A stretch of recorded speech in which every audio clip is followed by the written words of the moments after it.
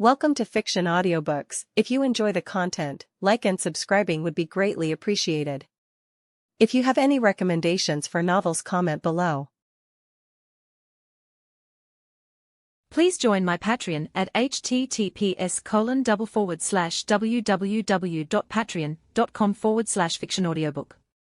Hashtag 1 Chapter 1 Origin. Boundless dark gold mist surged and traversed between the bizarre buildings, as if without end. Amidst the grand and strange buildings stood a colossal, magnificent, and peculiar twin-spired temple, its spires reaching into the sky and disappearing into the dark gold mist, exuding a majestic aura. The temple was constructed from black stone, its surface carved with exquisite sculptures and magnificent frescoes, adorned with strange symbols, showcasing giant-like strength and glory, while its massive archways and majestic towers conveyed an unspeakable sense of solemnity. Within the temple, towering stone pillars appeared and disappeared within the dark gold mist, supporting the vast dome. At the deepest part of the temple was a massive throne carved with mysterious patterns, situated atop 9 stone steps. Below the stone steps, on either side of the temple, stood 5 high-backed stone chairs, each surrounded by dark gold mist. Below these high-backed chairs, strangely arranged, were 49 peculiar stone chairs, collectively exuding a mix of majesty, mystery, order, and chaos. Suddenly, a mournful wail echoed within the temple, quickly fading into the grand temple and the pervasive dark gold mist.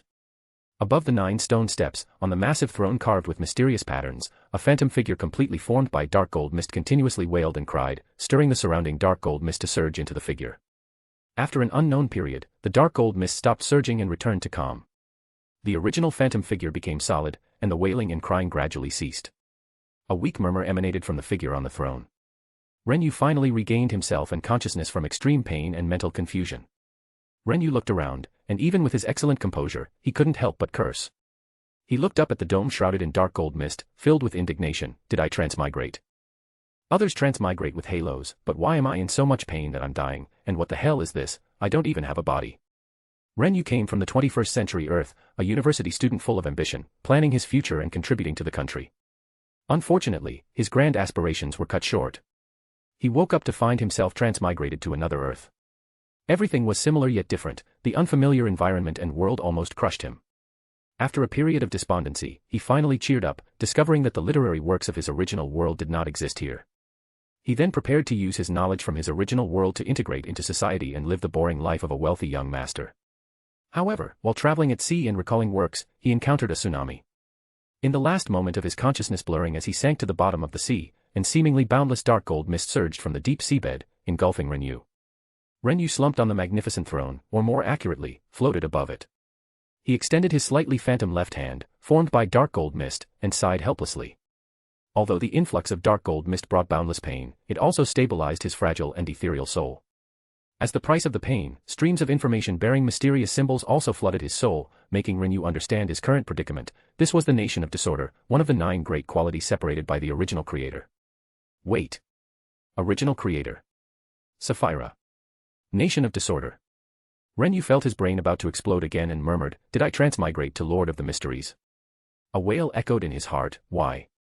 Such a dangerous and bizarre world, those outer deity and old ones are all eyeing it covetously. Wait, the gaze of the cosmos. It's over.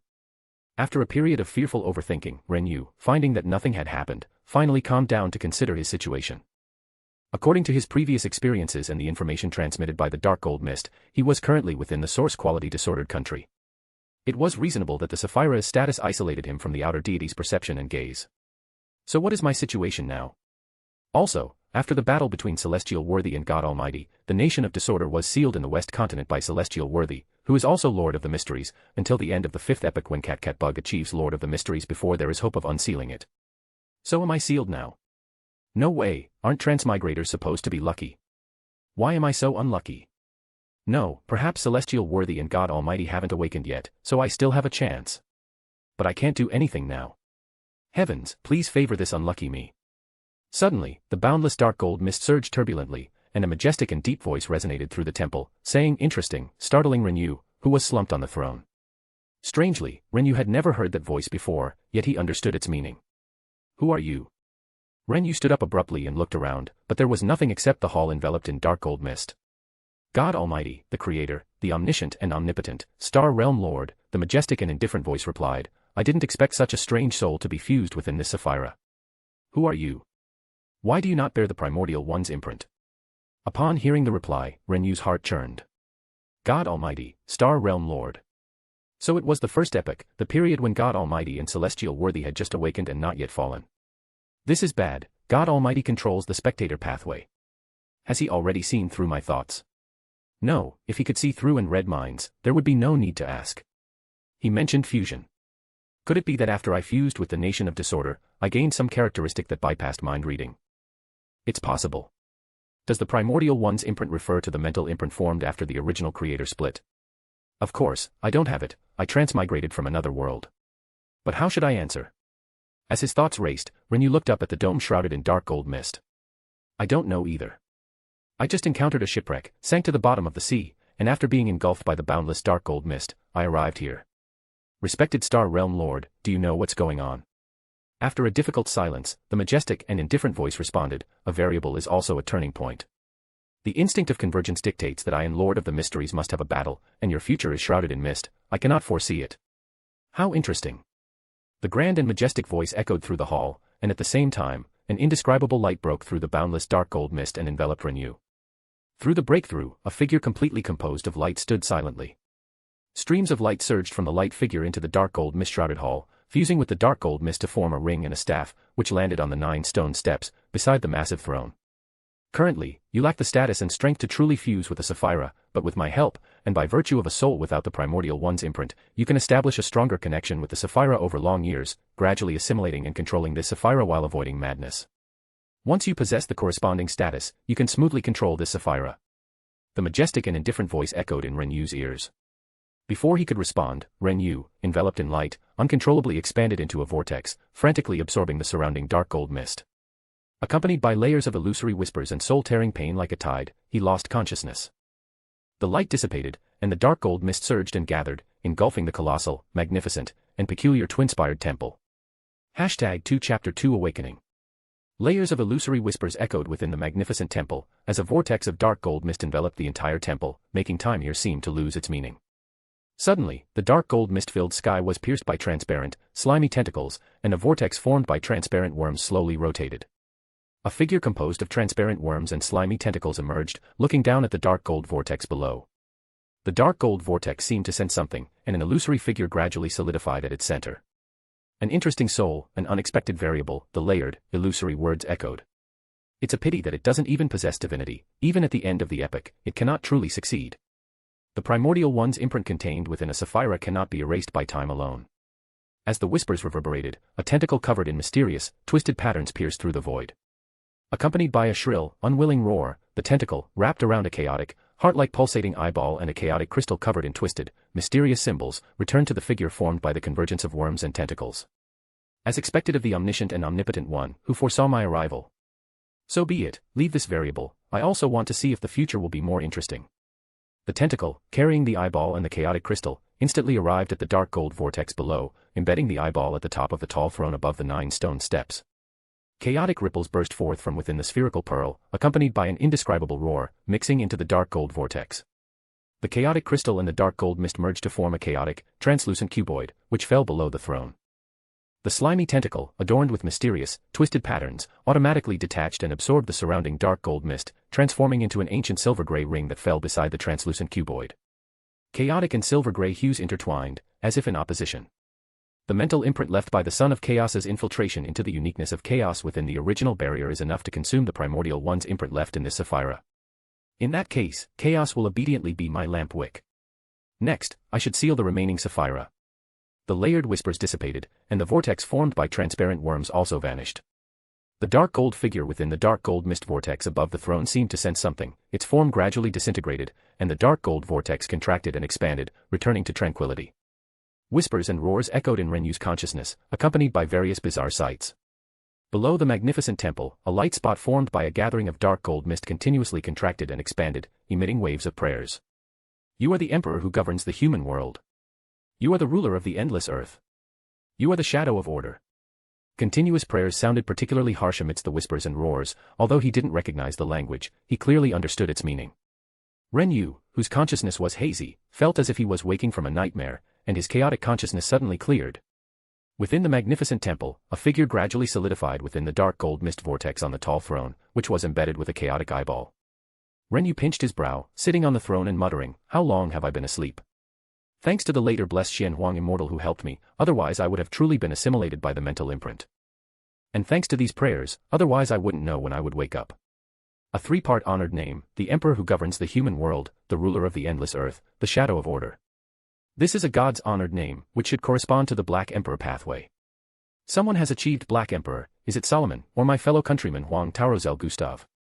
Renyu looked at the dark gold light spot below, which was continuously contracting and expanding, gritted his teeth, and extended his consciousness. A black mausoleum stood proudly, exuding an aura of extreme grandeur. Various strange texts and symbols were carved around the mausoleum, bringing an indescribable sense of majesty and distortion. A majestic figure covered in black armor and wearing a dark crown stood at the top of the mausoleum. Centered on the mausoleum, tens of thousands of countless humans prostrated themselves on the ground, facing it. Renyu instantly cut off his consciousness, and the dark gold mist below, which was constantly contracting and expanding, immediately returned to calm. The layered prayers gradually dissipated, and the whispers and roars intensified. Fortunately, I was cautious and cut off the connection in time, otherwise the consequences would have been unpredictable. Renyu frowned, forcing down the whispers and roars, and muttered while sitting on the throne. This looks like the Black Emperor's ritual for becoming a god. It seems that as the Sapphira corresponding to the Black Emperor pathway and the Judicator sequence, when a sequence 0 of the corresponding pathway is born, I, who have initially mastered the source quality disordered country, can sense the corresponding prayers. Fortunately, I was cautious and cut off the connection in time, otherwise, in my current state of having the authority but no beyonder characteristic, I would be dead if discovered. There is a lack of steam creations around the huge mausoleum, and this Black Emperor did not fight with other true gods. If it were my fellow countryman Huang Taozel Gustav, he would definitely be getting hammered by the eternal blazing sun and the god of steam and machinery. So, that should be Emperor Solomon. Then, it should be the period when the Fourth Epoch's era of conflict had just ended. Solomon achieved Black Emperor, and established the Solomon First Empire. No wonder after I was awakened, I could still barely overcome the urge to sleep. The outside world has already reached the Fourth Epoch, and the Primordial One's residual mental imprint in the Nation of Disorder has significantly faded. The outer deity's imprint in the uniqueness of chaos has also been largely worn away during the 3 epochs of resistance against the Primordial One's imprint. Renyu looked back at the chaotic eyeball at the top of the magnificent throne, sighing silently, as expected of the blessed Xianhuang Immortal, the spirit world dominator, the Lord of the Mysteries. His generosity is truly impressive. It seems the Lord of the Mysteries did not seal me along with the Sapphira in the West Continent. Then what is the price of this karma?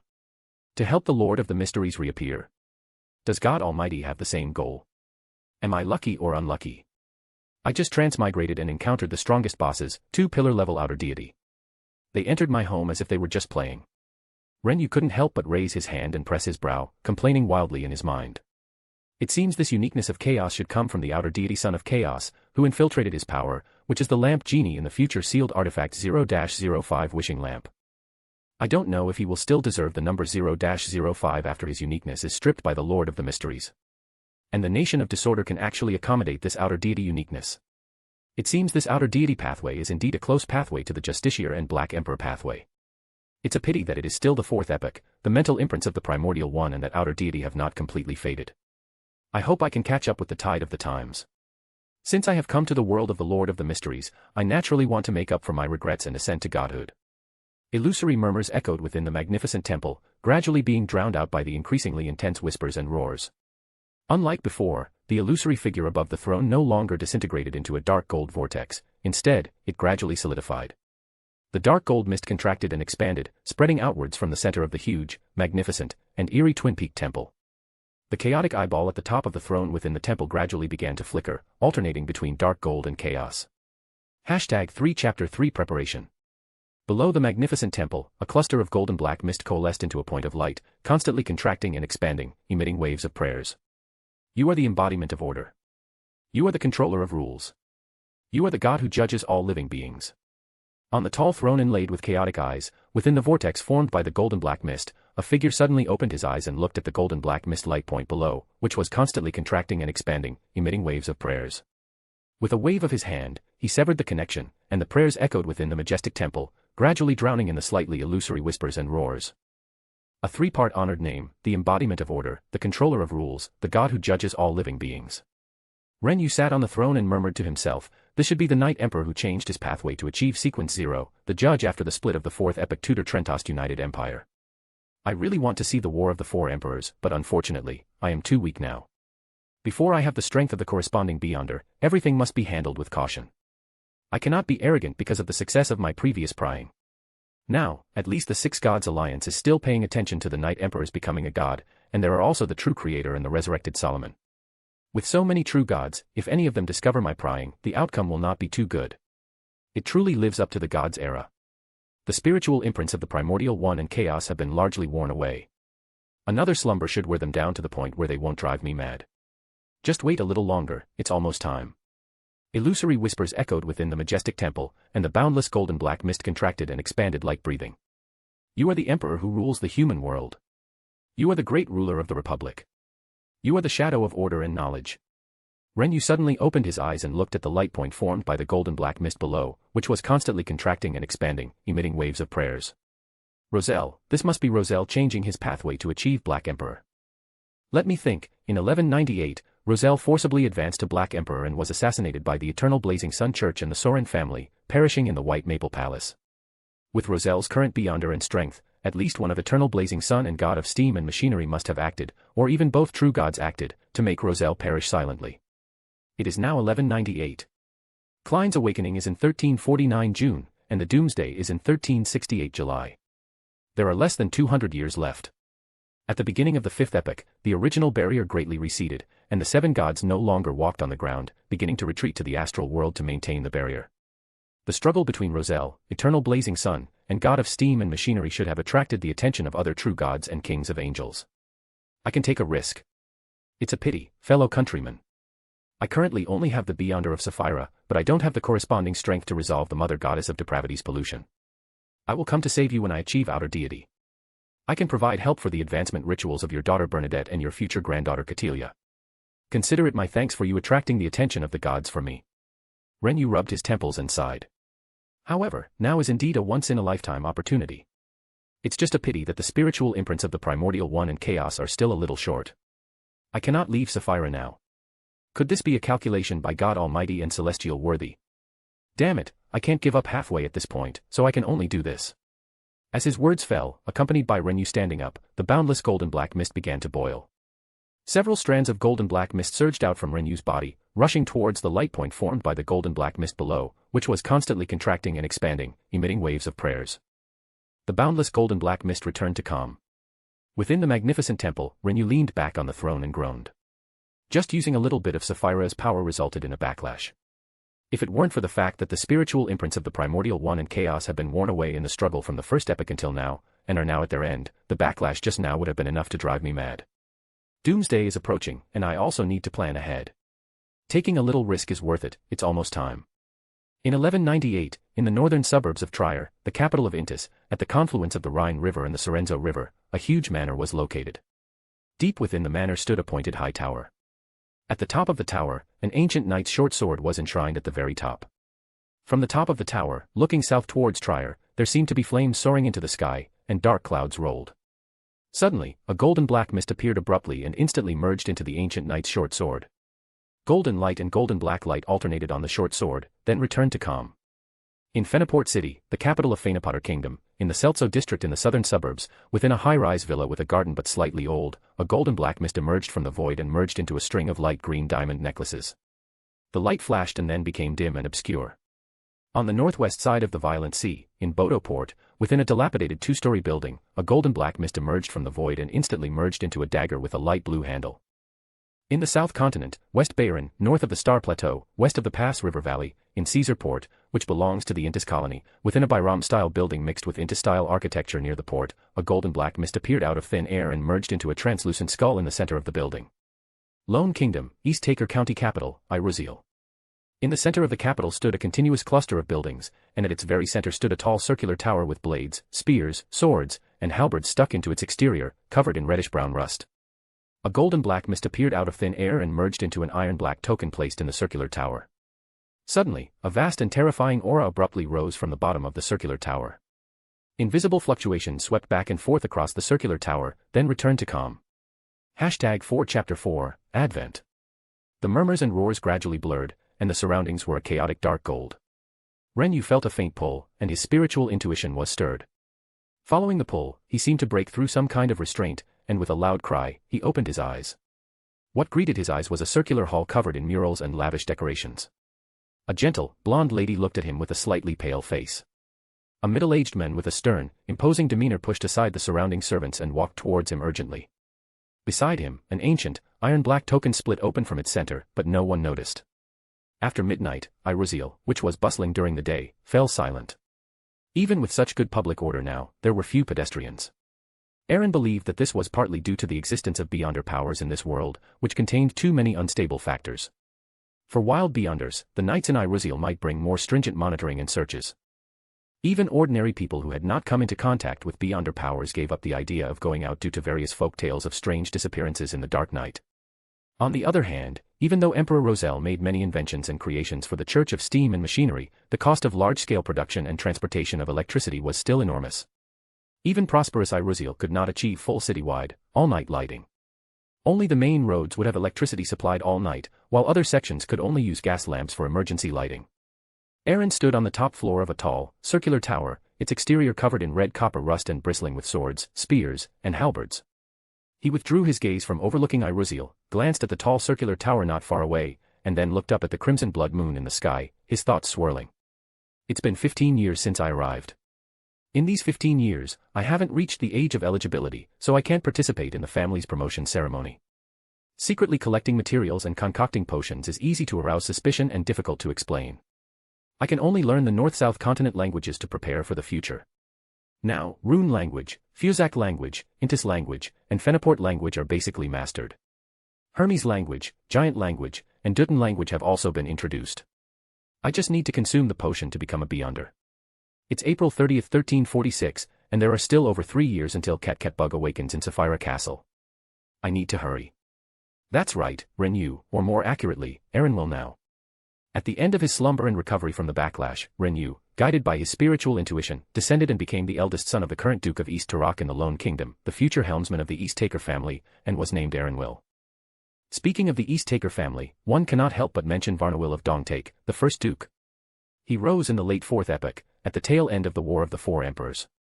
Starting from Repeal, the current capital of East Turok County, he, along with the 4 great noble families of the Tudor-Trencist United Empire period, Einhorn, Augustus, Sauron, and Castile, divided the northern continent, hunted down the Tudor and Trunsoist royal families, and pursued nobles who supported Solomon and Tudor. During the century-long northern continent melee, the ancestor Varnner of Dongtak, the first Duke, advanced to Red Priest Pathway Sequence 2, Weather Warlock, achieving an angel rank, which established him and thus made the East Taker family an angel family. After the war, the 4 great noble families of Einhorn, Augustus, Sauron, and Castile established the Feysak Empire, the Loen Kingdom, the Intis Empire, and the Fanapotter Kingdom, respectively. Due to the existence of the ancestor Varnner, the founder and protector of Loen, the first king, William Augustus I, signed a contract with the ancestor Varnner. East Turok County and its affiliated Southern Sea area joined the Loen Kingdom, but retained autonomy and some military power, and were enfeoffed as the Duke of East Turok. Aaron leaned against the wall, recalling the records in the family's ancient texts, and couldn't help but sigh in his heart that East Turok County, which had almost no presence in the original work, actually had an angel family. Always remember that this is a real world. Afterwards, I must not act based on empiricism. I must be patient and calm, and be full of reverence for the unknown, Aaron secretly thought. Tomorrow is May. The family designates the month in which the ancestor ascended to angel as the month of beyonder enlightenment for the younger generations of the family. All eligible family members who aspire to embark on the beyonder pathway can come to this ancestral tower and take the potion under the supervision of the family's beyonders to become a beyonder. As the eldest son of the Duke of East Turok and the future helmsman of the East Taker family, it is essential to become a beyonder to successfully inherit the title. The family primarily controls Red Priest Pathway Sequence 2 to Sequence 9, Black Emperor Pathway Sequence 4 to Sequence 9, Judge Pathway Sequence 4 to Sequence 9, and several other incomplete pathways.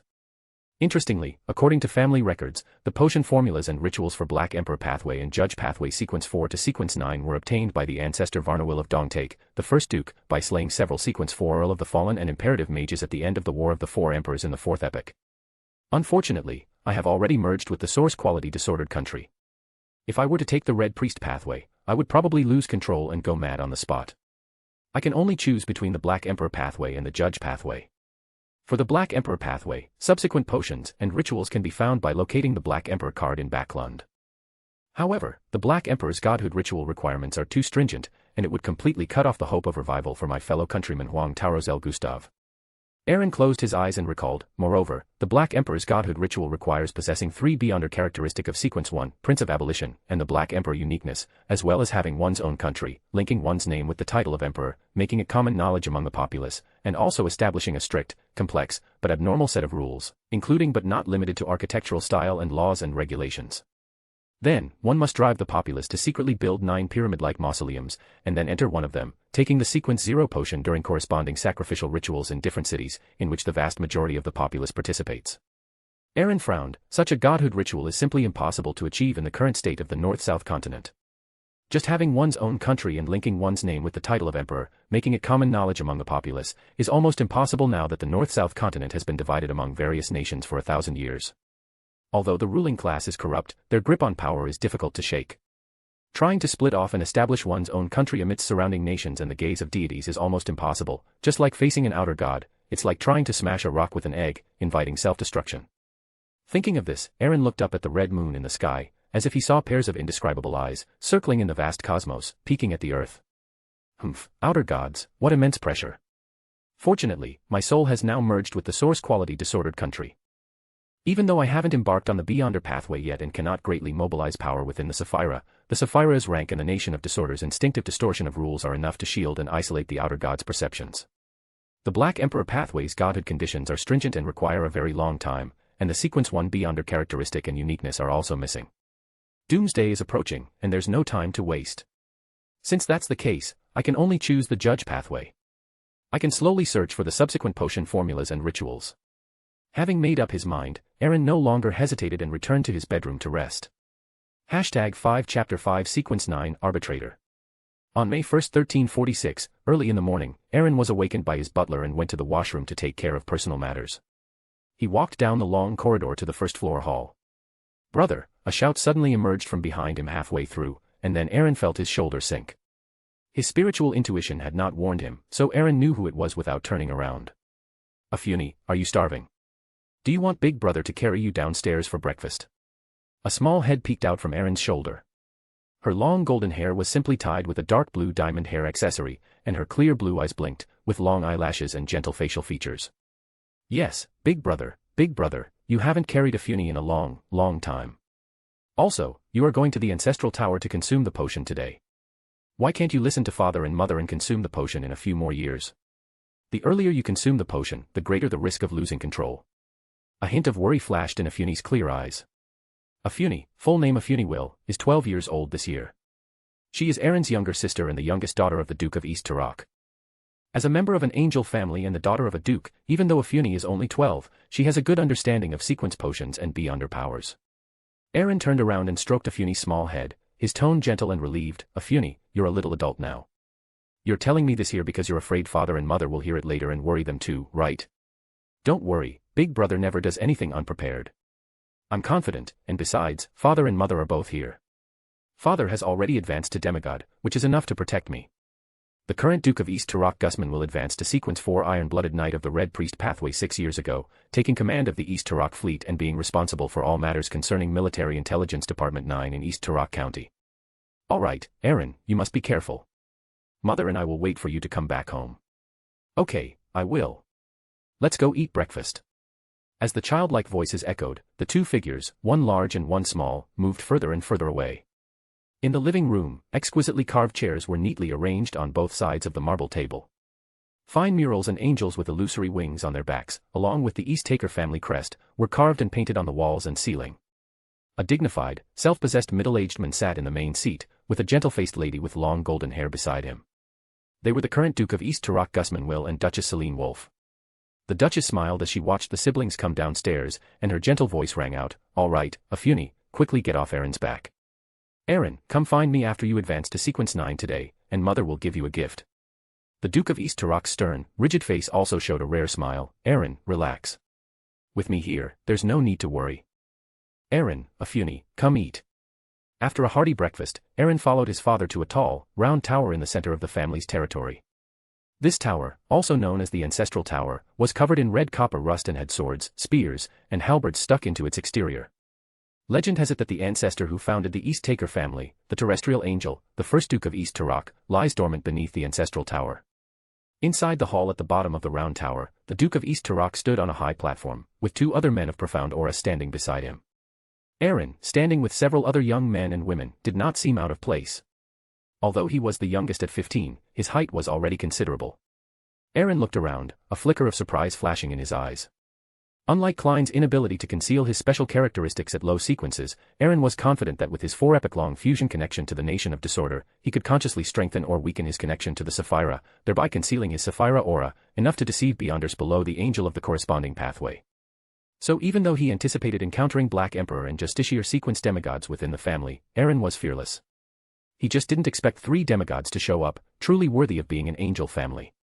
The Duke of East Turok stood on the high platform, looking down at the young men and women. He spoke in a majestic voice, "You have all taken mysticism enlightenment classes, so you should know that the preparation of low-sequence potions is very simple.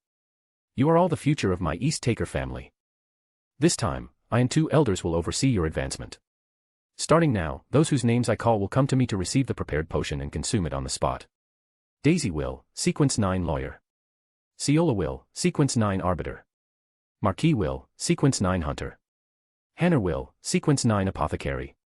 Angel will, Sequence 9 Apprentice." Aaron, standing below, twitched his eyebrows as he listened. The Hunter, Lawyer, and Arbiter pathways, which could lead to demigods, were only available to members of the family's main lineage, while the incomplete sequences mastered by other families were mostly for members of collateral branches. An angel family that has existed for thousands of years must have a self-adapting set of family rules, but whether there are potions after demigod is not important. For most people, a middle sequence is already the end. The higher the sequence, the greater the risk of losing control due to madness, and Beyonder characteristic conservation means that the higher the sequence, the fewer Beyonder characteristics, making it harder to advance.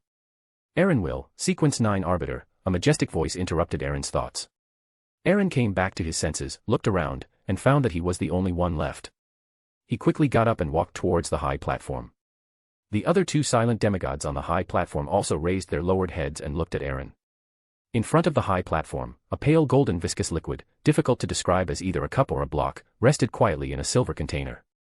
Aaron took a deep breath, picked up the container, and swallowed the pale golden viscous liquid in one gulp. A cool, smooth sensation quickly filled his mouth, then slid down his esophagus and into his stomach. The pale golden viscous liquid seemed to churn in his stomach, and a cold, stimulating sensation instantly filled every cell in Aaron's body. His vision quickly blurred, enveloped by dark gold mist, with colorful patches and layers of illusory murmurs rising and falling. Aaron was extremely familiar with this feeling and these murmurs. Even though his vision was blurred, his consciousness was very clear. Soon, he saw the surrounding scene clearly, dark gold mist swirling and churning, and a huge, magnificent, and eerie twin-peaked palace sitting on the boundless dark gold mist. Aaron suddenly understood, his consciousness sinking sharply and merging with his body. The dark gold mist quickly dissipated, and the twin-peaked palace instantly vanished. Aaron opened his eyes, and the expected illusory afterimages and murmurs did not appear. Are there any abnormal afterimages in your vision? Did you hear any sounds you couldn't hear before? The Duke of East Turok had quietly floated to Aaron's side and asked with concern. No afterimages, and I didn't hear any sounds I shouldn't have. Father, I feel great right now. Aaron replied while bouncing in place to show that he was indeed in good condition. The Duke of East Turok's rigid, serious face showed a smile. It seems Aaron is naturally suited for the arbitrator pathway. In the near future, our East Taker family will have another demigod. The 2 demigods on the high platform also nodded slightly, then mysteriously vanished on the spot. #6 Chapter 6 Gifts. After the other 2 demigods left, the Duke of East Turok returned to his ducal residence with Aaron, and as soon as he entered, he saw Afuni, who was sitting on an exquisitely carved chair, swinging her legs and looking a little restless, and Duchess Celine, who was sitting beside her. Mother, Afuni, I succeeded. Aaron quickened his steps, hugged his sister who had rushed over, ruffled her golden hair, and then placed her back beside his mother, Duchess Celine. Mom knew you would definitely succeed. As she spoke, Duchess Celine took a beautifully decorated gift box from the personal maid beside her. This is a gift from your grandfather. Open it and see. Aaron took the gift box, opened it with anticipation, and Afuni also poked her small head over, her eyes sparkling, wanting to see what the gift was. The exquisite and luxurious gift box opened, revealing a pale mask, made of an unknown material, quietly resting on thick brocade. Before Aaron and Afuni could ask, Duchess Celine spoke. Aaron, that mask you told me about last time, which is said to have been brought out of the Eggs family mausoleum, I wrote to my father to inquire, and he said he just happened to have this mask in his collection. Last week, the butler was dispatched with the mask and a reply from Backland to Iroziel.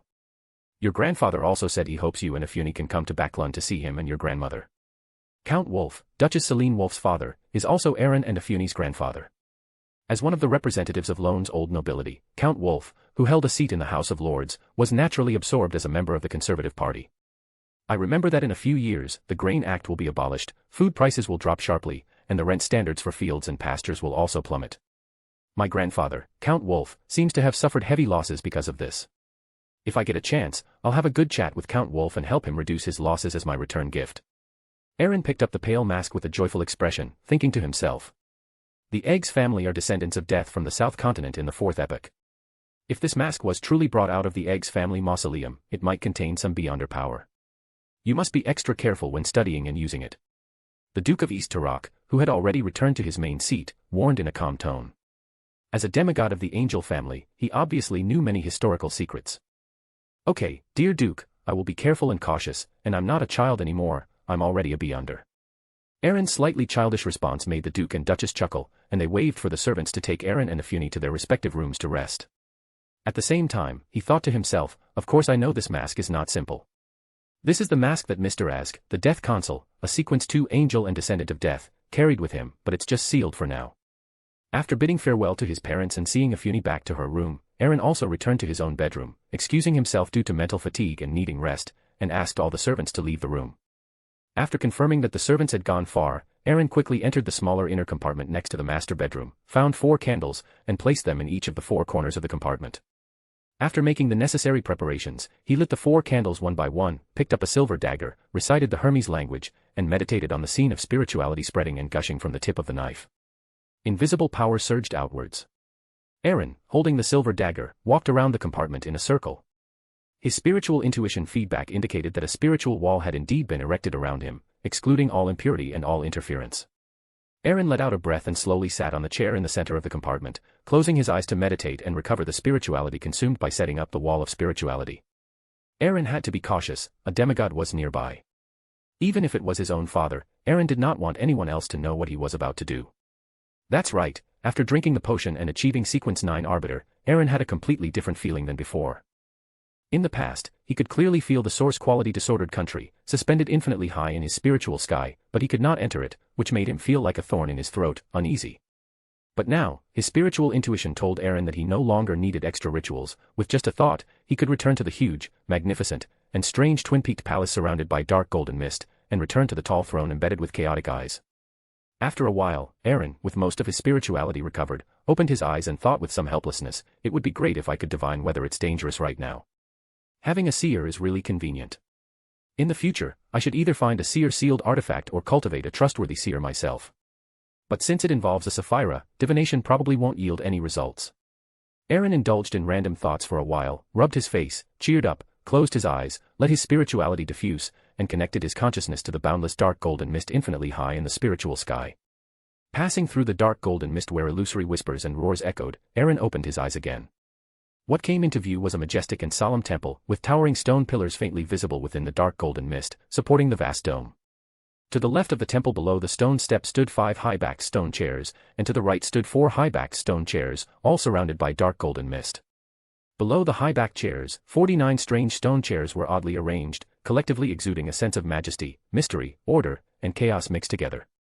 Aaron sat on a massive throne at the deepest part of the temple, located above 9 stone steps, carved with mysterious patterns, and with a dark golden eyeball embedded at the top. He was surrounded by dense dark golden mist, his figure indistinct, like an ancient deity. I'm finally back. As expected, only within my Sapphira do I truly feel safe. It's already 1346. There are still 22 years until the original barrier completely shatters in 1368, and 3 years until Klein awakens in 1349 and the curtain rises. In these 3 years, I must seize the time to advance and develop my own forces. As his voice echoed, Aaron looked down at the hall with a smile. 4 contracting and expanding dark golden mist light points floated above the 49 stone chairs at the very bottom, and 4 illusory figures appeared within the light points. After truly becoming a Beyonder, I can better mobilize the power of the Sapphira, and I can also pull off some flashy moves. Finally, I can experience what it feels like to be a hidden mastermind. However, the power I invested last time, risking a backlash, now seems to have paid off. Now I can also create an organization similar to the Tarot Club, cultivate my favored ones, and develop my strength to prepare in advance for the doomsday. Hashtag 7 Chapter 7 Gifts from God and the Heavenly Lord. Inside the hall filled with dark golden mist, Aaron sat on the throne. Just as he was about to extend his spirituality to probe the 4 figures within the dark golden light points below, he gently pinched his brow. No, I must act with caution, not impulsively. I need to think things through thoroughly, and at least eliminate some hidden dangers. He looked up at the chaos eye at the top of the throne behind him, then surveyed the area around the throne. With a raise of his hand, the dark golden mist surged, lifting 4 items closer to Aaron.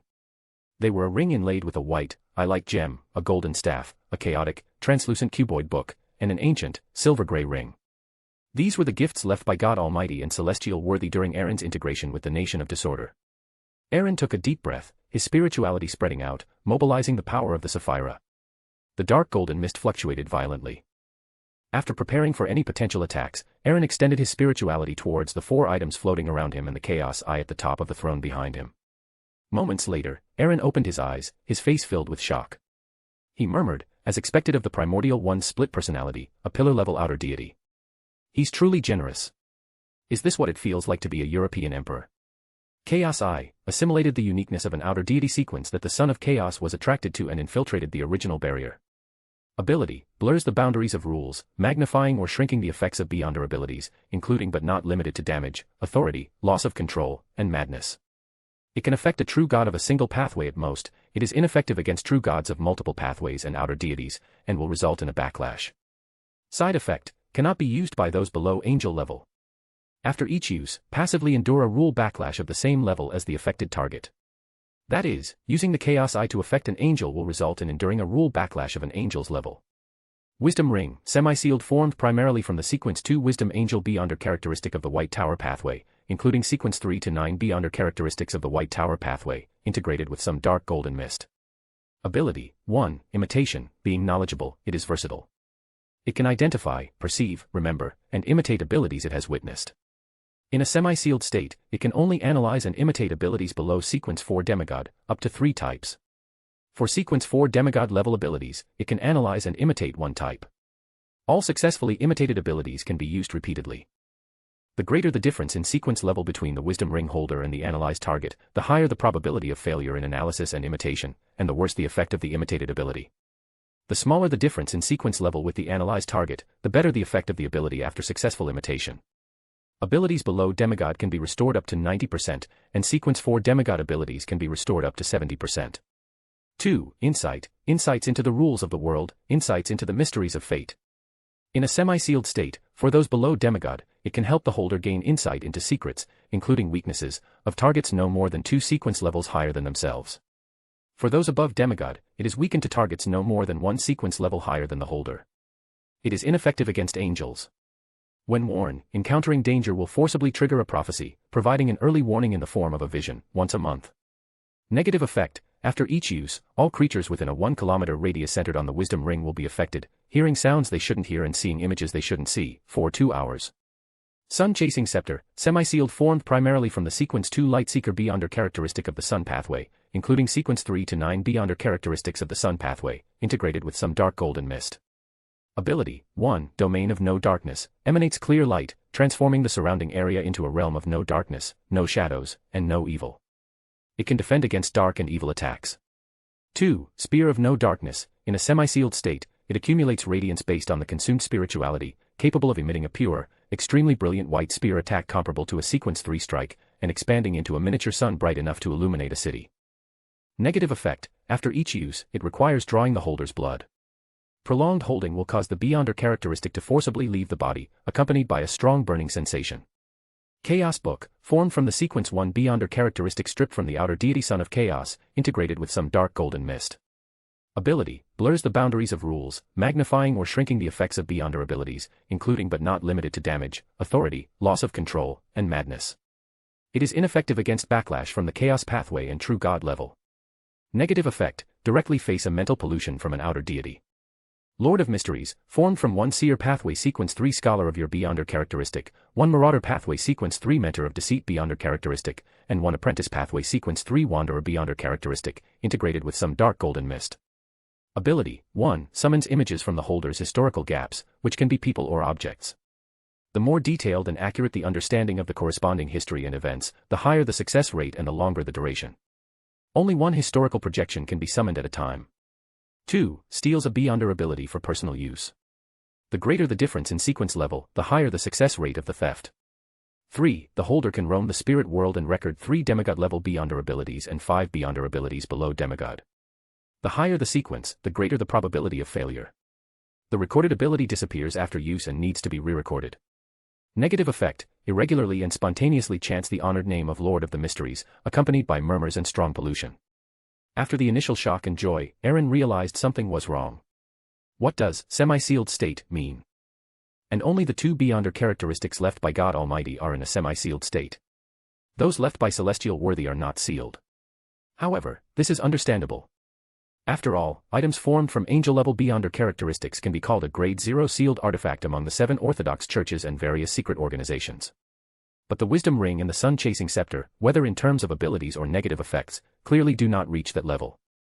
The only explanation is that God Almighty sealed part of their power when leaving them, and as compensation, also eliminated most of the negative effects.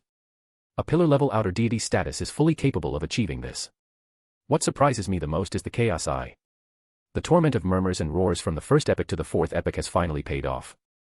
Although the Sapphira Nation of Disorder assimilated this uniqueness, I have already integrated with the Nation of Disorder. To some extent, I can indirectly mobilize the power of this uniqueness through the Sapphira, with the Sapphira bearing most of the backlash. The remaining items left by Celestial Worthy were not sealed. The Chaos Book was formed from a stripped outer deity sequence 1 Beyonder characteristic, but its ability duplicates that of the Chaos Eye, and its negative effect is too severe, definitely at the level of a Grade 0 sealed artifact. The most likely use is to attempt to accommodate an outer deity pathway uniqueness and a sequence 1 Beyonder characteristic after achieving outer deity status. This would most likely allow one to become an outer deity closest to a pillar, or even directly achieve pillar-level outer deity status. Only then can one truly have the confidence to face the outer deities beyond the original barrier. #8 Chapter 8 Honorable Name. The Lord of Mysteries is quite suitable for me right now. It's powerful and mysterious, very practical, and its negative effects have clearly been weakened by Celestial Worthy. It's just that the unpredictable and irregular chanting of the honored name and the accompanying pollution are very troublesome. Normally, it doesn't matter, as the pollution can be cleared by visiting the Nation of Disorder, but if it affects me during a battle or other important moments, it would be very problematic. However, since the Lord of Mysteries hasn't been sealed and possesses living characteristics, it might be possible to reach an agreement through friendly communication. A mischievous smile appeared on Aaron's face as he inexplicably recalled Crawling Hunger, who compromised due to fear of mushrooms. Aaron acted on his thought, releasing his spirituality and mobilizing the power of Sapphira. The dark gold mist surged, lifting the Lord of Mysteries closer to the chaos-colored eye embedded in the throne behind him. After a friendly negotiation, the Lord of Mysteries finally compromised. It would no longer chant unpredictably and irregularly, but would chant once a day, and could inform the holder in advance. Aaron let out a long breath and leaned back on the throne. With this, he could carry the Lord of Mysteries with him, which would be enough to deal with most dangers. At this moment, he finally had a sense of being grounded, and his future became clearer. After his spirit relaxed, a deep sense of fatigue set in. Aaron suddenly felt a headache, which was a sign that his spirituality was about to be depleted. Whether it was investigating the remnants of God Almighty and Celestial Worthy, or mobilizing Sapphira to conduct friendly negotiations with the Lord of Mysteries, all consumed a great deal of Aaron's spirituality. Even though Aaron, a Sequence 9 Beyonder, was special and his spirituality was much stronger than other Beyonders at the same stage, he still couldn't withstand such consumption. Without delay, Aaron quickly closed his eyes, his consciousness sinking, passing through the boundless dark gold mist. Aaron opened his eyes, sitting on the chair, the pale mask fallen to the ground. Waves of dizziness swept over him. Aaron forced himself to hold on, quickly breaking through the spiritual wall in the partition, putting away the half-burned candle, picking up the pale mask that had fallen to the ground, and stumbled out of the partition into the bedroom. As for why he had to do this, Aaron knew very well that if anyone who understood Beyonder power saw what had just happened in the partition, they would associate it with some unknown, secret ritual. And in the extraordinary domain, unknown means danger. Eliminating traces and avoiding suspicion was Aaron's top priority before his spirituality was exhausted. Casually throwing the pale mask onto the table, Aaron collapsed onto the soft bed, and darkness enveloped him as he fell into a deep sleep. In a daze, Aaron opened his eyes. Outside the window, the red moon hung high, clearly indicating it was night. He rubbed his throbbing forehead. The symptoms of spiritual exhaustion had disappeared. Although his spirituality had not fully recovered, it had mostly returned. Next time, I must pay attention to the consumption of spirituality, otherwise I'll face the predicament of spiritual exhaustion again. It's best to get a mystical item that can quickly restore spirituality. After a moment of contemplation, Aaron changed into a tight silk shirt, sat on a nearby chair, and began to ponder more important matters. Now that he had become a Beyonder and successfully returned to the source-quality disordered country, the biggest and most worrying matter had been resolved. Moreover, the gifts from God Almighty and celestial worthy within Sapphira filled him with confidence for the future. Now, he needed to find a way to better utilize Sapphira. First, he had to come up with a dignified honored name for himself, otherwise, how could he develop believers and favored ones? He couldn't possibly bring people into the nation of disorder later without even knowing his own honored name, that would be too undignified. Moreover, the honored name has many uses. Through external ritual magic, one can open the door of sacrifice and bestowal, truly utilizing the dignity of the nation of disorder. This way, those sealed artifacts can all be retrieved from Sapphira through the door of sacrifice and bestowal when I need them, without having to actually carry them with me. That death mask can also be unsealed through the door of sacrifice and bestowal, by mobilizing the power of Sapphira within the nation of disorder. The more Aaron thought about it, the more excited he became, and he began to consider the specific details. First, my honored name should be divided into 3 segments. What descriptions should I use to precisely point to me into the nation of disorder? In fact, he had a high probability of success with the spell, which was the honored name of the previous arbitrator pathway true God, the Night Emperor, incarnation of order, controller of rules, and God Almighty who judges all living beings. As the Sapphira corresponding to the Justiciar pathway, in the absence of true God and King of Angels positions in the Justiciar pathway, the Night Emperor's honored name would most likely point to the source-quality disordered country. But this would bring other problems. Firstly, using the Night Emperor's honored name would directly attract the attention of the forces that destroyed the Trentost Empire, including the current northern continent nations and some true gods. Secondly, the Night Emperor was only an arbitrator pathway true God, while my goal is to accommodate multiple pathways and Sapphira to achieve outer deity status. As long as I move in this direction, my honored name should include the characteristics of multiple pathways. As for the honored names of the 2 Black Emperors, there's even less need to consider them. Not only are the honored names incompatible, but given Huang Taozel Gustav's current half-dead state, it's uncertain who the honored name would point to. Soul from another world? No, that's too stupid. It's accurate to a fault, but it directly exposes my biggest secret. Aaron thought of one spell after another, but none satisfied him. After much deliberation, he finally decided on the first directional description in the spell. Source of order and shadow. This description was a bit broad, so Aaron thought for a moment and added the next line. Great Emperor of the Chaos Kingdom. Using Chaos Kingdom to refer to the nation of disorder avoids certain existences directly thinking of Sapphira, and Great Emperor implies the Black Emperor pathway. The combination of these 2 descriptions basically covers both pathways and the source-quality disordered country, which should be enough to limit it to him, and it binds the nation of disorder to himself. The first 2 segments are mostly symbolic. I still need to describe the authority. Aaron considered for a while and finally decided on the last description. Lord of Order who holds the rules. This was a description he made based on his understanding of the true God authorities of the 2 pathways and the characteristics of the corresponding Sapphira. Aaron let out a long breath and silently recited the chosen spell in Hermes language. Source of order and shadow. Great Emperor of the Chaos Kingdom. Lord of Order who holds the rules. As soon as the words fell, his inspiration was touched, and the boundless dark gold mist flashed away. Aaron nodded slightly. It seemed that the honored name indeed corresponded to the source-quality disordered country. When I return to the nation of disorder, I should be able to hear the prayer I just made. He pulled out the gold pocket watch from his silk shirt and checked the time. It's already 2 in the morning. Aaron stopped thinking further, tidied up briefly, and went to bed to rest. #9 Chapter 9 Faith. The next second, the mottled fragments, long buried in the depths of historical mist, flickered, and Cavendish Lancer Pinto, as a miracle invoker, had his wish fulfilled. High Priest Nim's expression relaxed slightly, as the spiritual consumption for maintaining the angel's projection had ceased. He immediately bowed respectfully and said, Divine Emissary. After erasing traces from the historical mist, leaving only some misleading information to avoid potential tracking, Cavendish Lancer Pinto nodded with a smile and approached the High Priest. Together, they opened the door of bestowal using the altar. The mysterious door formed by candlelight opened, and the void darkness behind the door seemed to gain substance, like an invisible barrier, obstructing some power exceeding limits from entering the forsaken land of the gods. But with a miracle invoker's cooperation from both inside and out, this already precarious barrier instantly disintegrated, and a ring of ancient design, like obsidian, flew out from the boundless darkness, landing on the altar. As a quiet and peaceful aura permeated the air, Cavendish Lancer Pinto and High Priest Nim, who were closest to the altar, simultaneously received all the information about this sealed artifact of grade 0 in their minds. 0 to 21, Ring of Secrecy.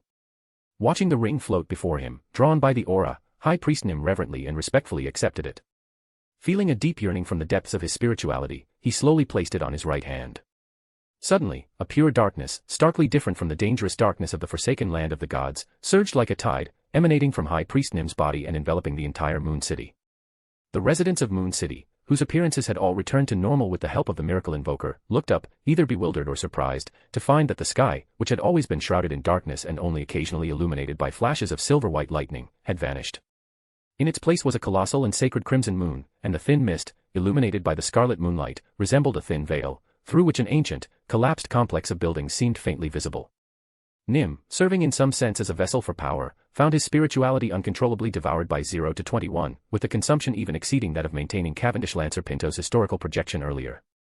Although a horror bishop, among the many pathways sequence 3, has a relatively high spiritual capacity.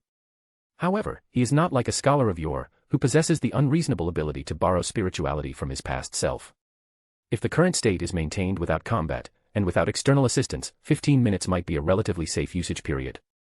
As he was thinking this, Nim inadvertently looked up, and his body suddenly stiffened. That sacred crimson moon, which appeared normal to the other residents of Moon City, seemed to flicker, as if some unspeakable existence had blinked and cast its gaze upon him. Even without any malice, the absolute suppression originating from the level of life made Nim feel a sense of powerlessness, like a weak person standing on a cliff. Fortunately, this feeling came and went quickly, and with it, the heavy spiritual burden also disappeared. Cavendish Lancer Pinto's expression shifted slightly. Just now, he had almost lost connection with his marionettes remaining in other areas of the forsaken land of the gods. Could it be that the secret world remnants of the previous Evernight Pope, who died in the War of the Four Emperors, were preserved within this sealed artifact, condensed from a characteristic of that level? So, a horror bishop of the Church of the Night, or even a slightly weaker Night Watcher, who has gained recognition, can temporarily awaken this Grade 0 sealed artifact, which possesses living characteristics, and use angel-level authority at the minimal cost, though I wonder how long Nim can sustain it. Leveraging his complete mythological creature status and angel-level divination, Cavendish Lancer Pinto had largely grasped the essence of this Grade 0 sealed artifact's abilities. Looking at High Priest Nim, who had reopened his eyes, his pupils and entire eyeballs replaced by deep black, he deliberated before asking, "How do you feel? How long can you maintain this state?" Recovering from his dazed state, Nim remained silent for a moment with a strange expression, then after a while, he replied, "I cannot be sure, but it should be for a very long time, if I only maintain this state." Looking at the divine emissary, who was slightly frowning, Nim gave a wry smile and continued to explain, "I think I already know what happened. This Grade 0 sealed artifact originally consumed my spirituality to maintain itself, but now there is another, higher-level power that has replaced my spirituality. It's the residual divine power of the Evernight goddess scattered throughout the forsaken land of the gods." Cavendish Lancer Pinto's brows relaxed in sudden understanding, and he also realized why that great existence had specifically borrowed this Grade 0 sealed artifact from the Church of the Night.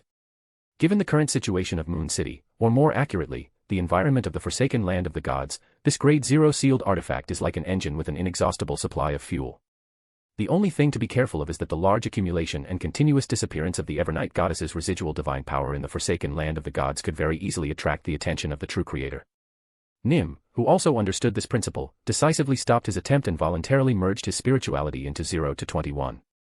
He had originally expected to put in some effort, but to Nim's surprise, this Grade 0 sealed artifact, which possessed living characteristics, was so docile that it hardly matched its designation.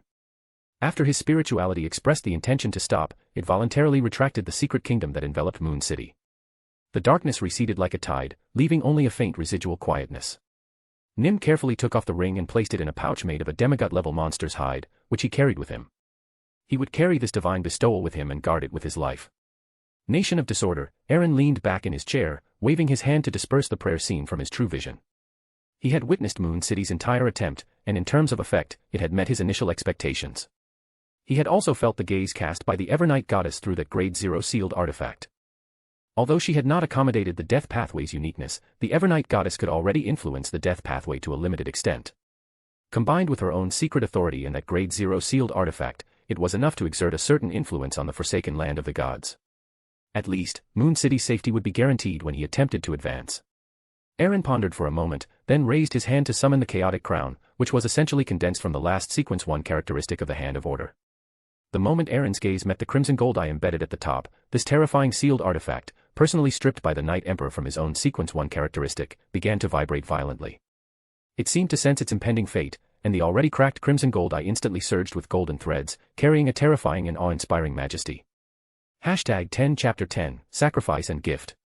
Closing the Compendium of Ritual Magic on his desk, Aaron couldn't help but sigh. Is this what it feels like to have powerful backing? Everything is readily available, a stark contrast to Klein's situation when he first awoke. But when the time comes, I can offer some help to dear Mr. Fool, the impoverished god, such as some shiny gold coins. I believe Mr. Fool will be very fond of them. Gathering his scattered thoughts, Aaron continued to ponder the ritual process. First were the symbolic representations. Aaron remembered that during his time slumbering within the Sapphira, he would vaguely perceive a pattern formed by a scale representing order and a scepter symbolizing dominion. This pattern was remarkably similar to the distorted design behind the throne in the Grand Hall. His beyonder intuition told him that this was the Nation of Disorder's symbolic representation. As for the specific incantation, combining the content and notes from the Compendium of Ritual Magic with the honorific name I tested, it can be modified and perfected into the following incantation. You are the origin and shadow of order. You are the great emperor of the chaotic realm. You are the lord of order who wields rules. Your faithful devotees implore your gaze. They implore you to accept their offerings. They implore you to open the door to your realm. Now that the symbolic representation and incantation were ready, and because I intended to attempt a sacrifice to myself. Therefore, a specific time wasn't needed, and things like herbal incense could be omitted. The altar could also be simplified, a bit crude is fine, as I wouldn't despise myself. So now, the most crucial step remaining was to use blood rich in spirituality or containing beyonder power to open the channel and complete the sacrifice. I am already a beyonder now, and my blood is rich in spirituality, which can be used as an auxiliary material for the ritual. Acting on his thought, Aaron went to the inner compartment, set up candles, and arranged a spiritual wall with a silver dagger. After resting for a while, he meditated to recover his depleted spirituality. He picked up the silver dagger, lightly cut his arm, and collected a small bottle of blood with a silver vial. This much blood should be enough for the ritual. Next time, I must prepare more spiritual materials to carry with me, just in case. Exhaling gently, Aaron set up the altar according to the steps, quickly drawing his symbolic representation with the blood. After smoothly completing the drawing, he chanted the incantation in ancient Hermes. You are the origin and shadow of order. You are the great emperor of the chaotic realm. You are the lord of order who wields rules. Your faithful devotees implore your gaze. They implore you to accept their offerings. They implore you to open the door to your realm. As his voice fell, his beyonder intuition stirred, and a gentle breeze swept through, gradually outlining a dark gold double door within the spiritual wall. As Aaron's spirituality probed, the dark gold door slowly opened, revealing a deep, ethereal, mysterious space with dark gold mist floating within. Aaron could not hide his joy and said, "It really succeeded." Without delay, he quickly picked up the pale mask and the silver vial containing blood beside him and threw them into the dark gold door. As the dark gold door slowly closed, the sacrifice ritual ended. Not rushing to break the spiritual wall, he sat in his chair, deep in thought. After this experiment, the honorific name and incantation all correctly point to me. Future sacrifice and bestowal rituals can follow this pattern. Finally, I have some divine gravitas, worthy of the title of an eldritch existence. In the future, I can also scare some restless troublemakers and better subdue them. Now, let me see what this death mask is really like. Aaron calmed his mind, his spirituality communicating with the dark gold mist at the infinitely high point of his mental island, and in a trance, he returned to the magnificent Grand Hall. Aaron sat on the throne, waved his hand to summon the pale mask, and probed it with his spirituality for a while, but found nothing.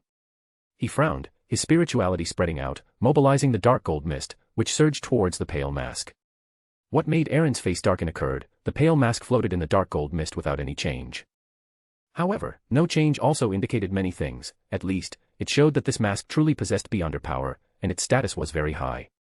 It seemed that when Mr. Azek, in one of his past lives, decided to abandon this mask, he had already recovered most of his strength and status, even approaching that of an angel. Therefore, the sealing power used was of a very high level, and the power of the dark gold mist that I can currently mobilize is not enough to break the seal. Indeed, if the seal could be broken so easily, this mask would not have remained undiscovered for so long and fallen into my hands so readily. If I hadn't linked the lost mask from Mr. Azek's memories to the Aegis family mask among the collections at my grandfather Count Wolf's house, it would have been very difficult for anyone to discover the mask's secret. My father must have examined this mask long ago, and he didn't find anything. Currently, the Sapphira power I can leverage also has no effect on it, so I can only wait. What a pity. Aaron sighed helplessly, waving his hand to send the pale mask and the silver vial to a corner of the Grand Hall. He glanced at the blurry figures within the four contracting and expanding dark gold light spots beneath the throne. He mused, it's not time yet. I still have to go to the night church tonight. I'll summon them next time when I'm fully prepared. His consciousness sank, passing through layers of dark gold mist, and Aaron returned to his bedroom. He broke the spiritual wall, tidied up all the materials, and began meditating to restore his spirituality. In the blink of an eye, evening arrived. Duke Dongtak took Aaron and left the manor, heading to the church in the Duke's private carriage. The carriage was made of meticulously carved and decorated oak. The carriage body presented elegant curved shapes, with exquisitely carved ornaments at the front and rear, such as the Dongtak family crest and some exotic symbols. The body was painted with a dark gold exterior to add to its luxurious and majestic feel. The wheels were made of sturdy materials and might have been decorated with metal copper plates or ornaments. The interior of the carriage was richly and comfortably furnished, adorned with opulent fabrics, tapestries, and ornaments. The seats and backrests were covered with luxurious velvet and leather, and fitted with soft cushions. The ceiling of the carriage was painted with exquisite colorful designs and carved patterns. A servant had prepared marquee red tea inside the carriage, placing it on the carriage table, and then respectfully knelt on one side with his head bowed. How extravagant! I wonder how many gold coins this carriage is worth. Aaron glanced at the luxurious interior of the carriage, took a sip of the marquee red tea, and the rich, mellow taste filled his mouth, easing his slightly nervous mood. #11 Chapter 11, Goddess of Night.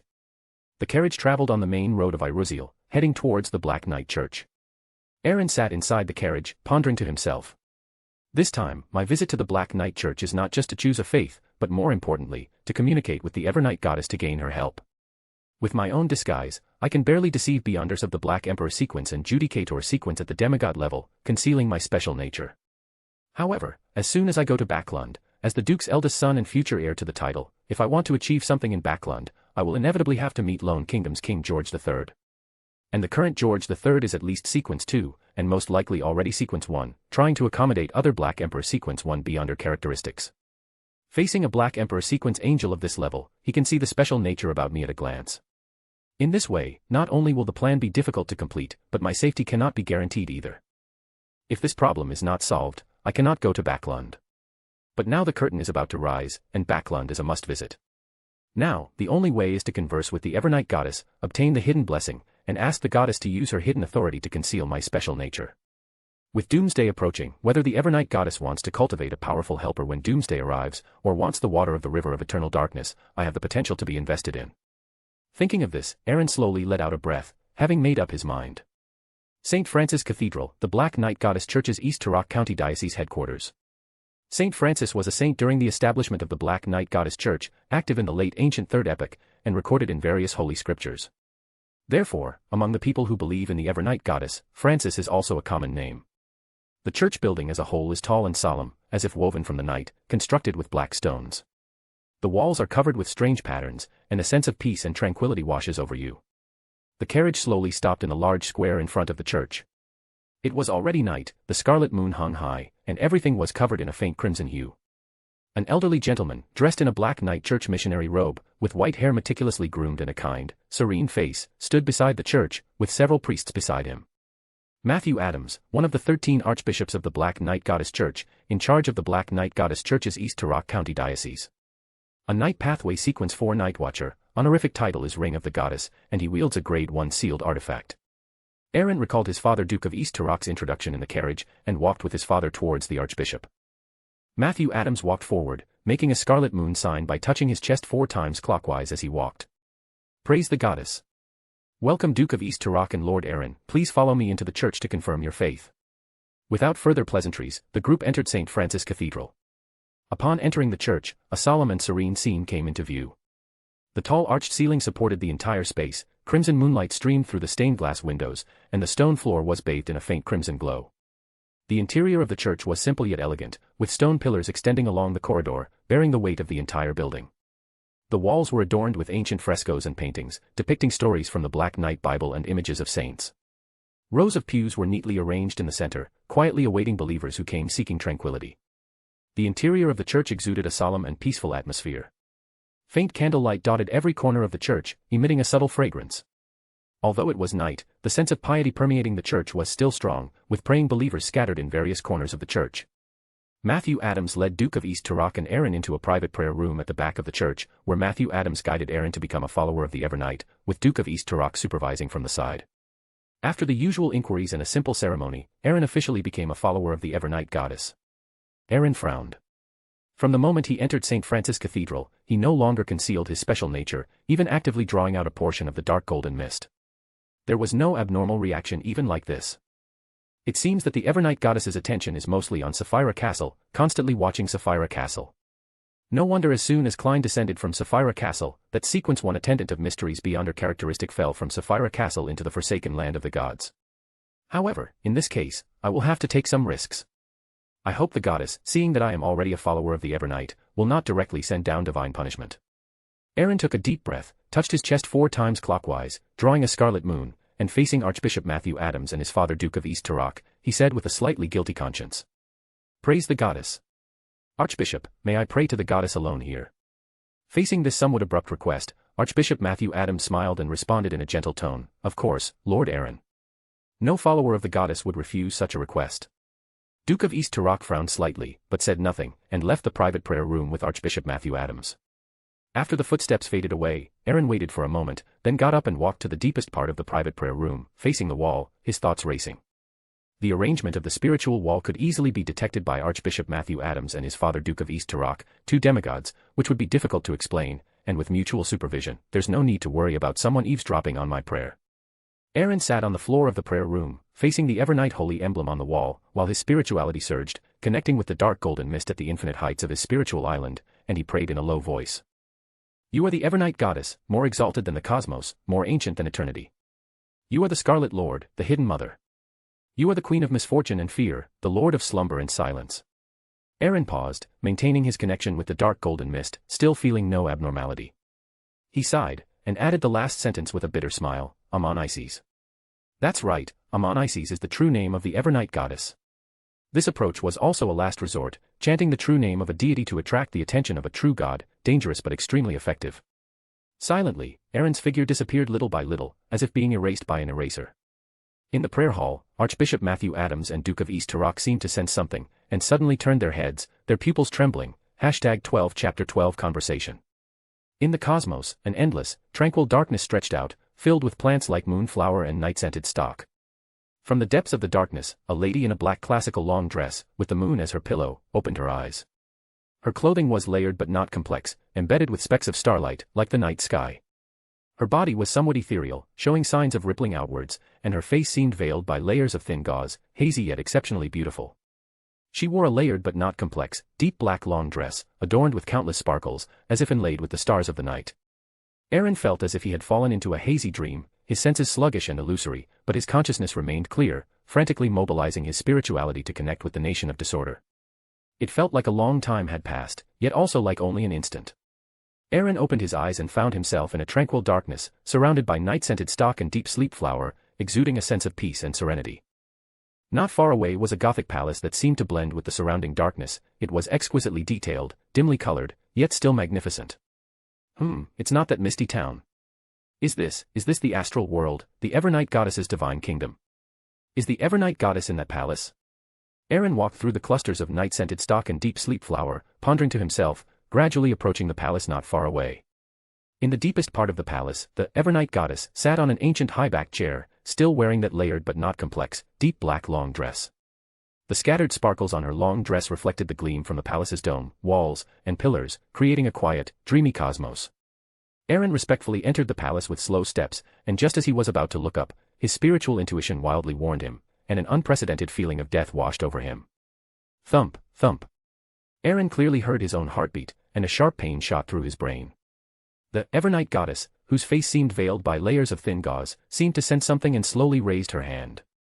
Aaron only felt that everything before his eyes was covered by a layer of black gauze. His spiritual intuition gradually returned to normal, the brain pain slowly eased, and the sense of death crisis gradually disappeared. Do not face God directly. Only this thought remained in Aaron's empty head. This also served as a harsh warning to him. The superiority of a transmigrator's foresight and the confidence brought by Sapphira had inevitably made him somewhat complacent.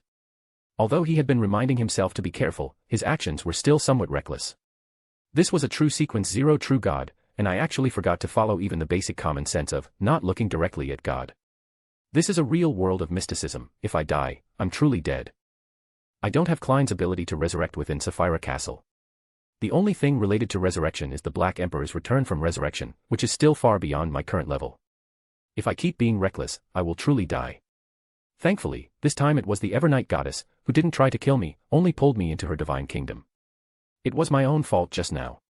Alas, at my current sequence 9 level, if I die, I won't even qualify to become a malevolent spirit. Aaron's thoughts raced, both reflecting and self-admonishing. After feeling his state return to normal, he dared not be negligent, lowering his head and bowing respectfully.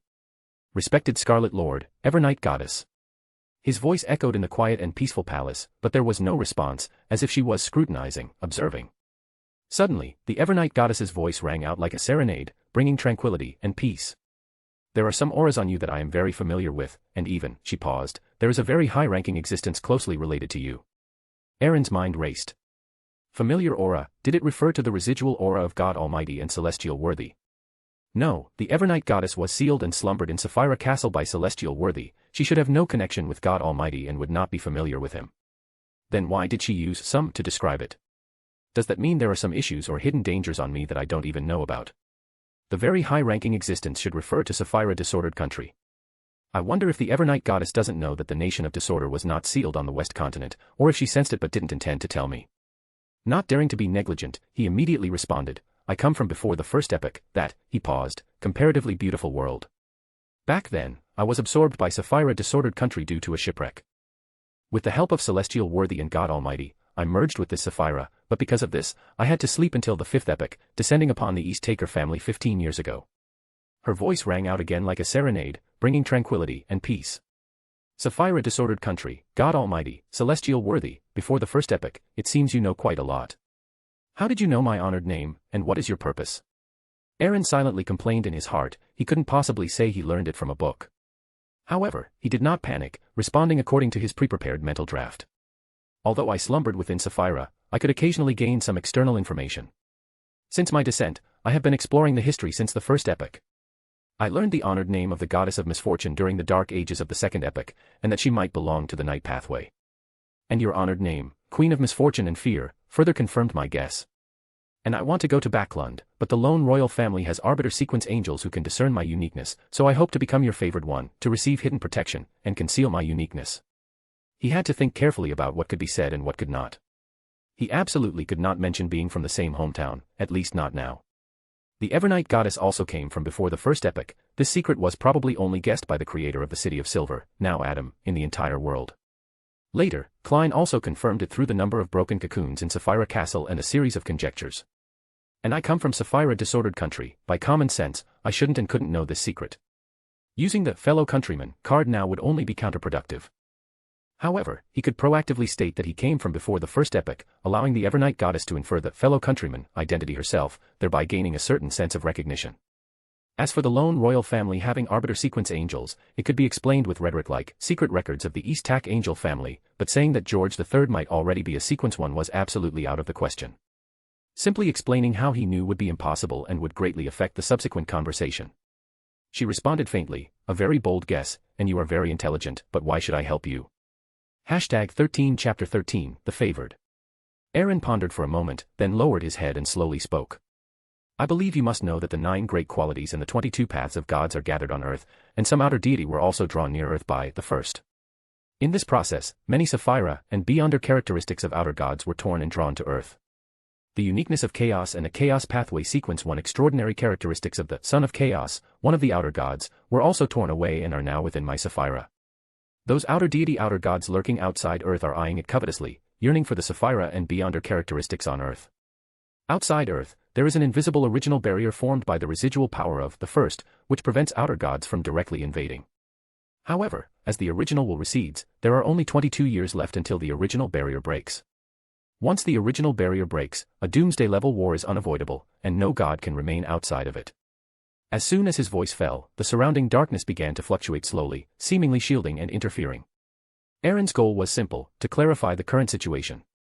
From an informational perspective, this held little value for the Evernight Goddess, who had survived from the first epoch and knew many secrets. However, more importantly, he intended to convey 3 messages through this information.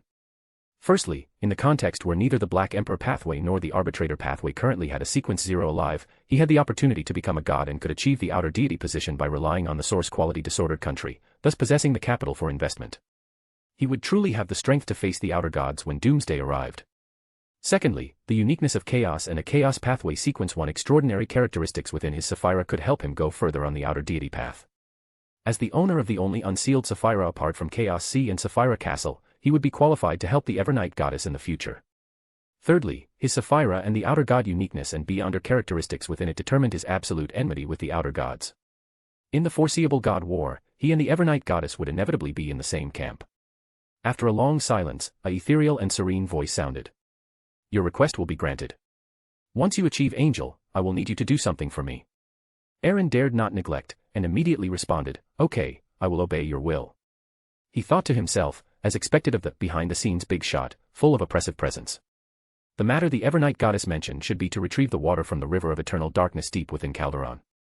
That shouldn't be difficult, just need to be careful.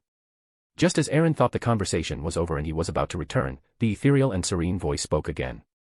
More than 1,000 years ago, at the end of the fourth epoch, before the battle of the four emperors, Night Emperor, who was the previous justiciar, secretly sought me out. Perhaps it was a spiritual premonition from a god, or perhaps he sensed something himself. He once again borrowed the power of secrecy from me and created a netherworld ship called Ghost Empire, and also created a god-level deep sleep flower charm. Her voice paused, seemingly with an ulterior meaning. And before that, during the earlier period of the four emperors' opposition, no one knew that Night Emperor and Olernia had a son. It was I who acted to conceal his existence, allowing him to secretly grow outside the Trentost Empire without anyone noticing. And the price was that he became my favored one and received the full support of the Trentost Empire. His name is Varnner. Like a bolt from the blue, Aaron felt his head buzzing slightly. Now he finally understood how the Tarot Club members felt when they learned historical secrets. It was truly exciting. After regaining his composure, Aaron secretly grumbled to himself. Before he could speak, the ethereal and serene voice spoke again, seemingly indifferent to his reaction. I can feel that you've hidden quite a bit from me, but that's not important. As you said, doomsday is inevitable, and I hope you remember and grow quickly. Aaron's forehead immediately broke out in a cold sweat. Before he could explain, his figure slowly dissipated. The darkness fell silent. The night-scented stock and deep sleep flower exuded a sense of tranquility and peace. The figure in the dark long dress deep within the darkness looked at the historical mist above the spirit world, that boundless expanse of grey-white mist, then turned to look at the spot where Aaron had just stood. A wisp of dark golden mist lingered, gradually dissipating. Iruziel, St. Francis Cathedral, within the prayer cubicle. A phantom dark door appeared out of thin air. Aaron stepped out of it, and the dark door transformed into a streak of light that merged into his left wrist, forming a deep black base with brilliant embellishments, embracing exactly half of the scarlet moon. Aaron let out a heavy breath, half jokingly and half relieving the pressure in his heart, thinking. This feels like getting stamped, like being officially hired by a company. But at least now I don't have to rely on empty words. From now on, I am the Evernight's favored one. Aaron raised his hand and poured his spirituality into the scarlet mark. A moment later, his expression became somewhat strange, and he couldn't help but sit down on the floor, falling into contemplation. Night Mark, Ability 1. Amplification, significantly enhances the effects of night pathway beyond our abilities, increasing spiritual consumption. Ability 2. Concealment, conceal specialties, consuming a large amount of spirituality allows entry into a concealed state, automatically exiting when spiritual infusion stops. Ability 3. Awakening, consumes spirituality, dispels slumber, awakens from slumber. The abilities of this night mark are a bit strange. Ability 1 is not very useful to me, after all, I am not a beyonder of the night pathway. At most, it will enhance the night pathway beyonder abilities when I use the Wisdom Ring and the Lord of Mysteries. However, Ability 2 is very useful to me now. Concealment can hide my specialties, and consuming spirituality can also allow me to enter a hidden state, which will be very helpful for future plans and can help me avoid some unbearable fatal attacks. But this Ability 3 is very strange. It doesn't seem like an original ability, but rather, it feels like something specifically added. Awakening, who is sleeping? And who do I need to awaken? Then, recalling the Evernight goddess's last words, which seemed to imply something, Aaron felt a headache coming on. Varnner is the true name of the first Duke of East Tarak, and also the origin of the East Tak angel family. He is actually a descendant of the Night Emperor. Then that means I am also a descendant of Trunsoist. No wonder the Evernight goddess said I had some familiar aura about me. Besides celestial worthy, there's also the Night Emperor's bloodline that comes with this body.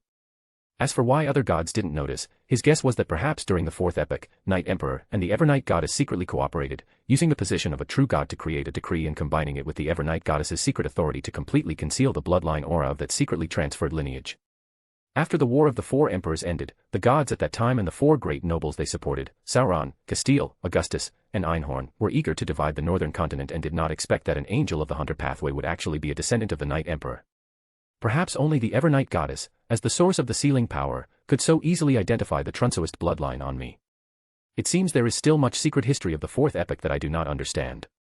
Hashtag 14 Chapter 14 Conversation. So, after the fourth epoch ended, the Trunsoist family, which had disappeared from history, was not completely extinct.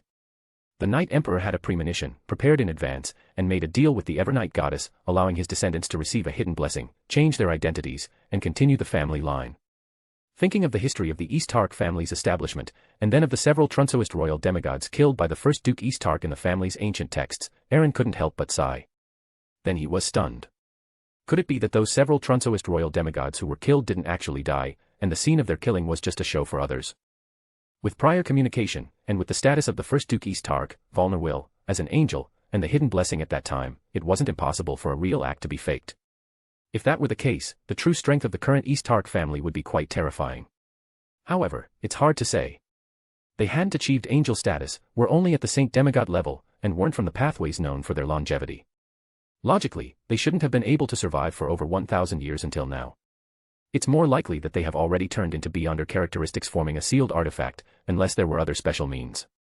There's also the Ghost Empire ship, a ghost ship said to carry the last legacy of the Trunsoist Empire. Aaron's eyes flickered. Perhaps, in the future, he would have the opportunity to acquire that unimaginable legacy. He organized his scattered thoughts, adjusted his state, and got up to open the door of the prayer room.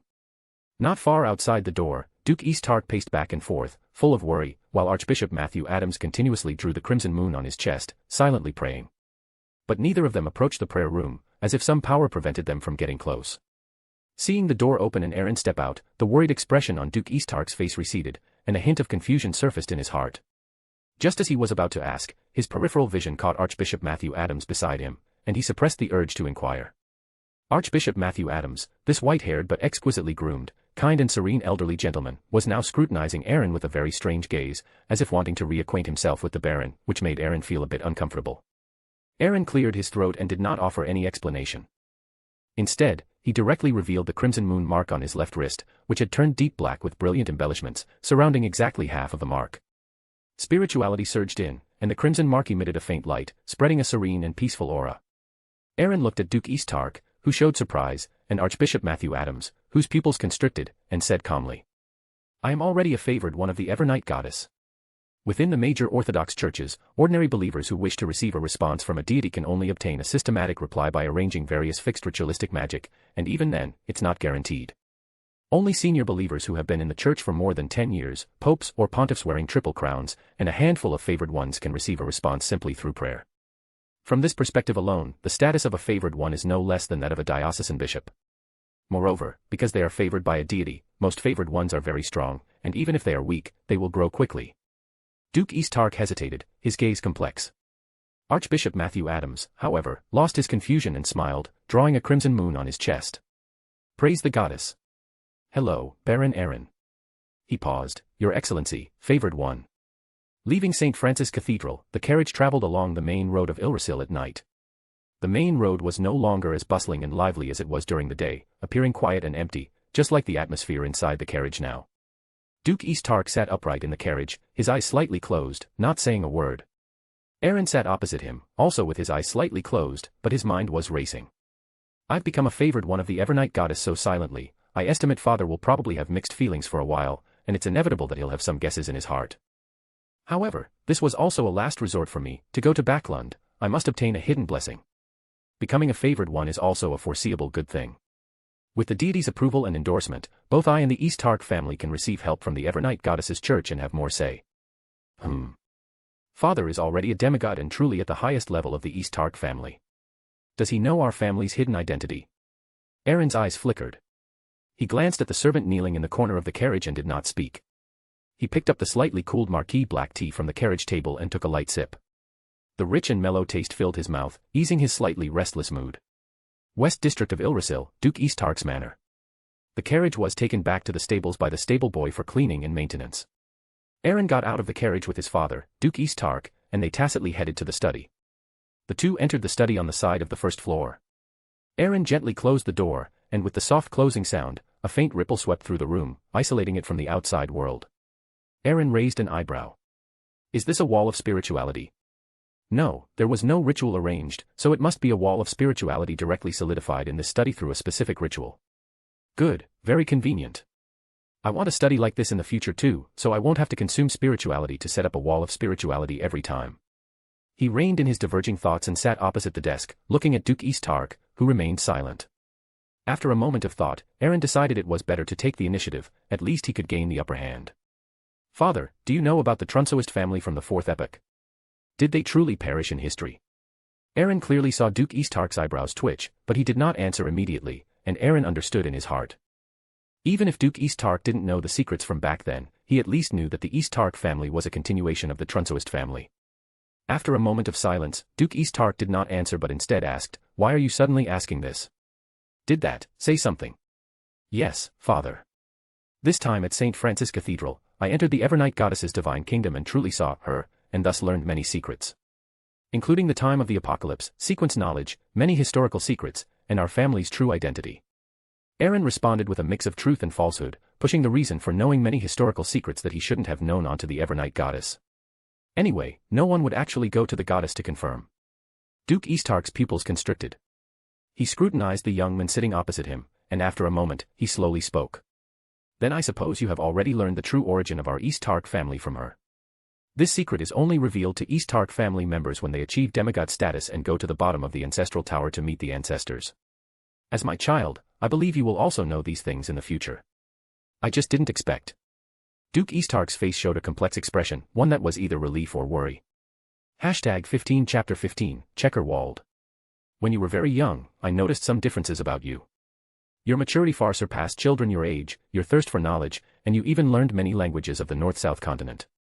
And your desire for beyonder power, and that you became a favored one of the night. These always make me feel like something is constantly chasing you. My child, you can confide your worries in me. You must remember, no matter what happens, your mother, the East Taker family, and I will always stand behind you. Looking at Duke of Eastark across the desk, his face filled with concern, Aaron's Adam's apple bobbed, and he lowered his head. "I know, Father. I love you, I love Mother, I love Afuni, and I love everyone who cares about me.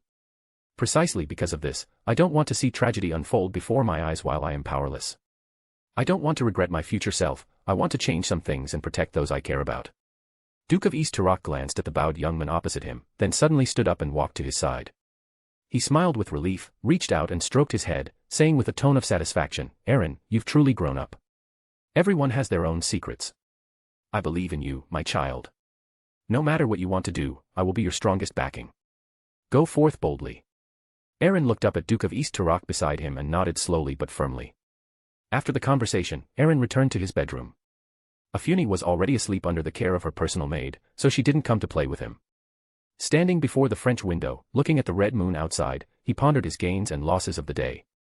First, he confirmed his faith, successfully met the Evernight Goddess, gained her initial approval and trust, and obtained the identity of her favored one. Next, he had a conversation with his father, Duke of Eastark, confided his true thoughts to his father, and received his father's support and affirmation.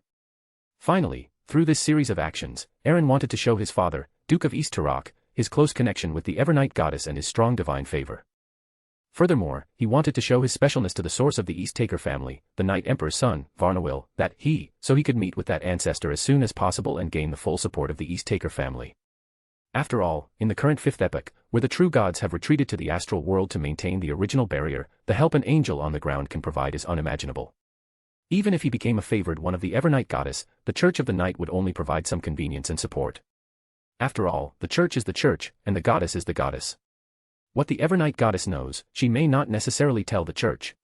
To convince the Triple Crown of the Church to give full support based solely on the identity of a favored one would be somewhat fanciful, so direct help from the Church is limited, it is more intangible, hidden help. Therefore, since he had the conditions, he had to make full use of them. The identity of a favored one of the Evernight Goddess could serve as a springboard, allowing him to meet the source of the East Taker family before becoming a demigod, and have a chance to persuade him. This would lead to gaining the full support of the angel family, which would be greatly beneficial for some future plans. Aaron pondered for a moment, then quickly entered the smaller inner compartment next to the master bedroom, found 4 candles, and placed them in the 4 corners of the compartment. After making the necessary preparations, he lit the 4 candles in sequence, picked up the silver dagger, recited the Hermes language, and meditated on the scene of spirituality spreading and gushing from the tip of the knife. Invisible power surged outward. Aaron, holding the silver dagger, walked around the compartment. His spiritual intuition feedback confirmed that a spiritual wall had indeed been erected around him, excluding all impurity and all interference. Aaron sat on the chair, closed his eyes, and meditated to restore his spirituality. A moment later, he closed his eyes again, his spirituality diffused, and his consciousness connected to the boundless dark golden mist infinitely high in the spiritual sky. Passing through the dark golden mist where illusory whispers and roars echoed, Aaron opened his eyes again. Inside the magnificent temple, on the tall throne deep within, Aaron looked down at the 4 contracting and expanding light spots below, somewhat hesitant, but after a moment, he still extended his spirituality towards one of the light spots. In Lombard capital, Isara. Checkerwald delivered today's task at Old John Bar and received his bounty. Clutching the money bag tightly, he dragged his tired body back to his home in Isala South District, greeted his mother who was washing clothes and his sister who was diligently reading under the gas lamp, and feigned relaxation under the worried gaze of his family. Returning to his small room, he took out a brown-covered notebook and a black iron box from a compartment in his bed, and a simple knight's short sword from the lining of his jacket, placing them all on the table in front of him. While stroking the ancient knight's short sword and the black iron box, he opened the brown-covered notebook. The notebook contained a lot of content. This was a memento left to him by his father 2 years ago when he died from severe injuries. For the past 2 years, he would take it out and read it carefully every day, to remember the mission he bore. The Wald family was originally a Viscount Intis, and during Emperor Rosel's time, they supported reforms and were recognized as staunch supporters of Rosel. More than 100 years ago, Rosel was assassinated. The Wald family was also purged by the Sauron royal family as a result. Under the desperate resistance of the then Patriarch, a Sequence 5 Reaper, and the family's Beyonders, a small portion of the family's descendants escaped Intis with their wealth and some Beyonder materials, seeking refuge in Lombard capital, Isara. His grandfather died during that escape, and 2 years ago, his father, who was already a Sequence 7 incinerator, went to Intis alone to seek advancement, only to return severely injured and die of his wounds. Following his father's dying instructions, he placed the red crystal that condensed on his father's body after his death into the black iron box and never opened it again. That ancient knight's short sword was said to be a relic of the Wald family ancestor, always enshrined in the high tower deep within the family, until the family faced disaster and it was taken out and carried away. He had always kept it close to him, praying for the ancestor's blessing. Now, he had become a hunter, working hard to purchase the Beyonder materials needed to become a Sequence 9 hunter. As for the option of joining the God of Knowledge and Wisdom Church, he was not going to consider it. Once he joined the church, his freedom would be restricted, and there would be no hope of returning to Intis. However, his sister could join the church. I can bear the family's responsibility myself, which would also make Mother's life easier. The young man sat at the table, his thoughts wandering, not noticing the faint glow on the ancient short sword beside him, and a gaze observing him. Above the dark golden mist, within the magnificent temple, Aaron on the throne withdrew his spirituality and pondered to himself. Checkerwald, former Viscount Intis, purged by the Sauron royal family. Confirmed, Old Huang's fault. Hunter pathway, very responsible, with a motivation for revenge. Not bad, worth cultivating. The Sauron royal family should have an angel of the hunter pathway. Father is only Sequence 4 now, so we can plan well then. #16 Chapter 16 Observation. Aaron didn't hesitate, extending his spirituality into a light spot. His spirituality was limited, so he needed to quickly confirm the basic situations of those who might enter here in the future and become his favored one. If they were of good character, they could be drawn into the dark golden mist for careful cultivation. If they were brutal, they would be marked for future elimination. In Fenaport City, the capital of the Fenapotter Kingdom, in a slightly old high-rise villa with a garden in the Seltso district of the southern suburbs. A black-haired girl sat at a table, meticulously studying a book. She had blood-red eyes and pale skin, clearly a sanguine. On the decorative shelf beside the desk, a string of light green diamond necklaces emitted faint glows. It was her coming-of-age gift from her mother. Louise Sears closed the book on the table with some distress, rubbing her long black hair. As a sanguine with a long lifespan, she, having just come of age, was still full of novelty for everything. Every time she privately gathered with her kin and listened to them talk about the customs and traditions of various places in the northern continent, she yearned for it greatly. Finally, upon reaching adulthood, she expressed her wish to travel to her parents. After gaining her parents' approval, she began to learn the languages of various countries on the north-south continent. At the same time, as one of her parents' requirements, she would travel to Backland, the capital of the Loen Kingdom, to visit her maternal grandfather, Count Mistral. Under the care of her maternal grandfather, Count Mistral, she would travel in Backland for a period to gain experience and learn lessons. Withdrawing his spirituality, Aaron sat on the throne, pondering slightly. A sanguine girl who just came of age, already sequence 7. That Emlyn White guy should still be obsessed with dolls now. Sanguine, Earth Mother Church, Lilith. Speaking of which, the Trenos-Tost family also has a deep connection with the Sanguine. That Sanguine sequence 1 beauty goddess, Blood Moon Queen Alnyaya, is the wife of the Night Emperor. When the Evernight goddess agreed to help the Night Emperor, she probably also considered Lilith's attitude. Ultimately, I also have a close relationship with the Sanguine, and based on the past relationship between the Trenos-Tost family and the Sanguine. As a continuation of the Trenos-Tost family, the East Taker family should have some Sanguine Beyonder characteristics that are difficult to sell. These could be used for trade and cultivation. Time was limited, so Aaron extended his spirituality to the next light spot. Northwest of the Violent Sea, Bodo Port, a dilapidated two-story building on North Street. A blue-haired mixed-race youth with deep features, a rugged outline, a bronze complexion from long-term physical labor, and some elven blood, opened the somewhat drafty door and walked in. Fay Luanitas returned home, dragging his tired body after a day's work at the docks. He placed a light blue dagger on the table, the dagger glowed faintly. His father, who passed away a few years ago, told him that this dagger contained Beyonder power, but even now, he hadn't figured out how to truly use it. Bodo Port in the Violent Sea, located off the new navigation route, doesn't belong to any country and is a free city for pirates. Famous pirates from the 5 seas and their fleets have all visited here.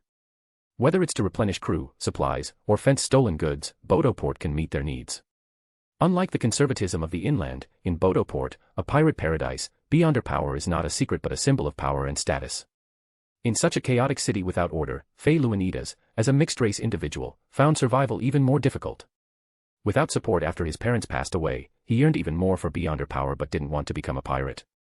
He spent his days loading and unloading goods at the docks, struggling to make a living. Aaron on the throne pondered slightly. Bodo Port in the Violent Sea, elven bloodline, he should be suitable for the sailor pathway. He pinched his throbbing temples and extended his spirituality into the last light spot. South Continent, West Bayron, north of the Star Plateau, west of the Pass River Valley, Caesar Port, which belongs to the Intis colony.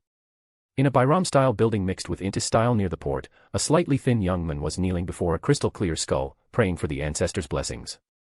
In 1194, Roselle discovered the new navigation route, reopening the north-south continent and enabling colonial rule. In the early days, before Roselle was assassinated, he implemented gentle colonization, cooperating with local indigenous chiefs. In 1198, Roselle was assassinated by the Eternal Blazing Sun Church, the former Intis royal Sorin family, and other nobles, falling in the White Maple Palace. The new Intis Republic, dissatisfied with the speed of gentle colonization, began violent colonization. This provoked resistance from the local indigenous families. The Watson family, as indigenous nobles of Caesarport, was brutally suppressed. Thanks to their distant connection with the Loen colony across the Pass River Valley, the Watson family was not completely wiped out, but they were severely weakened and have been in decline ever since. In West Bayron, there are cities managed by Loen people, valleys belonging to Intis, indigenous generals supported by Loen, and tribes that obey Intis's commands.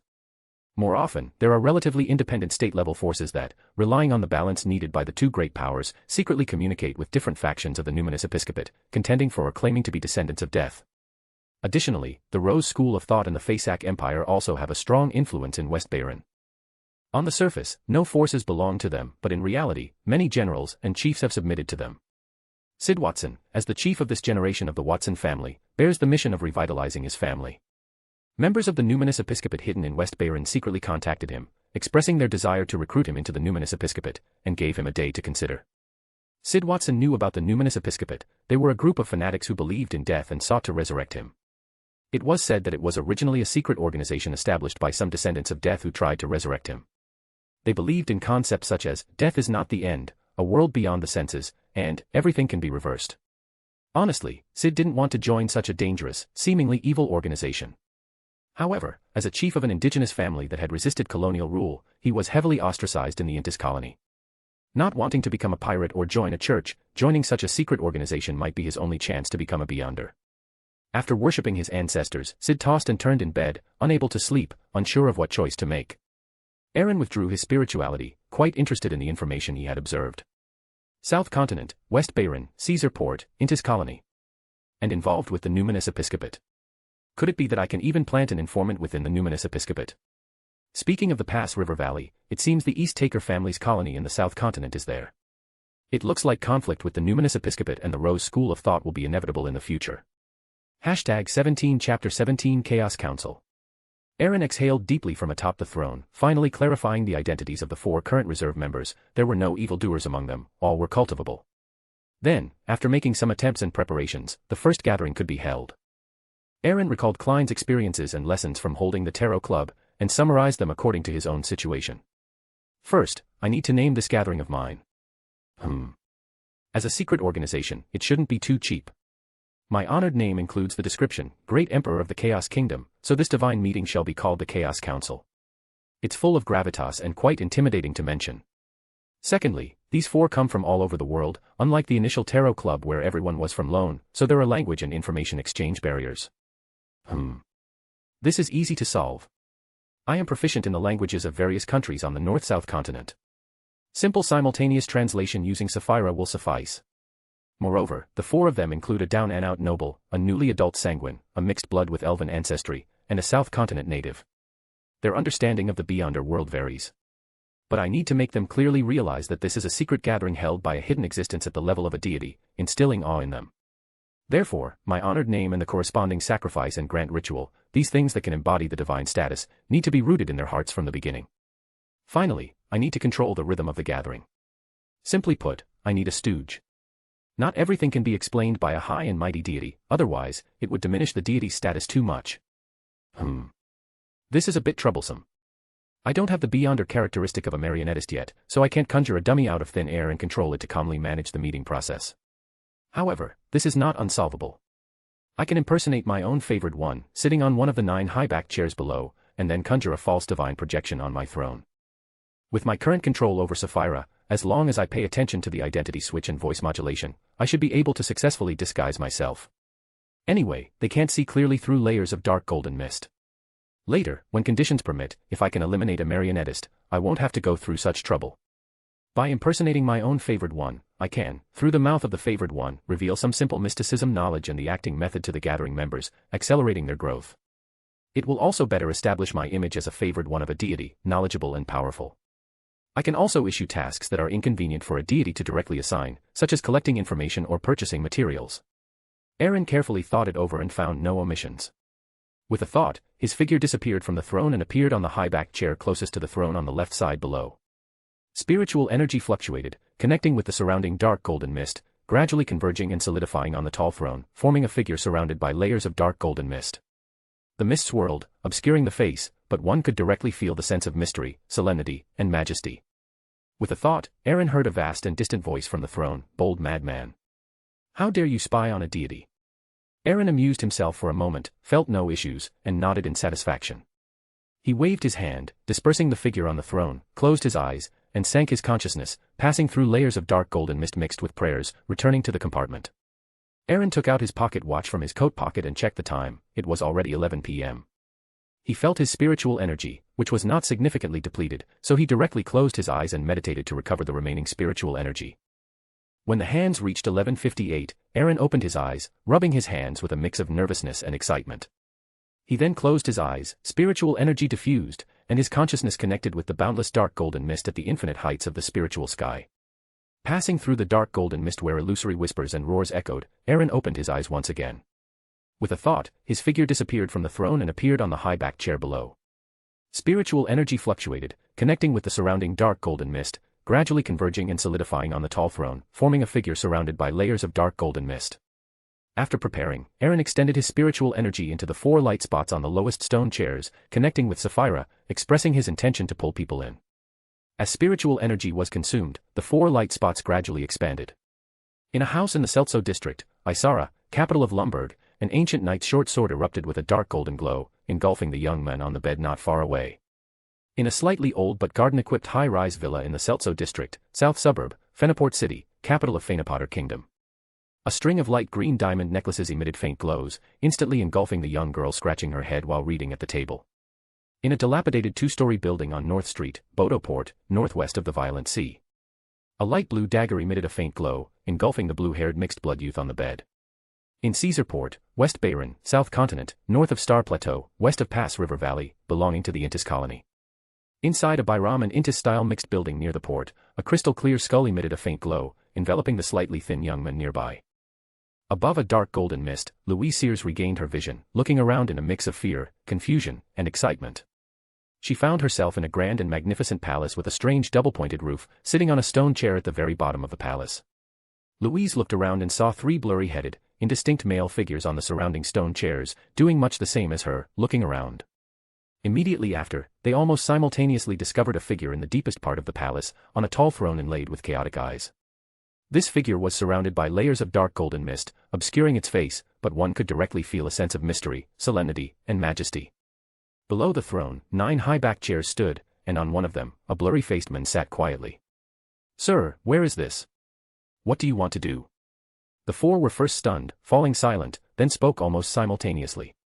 Different languages, sentences composed of different words, yet conveying the same grave and tense feeling. Especially when the 4, looking at each other, discovered that their languages were different but they could understand each other without hindrance, this grave and tense feeling gradually turned into panic, vigilance, fear, and dread.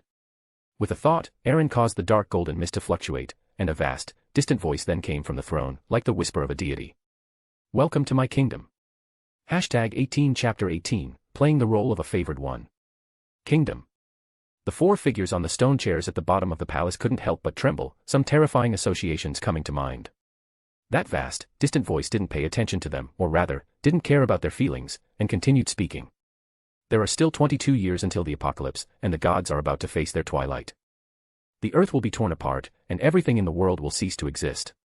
You are the lucky ones chosen by me, and together with my dear, you will provide necessary assistance for my revival and contribute to fighting the apocalypse. Of course, during this process, I will provide you with some help and protection, allowing you to grow quickly.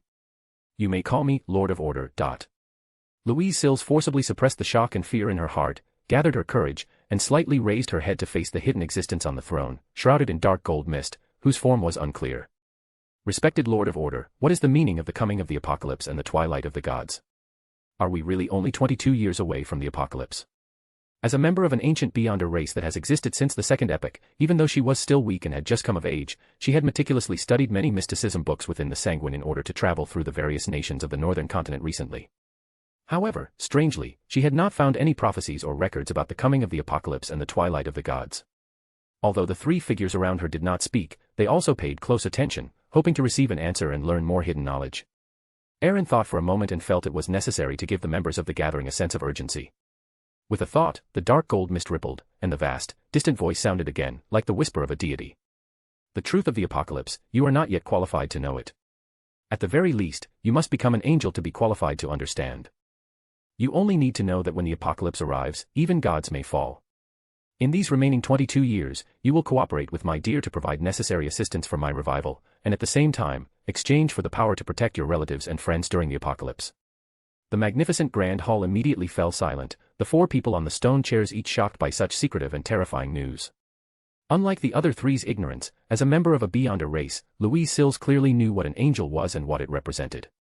Angels refer to Beyonders of Sequence 2 and Sequence 1, already quite close to the position of a true god, possessing various strange characteristics, and can even, to some extent, influence lower sequence individuals of their pathway within a certain range. They are considered great figures standing at the pinnacle of the real world. The major churches only have popes, patriarchs, and some legendary ascetics who are earthly angels, while within the Sanguine, only the 3 great dukes currently in charge of the Sanguine are angels. Louise couldn't help but tremble slightly, feeling that she had come into contact with some incredible secret, and was somewhat apprehensive because of it. However, the 3 people around her showed the same reaction, making her not seem out of place. Aaron felt it was about time for his dear, this great hidden existence, to speak and move the meeting forward. So, he straightened his posture on the high-backed chair beneath the throne, turned to look at the 4 people on the stone chairs below, and spoke in a gentle tone. "You need not worry, my lord is not an evil god, nor are they those malicious hidden existences. The great Lord of Order will bring hope and light to the land, bring order to the chaotic future, and also bring you power and glory." After saying this in a gentle but fanatical tone, Aaron felt his toes could awkwardly dig out a 2-bedroom, 3-hall apartment. This shameless act of pretending to be someone else to praise himself in front of many people still made him somewhat embarrassed and unaccustomed. What if someone found out later? Wouldn't that be social death on the spot? No, absolutely cannot let others know. And this kind of boasting, he would definitely have to do it often in the future, so he had to get used to it, adapt. He thought of Klein's initial embarrassment and caution when pretending to be the fool, and how he could still quickly adjust his mindset and stabilize his emotions even after his true thoughts were exposed in the honest hall of the City of Miracles, Levahizid. Indeed, people all need to grow. Aaron inwardly complained and secretly summarized. As his voice fell, the eyes of the 4 people on the stone chairs focused on the figure on the high-backed chair. This should be the deer of this hidden existence named the Lord of Order.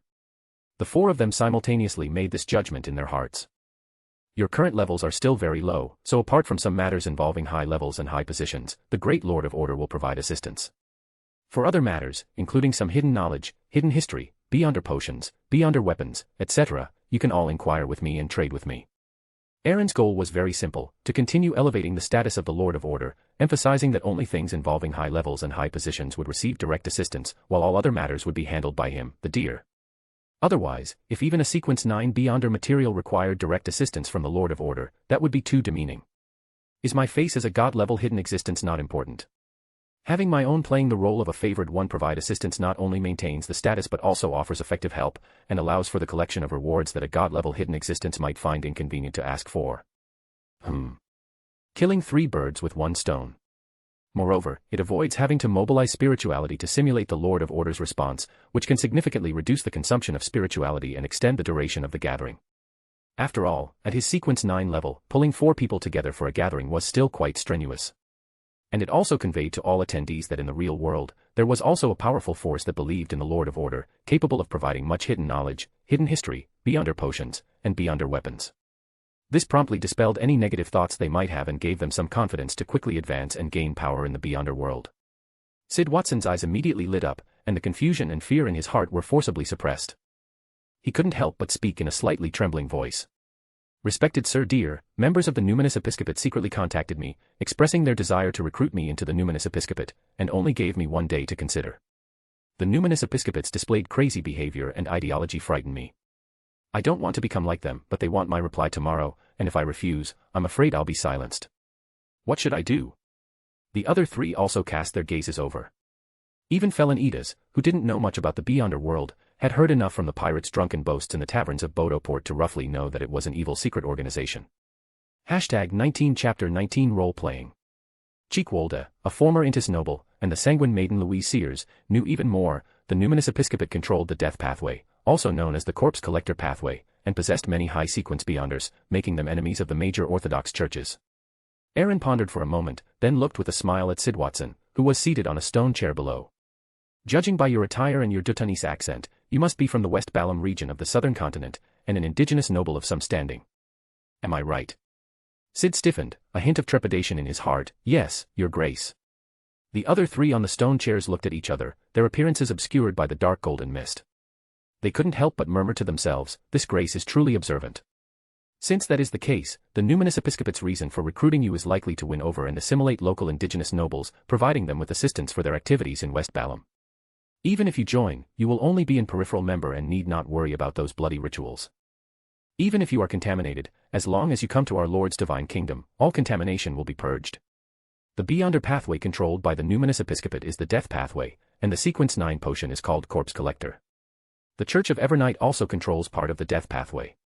You can secretly advance with my help, concealing your true sequence, as long as you don't encounter high-ranking members of the Numinous Episcopate before becoming a demigod.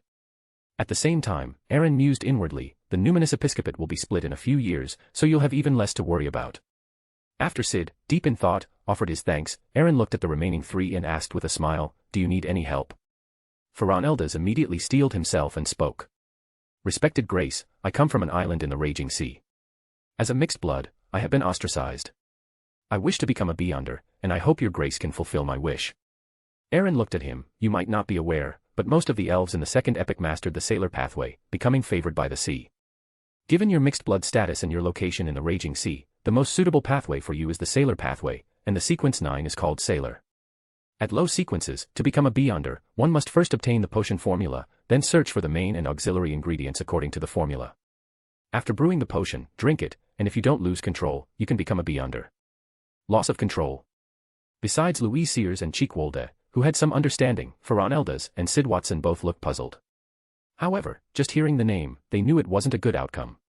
Aaron glanced at the 4 below, noticing the confusion on their faces. Every potion contains subtle mental influences. When we consume potions to gain abilities that originally belonged to extraordinary creatures, it's an unnatural evolution, and we will more or less be affected by the residual mental influences. Successfully resisting this influence will prevent abnormal situations. If one succumbs to this influence, at best, they will suffer mental derangement, at worst, they will lose control and die. Even Beyonders of the 7 Orthodox churches must wait 3 years after consuming the previous potion and pass corresponding examinations before they can advance. This is to eliminate those subtle mental influences, preventing the accumulation of madness and the accumulation of loss of control. Checkerwald couldn't help but interject, 3 years. Is there no other way? The other members, including the sanguine Louis Sears, also looked at him with anticipation. Aaron curled his lips, let me show you the power of a secret organization. Of course there is. We call it the acting method. You must remember, the key to potions is not mastery, it is digestion. It is not excavation, it is acting. And the name of the potion is not just a core symbol, it is also a concrete image, and even more, it is the key to digestion. Louise's body trembled, stiffening there, like an ordinary person hearing a sudden, loud clap of thunder. Long-lived species have their pros and cons. The sanguine's advancement is very difficult, relying mostly on gifts from elders, which in turn means the death of another sanguine. Therefore, for a normal sanguine to advance, it could take anywhere from 4 or 5 years to over 100 years. The higher the sequence, the longer the waiting period for an advancement opportunity.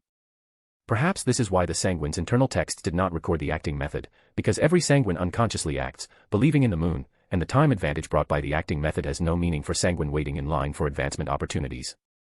Louise comforted herself, happy and excited to have gained secret knowledge, yet also worried about her future advancement.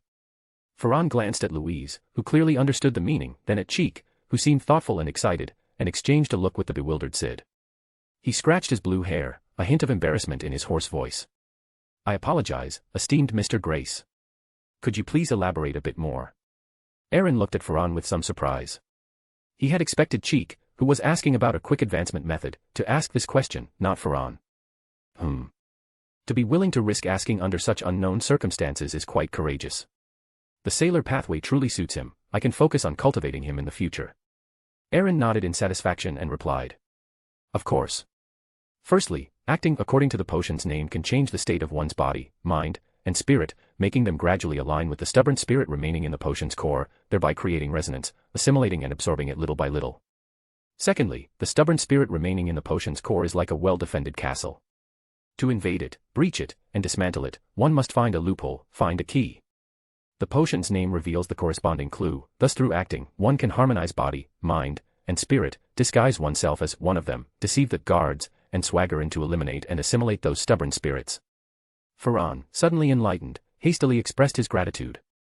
Aaron looked at him, returning to your initial question, by mastering the acting method and truly understanding the meaning of acting, you can largely avoid losing control and accelerate your advancement.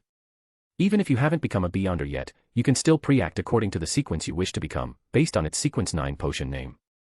This will greatly reduce your risk of losing control, and after you successfully advance, you will find that a portion of the current stage's potion digestion has already been completed. Thank you, Your Grace. Ferran, his face beaming with joy, hastily thanked him, while secretly marveling, what an approachable and knowledgeable gentleman, no wonder he can be the grace of the great Lord of Order. #20 Chapter 20, Bloodclan Promotion. The other 3 had roughly the same thoughts, only Sid's expression was conflicted, because he remembered the sequence 9 potion name, Corpse Collector, that the honored one mentioned earlier.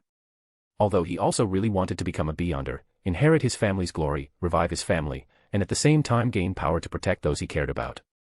But to be honest, the name of this sequence 9 potion was indeed a bit hard to accept, especially after he heard that the sequence 9 potion Ferran could choose was Sailor. The comparison made him even more conflicted. Corpse Collector, as the name suggests, is to lay out corpses, which is not something difficult for some death believers in the southern continent to accept. But Sid's Port Kaiser is located on the north side of West Bairang in the southern continent, west of the Pa River Valley, and was the first area colonized by Intis. After nearly 100 years of suppression, the death faith had almost no foundation in the local area. So, although Sid was a native noble, he did not believe in death at all, otherwise he would not be conflicted about whether to accept the Numinous Episcopate's recruitment. Unfortunately, Aaron couldn't read his inner thoughts, otherwise he would definitely want to kindly tell him that the sequence 8 potion name for this sequence is Gravedigger, a name that is very self-explanatory. Check spoke, unable to hide his excitement. Honored one, how long does it take to digest the potion using the acting method? When can the acting end? Is there a standard for judgment? Aaron glanced at the 4 people on the stone chairs below, and seeing the curious and eager expressions on their faces, he nodded slightly. In the low sequences, as long as one can strictly act, the potion can be digested in no more than half a year, and the fastest even only takes 1 month. As for the standard of measurement, it's very simple. Once completely digested, every Beyonder will immediately experience it themselves. It is what it is, and it is not what it is not. When you truly become a Beyonder, you will understand that feeling. 1 month. Check's face showed an excited expression, and he quickly expressed his gratitude. Hey, young man, I said 1 month at the fastest, why are you all so confident? Aaron complained helplessly in his heart. Seeing no one asking questions, Louise then spoke with anticipation. Honored one, do you know how the Sanguine can improve their strength, without relying on gifts from elders? As soon as she finished speaking, she felt one by one gazes turn towards her. Sanguine. Is this the legendary vampire? Sid scrutinized the lady beside him with confusion. Living in the relatively chaotic southern continent, he had heard many rumors about vampires, but they were all terrifying and bloody, and the lady beside him didn't give him that feeling, which made him question those unreliable rumors again. As a half-blood struggling to survive in the pirate haven of the raging sea, Farron had never seen a Sanguine and undoubtedly had various beautiful or strange imaginations about them, curiously observing the lady. Sanguine. Check was startled at first, then his brows relaxed. He was a former Intis noble, and although he had never truly seen a Sanguine, he knew some inside information and understood that they were a transcendent race. This indeed has value for drawing in and forming alliances. What a secret gathering, even the Sanguine are here. Louise, being watched by so many gazes, suddenly felt a bit at a loss. After all, she was just a recently adult Sanguine, lacking in experience and knowledge, but she vaguely understood that she seemed to have asked something she shouldn't have. Why are you looking at me? Am I not allowed to have a Sanguine friend? Should I explain a bit? No, what's wrong with being Sanguine? I am Sanguine, there's nothing wrong with admitting it. We Sanguine have a long history, long lives, and rich accumulations. We are a noble race. Louise muttered to herself, then lightly coughed, indicating that such blatant staring was very impolite to a lady. The 3 gentlemen around also felt a little awkward and quickly withdrew their gazes. Aaron ignored the exchange of glances among the people below the stage, nodded slightly, and replied. The Sanguine can also take potions to advance, but it must be the corresponding, correct kind. Or, more accurately, as long as you possess the corresponding Beyonder characteristic, and are sure that you have already digested it, you can apply for advancement within the Sanguine, without needing to queue and wait, as this is something you obtained yourself. Beyonder characteristic. Everyone below, except Louise, looked confused. And the Sanguine's Beyonder characteristics are extremely rare, most of them have been collected by the Sanguine, to be used as materials for the advancement of clan members or for the cultivation of newborns. If you don't want to queue within the Sanguine and wait for an opportunity to advance, then you have 2 methods. First, travel and search throughout the world.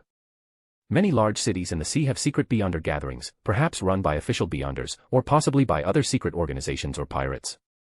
At these secret gatherings, some Beyonder characteristics left behind by the Sanguine may appear.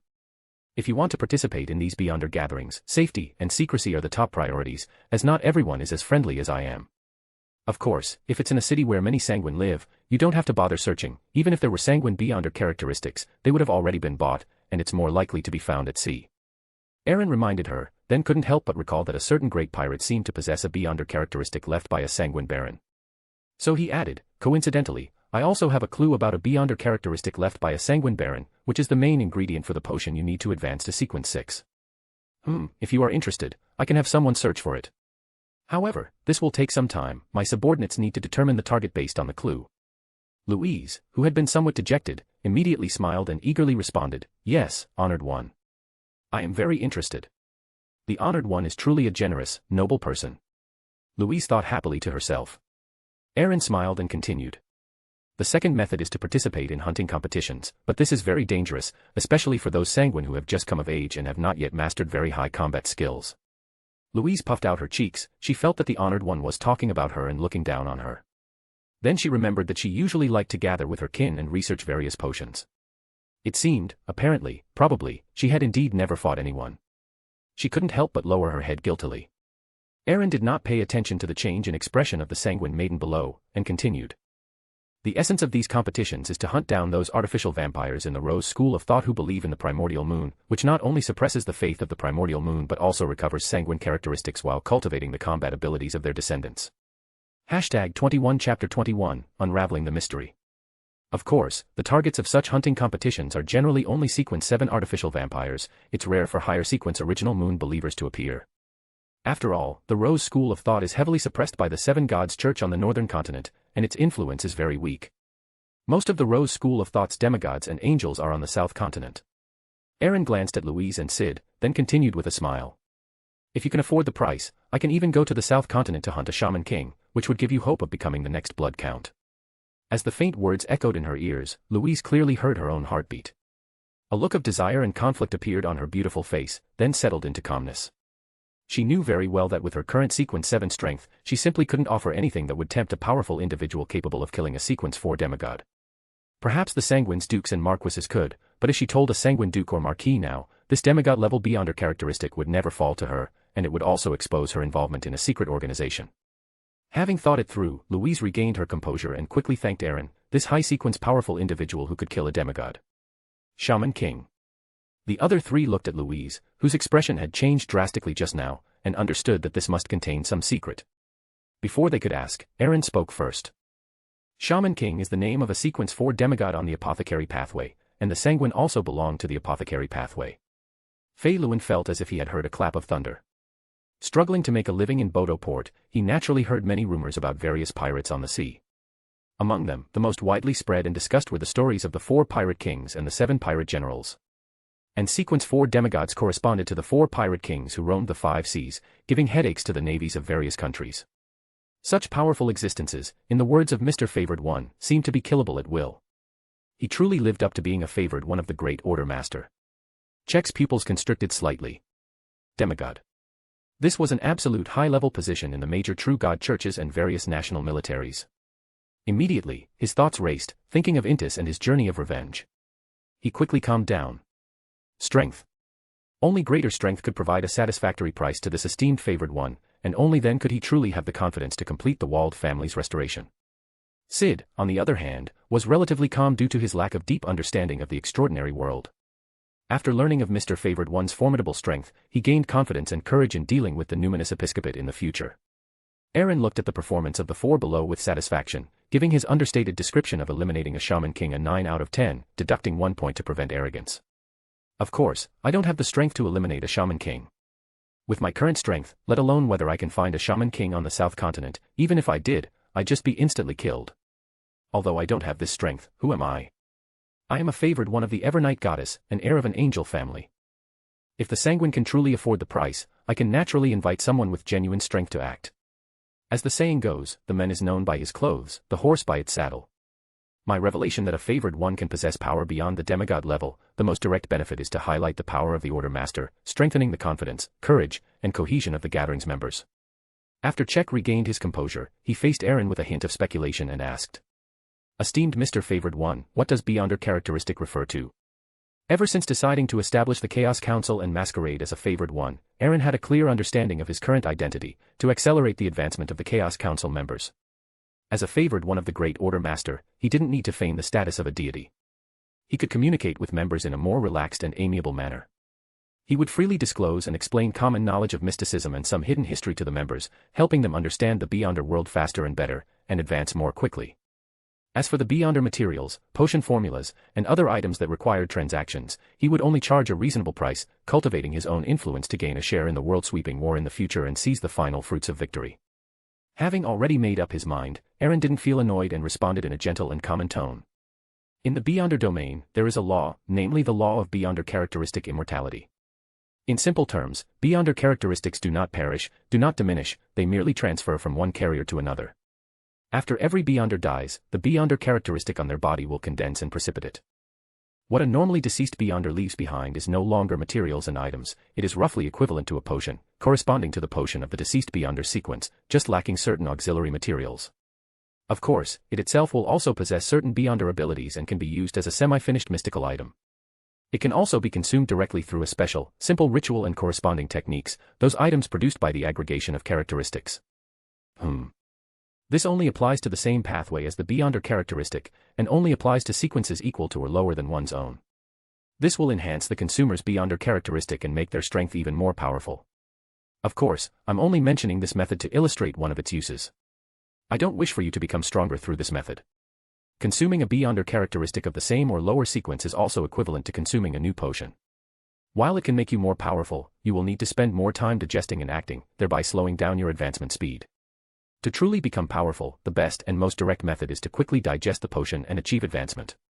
Uncontrolled extraordinary persons, however, will leave behind sealed artifacts, mystical items, and so on. But these often have severe negative side effects and are difficult to utilize. Moreover, the beyonder characteristics left by uncontrolled extraordinary persons are difficult to directly formulate into potions. These beyonder characteristics, in addition to containing the stubborn spiritual residue of the potion itself, also contain the madness of those uncontrolled extraordinary persons before their death. Directly formulating them into potions will only cause the advancer to lose control and go mad. Hearing such a detailed and thorough explanation, Check couldn't help but be stunned, and then a strong sense of gratitude surged in his heart. He respectfully bowed to Aaron to express his thanks. "Thank you so much. Esteemed Mr. Favored One, you are truly too generous." Fei Luan responded joyfully, and the other two also expressed similar thanks. Aaron looked at everyone's reactions with satisfaction, thinking to himself, "My efforts were not in vain. Now, my image as a knowledgeable, generous, and amiable favored one should be successfully established." As Aaron rejoiced, a slight stinging sensation suddenly came from his head. His heart tightened, and he immediately understood that his spirituality was running low. It was time to end the first Chaos Council, but one thing was still missing. Aaron's thoughts stirred, connecting with the surrounding dark gold mist. Chapter 22. The party is over. A majestic and vast voice resonated from the throne deep within the magnificent temple, echoing in everyone's ears. "You can chant my honored name when you need help. Source of order and shadow. Great Emperor of the Chaos Kingdom. Lord of Order who holds the rules. At the same time, you can also offer sacrifices to me and pray for boons, which is the basic help you can receive as a member of the Chaos Council. You can perform the sacrifice and boon ritual in an undisturbed environment, it doesn't need to be too formal.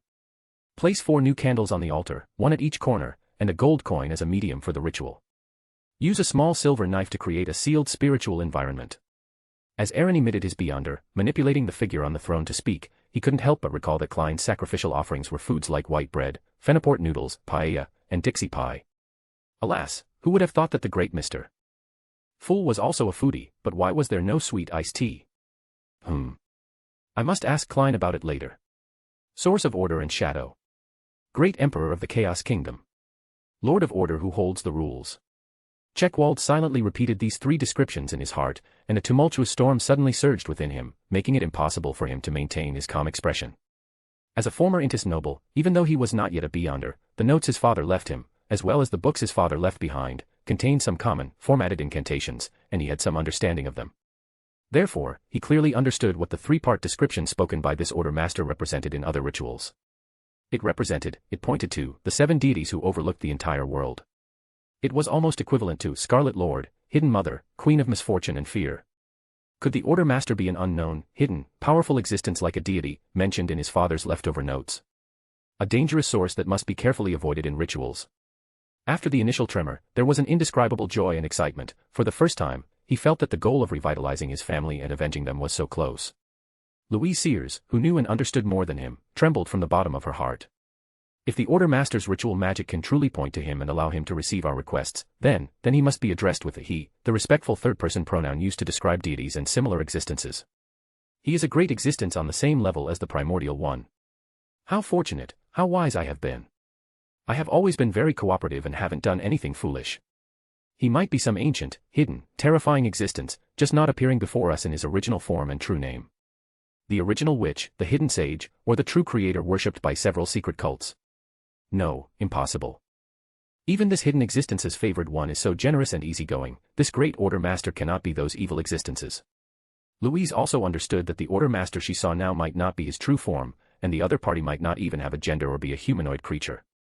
Faranitas and Sid Watson, limited by their knowledge of mysticism, didn't think too much, only marveling at the 3-part honored name and the legendary sacrifice and boon ritual. Aaron sat on the high-backed chair directly below the throne, manipulating the phantom on the throne, explaining the ritual process. He keenly noticed the changes in the 4 people below. But he pretended that nothing had happened, giving the impression that everything was as expected, and continued to speak to himself. "I pray for your help. I pray for your favor. I pray that you fulfill my prayer. Wisteria, the herb of order, please transmit power to my incantation." He described each line of another format of incantation, and finally asked, "Everyone, did you remember?" "Ah," Louise gasped softly, quickly covered her mouth, and began to recall carefully. Relying on her powerful Sequence 7 memory, she quickly finished recording and repeated it aloud for confirmation. The other 3 gentlemen exchanged slightly embarrassed glances, shaking their heads apologetically. After all, they were still ordinary people, and it was still somewhat difficult for them to remember the entire ritual process in a short time. Aaron returned to his identity as the favored one, affirmed Louise's recording, and then smiled slightly. You don't need to worry. It doesn't matter if you don't remember the specific ritual process. As long as you firmly remember my lord's honored name and pray to my lord, recalling the ritual process will help you remember the specific content. Given the different circumstances of each of you, your sacrifice and boon ritual can be held 2 days later, which is Sunday morning. My lord will open the door of the Chaos Kingdom to fulfill your prayers. As for why it's 2 days later. Of course, it's because the esteemed Mr. Order Master is currently penniless and has nothing to bestow upon them. After understanding the needs of the gathering members, even with the help of his family's power, he would need some time to prepare, and 2 days was just right. I will also strive for the full support of my family within these 2 days. The news of me becoming the Evernight Goddess's favored one should have already reached him in the family. Perhaps I will see that fourth epic ancestor tomorrow. At this moment, Aaron felt his headache intensify, and the invisible connection between himself and the magnificent temple and the dark gold mist began to waver. He immediately made a decision, manipulating the phantom on the throne to speak. At 12 a.m. Loan time every Friday, you will come here to participate in the Chaos Council. Set aside undisturbed time. Alright, today's gathering ends here. As you command, Great Order Master. Aaron was the first to stand up, facing the phantom on the throne and bowing. A full favored one demeanor. As you command, Great Order Master. The 4 people on the stone chairs at the lower end of the magnificent temple also hurriedly stood up, imitating Aaron's movements, and bowed to the phantom on the throne. Even though many of them still had many questions and many thoughts, they were completely reluctant for it to end. Aaron emitted the remaining Beyonder to connect with the surrounding dark gold mist, and the figures of the 4 people below immediately became more blurred and ethereal. In less than a second, the figures shattered, turning into dark gold light specks that quietly floated on the stone chairs, and silence returned to the temple. Aaron felt a sharp, unbearable pain in his head, a sign that his Beyonder was about to be exhausted. Not daring to linger, he waved his hand to disperse the phantom on the throne, and his consciousness sank, passing through layers of dark gold mist. He returned to the cubicle, quickly broke the spiritual wall, tidied up the traces, and went to the bedroom, where he plunged into the comfortable and warm large bed without even taking off his clothes. Chapter 23 Follow-up. In a small cubicle in the southern district of Isala, the capital of Lenberg. Checkerwald opened his eyes and sat up abruptly from the bed. He took out a brown-covered notebook and a black iron box from the bed compartment, then retrieved an ancient knight's short sword from his jacket lining, placing them all on the table in front of him. Check's pupils slightly contracted. A crack had appeared on the originally ancient knight's short sword, running from the tip to the hilt. The previously calm short sword seemed to have broken a seal, emitting faint red glows and subtly revealing a sense of iron and blood. Holding it, he felt a scorching sensation, and the sounds of shouts and slaughters echoed in his ears. Check dared not touch the short sword again, placing it back on the table. After some thought, he took out an empty small iron box from under the bed and put the short sword inside. Check looked at the pattern that had appeared on his wrist, composed of scales representing order and a scepter symbolizing dominion, and finally let out a long sigh of relief. It's not a dream, this is real. I really entered a meeting established by a hidden existence.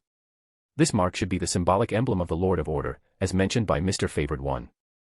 Through the symbolic emblem, honorific name, and rituals, one can implore the help of that great existence. It seems this short sword for my ancestor should be the mystical item Mr. Favored One mentioned, and the crystal left by my father inside this black iron box should be a sequence 7 Beyonder characteristic. Check fell into deep thought, looking at the objects before him, as the blood moon hung high outside the window. In a high-rise villa with a garden, though slightly old, in the Seltso district, southern suburbs of Fainapotter City, the capital of the Fainapotter Kingdom. Louise Sears opened her eyes and abruptly stood up from her chair, looking around to find that she had returned to her own bedroom. She raised her left wrist and saw a faintly appearing, shimmering pattern composed of scales representing order and a scepter symbolizing dominion. On the decorative shelf beside the desk, a string of light green diamond necklaces lay shattered into pieces on the floor. Excitement, shock, surprise, and dread flashed in her red eyes as she looked at the blood moon outside the window, speechless for a long time. In the raging sea, Bodo Port, inside a dilapidated 2-story building. Farron Ida suddenly awoke and sat up from the bed. On his left wrist, a pattern composed of scales representing order and a scepter symbolizing dominion glowed faintly, then gradually faded. He uneasily looked around, confirming that he had returned home, while a faint blue light on the table caught his attention. The dagger, which had been perfectly normal, was now emitting faint blue light, and the sound of waves crashing against reefs, mixed with singing, faintly echoed. Farron curiously picked up the dagger, immediately felt dizzy, and promptly put it back on the table.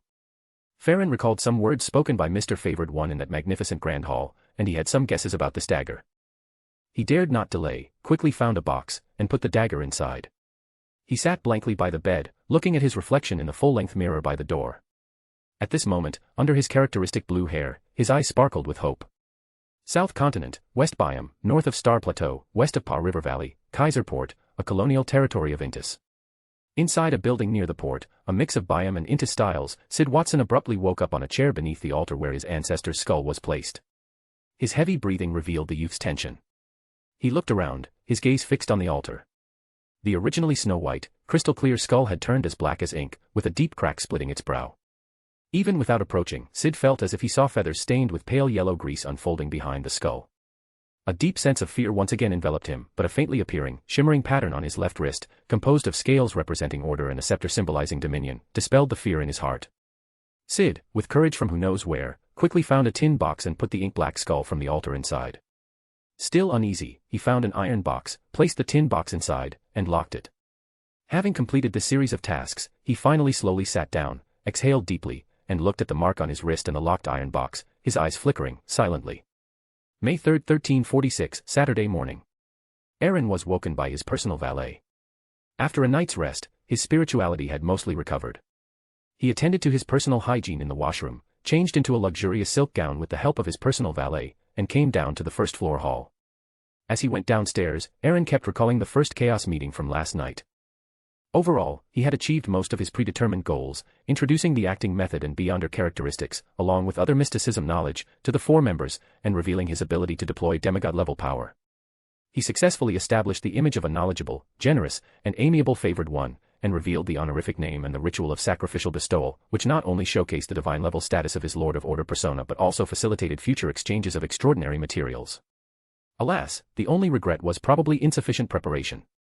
If I could have presented a few Sequence 9 potions and Sanguine Baron Beyonder characteristics on the spot and distributed them among the members, the effect and impact would have been even greater. However, the mysticism knowledge I revealed is already enough for them to digest for a while. Too much is as bad as too little, a steady flow is better. While deep in thought, Aaron had already arrived in the first-floor hall.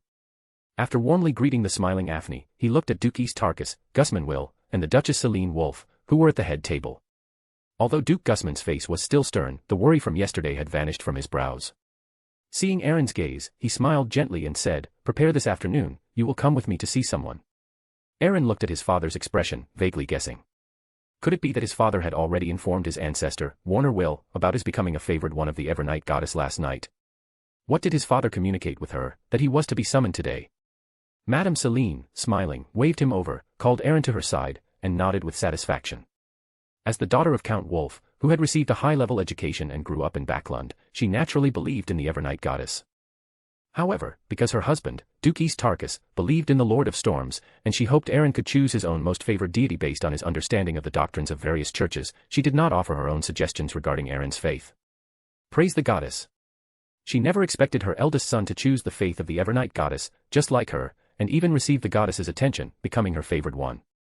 This made Madame Celine, as a devout Evernight believer, extremely proud. Chapter 24 Avni's Extraordinary Path. Aaron accepted his mother's praise with a wry smile. After breakfast, he went upstairs, intending to return to his room to meditate and continue restoring his spirituality. As he reached the first floor, his spirituality was stirred, and Aaron felt as if a small tail was following him. He turned to look and found it was indeed Afuni, her golden hair simply tied back with a light blue hairpin, trailing closely behind Aaron. Upon realizing Aaron had seen her, she proactively caught up, saying to Aaron with a mix of joy and slight disappointment, "I told Father I also want to become a Beyonder. He promised that I could consume a potion after I turned 15. Father asked me which pathway I wanted to choose. I don't like lawyer or arbiter. I originally wanted to follow Father's sequence and become a hunter pathway. Father just smiled and didn't agree, telling me to go back and think about it slowly. Aaron, which pathway do you think I should choose?" Aaron looked at the young girl beside him, her eyes full of longing, and said to Afuni with a slightly teasing tone, "Do you know why Father doesn't want you to choose the hunter sequence like him?" "Why?" Afuni asked, full of confusion. Aaron gave a peculiar smile, leaned close to Afuni's ear, and whispered to her, "Because the sequence 4 of the hunter pathway is called Iron-Blooded Knight." "Ah, Iron-Blooded Knight. That name sounds cool too." Afuni's eyes sparkled. Aaron glanced at his innocent and naive younger sister, suppressing his laughter, and said in a calm tone, "One of the costs of becoming an Iron-Blooded Knight is becoming male, even if one was female before advancement." Afuni unladylike parted her lips slightly, that's too unbelievable." Watching his sister's disbelieving expression, Aaron chuckled with a mischievous delight. He then fell into thought. Originally, he hadn't considered the issue of his sister's sequence, as she was only 12 this year and not yet old enough to consume a potion. However, considering that he might be going to Backland soon and might not return for a long time, it was indeed necessary to plan Afuni's future path in advance. Although she wasn't yet old enough to consume a potion, determining the potion sequence beforehand could allow for early acting, reducing the risk of losing control. It was very necessary to plan a suitable Beyonder sequence for his sister in advance. Moreover, with the apocalypse approaching, whether one wanted to do something when the apocalypse arrived or protect oneself better, becoming a Beyonder was a good choice. However, the hunter sequence was indeed not very suitable for females. To achieve sequence 4, one had to change gender, which was truly a bit hard to accept. What if she switched pathways at sequence 5 to become sequence 4 Demoness of Despair? No, absolutely not. That name sounds very dangerous, and the twisted pathway of Demoness cannot be allowed for Afuni to jump into that fire pit. Since Afuni doesn't like the lawyer and arbiter pathways, among the remaining pathways, the ones I am most confident in and most familiar with are only the 3 pathways corresponding to the Lord of the Mysteries and the Darkness pathway corresponding to the Evernight Goddess. The Darkness pathway is quite safe, but the pressure to advance is too great. As the Evernight Goddess Church, which controls a complete sequence, there are a large number of Beyonders and Bishops of the Darkness pathway within it. However, Beyonder characteristic conservation means there are only so many Beyonder characteristics in the entire pathway. Advancement is difficult and requires a lot of contribution. Although Aaron felt that he and the Evernight Goddess were allies, this was clearly not enough for Afuni to advance to the level of a saint, let alone an angel. In comparison, the 3 pathways corresponding to the Lord of the Mysteries offer more opportunities. There's no need to queue up and accumulate contributions, making advancement easier, and there's also the possibility of becoming an angel. For the Seer pathway corresponding to the Fool, Aaron is very clear about all the rituals and formulas from sequence 9 to sequence 0, which is equivalent to mastering a complete divine pathway. For the Apprentice pathway corresponding to the Door, although Aaron has not mastered the complete sequence pathway, he can seek out the Abraham family and exchange corresponding potion formulas and Beyonder characteristics for helping to lift the Blood Moon curse, revitalize the family, and eliminate traitors. He could even bring the Abraham family under his control, laying a solid foundation for the future establishment of the kingdom of God on earth. As for the Marauder pathway corresponding to Error, the situation is both troublesome and complex. Although potion formulas and rituals can be obtained through trade with Pallas Saloyas, who is parasitic within Leonard, the pursuit of Beyonders of the entire Marauder pathway by the son of the Creator, King of Angels Amon, makes the Marauder pathway an extremely dangerous and difficult sequence to advance through. Aaron originally wanted his sister to become a seer sequence. After all, Klein's experience was right there. He generally understood both the potion digestion principles and the potential dangers faced during advancement. However, considering the advancement ritual of sequence 3 Scholar of Yore, completely detaching from reality for 300 years, and consuming the potion only after one has become history and no longer belongs to the current era. With the apocalypse approaching, there is simply no chance for Afuni to become a Scholar of Yore. Furthermore, according to the description in Mr. Azik's reply to Klein, vaguely remember that you can only switch at 3, it should be possible for Afuni to switch to the 2 adjacent pathways when she becomes sequence 4, becoming sequence 3 Wanderer or Mentor of Deceit. However, Aaron always had doubts about the practice of switching pathways, speculating that switching pathways might increase the risk of losing control. Aaron's worries were not unfounded. Among the known Beyonders who switched pathways, such as the Blood Emperor and Night Emperor among the 4 emperors, Emperor Roselle, the former chief of the City of Silver, and later in Sangwil. Especially his own ancestor, the Night Emperor, who switched from lawyer to the Justiciar pathway, ultimately failed to become the winner among the 4 emperors. Logically, the Night Emperor had the support of the 7 deities and switched to a similar pathway, which should have been more stable compared to the Underworld Emperor, who benefited the most from the War of the 4 Emperors, yet he did not have the last laugh. The final outcomes of these Beyonders who switched pathways were not good, so much so that Aaron instinctively disliked switching pathways, believing it might not be the optimal choice. Moreover, switching sequences itself is an extremely dangerous matter, especially now with a shortage of high-level materials, and most high-level Beyonder characteristics contain low-level Beyonder characteristics, which will conflict with the low-sequence Beyonder characteristics of the consumer themselves. Even if low-sequence Beyonder characteristics can be gradually extracted through sealed artifacts of the Sun pathway's high sequences, transitioning from one sequence to another is likely inherently extremely difficult. After much thought, Aaron still felt it best for Afuni to take the Apprentice pathway. The 2 core abilities of Door and Record would be sufficient for Afuni to face enemies and protect herself. Moreover, whether it's the 2 grade 0 sealed artifacts of the Abraham family, the Olden box in the hands of the Saint of Secrecy, or the Beyonder characteristics after Mr. Door's demise, all of these have traceable origins. Chapter 25 Apprentice. With that thought, Aaron no longer hesitated. He looked at Afuni beside him and asked gently, "Do you want to take the Apprentice pathway?" "Apprentice?" Afuni asked back, slightly surprised, "But I remember the family's Apprentice pathway only goes up to sequence 7, and there are no subsequent potion formulas."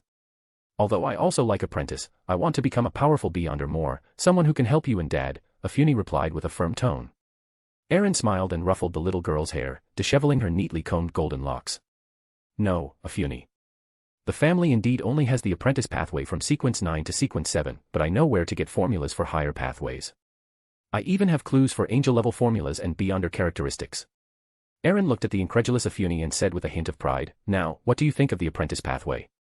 Afuni jumped up excitedly, doing a small court dance on the spot to express her inner joy. That's great, Erin. Then I'll choose the Apprentice pathway. I'll go tell Father right away. Afuni bounced on the spot, chirping, and without waiting for Erin's reply, she skipped downstairs to find Duke of East Turok Gusmanwill. Erin stood on the steps, shaking his head helplessly, and returned to his bedroom. Erin sat at his desk, thinking about what his father had said at breakfast. Father said he would take me to meet someone this afternoon. Considering I became a favored one of Evernight Goddess yesterday, and that I'm being personally introduced by my father, a Sequence 4 demigod. This person should be Varnner, the first Duke of East Turok, the son of the 4th Epic Knight Emperor, and a Sequence 2 Weather Warlock. Erin sighed and began to ponder the specifics of the afternoon meeting. First, with Evernight Goddess's endorsement, Ancestor Varnner wouldn't be too surprised even if he discovered I knew many secrets. As an orphan of the Trentost Empire, he and the Loen royal family, and even the nations of the northern continent, can actually be considered enemies. The reason he didn't dare expose his true identity was to prevent being attacked by everyone. Essentially, his strength was insufficient. To gain his attention and full support, merely being a favored one of Evernight Goddess is not enough. I also need to reveal some information about my essence. It's also fortunate that Ancestor is not on the Justiciar pathway or the Black Emperor pathway. As an Angel of the Red Priest pathway, he won't covet the Sapphira on me. Instead, its presence will greatly enhance his confidence in restoring the family's glory, thus fully supporting my actions. Of course, this also requires some bargaining chips and a case-by-case analysis during the meeting. Blind confidence is not a good thing. For me, strength is always the foundation for speaking. Only by rapidly advancing to demigod or even angel can I seize the greatest benefits in the world war that will arrive in the next few years. Only in that war, involving all forces on the north-south continent, will there be an opportunity to reshape order and establish a true kingdom of God on earth. Next are the Beyonder materials needed for the promotion of my Chaos Council members. For ordinary Sequence 9 potions, I can overdraft some shares based on my identity. But for higher sequences, including the Sanguine Beyonder characteristic, if I were to bear all the expenses myself, the cost would be too high. I need to figure out a reasonable transaction price. It shouldn't put too much pressure on the Chaos Council members' promotions, but it should also motivate them to find materials and advance quickly. Let me think, the main materials for a Sequence 9 potion are roughly between 50 and 200 pounds, requiring 2 items, totaling around 400 pounds. A Sequence 9 potion formula is worth about 220 pounds. For the current Chaos Council members, Sequence 9 potions and formulas are the most practical. Check and Sid should be fine, they barely belong to the impoverished aristocratic class, so they should be able to afford it if they save up. But Fei Luan is in a place like Pirate Paradise and is discriminated against for being a mixed blood, so it's probably hard for him to save money. No problem, as a favored one, I can allow Chaos Council members to borrow a portion of Beyonder characteristics or Beyonder materials in advance.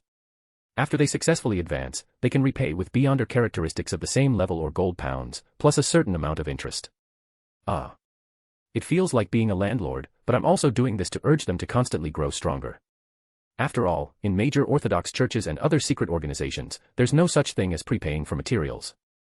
You can only work hard to accumulate contributions, and only when you have enough can you exchange for the corresponding materials. In comparison, I'm practically a great philanthropist. The Beyonder materials corresponding to Sequence 8 are around 300 pounds each, totaling approximately 600 pounds. A Sequence 8 potion formula is worth roughly 450 to 500 pounds. The Beyonder materials corresponding to Sequence 7 are worth 500 to 700 pounds, totaling approximately 1,200 pounds. A Sequence 7 formula is around 800 pounds. The corresponding Beyonder materials for Sequence 6 are mostly above 1,500 pounds and are often hard to come by. The Sequence 6 potion formula costs less than 2,000 pounds. Ms. Louise currently needs a Sequence 6 Sanguine Beyonder characteristic. Given her and her parents' financial resources, if I really find one, I can sell it for a bit more. Erin sat at the table, constantly pondering and envisioning details, as time gradually passed. Repeal, East Turok Duke's Manor, the first floor of the tall circular tower, covered in reddish-brown rust and adorned with countless swords, spears, and halberds, was sparsely populated at this moment. As the ancestral tower of the East Taker family, it was usually not open to the public, only for major events such as the annual family promotion ceremony and certain sacrificial activities. Aaron stood in the spacious first-floor hall, looking back at the gazes from the high platform. A total of 5 figures stood silently on the platform. Besides Aaron's father, the current Duke of East Turok Gusman Will, and the Black Emperor demigod and Justiciar Pathway demigod who appeared at the last family promotion ceremony, there were 2 other figures. Aaron recognized them, their simple portrait illustrations were in the family chronicle. One was Soren Will, the second Duke of East Turok, an iron-blooded knight. The other was John Will of Dongtak, the former Duke of Dongtak, an imperative mage. A full 5 demigods. Plus the demigod maintaining the East Taker family's interests in the South Continent, and the 2 demigods in the East Turok fleet and Backland, there is 1 angel and 8 demigods just on the surface. Truly worthy of being an angel family that has continued from the 4th epoch. My Chaos Council still needs to work harder. Under the gaze of the 5 demigods on the platform, Aaron slowly walked towards an open passage deep within the first floor, behind the altar. A winding stone staircase descended, leading to an unknown destination. Chapter 26 Varnner Will. Aaron walked down the winding stone steps, the strange symbols on the walls emitting faint red light, illuminating the path ahead like fireflies in the dark. The passage was incredibly quiet, with only Aaron's footsteps echoing softly. The further down he went, the more Aaron felt a sense of immense pressure, a suppression from a higher life form, the pressure of an angel. Reaching the end of the stone steps, Aaron arrived in a spacious hall, where swords, spears, and halberds, covered in reddish-brown rust, filled the walls, exuding a strong aura of battle. A figure in ancient full-body armor, with red hair and brown eyes, sat on a bronze chair in the depths of the hall, his brown eyes quietly watching the young man descending the stone steps. Aaron immediately felt an intense oppressive sensation, and following his spiritual intuition, Aaron looked up at the source of that pressure, those brown eyes that seemed to flicker with fire and lightning. Aaron was slightly startled, his spirituality instinctively connecting with the dark golden mist, and the crimson moon mark on his left wrist also glowed faintly, as the long spear condensed from pale blue flames and the sword light turning into lightning vanished like illusions. Aaron immediately lowered his head, no longer looking back at those brown eyes, and the figure on the bronze high-backed chair also nodded slightly, seemingly pleased. This majesty, and the fact that a mere gaze can activate the red moon mark and even make me instinctively connect with the Sapphira, fire and lightning, it must be him. Aaron took a few steps forward, bowed, and saluted. Junior Aaron Veen has met the first Duke of East Tark ancestors. To Aaron's surprise, the figure on the bronze high-backed chair had no angelic airs, responding very casually, even with a hint of teasing in his tone. A very good young man, you've done very well. Our East Tark family has a promising future. Seemingly noticing Aaron's surprise, he responded indifferently. Do you feel that I don't resemble an angel, not like those high and mighty individuals in the churches who wear triple crowns? He sighed, speaking with a hint of helplessness. Since you have already become the blessed of that one, and you asked Gusman about the Trunsoist family, you must have learned a lot about our family from that one. I am indeed the Night Emperor's only son. To avoid suspicion and to hide my identity, I did not follow the family's inherited Justiciar and Black Emperor pathways. Instead, I found another path and took the Red Priest pathway. My imperial father did not intervene to stop Alista Tudor during the process of setting a trap to kill Sauron, Einhorn, and Medici to achieve Red Priest, and even provided some subtle assistance. As a corresponding reward, the leader of the Amon family gave imperial father a beyonder characteristic of Sequence 2 Weather Warlock of the Red Priest pathway, which was the key for me to break through and become an angel at the end of the 4th epoch. But everything has its pros and cons. Becoming an angel gave me the ability to protect the East Tark family, but the struggle between divinity and humanity was endless. Unlike the angels of the various churches, I did not have many believers when I became an angel, which could stabilize my anchor against divinity. At that time, I did not want to become a lunatic influenced by divinity and solely focused on revenge. Relying on the hidden assistance provided by that existence, I exchanged long periods of slumber for short periods of lucidity and rationality. Many years passed like this, until our East Tark family truly prospered, and I gained a stable anchor. The long-term struggle between humanity and divinity also reached a point of reconciliation. This made me increasingly realize the preciousness of humanity, so after awakening, I have always maintained my humanity. And my intuition tells me that you will definitely become an angel in the future, and I also hope you can learn from my experience. While speaking, the corners of the first Duke of East Tark's mouth curled up slightly, forming a mocking arc. Back then, I deliberately displayed some tendencies towards madness, and by actively showing weakness, I signed a contract with that usurper, the first King of Loen, William Augustus I. This allowed East Tark County and its affiliated Eastern Sea areas to join the Loen Kingdom, retaining only autonomy and partial military power, in exchange for the title of Duke. So many years have passed, that usurper must want to confirm my state, and as an angel who has not openly pledged allegiance to any Orthodox church. Once he confirms that I am in a state of madness, out of control, and sealed, he can contact various churches to dispatch angels and grade 0 sealed artifacts, to eliminate me, this unstable factor.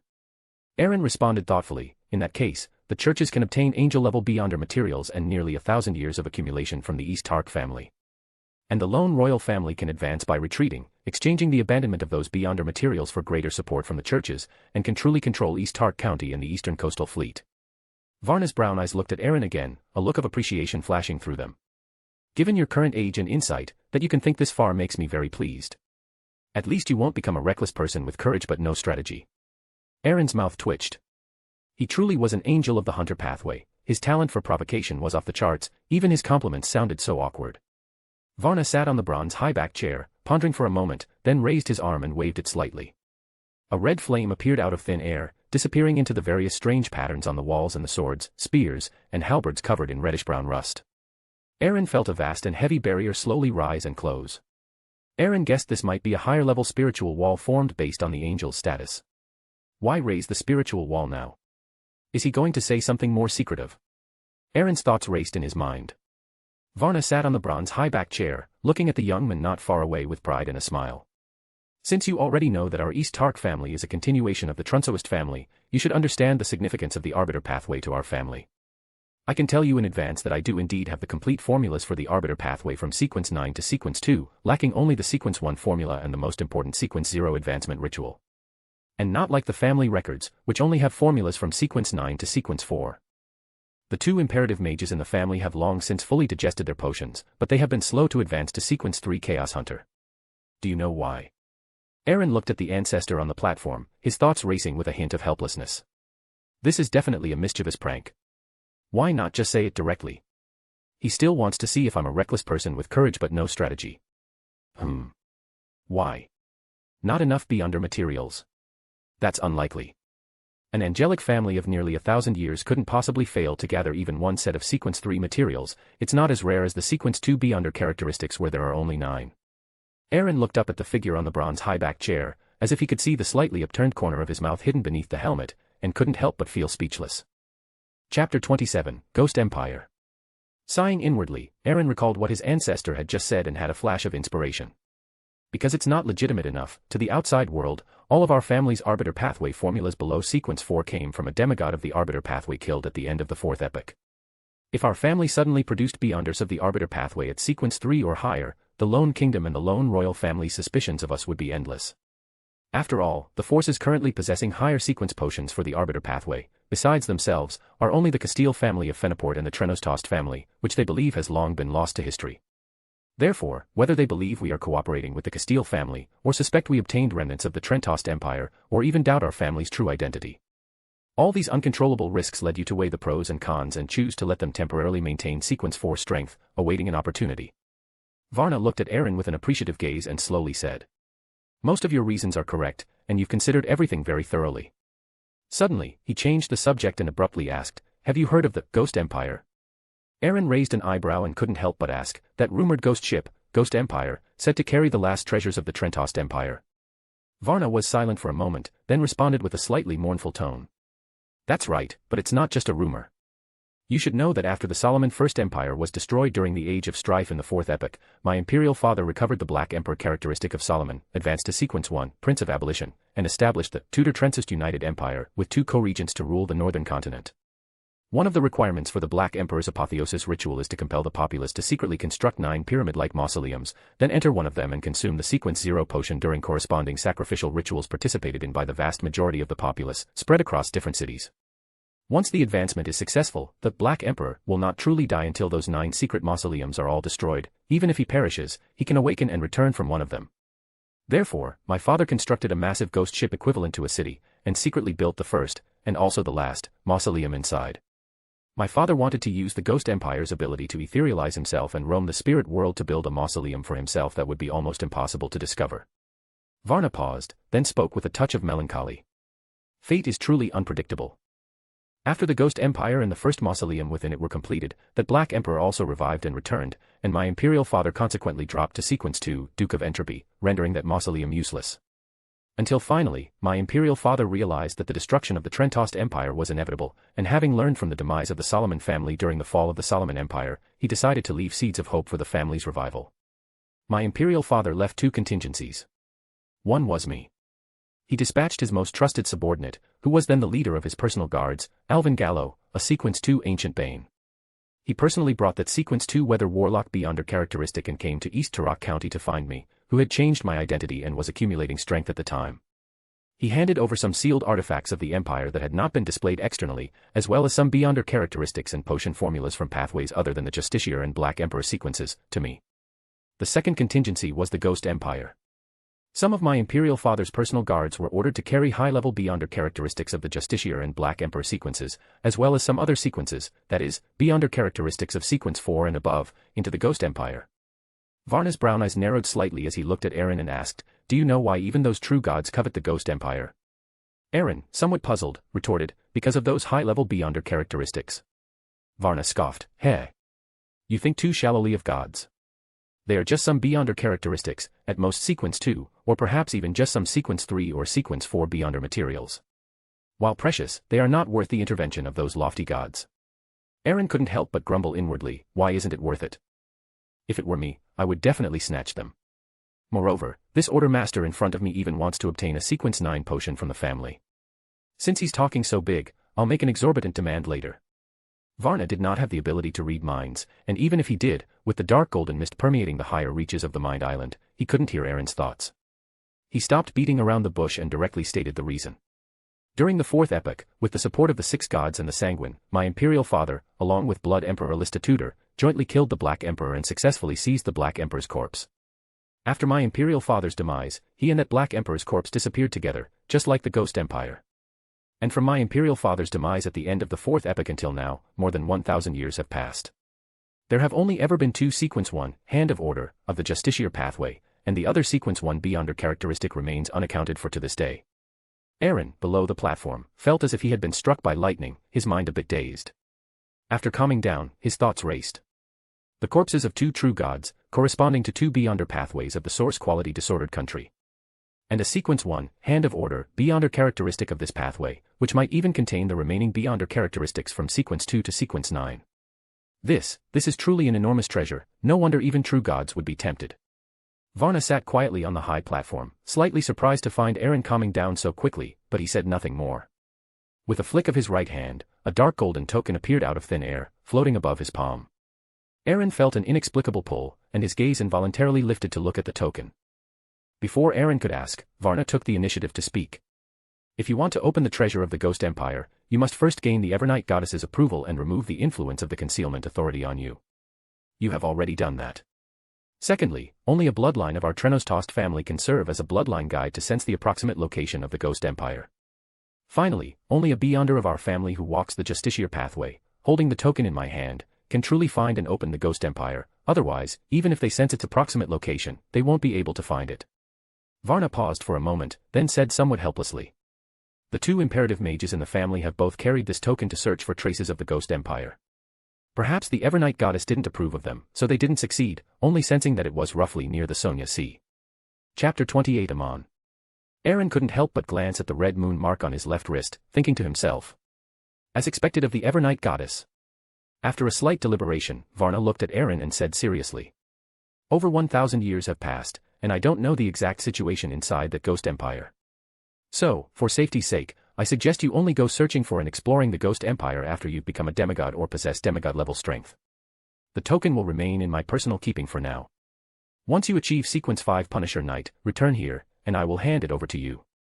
This time, Aaron did not hesitate and agreed directly. He understood clearly that attempting to search for and explore the legendary Ghost Empire with his current Beyonder status, not even at mid-sequence, would be too risky and dangerous. Not to mention that over 1,000 years have passed, and the personal guards who entered the Ghost Empire back then should have already died of old age, but those who entered the Ghost Empire were at least demigod-level powerhouses. Would those demigods leave behind spiritual remnants that evolve into some kind of evil spirit, just like the Red Angel evil spirit in the Blood Emperor ruins in Backland? Even if they were only demigods and far from reaching the former status of a Red Angel, the Ghost Empire contains a fully constructed Black Emperor mausoleum. There might also be the remains of the Night Emperor and the Black Emperor, two true gods from similar pathways. With these factors combined, who knows what could happen? Perhaps an evil spirit would be the least of the dangers. Even if none of that is considered, just the sealed artifacts left behind by those demigods, and the beyonder characteristics preserved within, are all of demigod or higher status.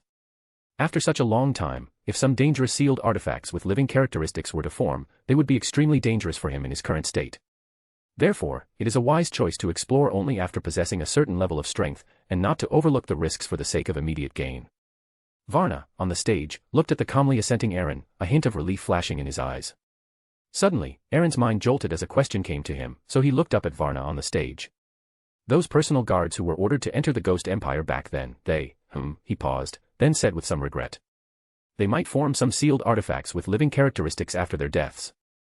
I want to know the sequence status of the personal guards who entered back then, so I can formulate some targeted preventive measures based on the characteristics of those sequences. This way, when I am strong enough to go explore and enter the Ghost Empire to search for the legacy of our Trenos-tossed family, I can deal with the sealing effects of these sealed artifacts. As for whether they are still alive, Aaron didn't think much about it. After all, over 1,000 years had passed, and aside from the unreasonable long-lived sanguine, it was impossible for mere demigods to have lived until now. Upon hearing this, Varnner on the stage showed a strange smile and, in a scrutinizing tone, countered with a question. Have you heard of Amon? Amon. Aaron's hair stood on end, and a scene involuntarily formed in his mind. In a spacious, bright hall, Duke of Eastturok, Lady Selene, Afuni, the butler, male and female servants, the coachman, and other servants, either pulled out a crystal monocle from their pockets or conjured one out of thin air and placed it over their right eye. Not far away, a man with black hair, black eyes, a broad forehead, a thin face, dressed in a black classical robe and wearing a pointed soft hat, looked at him with a smile. Immediately after, everyone turned their heads, looked at him with their monocles, smiling, and said in unison, "Interesting." Thinking of this, Aaron felt a chill, truly a fellow with a terrible personality. Seeing Aaron's reaction, Varnner was slightly surprised and said in a relaxed tone. It seems I don't need to introduce him further. Aaron pretended to ponder, then hesitated and asked. Are you referring to Amon, who is titled Blasphemer, Angel of Time, the son of the Creator at the end of the second epoch, born in the first year of the third epoch, and one of the king of angels of the third epoch? Aaron was also helpless. He needed to demonstrate his value, and more secrets unknown to ordinary people were undoubtedly one way to do so, creating an illusion that the Evernight goddess had informed him, further showcasing his value and learning more unknown secrets. Instead of mentioning the normal statement, which is the patriarch of the Amon family in the 4th epoch Tudor dynasty, he directly stated his identity as a king of angels from the 3rd epoch, also indicating that he already knew that the so-called Amon family was just a facade, and all its members were Amon himself. Look, the Evernight goddess has told me all these secrets, perhaps even more comprehensively than you know. The Evernight goddess acknowledges my right to know, so you don't need to hide those secrets you're keeping, just tell them all. Varner's expression on the stage was somewhat complex, with a hint of relief yet also seeming to say, did you secretly take extra lessons behind my back? You know quite a lot. Yes, it's that Amon. In the 4th epoch, he joined the Tudor dynasty, but with the prior tacit understanding of ignoring Tudor's achievement of becoming the Blood Emperor and the transaction involving that sequence 2 whether warlock beyonder characteristic, he and we were actually still in a semi-cooperative state and did not have any conflicts. Aaron frowned slightly and couldn't help but ask, why ignore Tudor's achievement of becoming the Blood Emperor? Aren't we enemies? Varnner was silent for a moment, seemingly lost in distant memories. After a while, he slowly said. I also asked my imperial father this question. How nostalgic. So much time has passed, and now my descendant asks the same question. With that, he put away his nostalgic expression and became serious, as if deliberately imitating the expression of a certain person at a certain moment. It was hope, and also an attempt. Every beyonder characteristic contains a will from the first. The higher the sequence, the greater the influence. The mad ancient gods of the 2nd epoch were particularly severely affected due to accommodating high sequence beyonder characteristics from different pathways. When the Creator fell in the 3rd epoch, all deities and most angels had witnessed the 2nd blasphemy slate, gaining a deeper understanding of the sequence pathways and higher statuses. By the 4th epoch, the gods noticed this will was fading, and some bold ideas began to emerge, but no one dared to try them easily. Alistair Tudor keenly realized this. Since the path ahead was cut off, it was better to go all out, forcibly change pathways to become a god, exchanging his willingness to be a test subject for the god's disregard for his achievement of becoming a red priest. My imperial father also wanted to see what the outcome of changing pathways would be now that the will was fading, whether he would lose control on the spot and become an unidentifiable evil god, or merely go mad. If even Tudor, who forcibly changed pathways to become a god, didn't completely lose control, then would my imperial father, already a god, have hope of becoming even stronger by accommodating the Black Emperor, a neighboring pathway, after killing the Black Emperor. Chapter 29 Secrets. Varnner on the stage said with some melancholy. It's a pity that man proposes, God disposes. Even gods are fooled by fate. Alistituder's desperate gamble actually succeeded, achieving the Red Priest, merely mad but not out of control, even becoming stronger. Such a result confirmed the guesses of many gods, but what my imperial father didn't expect was that the Six Gods Alliance, which originally supported my imperial father, gradually developed greater disagreements and animosity than during the Solomon First Empire. This also laid the groundwork for the outcome of the War of the Four Emperors. Varnner paused, a hint of mockery appearing on his face, and continued. After the War of the Four Emperors ended, the underworld emperor of the South Continent, who is Death, reaped the greatest benefits. He seized Alistituder's Red Priest uniqueness and attempted to accommodate non-adjacent Beyonder characteristics, ultimately ending in failure, madness, and near loss of control. But this also served as a warning to the gods, who then compromised in their confrontation, gradually forming the current situation of fragmented nations and alliances among the gods. Aaron was also greatly surprised, his thoughts racing, making constant guesses. Alistituder's successful advancement to Red Priest gave those true gods hope of accommodating high-level Beyonder characteristics from other pathways across pathways.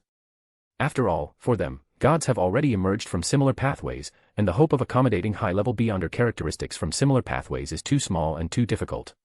If it were truly possible to accommodate high-level Beyonder characteristics from non-adjacent pathways at the cost of only madness, they would be more confident in dealing with true gods from similar pathways and outer gods after the original barrier breaks. Madness might be resisted by expanding the number of one's believers, increasing the number of anchors, and strengthening one's own cognition. And if that's the case, the empires established by the Four Emperors became obstacles to their expansion of faith. What if all four emperors died? They could both divide the vacant faith and gain the uniqueness of these true gods, preparing for further advancement. It's hard to say what the other true gods' positions were at the time, but the god of combat most likely took action. The Night Emperor's uniqueness, which is the Trunsoist brass book, is currently in the Twilight Temple outside St. Milone, the capital of Fozak, numbered 0-02. I remember that after the God War ended, the god of combat fell, and the god of combat church's Archbishop Larian fled, taking 0-02 with him. As for the Red Priest uniqueness that disappeared after Death fell during the Pale disaster, it is very likely sealed as 0-01 at the headquarters of the God of Knowledge and Wisdom Church. Solomon's Black Emperor uniqueness should have fallen into Adam's hands, and Adam thus had the ability to help Emperor Roselle and George III become Black Emperors. The Death uniqueness, formed in the Violent Sea after Death fell, also became the basis for the Numinous Episcopate to resurrect Death, evolving into an artificial death, affecting all high-sequence powerhouses of the Death pathway. Before Aaron could fully consider, Varnner on the stage continued. I've strayed a bit, let's talk about the blasphemer Amon. My imperial father introduced him to me in detail. He is a king of angels of the Marauder pathway. He is a sequence one himself, and he has accommodated the Marauder pathway uniqueness, similar to his brother. My imperial father once said that he and Mr. Dor, Bethel Abraham, were the most hopeful existences to become gods after the Four Emperors. To do a favor, and also for the consideration of the entire empire. My imperial father and Amon conspired to hunt together, and his brother might have also participated. Varnner glanced at Aaron, whose face was calm below the stage, and couldn't help but raise an eyebrow. The Jacob family, also belonging to the Tudor Empire, is a sequence one angel of the Marauder pathway. Through careful planning, Amon, with the help of my imperial father, secretly killed the Jacob family's sequence one angel and impersonated him for a long time. Alas! The strongest defense is often broken from within. That sequence one angel of the Jacob family only understood this truth upon his death. Aaron's heart trembled slightly below the stage, but he showed no emotion on his face, finally understanding a point of confusion, he thought to himself. Amon of the fourth epoch replaced that ancestor of the Jacob family, but how did he do it? Even with a surprise attack, it wouldn't cause a sequence one angel to fall silently. In the fifth epoch World War, Amon, with the help of his already god-level brother, hunted Paul's Zoroast. Even Old Pigeon of Storms quickly discovered it. Although this was influenced by Paul's Zoroast's long experience and awareness of evading Amon's pursuit, and also by Klein's help. But this also indicates the strangeness of Amon replacing the Jacob family ancestor. And this was originally with the help of the Night Emperor. With the rule restrictions from the Night Emperor's godhood, and Amon's own sequence suppression with his uniqueness, that Jacob family ancestor didn't die in vain. Varnner naturally didn't notice Aaron's internal changes and continued to speak to himself. However, for the god of deceit, so-called insiders and so-called alliances are merely tricks to achieve his goals. To prevent Amon from going back on his word, my imperial father created a contract with the Justiciar's authority. My imperial father and Amon signed a contract. The contract stipulated that my imperial father would help Amon replace the Jacob family's sequence one angel and obtain that sequence one Beyonder characteristic. Amon, in turn, stole the life and time of the Jacob family, extending the lifespan of several demigod-level personal guards for my Imperial Father. And he agreed with my Imperial Father to provide assistance when the Trenos family obtains the Red Priest Pathways Sequence 1 Conqueror Beyonder characteristic in the future as an exchange condition. That contract and the key to opening the Ghost Empire were secretly handed over to me by the Chief Personal Guard, Alvin Gallo. The contract has a seal personally made by my Imperial Father back then and is currently in an absolutely sealed state. It can block Amon's perception, and this is the last gift my Imperial Father left for me. And those demigod-level personal guards whose lifespans were greatly increased were ordered to carry high-level Beyonder characteristics of the Justiciar, Black Emperor sequence, and some other pathways into the Ghost Empire. My Imperial Father received help from the Evernight Goddess, allowing all the personal guards to fall into slumber, to avoid losing control and going mad due to long-term confinement. Aaron's heart, which had just calmed down, fluctuated again upon hearing this.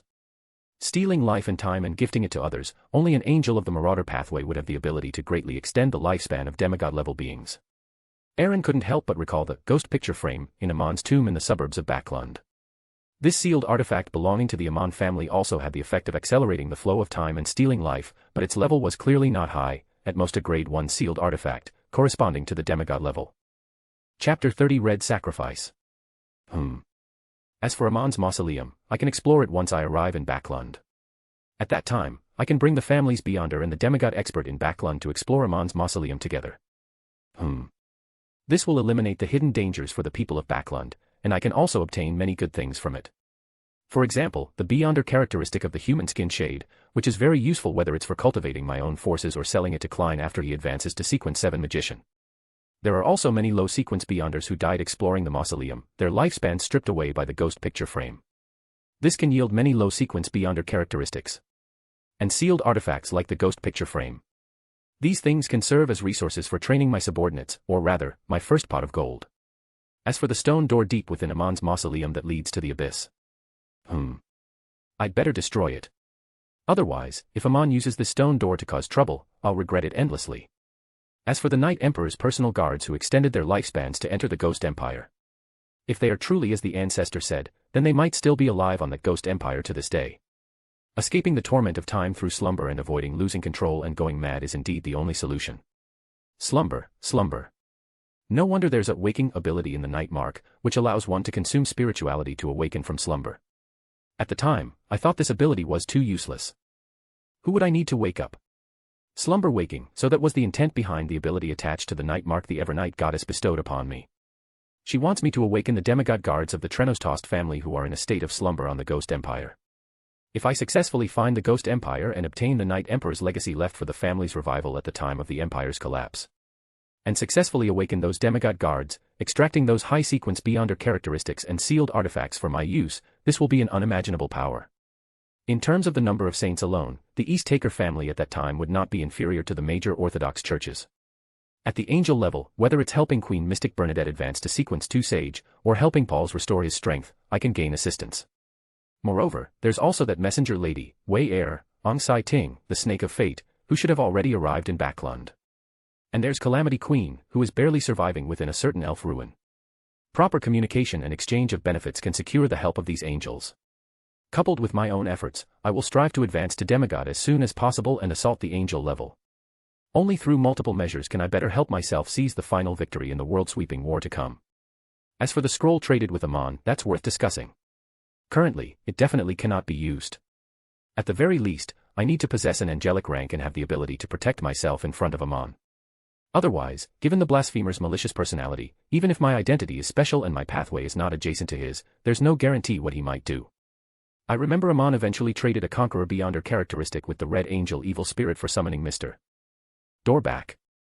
As for the 3 Sequence 1 Conqueror Beyonder characteristics of the Red Priest pathway, I remember one was in the hands of the former Intis royal family, the Sorin family. However, the Sorin family had already declined during Roselle's time, having been heavily battered by Roselle for so many years. With their weakened strength, they might not still have the ability to retain that Conqueror Beyonder characteristic or the corresponding sealed artifact.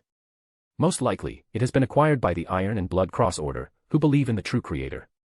Another one is in the hands of the Fozak royal family, the Einhorn family. Fozak's eventual defeat in the war might lead to the fall of an angel or the loss of a grade 0 sealed artifact. It's also uncertain about the specific whereabouts of that Conqueror Beyonder characteristic or the corresponding sealed artifact, but it should still be in Saint Milone before the end of the war. However, I can take advantage of the war to help my ancestor obtain this Conqueror Beyonder characteristic, allowing him to become a Sequence 1 angel. This requires careful planning and cannot be rushed. At the very least, I must wait until the god of combat falls before acting. As for the last Conqueror Beyonder characteristic or corresponding sealed artifact, it fell into the hands of the Loen royal family, the Augustus family. During the Backland smog incident, it was given to the Demonis sect as compensation for their help. According to the description of White Demonis Katarina, that Conqueror Beyonder characteristic is guarded by Black Saintess. Amon's final trade with the Red Angel evil spirit for the Conqueror Beyonder characteristic, I wonder which of the above three families it originally belonged to. However, such a precious item given to an evil spirit is too much. Since it is an evil spirit, it should be completely eliminated, dust to dust. I just don't know if putting the Red Angel evil spirit to rest prematurely will cause some changes. After all, the Red Priest pathway is truly complex. There's the Iron and Blood Cross Order who believe in the true creator. Amon and Adam, faintly appearing behind the birth of the Red Angel evil spirit. Primordial Demonis Cheek, who has always coveted the Red Priest pathway. And Hera Bergen, the two-faced dragon of the God of Knowledge and Wisdom Church, who sealed the Red Priest uniqueness at the church headquarters. There's also the Sapphira, City of Calamity, that has already shown signs in Bansi Harbor. Why does it feel like there are true gods making arrangements behind the Red Priest pathway, all eyeing the Red Priest pathway? It's truly intricate. As for Amon, doesn't he want the last Marauder Sequence 1 Beyonder characteristic? He doesn't know where Pauls is hiding, but I do. As Doomsday approaches, whether it's to counter the threat of outer gods or to advance oneself further. The gods all hope for the Lord of the Mysteries to reappear, open the seal of the West Continent, and allow them to find their corresponding Sapphira. Before Klein showed his potential, Amon was currently the most promising to achieve Lord of the Mysteries. Even if the gods don't like him, they are helpless. In this situation, as Doomsday approaches, allowing Amon to achieve error will become the consensus of the gods. Pauls also knows the truth of the second blasphemy slate and Doomsday. He can also guess one or two of the gods' true intentions. It's a pity that if Pauls were truly caught by Amon, if he hadn't made preparations in advance, he would probably be doomed. Chapter 31 Varner's Gift. If Amon gave Pauls a chance to only take his Sequence 1 Beyonder characteristic, I believe Pauls would most likely agree. It's just a pity that blasphemer Amon, the god of deceit, has left such a deep impression that no one is willing to trust him. Rather than eventually being captured by Amon and having his Sequence 1 Beyonder characteristic forcibly taken. It's better to actively strip the Beyonder characteristic and sell it for a good price, maximizing profit. I remember grandson of Pales, Viscount Mobert Zoroaster of the Solomon Empire. He's currently in the book world created by Grozel's travels, flirting with that elf, Shadas. Saving Mobert, grandson of Pales and the only surviving member of the Zoroaster family, would be a very good starting point.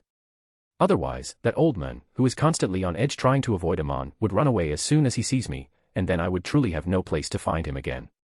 The Beyonder characteristics of the owners who were absorbed into the book world in Grozel's travels are all below demigod level.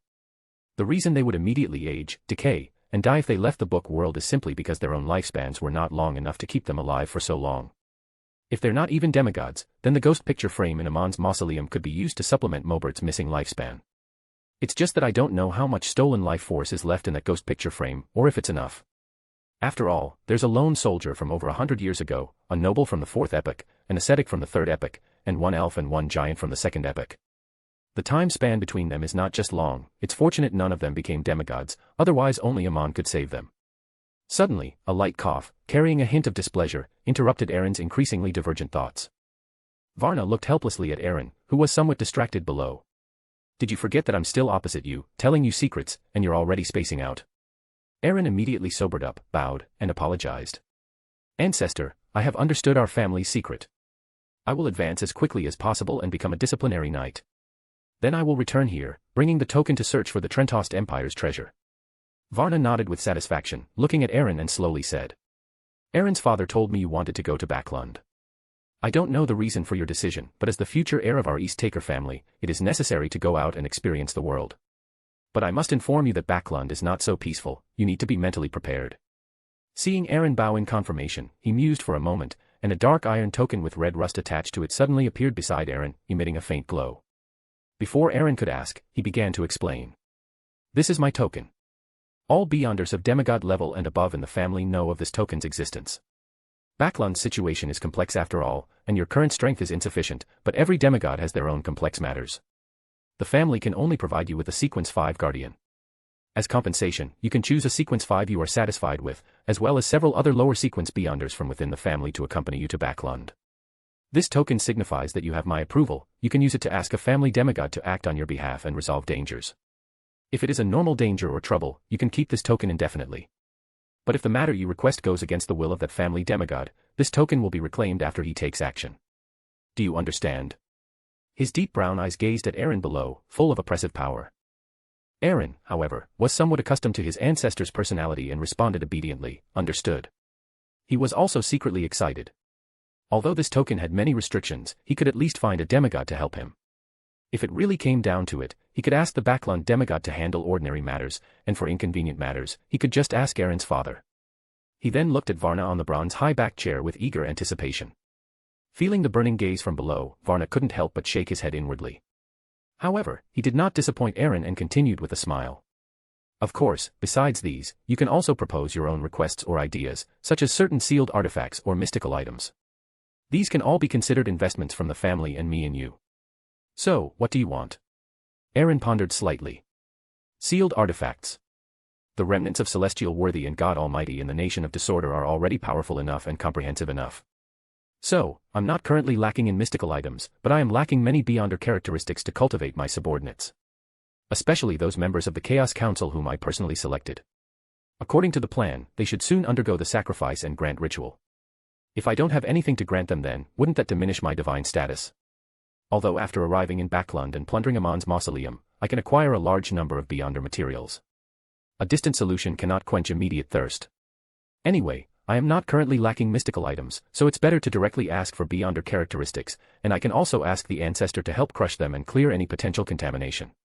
Moreover, a high-sequence Beyonder characteristic generally contains lower-sequence Beyonder characteristics, and my sun-chasing scepter can extract Beyonder characteristics level by level. A higher-sequence Beyonder characteristic can cultivate more Beyonders. Anyway, the negative effects of the sun-chasing scepter might as well be put to use. Having made up his mind, Aaron looked up at Varnner on the platform and said firmly, I want a sequence 4 imperative mage Beyonder characteristic. If it exists in the form of a sealed artifact, I hope you can help me crush it into a Beyonder characteristic. I also want a sanguine Beyonder characteristic of sequence 6 or higher. Varnner looked at Aaron below with a slight surprise, seemingly astonished that he did not ask for powerful sealed artifacts or mystical items. Instead, he directly asked for Beyonder characteristics. While an imperative mage Beyonder characteristic could be understood, a sanguine Beyonder characteristic would be of no use to Aaron. He pondered for a moment, then nodded slightly, permitted. 2 crystals immediately appeared beside Aaron, one with golden light contained within, and the other transparent like flowing blood. He explained faintly, these are an imperative mage Beyonder characteristic and a shaman king Beyonder characteristic. These 2 Beyonder characteristics are part of the family's foundation, obtained by family demigods in the South Continent after the new navigation route was opened. As for the sanguine, my advice is to only contact them when you have sufficient strength. Strength is the foundation for dialogue. Within the sanguine, only the 3 dukes who govern them truly know our family's identity. So, when to make contact? And for what reason? You need to think carefully. Chapter 32 Breaking the Seal. You now represent the East Tucker family, and you must consider the cost of each choice. If you have any other ideas, you can also bring them up. Aaron's eyes lit up, and he revealed a shy smile. He took out a pale mask he had prepared earlier from his arms. Yes, it was the death mask. Ancestor, I have a mask here from the Aegis family, descendants of death from the 4th epoch. But it's sealed, and even my father didn't notice anything unusual. I hope you can help me break the seal and minimize the negative effects so that I can use it now. Varnner, on the bronze high-backed chair, raised an eyebrow. Your father, a demigod, didn't even notice. You, a sequence 9, discovered it. A mask from the Aegis family. He casually summoned the pale mask, and crimson flames and silver-white lightning shot out from his brown eyes simultaneously. They struck directly onto the pale mask, and illusory figures of pale, oily feathers emerged, then vanished in the flames and lightning. Varnner closed his eyes and sensed for a moment, his brows slightly furrowed. After pondering for a moment, a drop of blood, seemingly containing flames and lightning, emerged from his fingertip. It floated onto the pale mask and slowly merged into it. The crimson flames and silver-white lightning also merged, forming crimson and silver-white patterns on the pale mask. The face under the dark armor revealed a satisfied and arrogant smile, seemingly very pleased with this creation. Then, in an indifferent tone, he said to Aaron, "This mask indeed comes from that death. Its abilities are quite good after the seal is broken, and the negative effects are just SOSO. He glanced at Aaron, unconsciously adopting a mocking tone. Hey, although the negative effects are mediocre, they are not something a mere sequence 9 can bear. Aaron's face was full of black lines. Although he knew this was probably the hunter pathway's mocking instinct, he couldn't help but grumble inwardly. If you weren't my ancestor, if you weren't an angel, I would at least let you see what a keyboard warrior is, what an internet troll is. Speaking of which, Medici's tragic death in the end, was it partly due to him maxing out his mocking skill points? Varnner, on the high-back chair, also realized his tone was off and that he had mocked his own descendant. Feeling that it might damage his image in his junior's heart, he immediately continued in an indifferent tone. This mask should have been sealed by an angel of the death pathway, and the seal might have lasted for hundreds of years. The seal penetrated very deeply, and its divine charm was restrained, which is why your father didn't discover it. The mask itself doesn't have any beyonder characteristic of a very high rank. It was merely formed by combining a sequence 4 undying beyonder characteristic with a sequence 6 faceless. The troublesome part is that it's mixed with the power of the angel level from the death pathway. While this enhanced the mask's abilities, it also brought many negative effects. Therefore, I used my blood as a foundation and merged it with this mask. I sealed and restricted the negative effects of this mask so that you can use it. As Varnner spoke, he waved his right hand, and the mask came into Aaron's hand. Aaron ignored the bragging and satisfaction contained in Varner's flat tone. He hastily picked up the mask and closed his eyes to sense it. Name, Mask of Death. Ability 1, when wearing the mask, one can communicate with the surrounding spirits, enslave and command them, connect with the spirit world, and travel through the spirit world. Ability 2, can accommodate some wraith spirits within the mask and release them during combat. Ability 3, freely change body shape and appearance, and mimic the behavior of others. Negative effects, 1, if the mask is worn for more than 8 hours, it will become irremovable, the modified body shape and appearance will be irreversible, and it will be accompanied by a transformation of the body into a death spirit. 2, when worn, one will endure corresponding babbling influences. The more and stronger the wraith spirits accommodated and stored, the greater the influence. After sensing it with his eyes closed, Aaron couldn't help but sigh in his heart.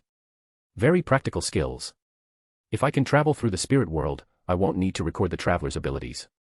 I just don't know if the teleportation distance is limited. Is it a fixed distance teleportation, or is the teleportation distance determined by the consumption of spirituality? I can try it later. However, these negative effects are indeed very low.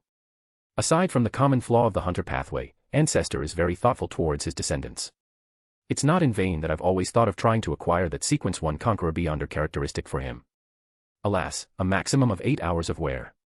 It inexplicably reminds me of the 8-hour workday in my previous life, which I actually miss a bit. I don't need to worry about the babbling, my resistance to it is terrifyingly high. Even if I really get corrupted because of it, one trip back to the Nation of Disorder will clear it. Using this mask will inevitably be affected by death spirits. It seems I need to get a beyonder item of the sun pathway to carry with me to eliminate this influence. It's a pity my sun-chasing scepter is not suitable for carrying around. Should I ask Ancestor for another beyonder item of the sun pathway? Forget it. I just said I only needed beyonder characteristics. It's a bit inappropriate to ask for beyonder items again now.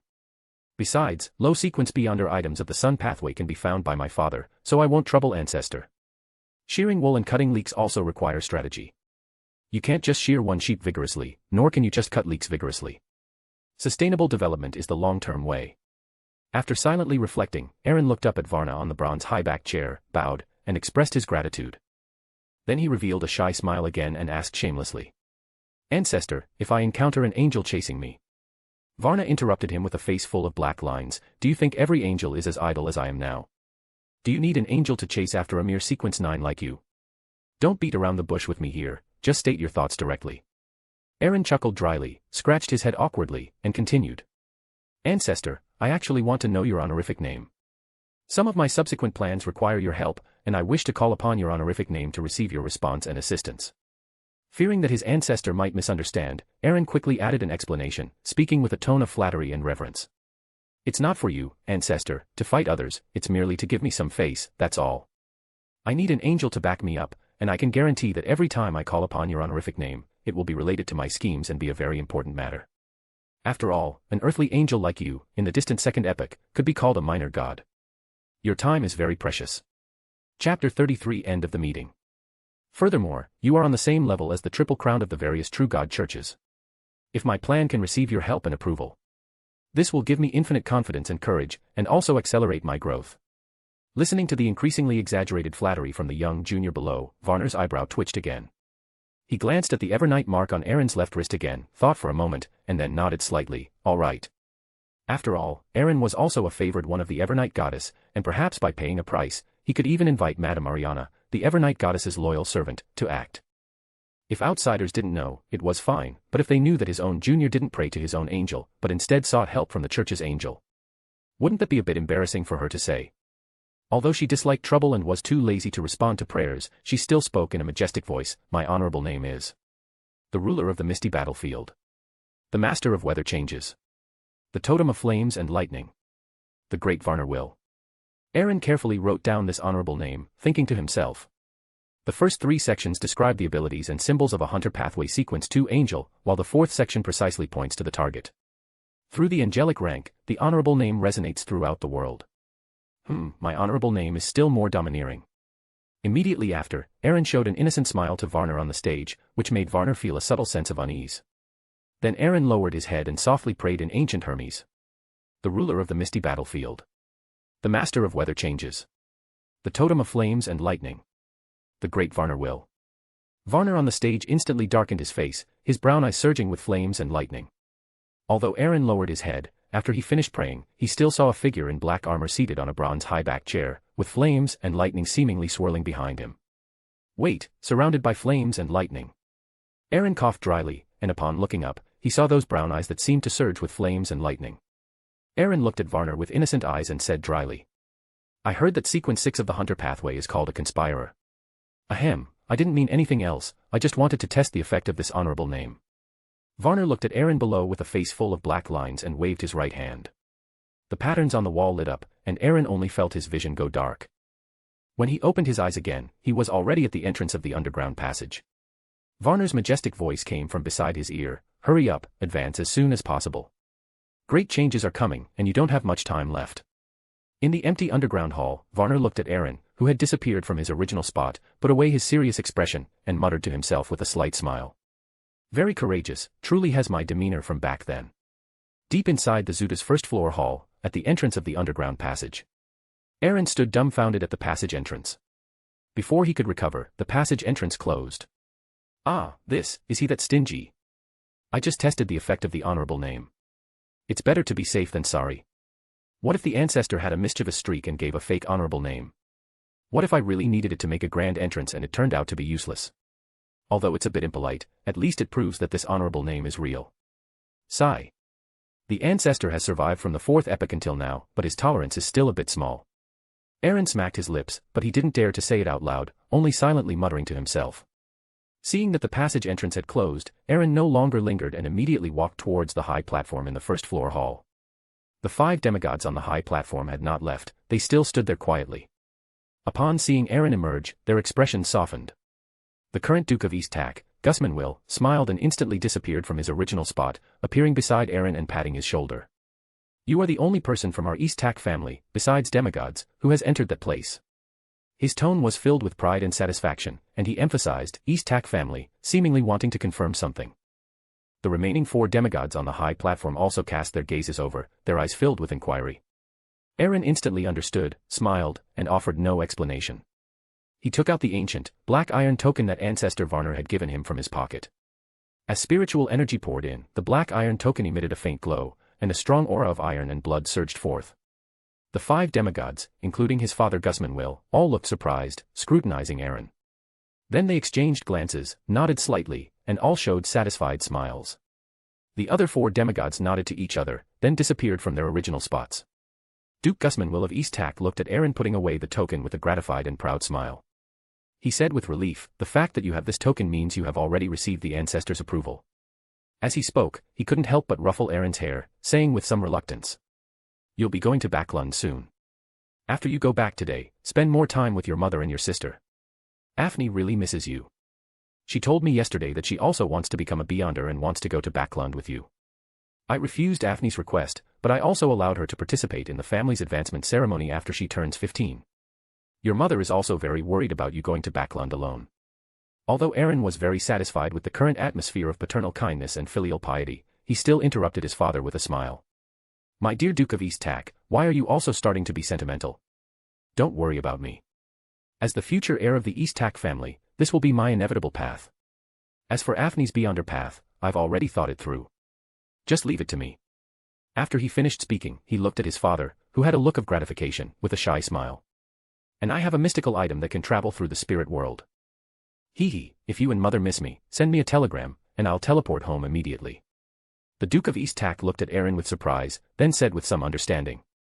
Did the ancestor bestow it upon you?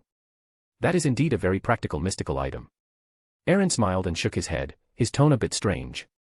Father, do you still remember the gift mother gave me, the one from grandfather Earl Wolf? Gusman was stunned for a moment, then looked surprised and asked in return. That pale mask rumored to have been brought out of the Eggers family mausoleum.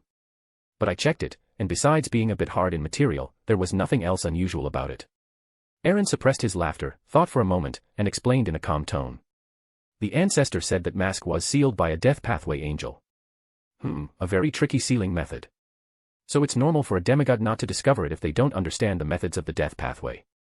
Chapter 34 Preparations before departure. My ancestor broke the seal on that mask for me, using his own blood as the foundation. With the status of an angel, he applied a new seal, allowing me, in my current sequence, to also be able to use it. Aaron said, taking out the pale mask from his. Red and silver patterns glowed faintly on it. Aaron handed it to Duke Dongtak, who had regained his composure. He took the mask and closed his eyes, sensing it. A look of surprise appeared on his calm face. This is a mystical item with very strong functional capabilities. Most of its negative effects can be avoided with careful attention. When I get back, I'll find you a mid-sequence sun pathway mystical item. If you carry it with you, it should lessen the negative effects brought by this mask. The offensive power is a bit weak. Before you leave this mask with me for safekeeping. With your current sequence, I can capture a few mid-sequence wraiths and spirits within this mask for you to command. However, you must pay attention to the duration of use and be mindful of the negative effects. Aaron's eyes immediately lit up, and he continued, following his words. Dear Duke Dongtak, I have one more small request. This mask possesses the ability to travel through the spirit world, but I don't know if its travel ability is fixed distance travel. Or if the travel distance is determined by the amount of spirituality consumed, as well as the limitations of spirit world teleportation. So, I would like you to help me test this mask's spirit world travel ability. Duke Dongtak nodded slightly, agreeing. He then led Aaron away from the ancestral tower and returned to his residence, by which time it was already evening. Upon returning home, Aaron was met by Avani and Madame Celine, who were waiting in the living room. Aaron walked over and sat in a chair beside them, looking at his mother and sister, who seemed to have something to say. He smiled and spoke first. Mother, you don't have to worry about me. I've grown up and can take care of myself. Moreover, this time I obtained a mystical item that can teleport through the spirit world, so distance will no longer be an issue. If you want to see me, have the butler send a telegram to Backland, and I'll be able to return. These words brought the two emotional ladies back to normal, and they began discussing what to bring to Backland. After bidding farewell to his mother and sister, Aaron found his father in the study and spoke directly. The ancestor allowed me to bring a sequence 5 Beyonder as my guard in Backland, and I can also bring several mid-sequence Beyonders as subordinates. So, after much thought, I want to choose from your personal guards. This way, both loyalty and execution are guaranteed. Gusman smiled, speaking with a hint of teasing. You little rascal are truly cunning, trying to poach from your old men. All right, I'll give you a list later, including members of my personal guard in Ilrix and the Dongtak fleet. Whomever you fancy, you can take. Every member of the personal guard is carefully selected by me, absolutely loyal and absolutely reliable. To deal with complex situations, almost all the Beyonder pathways controlled by my Dongtak family are represented in my personal guard, and they have all become mid-sequence powerhouses. However, due to the limitations of their sequence pathways, most of the personal guards do not have subsequent formulas and remain at sequence 6 or sequence 7. But I explained the pros and cons to them when they embarked on this Beyonder path. You don't need to worry about them having any dissatisfaction. The personal guard can also be considered a benefit for each generation of Duke Dongtak. Of course, now that you have obtained that token, you can also apply for family resources to start cultivating your own personal guard. Aaron's eyes lit up upon hearing this. He hadn't expected that the token given by his ancestor had such a hidden benefit. He was just struggling with how to ask for those few sequence 9 potions, and this feeling of having a pillow delivered when you're sleepy was truly wonderful. Dear Duke Dongtak, I would like 3 sequence 9 potions, namely Sailor, Hunter, and Corpse Collector, as well as 1 sequence 8 Sheriff potion. Gusman did not inquire about their use, merely nodded slightly, then asked in return. Are they ready-made potions, or do you only need the potion ingredients? Aaron pondered for a moment, calculating silently in his mind. Checkerwald was a former Intis noble and knew the low-sequence hunter potion formula himself, but unfortunately, due to family factors, he had not advanced for a long time. After learning about the acting method, his risk of losing control after consuming the potion would only be lower, so he could be given ready-made potions directly. Ferran Edis was a mixed blood with elven ancestry, raised in a seaside port, naturally suited for the sailor pathway. Even if he didn't know the acting method before, he had unconsciously acted as a sailor, so consuming the potion directly would not cause him to lose control. Perhaps he might be the fastest to advance in the Chaos Council after me. Sid Watson, on the other hand, was a bit troublesome. He was too young and had some resistance to the Corpse Collector potion, lacking psychological preparation. Direct consumption carried a high risk, and ready-made potions could not be stored for too long, otherwise, they would fuse with the container to form various strange sealed artifacts. It's better to give him the potion ingredients directly. He's also not suitable to become a Beyonder immediately, as he's still under the Numinous Episcopate's surveillance and easily suspected. As for that Sequence 8 Sheriff potion, of course, it's for myself, so I can only ask for the potion ingredients. Once I arrive in Backland, I'll go to the Factory District, the Dock District, the impoverished East Borough where the poor gather, and the Backland Bridge area to complete my acting and quickly digest the potion. I also want to see for myself how bad it is, to the point where it can be called a breeding ground for the descent of an evil god. Aaron reined in his wandering thoughts and replied to Duke Eastark. The sailor and hunter can be directly prepared into potions. For the Corpse Collector and Sheriff, I only need the potion ingredients. Gusman nodded in agreement, and at the same time, took out a small booklet from a sealed compartment in his desk, handing it to Aaron while saying, "The potions will be given to you by the butler tomorrow afternoon when you prepare to go to Backland. These are the materials compiled by my personal guard captain at the beginning of the year. Take a look and see which one you want." Aaron took the booklet, and after just one glance, a look of surprise appeared on his face. Duke Eastark's personal guard, though not numerous, only 20 people, possessed considerable strength. Although there were no demigod-level powerhouses, there were 2 Sequence 5s, 1 Mentor of Disorder and 1 Reaper. The rest of the personal guards were mid-sequence, most of whom possessed a mystical item, and the sequences covered were far more than just Hunter, Lawyer, and Arbiter. Aaron's gaze lingered on the names of the 2 Sequence 5 powerhouses for a moment, then settled on 2 other names. Darren Sherloto, Sequence 7 Magician. Harland Rooney, Sequence 7 Appraiser. Chapter 35 Personal Guards. Although both were only Sequence 7, in terms of future potential and practicality, these 2 were the most suitable. The family did not have subsequent potion formulas to allow them to advance further. But I am different. At the very least, I know all the potion formulas for the Seer pathway.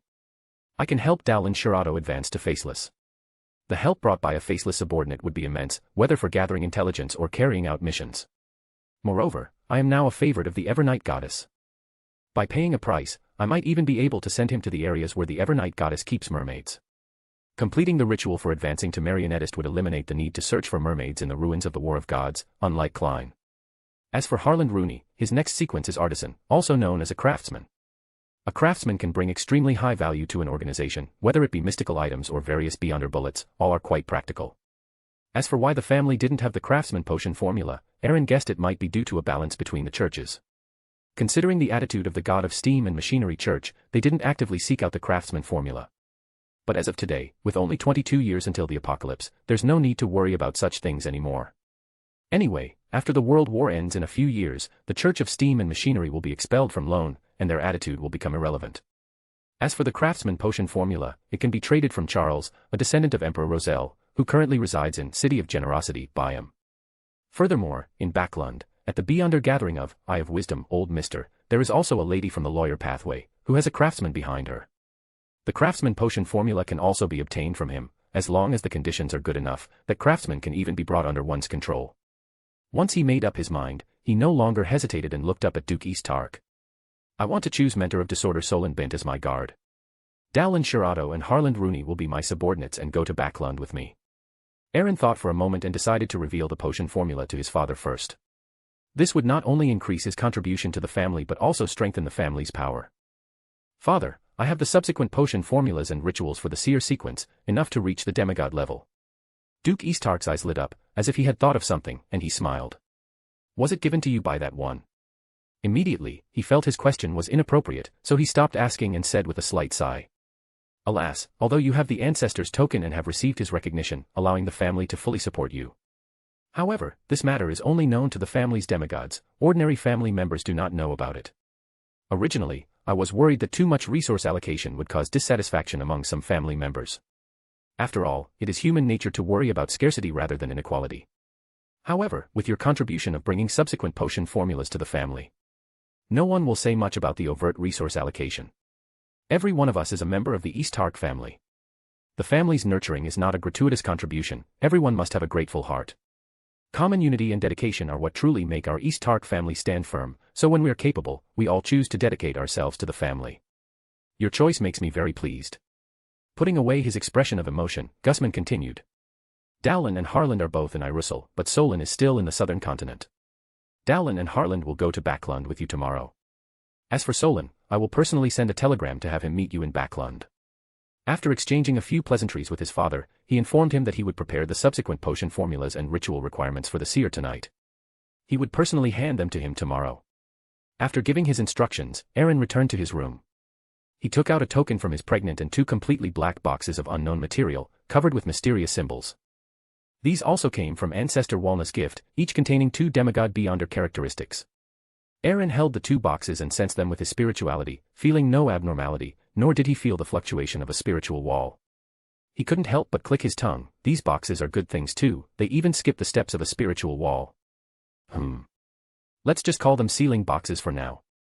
Truly worthy of being a terrestrial angel who has survived from the 4th epoch, anything that leaks from his hands is a good thing. He found 2 empty glass bottles and brought them along with the 2 sealing boxes to the inner compartment, placing all the items on the table. Then he quickly arranged the candles and set up a spiritual wall with a silver dagger. He didn't use his own blood like his first attempt but took out the prepared spiritual materials.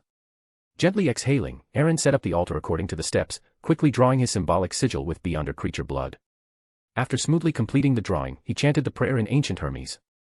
You are the source and shadow of order. You are the great emperor of the realm of chaos. You are the lord of order who governs rules. Your loyal followers implore your gaze. Implore you to accept their offerings. Implore you to open the door to the kingdom. As his voice fell, his spiritual intuition stirred, and a gentle breeze swept through, gradually outlining a dark gold double-leaf door within the spiritual wall. As Aaron's spirituality probed, the dark gold door slowly opened, revealing a deep, illusory, mysterious space filled with floating dark gold mist.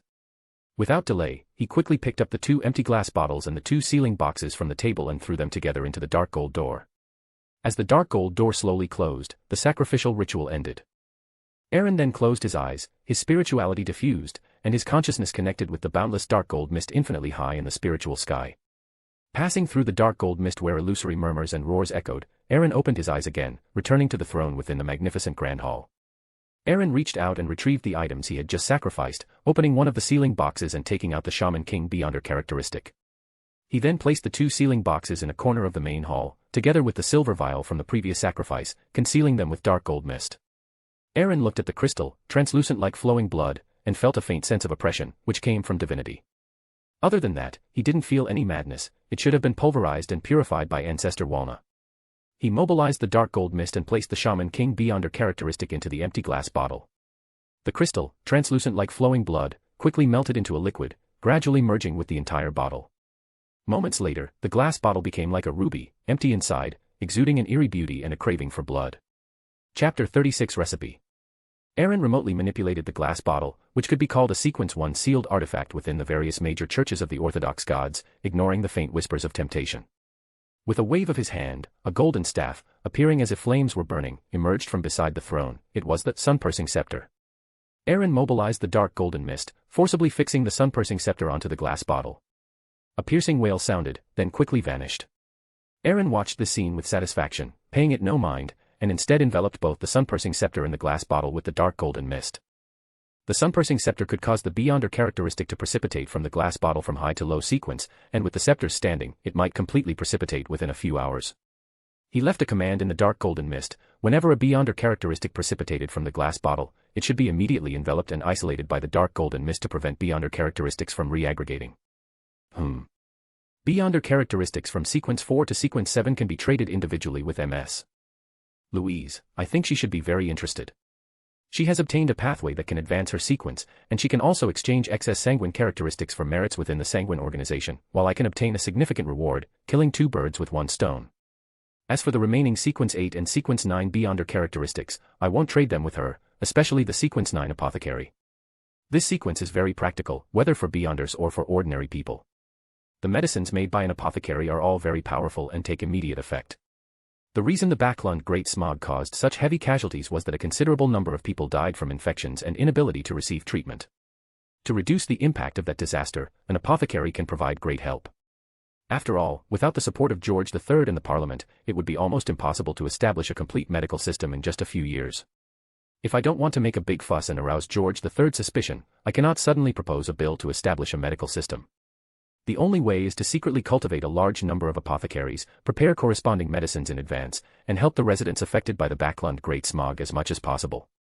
He withdrew his wandering thoughts, looking at the glass bottle from which Beyonder characteristics were slowly precipitating.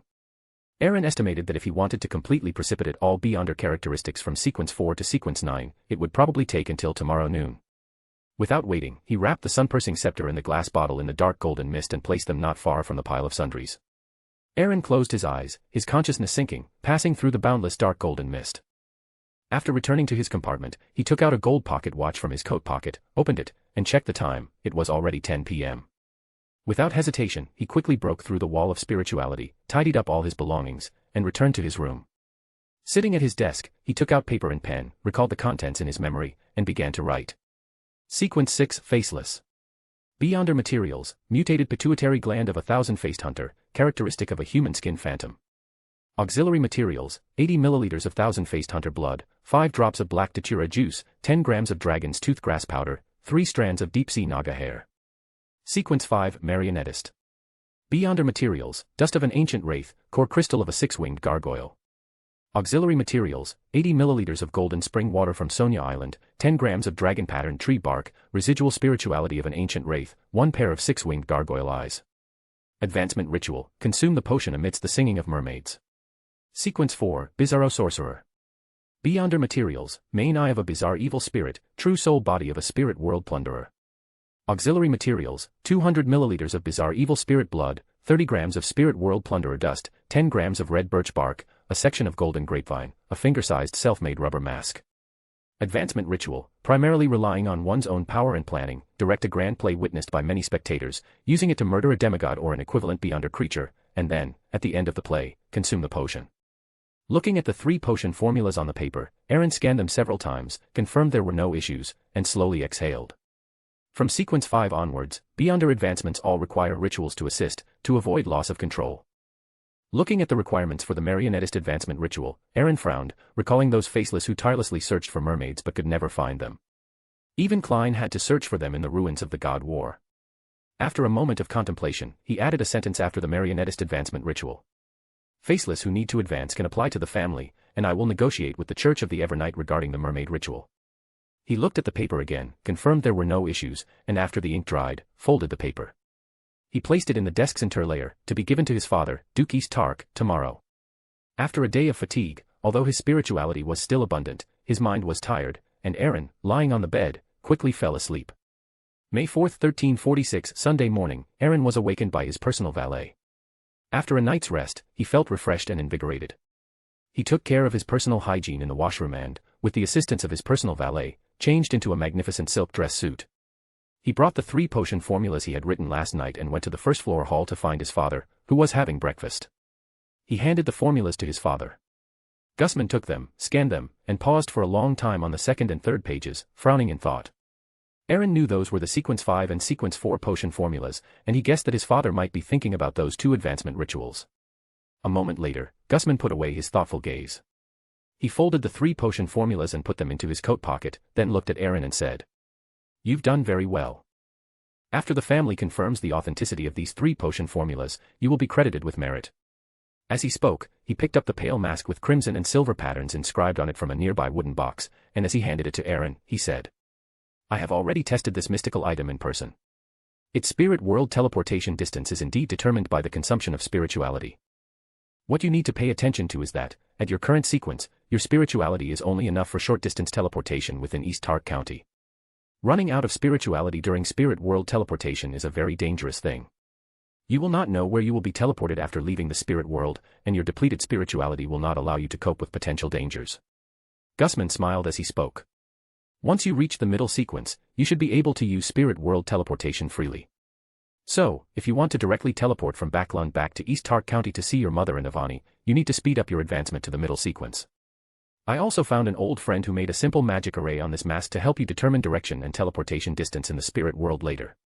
While I was attempting spirit world traversal, I caught a spirit world creature for you, probably around sequence 7, somewhat similar to a wraith. But it is more inclined towards support and not good at attacking, and its presence within the mask has a low impact on you. Chapter 37 Before Departure. With your current sequence, a spirit world creature like this can certainly help you. You can explore the remaining functions yourself, and also get familiar with spirit world travel. Gusman then took out a golden sun ring and handed it to Aaron, smiling as he continued, "This is a mystical item I carefully selected for you, called the Sun Ring, and its negative effects are extremely minor." Aaron's eyes lit up. He took the sun ring and closed his eyes to sense it. Name, Sun Ring. Ability 1, within 10 meters of the wearer, pure and warm power will permeate the area. Normal people cannot detect it, but undead monsters will continuously take damage, and it will be difficult for evil spirit monsters to possess and corrupt them. Ability 2, the wearer can consume spirituality to use some spells from the Sun domain. For example, summon Holy Light, Light of Fire, Immunity to Fear, Divine Covenant, and Sun Halo, etc. Consuming a large amount of spirituality can create Sun Holy Water. Negative effect, generates goodwill towards Sun Pathway Beyonders, and frequent wearing will cause irritability. Aaron opened his eyes and looked at the smiling Duke of East Dongtak. Before he could ask, he explained, "This is one of the various mystical items made by a former duke, who chose to believe in the Church of the God of Steam and Machinery, using many Beyonder characteristics at the Church of the God of Steam and Machinery. Most of the Beyonder characteristics in the family's treasure vault have had their corruption removed by our ancestors. Pure Beyonder characteristics, coupled with the help of the Church of the God of Steam and Machinery, created this batch of highly practical mystical items with very minor negative effects. I applied for and selected this mystical item in your name. It can counteract and neutralize the negative effects of that mask. This is also the highest quota you can obtain before becoming a demigod, as such mystical items with extremely low negative effects are exceedingly rare." Aaron gripped the pale mask tightly and actively put on the sun ring, a smile appearing on his face as he nodded and replied, "Okay, Father. I will seize the time to advance and give back to the family, living up to the family's cultivation." After speaking, he showed a shy expression and couldn't help but ask, "Then when can I get the potions I applied for yesterday?" The Duke of East Dongtak smiled and said, "You need to have a calm mind, don't be anxious." Those potions are already in the treasure vault. You can ask the butler to take you to retrieve what you need. You can just find him later." As he spoke, he took out a check from his silk coat pocket and handed it to the delighted Aaron. "This is a Backland bank check with 100,000 gold pounds in it." 100,000 gold pounds. Aaron was stunned, his subtle facial changes revealing his surprise. Without Aaron needing to ask, the Duke of East Dongtak sensed his confusion and chuckled, "Don't worry, this has nothing to do with the family. This is just help from a father and mother to their child. Backland has a great many social activities, and I know your personality, you don't like those superficial, extravagant social occasions. Although as the heir to the Duke of East Dongtak's title, you have the right to refuse most social activities, there are always some you cannot decline. For the dignity of a noble, and to facilitate your work in Backland and build connections, these 100,000 gold pounds are your initial capital." Aaron's eyes gleamed as he took the check. To be honest, this was the largest denomination check he had ever seen, and the largest sum of money belonging to him.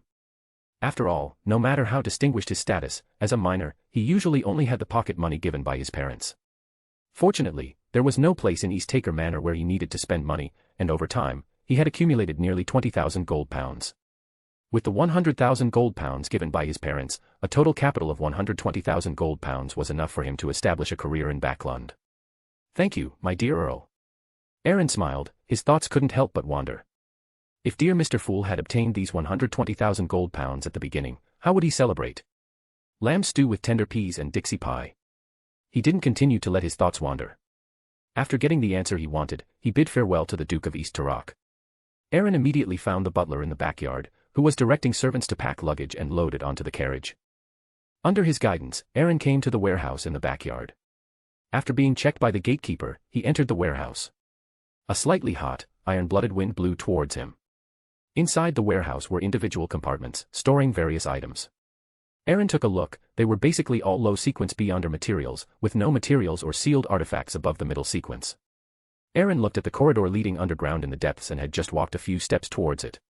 His spiritual perception was triggered. Aaron could feel at least 4 gazes converging on him from a distance. These should be the Beyonders guarding the warehouse within the family, similar to the internal guardians of a church. That passage should lead to the underground sealing core. The middle sequence and higher beyonder materials and various sealed artifacts preserved by the family should all be sealed there. His spiritual intuition returned to calm. Those guards, after confirming his identity, did not continue to monitor him. After verifying his guess, Aaron did not continue walking towards the passage, but instead followed the butler's steps to a compartment not far to the side, where several items were stored. The most eye-catching were 2 glass bottle containers. One bottle contained a light blue liquid, like a surging ocean. The other bottle contained a light red viscous liquid, emitting a faint glow. Without the butler's introduction, Aaron guessed that these were the already prepared sailor potion and hunter potion. He then turned his gaze to the 2 tin boxes placed nearby and looked at the butler with an inquiring look. The butler cleared his throat and slowly said, "Lord Aaron, for identification, the tin box on the left with a mark contains the main and auxiliary materials for the Sequence 8 Law Enforcer. The unmarked tin box on the right contains the main and auxiliary materials for the Sequence 9 Corpse Collector. The tin boxes have built-in partitions to prevent beyonder materials from contaminating each other, and they can be preserved for 1 year when sealed and unopened." Aaron nodded slightly, pondering in his mind, the 1-year preservation limit should only be for temporary storage. If they were in the sealing core, the time should be longer. But it doesn't matter. The Sequence 9 potion will be digested quickly through acting, and I am confident I can complete the digestion in at most 1 to 2 months, so it won't even reach the 1-year limit. Moreover, at 12 a.m. tonight, the members of the Chaos Council will begin their first sacrifice and grant ritual. At that time, I can directly bestow these potions upon them. I wonder if they can sacrifice some unexpected good things. Speaking of which, the Sanguine should have quite a few good things. I wonder if there will be any surprises tonight. Gathering his scattered thoughts, Aaron picked up the 4 items in the compartment and walked out of the family warehouse with the butler. Chapter 38 Farewell. Aaron was not in a hurry to leave. Instead, he followed the butler to the backyard to check the luggage needed for his trip to Backland. After confirming everything was in order, he double-checked the afternoon steam train schedule with the butler before returning to his bedroom. He took the 4 items to the partitioned room and skillfully set up a wall of spirituality. Taking out the spiritual materials, he arranged the sacrifice and bestowal ritual, throwing all 4 items into the dark golden double door. Closing his eyes, his spirituality diffused, and his consciousness connected to the boundless dark golden mist at the infinite height of the spiritual sky. Passing through the dark golden mist, where illusory whispers and roars echoed, Aaron opened his eyes once more. Aaron sat on the throne and placed the 4 potions that had just been sacrificed next to the pile of miscellaneous items. He was surprised to find that the extraction of beyonder characteristics by the Scepter of Sun had already been completed. He then drew over the Scepter of Sun and the glass bottle, both enveloped in dark golden mist. The glass bottle, which was originally blood red, eerie, and crystal clear, was now dull and covered in cracks. The Scepter of Sun, however, remained unchanged, glowing golden all over as if flames were burning. Around the Scepter of Sun, clusters of red crystals, some dark red and some bright red, floated, enveloped by the dark golden mist. Aaron sensed them and revealed a satisfied smile, secretly calculating in his mind. 1 Sequence 4 Shaman King Beyonder characteristic, 2 Sequence 5 Scarlet Scholar Beyonder characteristics, 2 Sequence 6 Potions Professor Beyonder characteristics, and 3 Sequence 7 Vampire Beyonder characteristics. These are just mid-sequence Beyonder characteristics. There are also 3 Sequence 8 Beast Tamer Beyonder characteristics and 3 Sequence 9 Apothecary Beyonder characteristics. It seems this Shaman King, during his advancement, often directly used Beyonder characteristics to concoct potions. This resulted in many of the Beyonder characteristics within his body appearing in more than one instance, but this also benefited me. The negative effects of the Scepter of Sun can maximize the utilization of Beyonder characteristics formed after a Beyonder's death. In the early stages of starting something, it's even more important to accumulate capital. I need to squeeze out all the value from these Beyonder characteristics, extracting them down to Sequence 9. Anyway, the negative effects of the Scepter of Sun are always there, leaving it unused would be a waste. I really look forward to the Imperative Mage's Beyonder characteristic. I wonder how many mid- and low-sequence Beyonder characteristics it will bring me. Without further thought, Aaron retrieved another sealed box and the last intact glass bottle from the pile of miscellaneous items. He opened the sealed box, took out the golden Imperative Mage Beyonder characteristic, and placed it inside the glass bottle.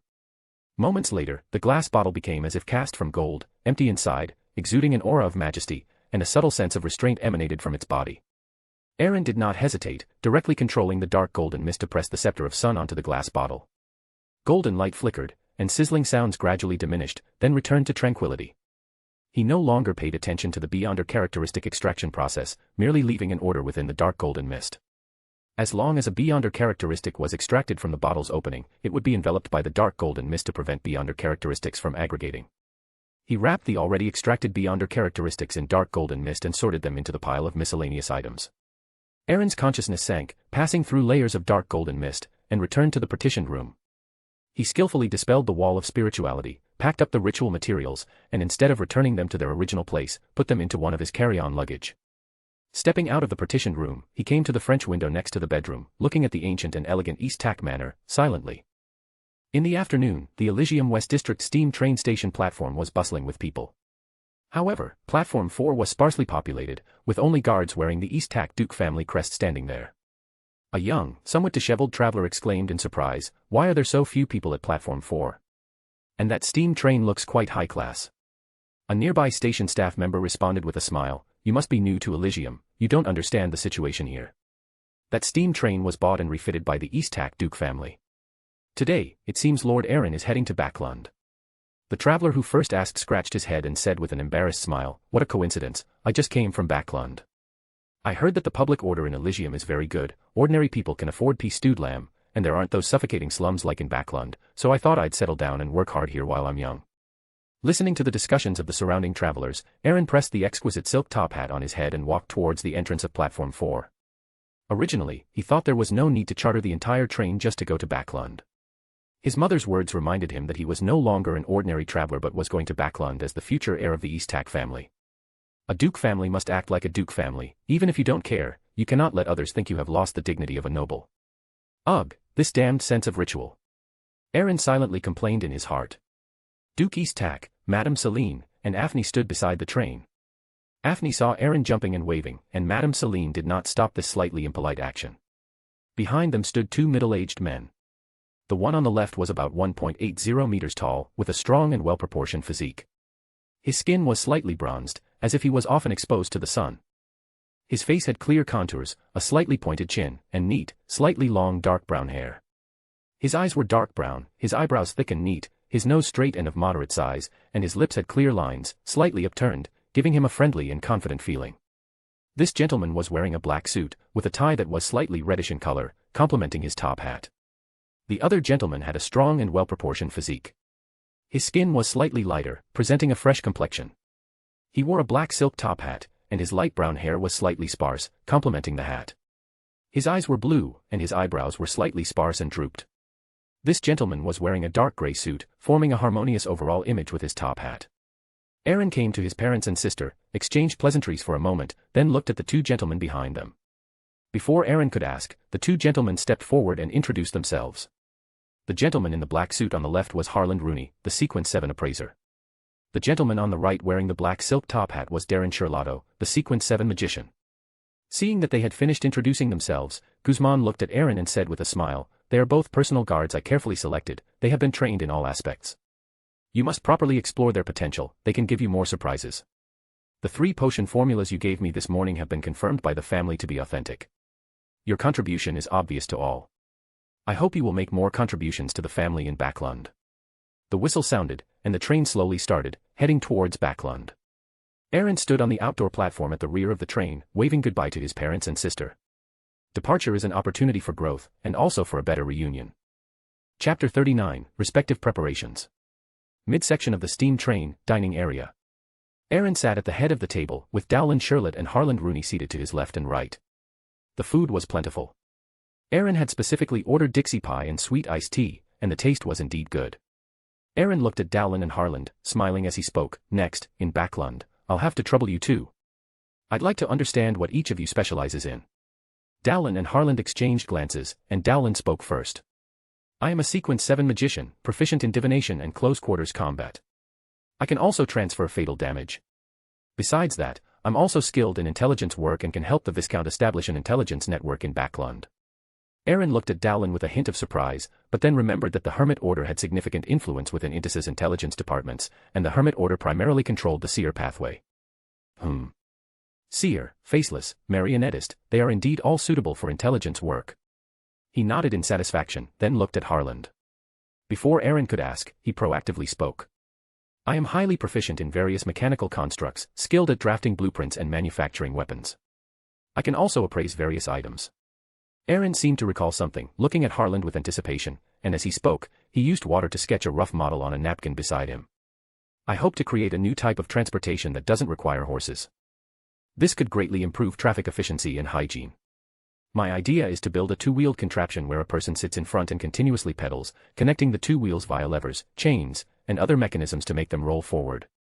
As for the wheels, rubber inflation and other methods can be used to ensure a smooth ride. Harland listened intently, thought for a moment, then looked at Aaron and said, "Are you referring to a type of bicycle? I've heard of bicycles before, but most of them mimic the four-wheeled structure of carriages. Therefore, those bicycles were very cumbersome, difficult to ride, and not very practical. However, the simplified two-wheeled concept proposed by your lordship is indeed different and has research potential." Seeing Harland acknowledge his idea, Aaron happily added, "I believe that reducing weight and amplifying the leverage ratio will make riding more convenient, which is essential for this mode of transport to truly become widespread." Aaron thought for a moment, then continued, "Once we reach Backland, I will provide you with £10,000 as starting capital to establish a research lab, a factory, and an assembly line. I can also recommend an assistant to you. His name is Leopard, and he lives in St. George Borough, Satch Street, Backland. He is a gentleman with great pioneering spirit and practical ability. You can take the East Tacker family's invitation card and invite him to join our endeavor." Harland did not ask why his lordship knew the information of a gentleman so far away in Backland. Dowlin, who was beside him, vaguely had some guesses, and they exchanged glances without saying anything more. After dinner, Aaron returned to his bedroom on the train, dismissed the servants, and sat alone by the window, gazing at the dark night outside, lost in thought. Even if no one else boarded the train from East Tacker County to Backland, the regular refueling and the steam train's inherent speed limitations meant they wouldn't reach Backland until tomorrow morning. He pulled out a golden pocket watch from his silk top and checked the time. It was already 9 p.m. Lumberg Capital, Isara South District, a small compartment. On the table in front of Checkerwald lay a black iron box and the ancient knight's short sword. After the last Chaos Council meeting, Check had understood the concept of Beyonder characteristic, and thus he knew what the item left by his father inside the black iron box truly was. It was a Sequence 7 Pyromaniac Beyonder characteristic. Thinking of the figure enveloped in dark golden mist, Check couldn't help but tremble. All gifts bestowed by fate are already marked with a price in secret. Check had never heard the saying, but he understood the principle. He took out the money he had accumulated as a bounty hunter for over a year, along with the main ingredient and all auxiliary ingredients for a Sequence 9 hunter potion that he had collected. He did not crave more, he only hoped to exchange them for a hunter potion. He sat quietly by the table, waiting for 12 o'clock to arrive. Fainapotter Kingdom Capital, Fainapotter City, Seltso District, South Suburbs, a high-rise villa with a garden, yet slightly old. The tall and beautiful Louise Sills had already sat before the table early. The various books that were originally piled up were long gone.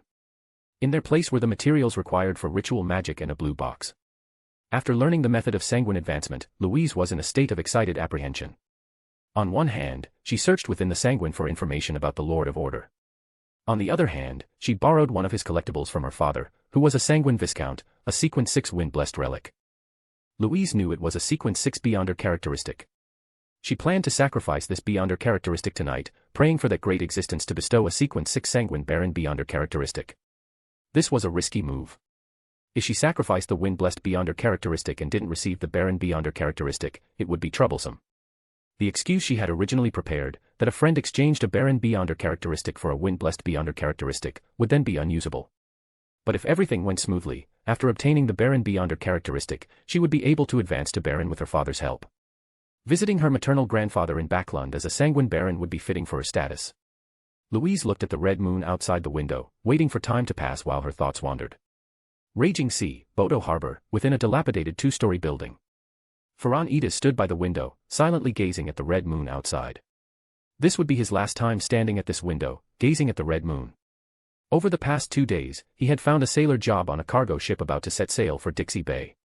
Even though this was a pirate haven, the necessary rules had to be followed. Cargo ships transporting goods to Bodo Harbor were not to be plundered. This was a consensus among all pirates. Many pirates who intended to retire often became sailors through this method. This time, the cargo ship captain did not discriminate against Ferran due to his mixed blood identity. Instead, his sturdy physique made him stand out among a group of pirates who only knew how to get drunk in taverns.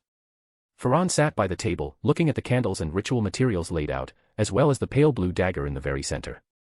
After the last gathering, the dagger's various manifestations confirmed to him that it was indeed a mystical item. This was also the only valuable item he currently possessed. To change his fate, he was willing to sacrifice this dagger to that great existence in exchange for the opportunity to become a Beyonder.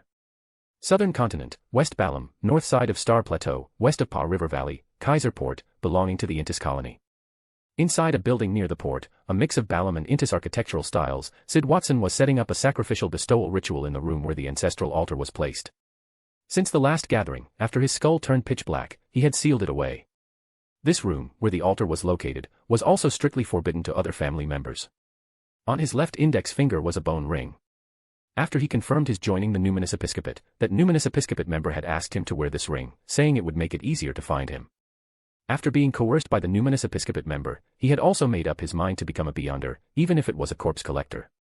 As a native chieftain, he selected several items from the family's secret treasury, items that were recorded as extraordinary materials, and waited for 12 o'clock to arrive with a mixture of anxiety and anticipation. Chapter 40 Backland. Night fell, and the blood moon hung high. Aaron looked at the pocket watch on the table. It was already 11:58.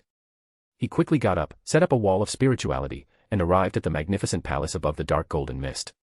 As Aaron's figure appeared on the throne, he heard layers of prayers emanating from the 4 points of light on the stone chairs below. You are the origin and shadow of order. You are the great emperor of the kingdom of chaos. You are the lord of order who governs rules. Your faithful followers pray for your gaze. Pray that you accept their offerings. Pray that you open the door to the kingdom. There were men and women, and their voices were extremely devout. Aaron did not hesitate, and his spirituality surged into the 4 expanding and contracting points of light below. The points of light expanded, forming a dark golden double door that was semi-illusory. The door opened, and 4 clusters of items floated out from the door, silently hovering beside Aaron. His spirituality swept over them, roughly sensing the value of the items. He nodded slightly, raised his hand, and retrieved 4 items from the pile of sundries, throwing them into the still-open dark golden double door. After a moment of thought, Aaron condensed the information of these items into a ball of light and also threw it into the door of sacrifice. The layers of prayers gradually disappeared, and the semi-illusory dark golden double door also gradually collapsed into contracting and expanding points of light, silently suspended above the stone chairs below. Aaron raised his hand, pulling over the 4 items that had just been sacrificed. He probed them with his spirituality, carefully inspecting them. A moment later, a satisfied smile appeared on his face. A Beyonder characteristic of a Sequence 6 Wind Blessed, a mystical item of the Sailor Pathway, various low-sequence Beyonder materials and auxiliary materials, and a total of 1,000 pounds in cash. Not to mention how many low-sequence Beyonder characteristics the Sequence 6 Wind Blessed Beyonder characteristic could provide, the value of the other items was also higher than his few bottles of Sequence 9 potion. As expected, it's still the middlemen who make the difference, being a platform is the most profitable, Aaron silently complained in his heart. He then retrieved the Staff of Daybreak and the glass bottle from the pile of sundries. Aaron estimated that it would take until tomorrow morning to fully extract all the Beyonder characteristics.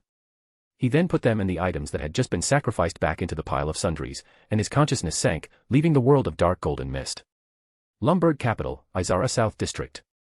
Checkerwald, filled with awe and hope, finished reciting the corresponding ritual honorific in Hermes.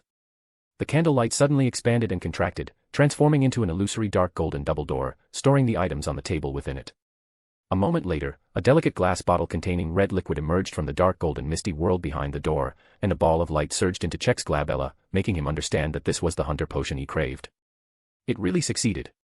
Check's heart pounded as he looked at the potion, further confirming his inner thought, this truly was a great hidden existence. He hurriedly expressed his gratitude, after which the candlelight dimmed, and the dark golden double door gradually shattered and disappeared, leaving only a bottle of golden liquid on the table. Check picked up the potion and slowly stood up, looking towards the northwest. That direction was Intis capital, Trier, and the flames of revenge burned in his heart. Fainapotter Kingdom capital, Fainapotter City, Seltzo District, southern suburbs. After Louise completed the sacrifice and bestowal ritual, she waited quietly with a complex feeling of both anxiety and anticipation. Even for the ancient sanguine, true sacrifice and bestowal, ever since the fall of the progenitor, had become various rumors. Apart from those filthy and ugly heretics, no one could confirm them. The candlelight flickered and expanded, transforming into an illusory dark golden double door. It suddenly opened, sucking in the items on the altar, and at the same time, a red crystal appeared, slowly falling onto the altar. Louise almost jumped up in excitement at this marvelous sight. It actually succeeded. Even though she had already confirmed that the hidden existence and the sanguine progenitor belonged to the same great being based on the hidden existence's various performances in the last Chaos Council. And this successful sacrifice and bestowal ritual further confirmed her guess. She expressed her gratitude to the hidden existence according to the last step of the sacrifice and bestowal ritual process recorded within the sanguine. Seeing the candlelight dim and the illusory door shatter, she eagerly picked up the Beyonder characteristic of a Sequence 6 sanguine baron, her heart filled with excitement and hope. Raging Sea, northwest port of Bodo Port, inside a cargo ship. Farron sat in the sailor compartment assigned to him by the captain. Even though the compartment was small and enclosed, he was still very satisfied to have a private compartment. Especially when he saw the bottle of light blue liquid placed on the table after the sacrifice and bestowal ritual ended, his mood instantly became excited. After expressing his gratitude to the hidden existence, Farron packed up all the materials and picked up the potion. Listening to the sailor's snores from outside the poorly soundproofed compartment, and looking at the blood moon outside the window, Farron unhesitatingly drank the potion. Southern Continent, West Biome, Caesar Port, west of Paw River Valley. Sid looked at the remaining black box on the altar, recalling the information that had appeared in his mind. He knew that this box contained the Sequence 9 Corpse Collector Potion. Having made up his mind, he no longer hesitated. He picked up the box, went to a nearby compartment, and took out various instruments. A few minutes later, a bottle of black liquid appeared before Sid. He remembered the coercion and threats he had received from members of the Numinous Episcopate earlier, and he remembered that mysterious and hidden gathering. He no longer hesitated, reached out, picked up the potion, and drank it all.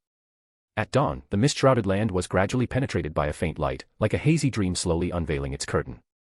The steam train slowly moved forward, and the light of dawn quietly shone, like a soft, colorful glow cast upon the land. Through the window, Aaron could vaguely see the outline of the city in the distance. A surging, wide, yet slightly turbid river diagonally divided the city into two parts, connected by a large bridge and ferries. The river separated east and west, and it also seemed to separate two worlds. The further east one went, the more chimneys there were, and the more thick smoke. The further west one went, the higher the terrain, with various luxurious buildings surrounding palaces. A pale yellow mist lingered above the west district and the dock area. Even though it was just past midnight, one could still see bustling figures from afar. Aaron quietly watched all of this, silently. The steam train sped along the tracks, its whistling sound accompanied by a gentle breeze. Time quietly flowed, and the sky gradually brightened. Sunlight streamed through the train window, and the train slowly pulled into the station. Whoosh! The sound of the whistle echoed in every corner of the platform. The massive, monster-like steam train engine, pulling more than a dozen carriages, slowly came to a stop. Aaron, dressed in a form-fitting black tailored suit and wearing a black silk top hat, was the first to alight. After extensive preparations and planning, he finally set foot in Backland, a city renowned as the capital of capitals and a land of hope. Chapter 41: The Corn Bills Dispute. Platform 2 of the Backland steam train station, which was originally bustling with people, had become empty, with only guards and servants wearing the East Tark family crest remaining. People on the other platforms all cast their gazes here, watching this rarely seen scene and whispering softly. The butler, Dido Varnner, stood at the forefront of the crowd, dressed in a dark black tailcoat and wearing a semi-tall silk top hat. Seeing Aaron alight from the carriage, he hurried forward, bowed his head, and said, "My esteemed Lord Aaron, you must be weary from your journey. Please come with me by carriage to the Duke's residence in Backland. There will be a welcoming reception tonight, and Duke Negan of the Conservative Party and Earl Hall of the New Party will both be attending." Aaron glanced at the butler with a hint of surprise, suppressed the urge to ask questions, and followed him into a luxurious carriage adorned with the East Tark family crest. Sitting inside the carriage, Aaron looked at the butler sitting opposite him and slowly began, "What's going on? Why would even great nobles like Duke Negan and Earl Hall personally attend a reception?" Although the East Tark family was also a ducal family, it had long been removed from Backland's political core, focusing more on the interests and development of the military. In terms of politics, they only retained voting rights in the upper and lower houses and were political allies with some neutral nobles, not participating in the struggles between the New Party and the Conservative Party. Aaron didn't believe that his current status as a viscount could make those two great nobles personally attend his welcoming banquet unless something special had happened. Butler Dido bowed his head slightly in respect, then said, "During the upper house meeting in late April, the New Party, represented by Earl Hall, proposed to abolish the Grain Act in Parliament. This aroused strong opposition from the Conservative Party, and thus it was not passed at the meeting. However, the news of abolishing the Grain Act received support from the vast majority of the common people. Since late April, there have been several resident protests in Backland demanding the abolition of the Grain Act. Aaron knew about the Grain Act. Its core was to protect the price of domestic agricultural products, preventing the import of grain from countries like Fasak, Mason, and Loen in the south until prices rose to a certain level. As for abolishing the Grain Act, Aaron believed that the shadow of George III was definitely behind it. Seeking novelty through change, abolishing the Grain Act was part of an era of transformation, and this transformation was also the twisted order needed for George III Black Emperor ritual. The large number of unemployed workers thus created could also be used as labor to build the Black Emperor's mausoleum. Indeed, when there is prosperity, the common people suffer; when there is decline, the common people suffer, Aaron mused, a mocking smile on his face. The butler opposite him continued to speak with his head down, not noticing the mocking smile on Aaron's face. There are many contradictions between the new party and the Conservative Party. Whether in the upper house or the lower house, many other issues have been shelved due to the conflicts between the two parties. And the news of you, the future heir of the East Tark family, coming to Backland had already reached Backland yesterday. Not only did great nobles like Duke Negan and Earl Hall send their butlers with calling cards, but many bankers and old-fashioned nobles also sent calling cards, including your maternal grandfather, Earl Wolf. Tonight, a welcoming reception will be held at the East Tark Duke's residence in Empress Borough. This is the first reception hosted by His Highness, Lord Viscount. If you have any questions, feel free to ask me. Aaron's expression returned to calm, and he fell into thought. Father and Duke Negan both believe in the Church of Storms, and my grandfather, Earl Wolf, is one of the representatives of the old-fashioned nobles. Duke Negan, as a representative of the Conservative Party, naturally wants to gain the East Tark family support through various means. As for Earl Hall, the representative of the new party, he must have learned of my status as a Evernight goddess blessed from the Church of Evernight.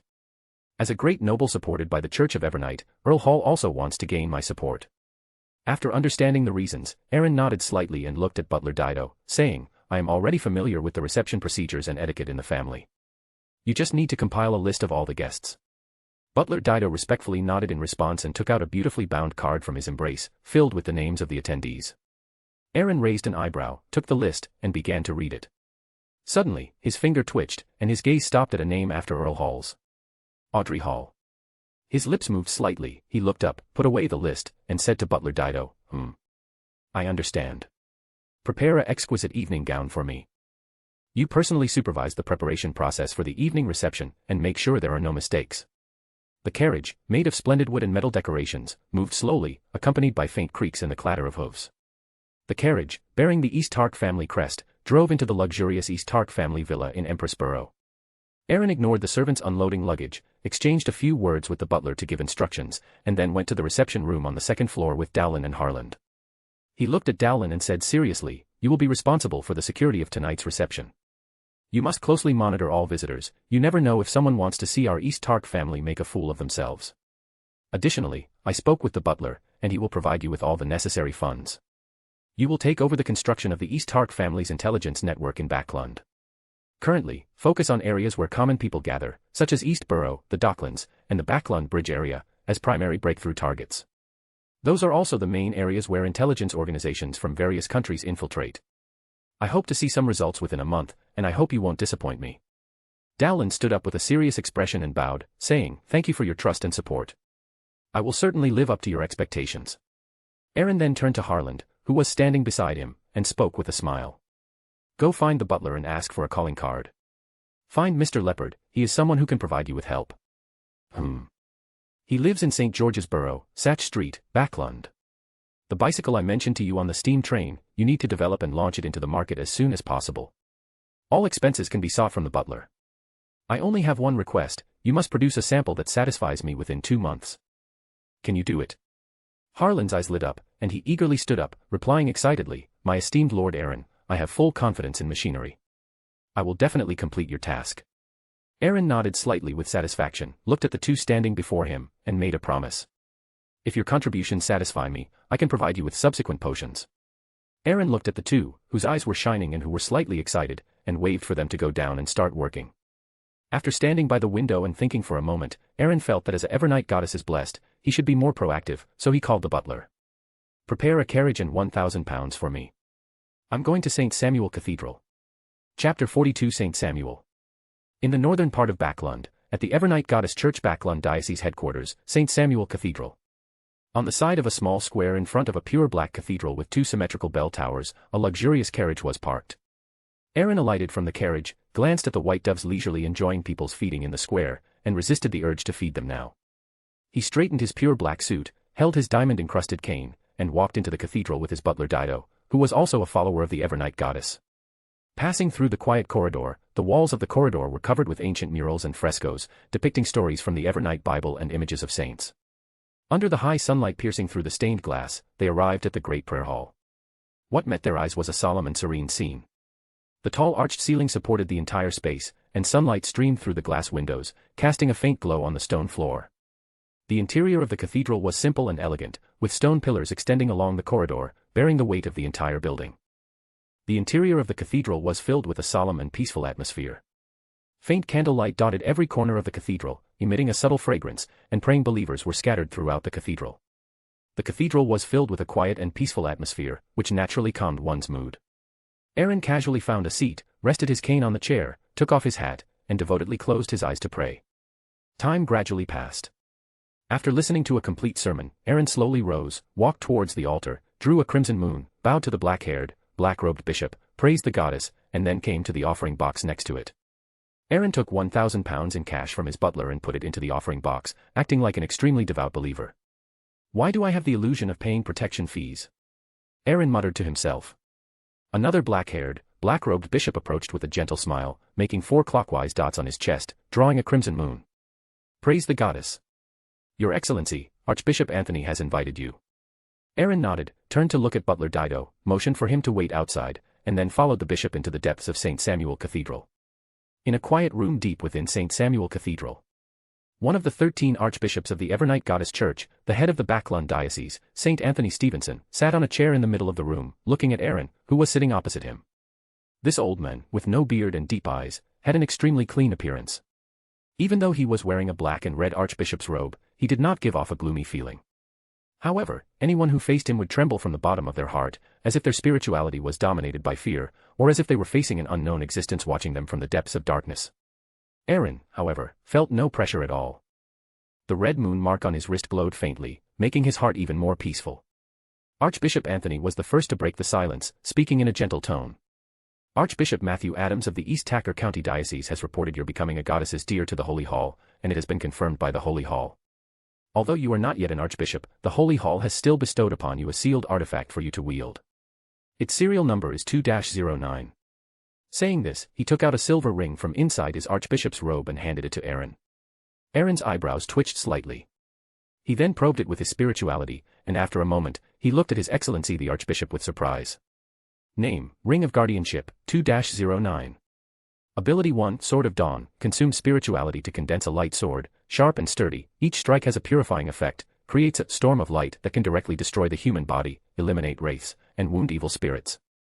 Ability 2, Armor of Guardianship, consumes spirituality to condense Armor of Dawn on the body surface, greatly increasing defense, entering a guardianship state, and can erect an unbreakable invisible wall on the left and right, which can help companions within a certain range to bear damage and protect them. Negative effect, passive reduction of sanity when used, prone to entering a berserk state, heavy burden on the body, the physical body enters a withered state after 5 minutes in guardianship state. A very powerful sealed artifact, and the negative effects are acceptable. It can also be carried long-term without triggering it with spirituality. Aaron made a satisfied evaluation. Looking at the archbishop opposite him, who had no beard and was wearing a black and red robe, he spoke softly. Is there anything I can contribute to the church? Aaron knew very well that even an archbishop would only possess a grade 1 sealed artifact because he guarded the church headquarters in his region. And although he was a deer, he had no obligation to guard a cathedral. This powerful grade 2 sealed artifact from the Holy Hall should have been bestowed for other reasons. Archbishop Anthony was noncommittal, looking at Aaron with his deep eyes, and instead of answering, he asked, Have you heard about the repeal of the corn laws?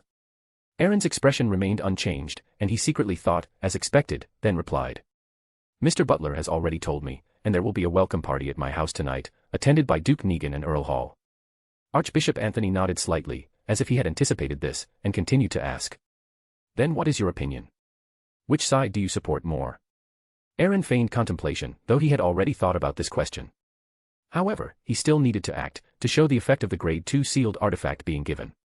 A moment later, Aaron raised his head and slowly said to Archbishop Anthony, I will remain neutral. I will neither support nor oppose either side. I will also gather a portion of neutral MPs and nobles to jointly push for the passage of other bills, allowing the stagnant House of Lords and House of Commons to continue their proper work. Archbishop Anthony nodded slightly, satisfied. Given Duke Negan's close relationship with the Storm Church and his influence in the army, the deeply entrenched East Tacker family and Negan family, even if not closely related, were allies to a certain extent. Aaron's father believed in the Storm Church, and his maternal grandfather was also one of the representatives of the old nobility, a Conservative Party supporter. In this situation, Aaron's choice of neutrality, not helping either side, was actually helping the new party represented by Earl Hall. Ending the conversation and bidding farewell to Archbishop Anthony, Aaron followed the black-robed bishop who had brought him, carrying the grade 2 sealed artifact, and left St. Samuel Cathedral. Butler Dido stood on the side of the square, with a luxurious carriage parked beside him. Aaron looked back at the cathedral behind him, then stepped into the carriage. People on the street were hurrying, and banners opposing the corn laws could be seen everywhere. The carriage slowly drove towards the luxurious villa of the East Tacker family in Empress Borough, and Aaron sat silently in the carriage. Chapter 43 Audrey Hall. Empress Borough, Backland, East Tacker family's luxurious villa. The hall on the first floor was decorated with solemn grandeur, prepared to welcome distinguished guests from various noble families.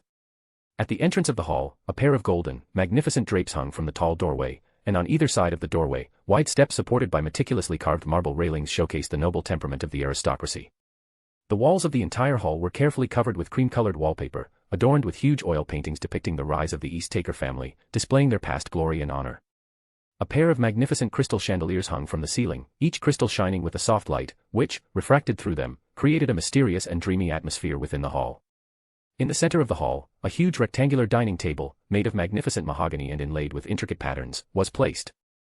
The table was covered with a snow-white satin tablecloth, adorned with gold trim, and set with silver cutlery and exquisite porcelain, along with delicious food such as pan-fried foie gras, roasted steak, roasted spring chicken, pan-fried sole, daisy oysters, stewed lamb, and cream soup.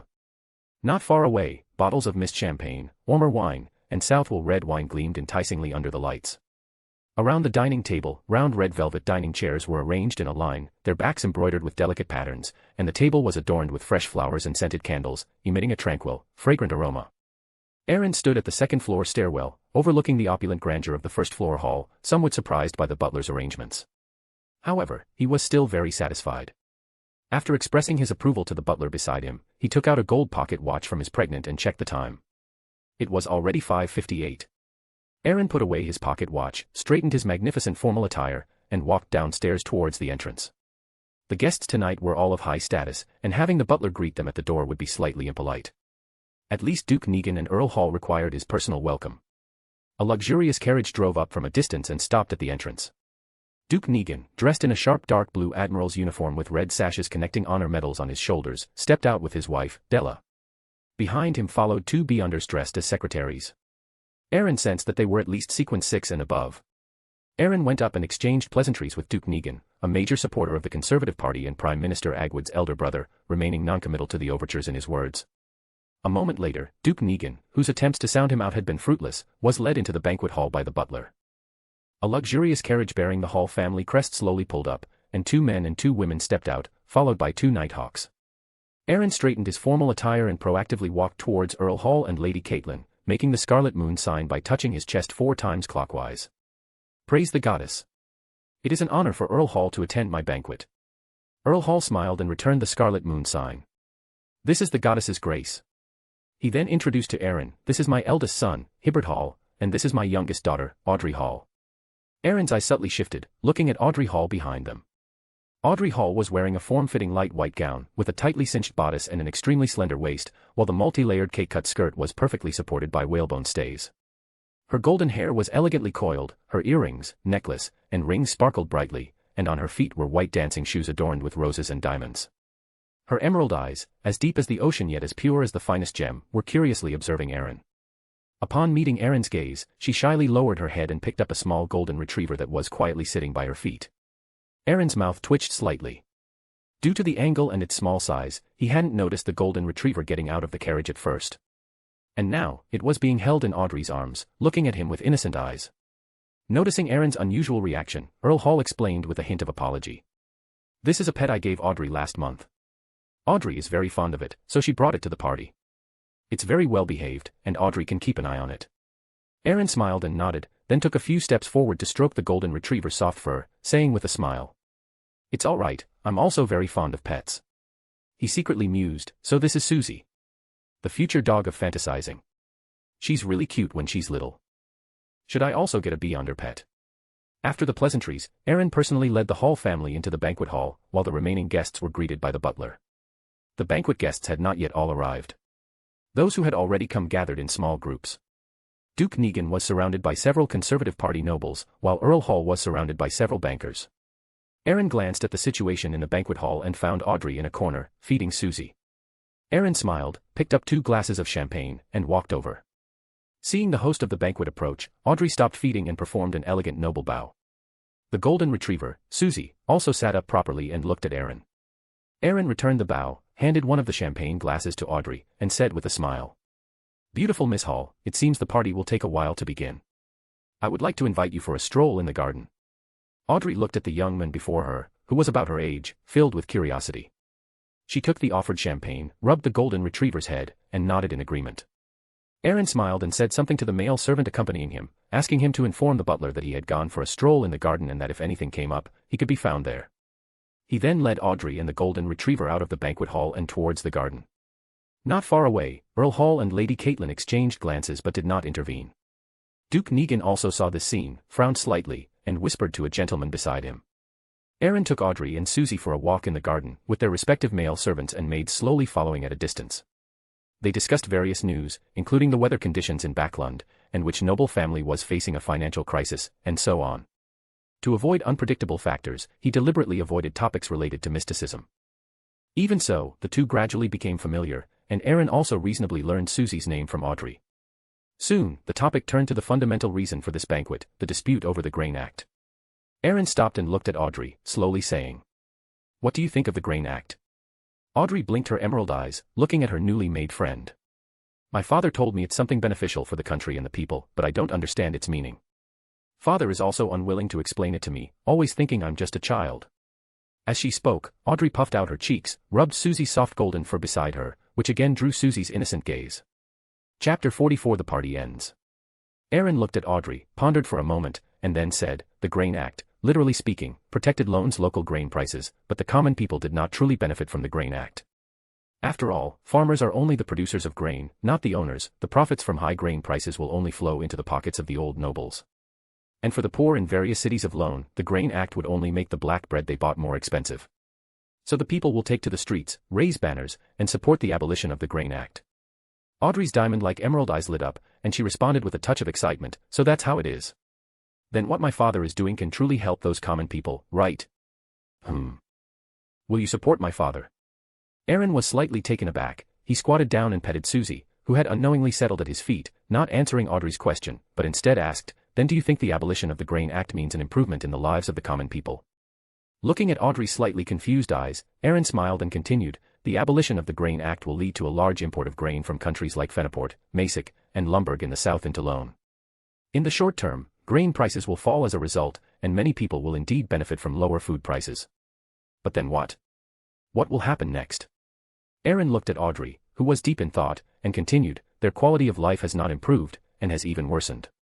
Farmers will lose their land due to falling grain prices, and even incur high debts, forcing them to enter the cities to make a living. And for the urban poor, the bankrupt farmers flooding into the cities will compete for jobs with their low-wage demands, exacerbating the competition for job opportunities, and thus the wages of the labor class will plummet. If before they had to worry about black bread being too expensive, now they have to worry about whether they still have money to buy black bread. While ordinary people enjoy heavily discounted black bread, farmers face the fate of displacement. Their numbers are so vast that factory owners are unwilling to add equipment to protect against dust and lead poisoning in their factories. A slight raise in wages would seem like charity." Aaron paused, and said with a mocking tone, "They are no longer people, but expendable goods." Looking at Audrey, who had long lost her smile, Aaron did not continue, but instead lightened the mood with a joking tone, "Of course, these are all my personal guesses.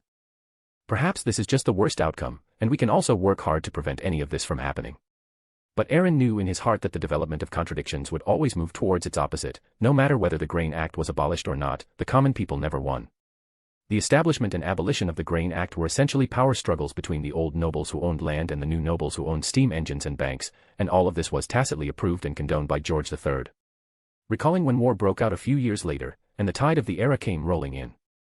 The price of grain soared rapidly. Even middle-class individuals like Miss Starlin could only sell their dignity for survival. And the nobles in power hoarded countless grains, indulging in extravagance amidst the changing times. They clutched their money bags tightly. Even if people died of hunger every second, they were unwilling to spare a glance for those stalks that could be blown down at any moment in the strong winds. Aaron glanced at Audrey, whose expression was still troubled, and did not voice the thoughts in his heart. This was not something a 15-year-old girl should worry about. Now she was just Audrey Hall, not Miss Justice a few years later. Aaron changed the subject and took Audrey and Susie for a walk in the garden. At 7 p.m., Aaron returned to the first-floor reception hall with Audrey, whose expression had returned to normal. All the guests had arrived and were gathered in the hall, conversing loudly. Aaron the gentleman led Audrey to Lady Caitlin, who was seated to the side, and after a polite farewell, walked towards his maternal grandfather, Earl Wolf, who was seated not far from Duke Negan. After Aaron left, Lady Caitlin looked at Audrey with a smile. "He is a very polite child, Audrey. What do you think of Earl Aaron?" Audrey looked at her mother in confusion, but still thought for a moment before giving her assessment. "A knowledgeable and far-sighted gentleman." Recalling what Aaron had said in the garden, she silently added in her heart, "A true noble." After exchanging a few pleasantries with Earl Wolf, expressing his mother's longing for him and her satisfaction with the previous gift. To avoid too much contact with Conservative Party nobles, Aaron proactively left after agreeing with Earl Wolf to visit him personally next time, causing several nobles holding champagne to silently change their direction. The welcome party did not last long. Since Aaron was not yet an adult and had no engagement, there was no ball segment at the party. Many ladies and young women gathered together, chatting and laughing about interesting things in Backland, while their husbands and fathers gathered in twos and threes, discussing matters of the act. The party ended in this harmonious atmosphere. As the host, Earl Aaron maintained a distance from both parties after the banquet officially began to show his neutral stance. After the party, Aaron stood by the window of the master bedroom on the third floor, watching luxurious carriages drive away from the villa, and raised a hand to rub his forehead, which was slightly uncomfortable from drinking too much champagne. He exhaled softly, and Aaron thought to himself, "After tonight's situation is publicized, the Conservative Party and the new party should understand my neutral stance. And with George III push, the abolition of the Grain Act will only be a matter of months. I'll just diligently digest the potion these few months. Strength is the foundation of everything, otherwise, in the face of the era's tide, I'd just be a stalk of straw blown down easily." Having made up his mind, Aaron took out the death mask and put it on his face. A cool sensation enveloped him, and Aaron felt his facial features creep. Opening his eyes again, he looked at the tall and robust stranger in the full-length mirror. His face had clear and strong lines, a firm jaw, distinct contours, and deep, sharp eyes that were a bright blue. Aaron examined himself from top to bottom, looking at the luxurious formal wear on his body, feeling a bit out of place. He went to the changing room, took off the formal wear, and changed into another outfit. A moment later, Aaron looked at the young man in the full-length mirror, dressed in a brown leather jacket. The jacket was covered with pockets and decorative details, a dark-toned loose and sturdy shirt, and he was wearing a pair of gray jeans and sturdy boots. Looking at the standard hunter attire in the mirror, Aaron nodded in satisfaction, and after a moment of contemplation, he muttered to himself, "From now on, you will be called Louis Joseph." Chapter 45, First Commission. On May 7, 1346, Wednesday morning in Backland, Aaron was woken by his butler. He took care of his personal hygiene in the washroom and, with the butler's assistance, changed into a luxurious silk suit. After the party that night, the struggle between the new party and the Conservative Party intensified over the next few days, with daily worker parades erupting on the streets of East Borough and Dock District. Even in the well-policed West Borough and Empress Borough, though there were no parades due to the instigation of those with ulterior motives, slogans advocating for the repeal of the Grain Act were ubiquitous. Aaron glanced at the banners on the street from inside his carriage, then withdrew his gaze. The fate of the Grain Act was sealed, and he wasn't concerned. Today, he was heading to his research and development studio in Backland's St. George district. After 2 days of preparation, Harland had put the foot-operated vehicles development work on track. To facilitate his acting and digestion in the East Borough and Dock District, he decided to use the death mask to change his appearance, avoiding recognition. To have more time for acting, he would come to the studio every day, except for going to church for prayers and necessary social engagements, to conceal his whereabouts. In St. George District, after getting out of the carriage and entering the studio, Aaron made an appearance to inspect, then walked towards a specially reserved compartment deeper inside. Entering the compartment, he put on the death mask, and his face wriggled, transforming into the tall, robust, unfamiliar young man, Louis Joseph.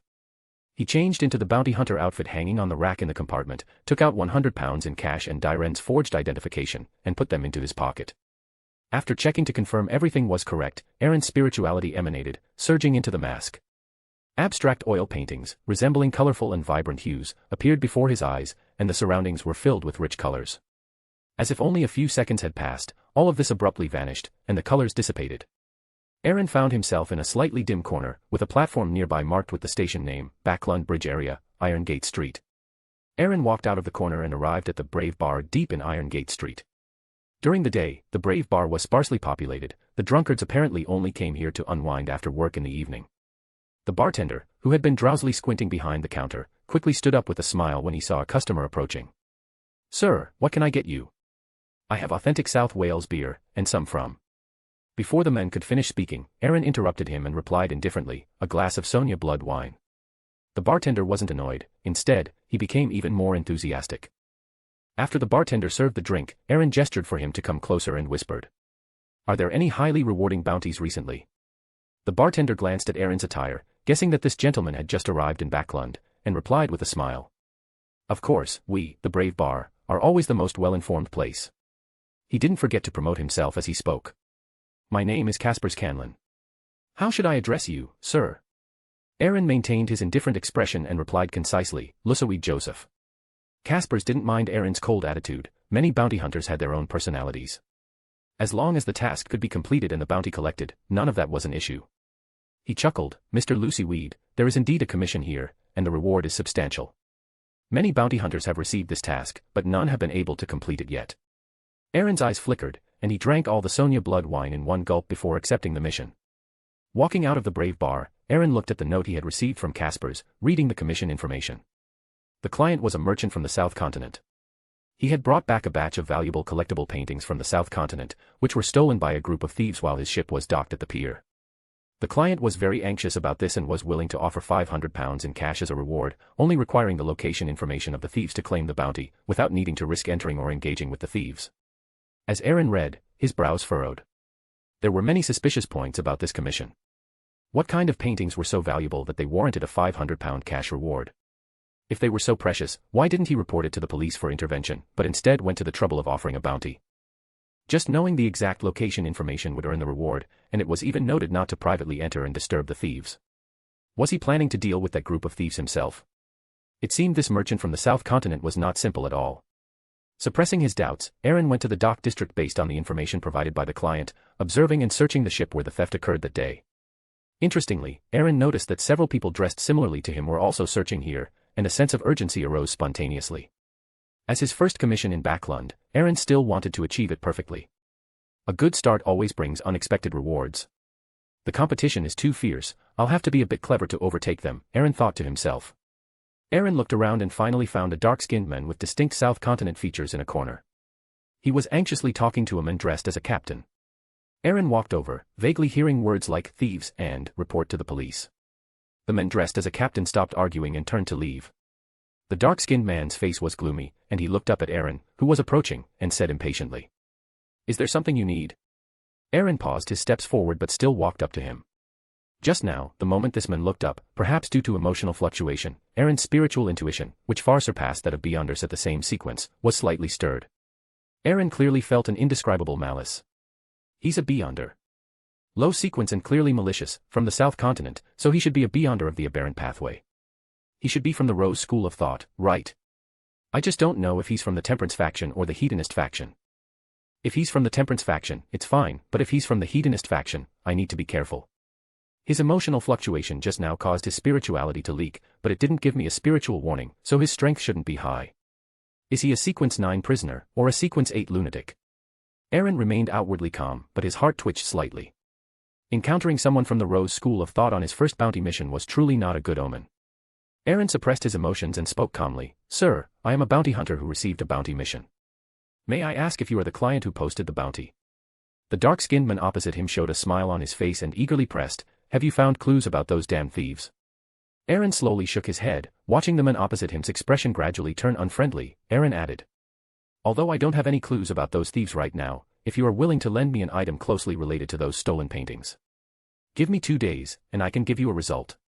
Since this matter was related to the Rose School of Thought, Aaron didn't intend to investigate slowly. He planned to use Diren's divination to pinpoint those thieves. He wanted to see what kind of item was worth all this trouble for them. He just needed to persuade this guy in front of him to provide a medium that could be divined. Chapter 46 Divination. The man opposite, with an unpleasant expression, showed clear hesitation and conflict on his face. Aaron's heart stirred slightly, and his spirituality moved, making his words seem to carry a convincing charm and sufficient authority. This was one of the abilities the Arbiter had given him. I imagine those stolen paintings must be priceless, and very important to you. Otherwise, you wouldn't offer a high reward of £500. Every minute delayed increases the risk. I only need to borrow an item from you. If you're worried, I can also offer a monetary deposit. The dark-skinned man opposite finally nodded slowly and led Aaron into the ship's cabin. At the same time, Aaron also felt a subtle digestion of his Beyonder potion, and his suppressed, tense mood eased slightly. Aaron entered the cabin and found the man dressed as the captain earlier was also inside, looking at Aaron with a gloomy gaze. Simultaneously, Aaron felt another oppressive gaze from deep within the cabin, like thorns in his back. Aaron smiled to mask the unnaturalness of his expression. Resisting the urge to turn and look at that gaze, he nodded to the men dressed as the captain, then continued to follow the dark-skinned men into a compartment. It wasn't until the compartment door closed that the cold gaze gradually disappeared. Aaron exhaled, that oppressive feeling indicated at least a sequence 5 beyonder. It seemed the Rose school of thought attached great importance to this theft, sending a sequence 5. The more importance they placed on it, the more valuable the stolen item must be. The dark-skinned man ignored Aaron and wasn't worried about him making any small moves, seemingly very confident. He rummaged for a while, took a dark black curtain from a wooden box, and handed it to Aaron, saying in an unpleasant tone. "This is the curtain that was used to wrap the paintings to prevent damage. I have fulfilled your request. I hope you remember your words, otherwise." He snorted, his threatening intent clearly visible on his face. Aaron didn't act tough or continue to play it cool, instead, he showed an even brighter smile. "Don't worry, I'm a man of my word." At the same time, he snorted inwardly, "I hope you can still be so tough then." Having obtained what he wanted, Aaron didn't linger. Under the watchful eyes of several gazes, he left the dock. Seeing Aaron leave, the dark-skinned man whispered to the men dressed as the captain beside him, "I'll send someone to follow him." Leaving the dock area and returning to Iron Gate Street in the Backland Bridge district, Aaron felt the tail behind him, and the corners of his mouth curved slightly upward. He turned and walked into a dark alley, using the physical prowess granted by the Arbiter to widen the distance from his pursuer. In a dark corner, Aaron's spirituality radiated, and abstract oil paintings, similar to colorful and vibrant ones, reappeared before his eyes, with rich colors all around.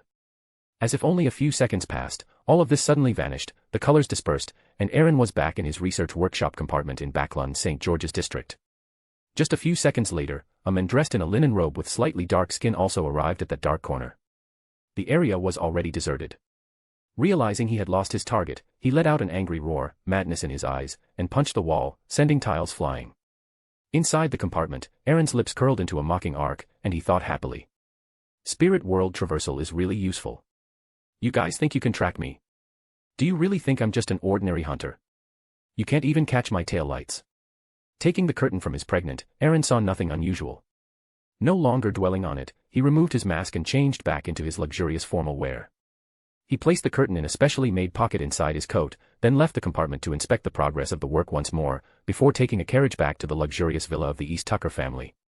As soon as Aaron entered the villa hall, he had the butler summon Dallin to the third-floor bedroom.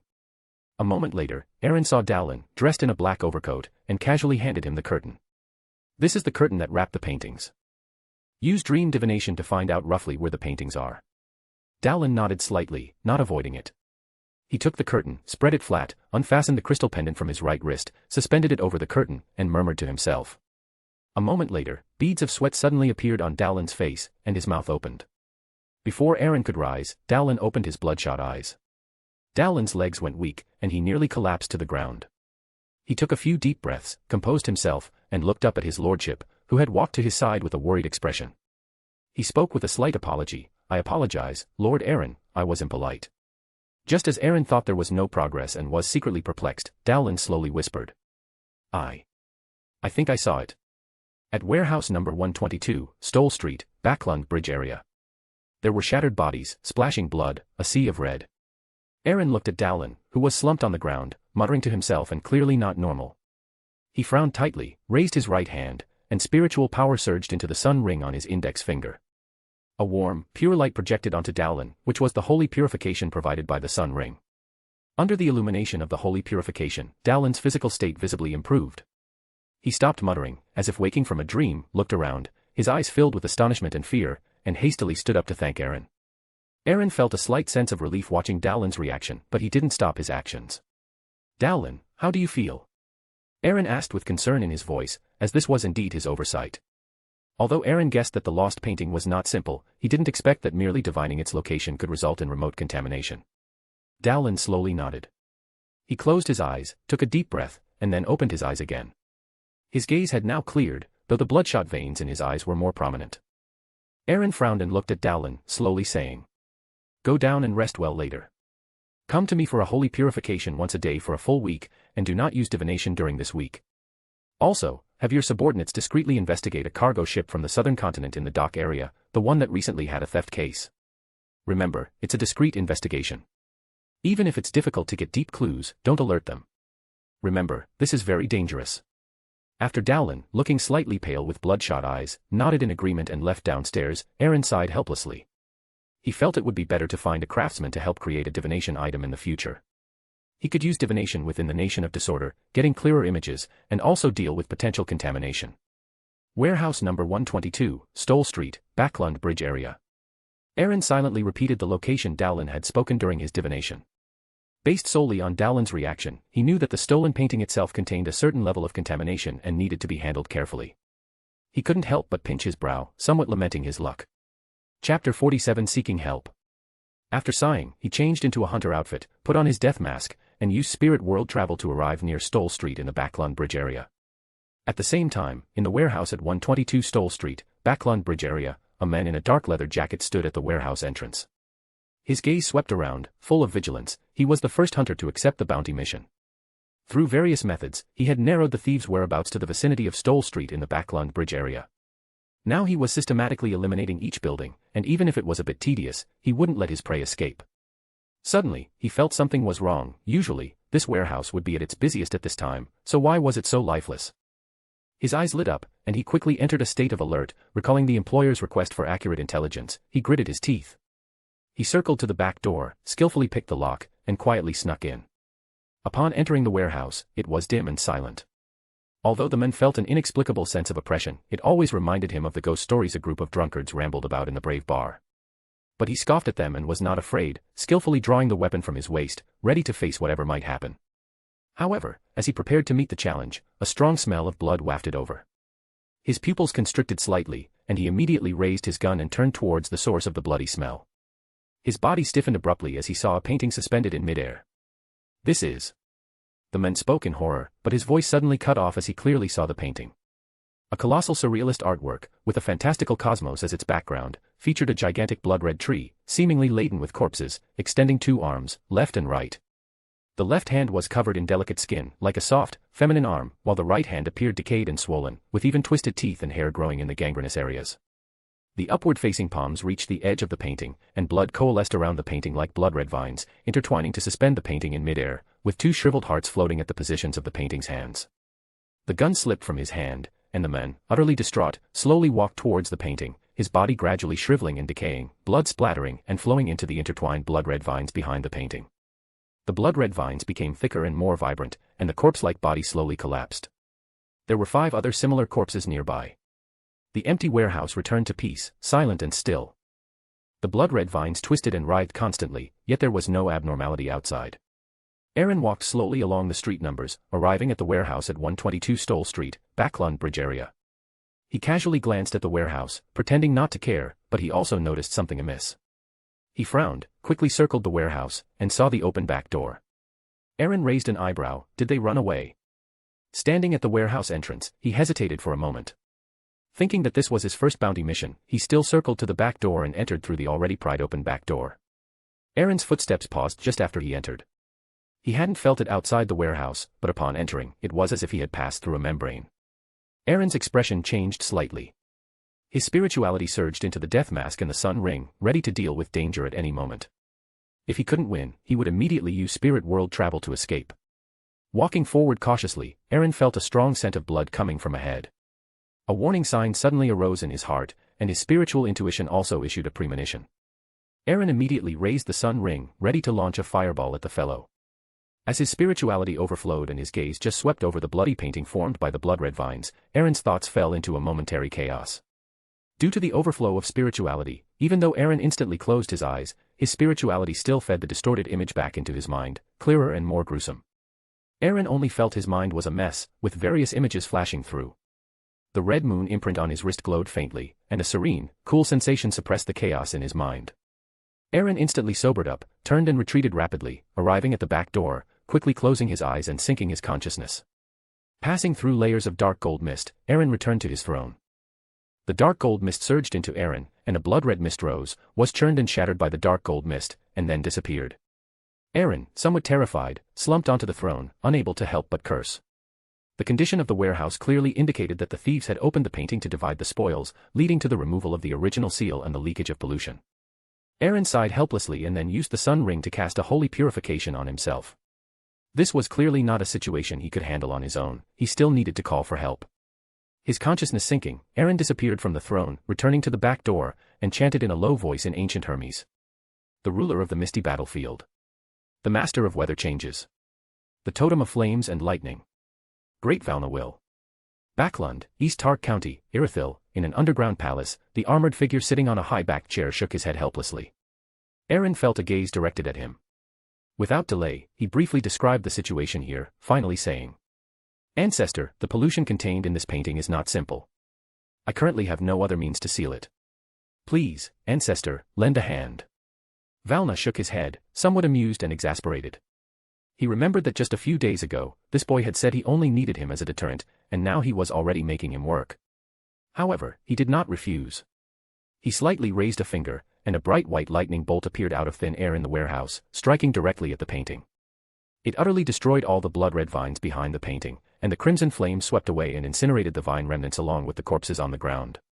Finally, it transformed into a complex pattern engraved on the painting, and the oppressive, bloody sensation instantly disappeared. "I have interfered with the divination. Give it to Joseph Will and handle the aftermath properly," a ethereal voice said before disappearing. Joseph Will, the strongest person in the East Tark family in Backland, that demigod, lived in a manor in the suburbs, which Aaron had secretly visited before. Looking at the painting, which had already rolled up and landed at his feet, no longer giving off any special sensation.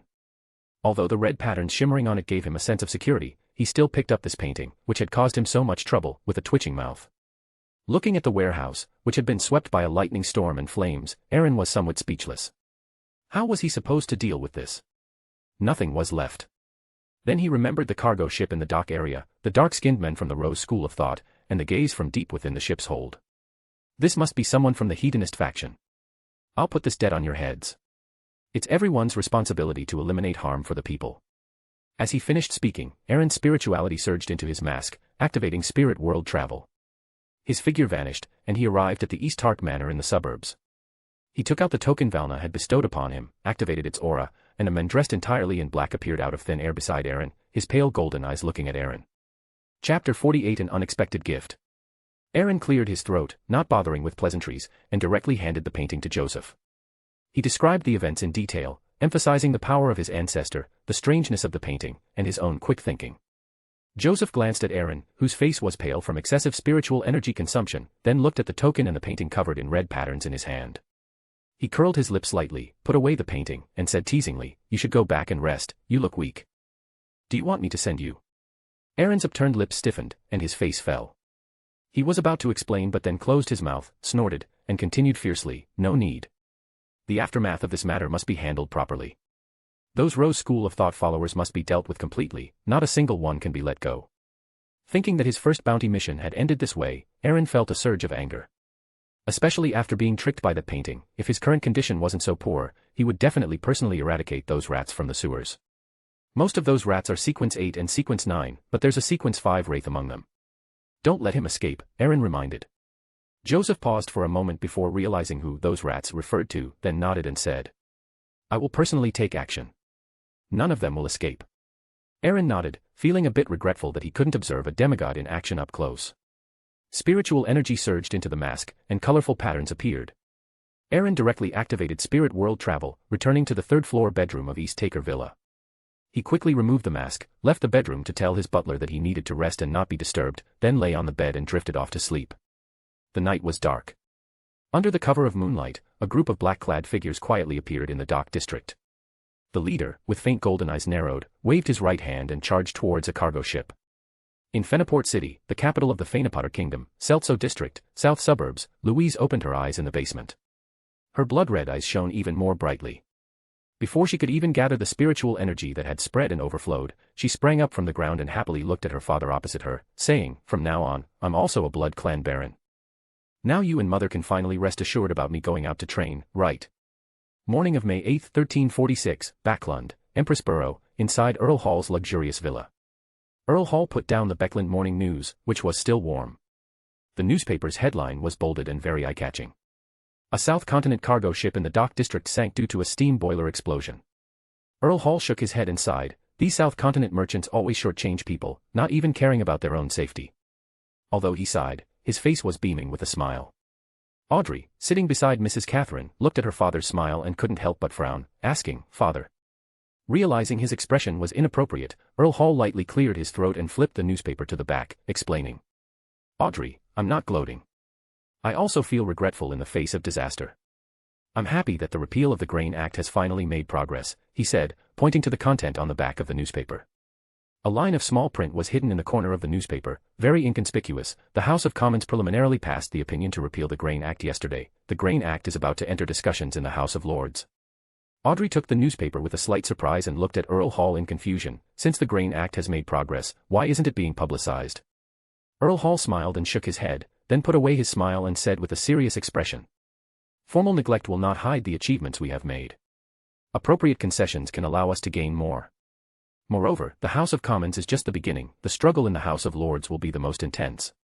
May 8, 1346, Backland, Thursday morning. Aaron was woken by his butler. He took care of his personal hygiene in the washroom and, with the butler's assistance, changed into a luxurious silk suit. After a night's rest, Aaron felt refreshed, and the after-effects of yesterday's pollution cleansing had mostly disappeared. Seeing the Backland morning news on the table, Aaron smiled after glancing at the headline. Humph, a steam boiler explosion. It was probably sunk directly, he thought. However, it was likely judged from the traces that the Sanguine controlled the sunken cargo ship. Both the church and the military unusually maintained a unified stance, and their investigation attitude was extremely passive. What interested Aaron more was how quickly the Grain Act was progressing. Aaron was pondering the potential impact of these events. The butler, Dido, knocked and entered, saying respectfully, "Esteemed Earl Aaron, East Taker Manor has sent a gift. Would you like me to bring it in?" East Taker Manor. Aaron's eyebrows twitched slightly. Connecting it to last night's operation and that cargo ship controlled by the Rose School of Thought, he felt a faint sense of anticipation. Putting down the newspaper, Aaron nodded in assent. The butler then bowed and exited. A minute later, he returned, carrying a cage wrapped in black cloth, and placed it in front of Aaron. Aaron, with interest, lifted the black cloth. Beneath it was not a rare treasure, but a cat, completely white without a single speck of other color. Well, to be more precise, it was a kitten. Although the white cat had no injuries on its body, it was curled up at the edge of the cage, its spiritual eyes revealing fear and apprehension. Aaron's somewhat confused gaze met those spiritual eyes, then he turned to look at a black-clad man who had entered with the butler, eyeing him with a questioning look. The black-clad man cleared his throat and explained. "This is a creature that only lives in the ancient forest in East Byram, South Continent, east of Pass River Valley, and north of the Harvest Plains. Its scientific name is the white feather spirit cat. It's a creature with low strength but a gentle temperament, high spirituality, and understands human nature. But precisely because of this, after Roselle opened the new navigation route, it became the preferred pet for various nobles. However, due to its extremely small numbers and difficulty in capture, it is extremely rare." Aaron nodded knowingly and said in a teasing tone. "It seems those smelly rats from the gutters were lucky enough to get one, hoping to raise funds for their future activities. Very good, I am very satisfied with this gift. Please thank Joseph for me." The black-clad man nodded in acknowledgement, bowed slightly, and then turned to leave. Waving his hand to dismiss the butler to his own duties, Aaron covered the cage with the black cloth, leaving only a viewing opening, to help the little creature calm down. He then took out ritual incense and essential oil from his pocket, placing a little in the cage. Amidst the elegant and serene fragrance, it stopped trembling, its bright eyes unblinkingly fixed on Aaron. Aaron looked at its completely white fur, without a single speck of other color, and smiled, saying, From now on, you'll be called Little White. You'll follow me from now on. Hee hee, Afuni will definitely love you especially if she knows." Chapter 49 Pirates. North of the raging sea, near the safe shipping lane. The cargo ship cut through the waves, its hull surging forward, the steam engine roaring, spewing white steam. Sunlight shone on the sea, and waves crashed against the ship's side, spraying mist. Farron stood on the deck, enjoying the sea breeze on his face, embracing the sun. Most of the sailors on deck were doing the same. On the second day after departing from Bodo Port, a huge storm appeared on their original route.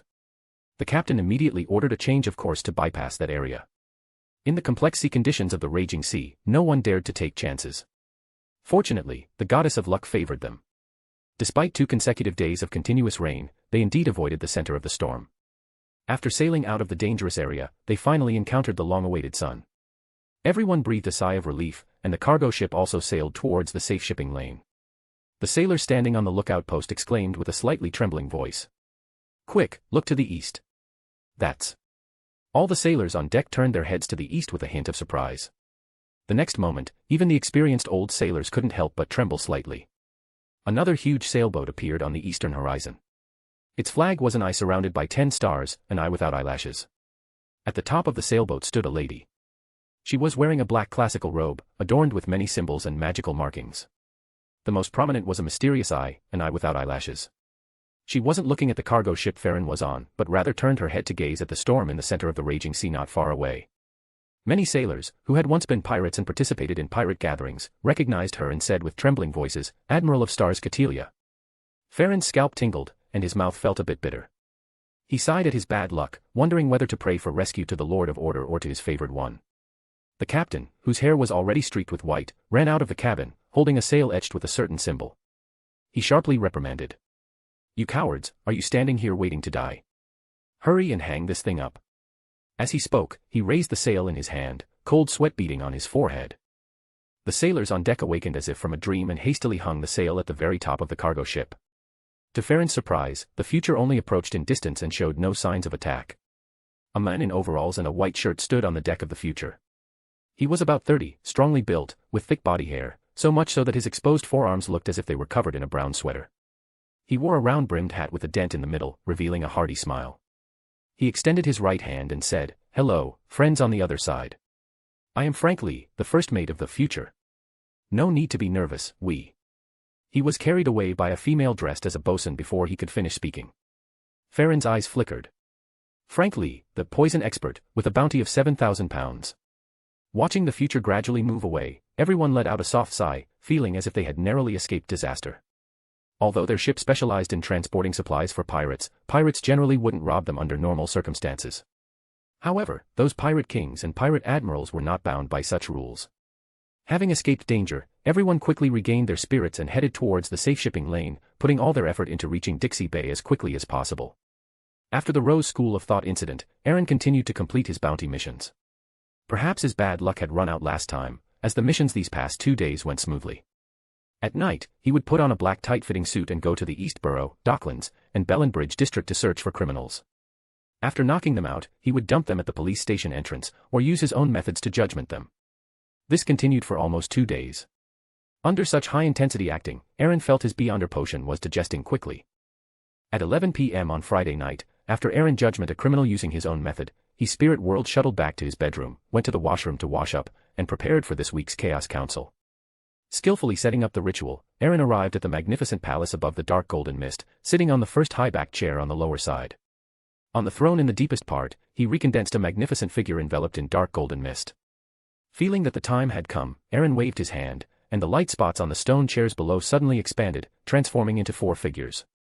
The blurring colors before his eyes faded, and Chuck found himself once again in the magnificent palace.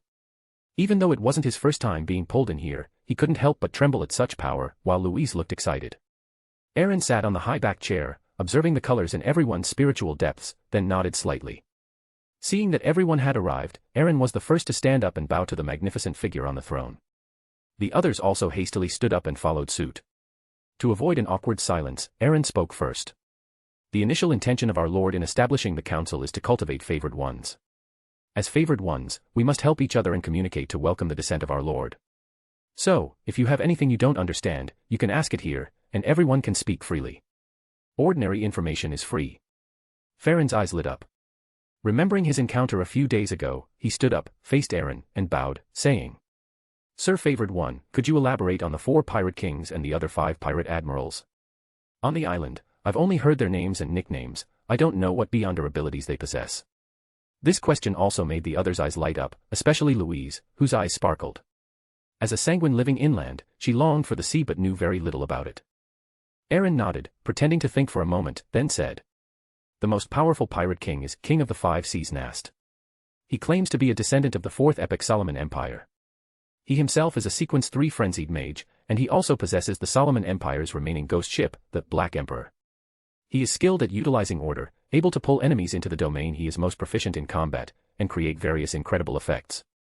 The owner of Dawn is Queen Mystic. She is Roselle's eldest daughter, once a warlock, and has now also entered the demigod realm.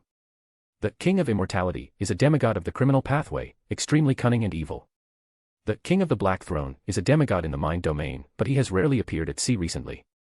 After briefly introducing the 4 kings, Aaron shifted the topic to the remaining 6 pirate admirals. Ludwig, the owner of the Black Tulip, was once a subordinate of the King of the 5 Seas but later became independent, calling himself Admiral of Hell.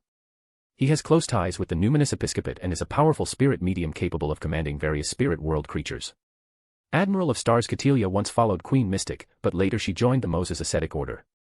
Aaron then briefly introduced Admiral of Blood, Senor, Vice Admiral of Deep Sea, Hel Constantine, who possesses some sea monster bloodline, Vice Admiral of Iceberg, Edwina Edwards, and Vice Admiral of Twilight, Brad of Ivan. Aaron finally curved his lips slightly, saying with a hint of teasing, Vice Admiral of Hurricane, Kalangos will become the 7th pirate admiral in a while. Thank you very much for your sharing. Farron, having received his answer, quickly responded gratefully. Then, after a moment of thought, he asked again, I wonder if you, Sir Favored One, have heard of Frank Lee, the first mate of the future. Chapter 50. The party ends. Aaron's eyebrows twitched slightly. Frank Lee. He couldn't help but recall the fish that could produce milk and the bizarre mushrooms, which made him feel a bit nauseated. However, from another perspective, his abilities might play a crucial role during a world war when food is scarce. But he would need to be given time and a clear direction beforehand, and warned not to add strange things. I don't want the disaster victims who are rescued to all become talking mushrooms. Future, Catilia, Bernardet. Looking at the devotee who was deep in thought and silent, Farron felt a bit lost, wondering if he had asked the wrong question. As he hesitated, Aaron finally came back to his senses and replied with an approving smile. That's a very pure person, very promising. If you become friends with him, just don't talk to him about strange topics. Farron always felt that the devotee's words held a hidden meaning, and the way he looked at him made him somewhat afraid. After bowing in thanks, he asked no more questions. Seeing that no one else had questions, Aaron cleared his throat to attract everyone's attention, faced the magnificent figure on the throne, and respectfully said, Great Lord of Order, in order to standardize the communication of our Chaos Council, may I briefly introduce the subsequent process to them. Aaron then emanated his spirituality, controlling the magnificent figure to respond indifferently, you may. Aaron looked at the 4 slightly nervous individuals below and said solemnly. Firstly, if you cannot attend the Chaos Council on time, you need to recite the name of our Lord in advance. Secondly, without permission, you are not to reveal the existence of the Chaos Council to others. Aaron finished speaking with a smile and continued. The last point is also the convenience you can enjoy, which is Beyonder characteristics and various Beyonder weapons. Below Demigod, Beyonder characteristics or Beyonder weapons of the same sequence can be exchanged, or they can be exchanged for pounds, including exchanging lower-level items and making up the difference for higher-level items. At the same time, I also purchase Beyonder characteristics you possess. As for items above Demigod, you need to become a devotee of our Lord and complete tasks to exchange them with merit. All item exchanges are completed through sacrificial and bestowal rituals. As soon as Aaron finished speaking, Check immediately asked. Then, may I ask, Your Excellency, how many pounds are required to exchange for Beyonder characteristics above Sequence 8? Looking at the equally expectant eyes of the 4 below, Aaron smiled and replied. The Beyonder characteristic corresponding to Sequence 8 is 600 pounds, and the Sequence 8 potion formula is worth approximately 450 to 500 pounds. The Beyonder characteristic corresponding to Sequence 7 is worth about 1,200 pounds, and the Sequence 7 formula is about 800 pounds. The Beyonder characteristic corresponding to Sequence 6 is 3,000 pounds, and the Sequence 6 potion formula is 2,000 pounds. The Beyonder characteristic corresponding to Sequence 5 is worth 8,000 pounds, and the potion formula is 6,000 pounds. Louise nodded almost imperceptibly. Since being promoted to a Sanguine Baron, she had already inquired about the price of Sequence 5 in order to become a noble Viscount as soon as possible. The price given by this devotee was already extremely favorable. He was truly a generous, easygoing, and knowledgeable gentleman. Check was a bit worried after hearing this. As a fallen noble fleeing Fennerport, all his savings had been used to exchange for a Sequence 9 potion. The thought of a 600-pound Sequence 8 Beyonder characteristic made Check a bit troubled. It seemed he would need to take on more bounty missions in the future.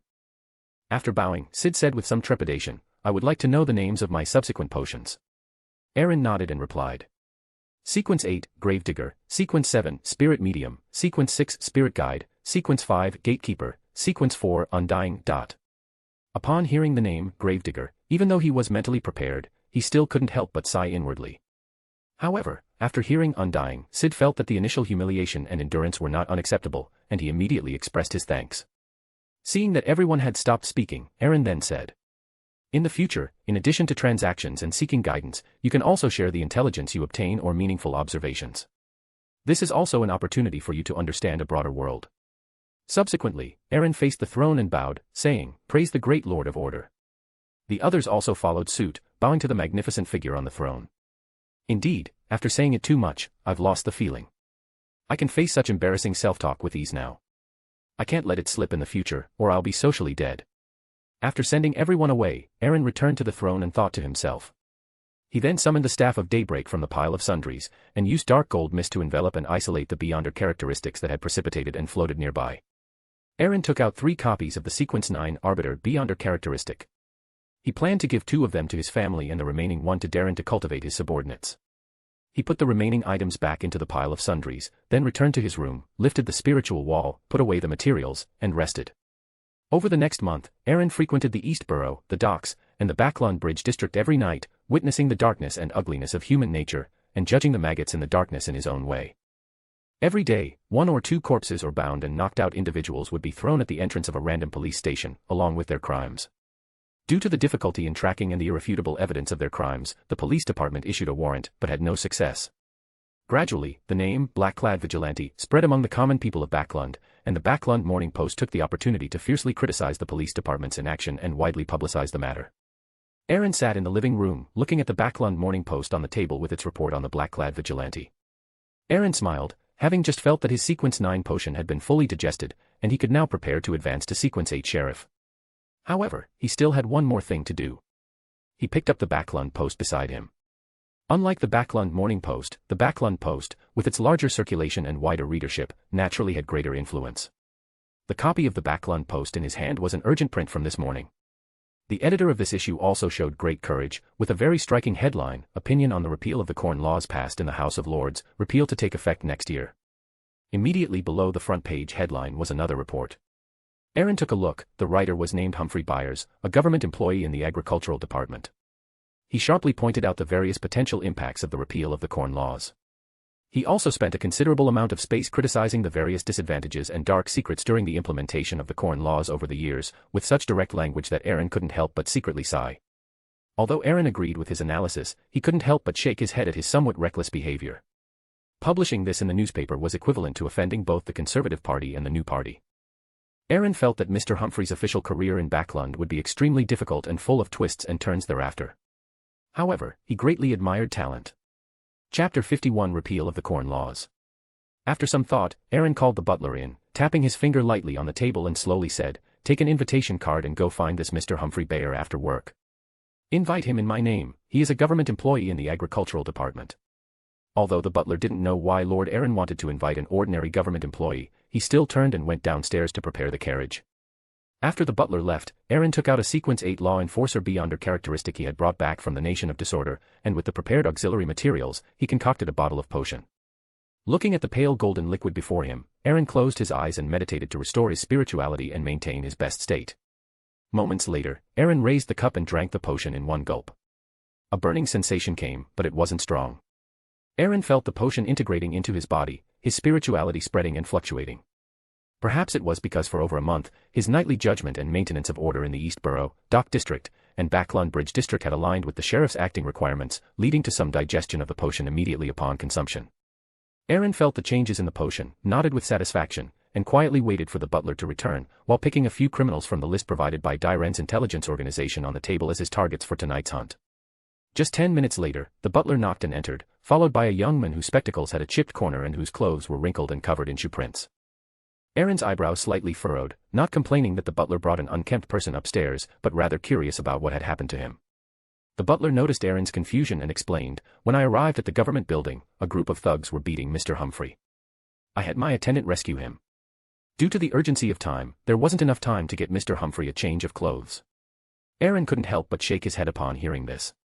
Such crude methods didn't seem like the tactics of Earl Hall or Duke Negan. Indeed, the butler added, those thugs were street hooligans from the Zmanger Party. The Zmanger Party? That gang mainly composed of Highlanders. I remember they are backed by the Fozak ambassador, Becren Jean Martin. Humph, a crude but very effective method. Whether those two great nobles admit it or not, some will suspect if it was the other party's frame-up, further deepening the rift between the two parties. Aaron didn't intend to get further involved. This was part of George III's plan to become a god, and with his current power, he couldn't change it. He then looked at the disheveled man. Although he looked a bit pathetic, it couldn't hide the stubbornness in his eyes. He spoke in an appreciative tone. Do you know the consequences of the report you published? Humphrey nodded slightly, tidied his clothes covered in footprints, and replied somewhat depressed, I know, but I refuse to collude with them, to be a dog of the nobles, to be a worm that buries its head in the sand. I had already planned to resign, but I didn't expect them to be so despicable as to beat me in the street. Aaron didn't pay attention to his sarcastic remarks about nobles and his complaints. Instead, he looked at him with interest. What are you good at? Humphrey straightened his back and calmly replied, I graduated from Backland University with a degree in economics, specializing in statistical analysis and financial statements. Aaron scrutinized Humphrey from head to toe, watching him squirm uncomfortably, and after a moment of contemplation, said, I will establish a foot-operated vehicle company that will eventually span the north-south continent. You can be its manager, responsible for business promotion and financial oversight. When the company's business expands, I will allocate 10% of the profits as startup capital for a new charitable organization. You can observe with your own eyes, and you have the choice to stay or leave. The authoritative voice finally persuaded Humphrey.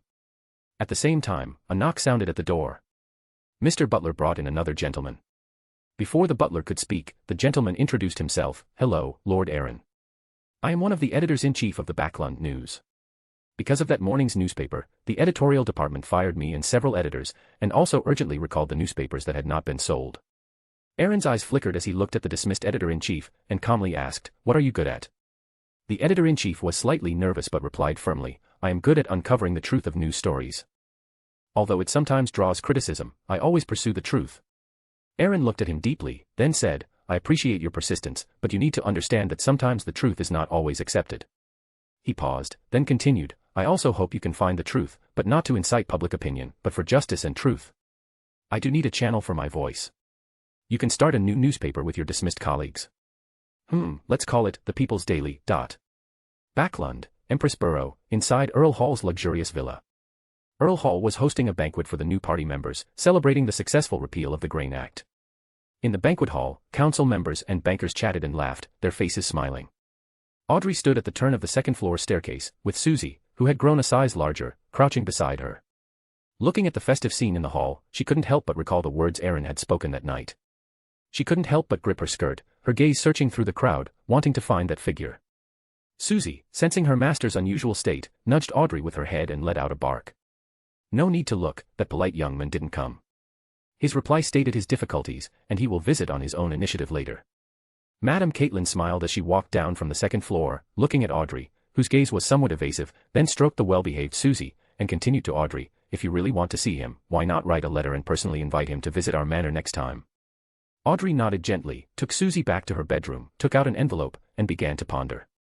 Late at night, Aaron, dressed in black, appeared in a narrow alley in the East Borough, changed his face, and began his hunt for the night. After subduing and knocking out a human trafficker, Aaron was about to throw him at the entrance of the nearest police station. Suddenly, he smelled a faint scent of blood. His spiritual intuition did not warn him, so Aaron thought for a moment and flashed towards the source of the bloody smell. The closer he got, the stronger the smell of blood became. A female figure lay by a street lamp. By the light of the gas street lamp, Aaron saw that the woman lying on the ground at the alley entrance had a pale, bluish face. There was a deep cut in her abdomen, and her internal organs seemed to have been scooped out. The blood on the ground around her was slowly flowing, crimson and thick. Aaron's pupils constricted slightly, and he took a defensive stance. Looking at the corpse on the ground, he quickly recalled the devil dog cultivated by the Desire Apostle in Backland. Feeling no malice, Aaron no longer hesitated and immediately took the human trafficker to the nearest police station. He dropped the unconscious human trafficker, left the collected evidence of his crimes, and the location information of the unfortunate lady's body. Aaron deliberately made a sound to attract the attention of the police officer on duty, then quickly used spirit world travel to leave and return to his bedroom. Chapter 52 Jason Belia. Back in his bedroom, Aaron took off his mask. After feeding Noob, who was sprawled on the bedroom blanket, the little fellow, who had grown a full size larger in a month, lazily lay on the blanket after finishing his meal. Calming down from the bloody scene of disembowelment, Aaron realized that he might have misjudged the identity of the serial killer. Serial killings, targeting those who had fallen before, a minimum of 13 people, a maximum of 49. The more complete the ritual, the greater the hope of advancing. There must be at least 3 days between 2 killings, otherwise it is easy to lose control, but the interval cannot exceed 9 days, which would reset the ritual. Aaron recalled the ritual for advancing to sequence 5 Desire Apostle.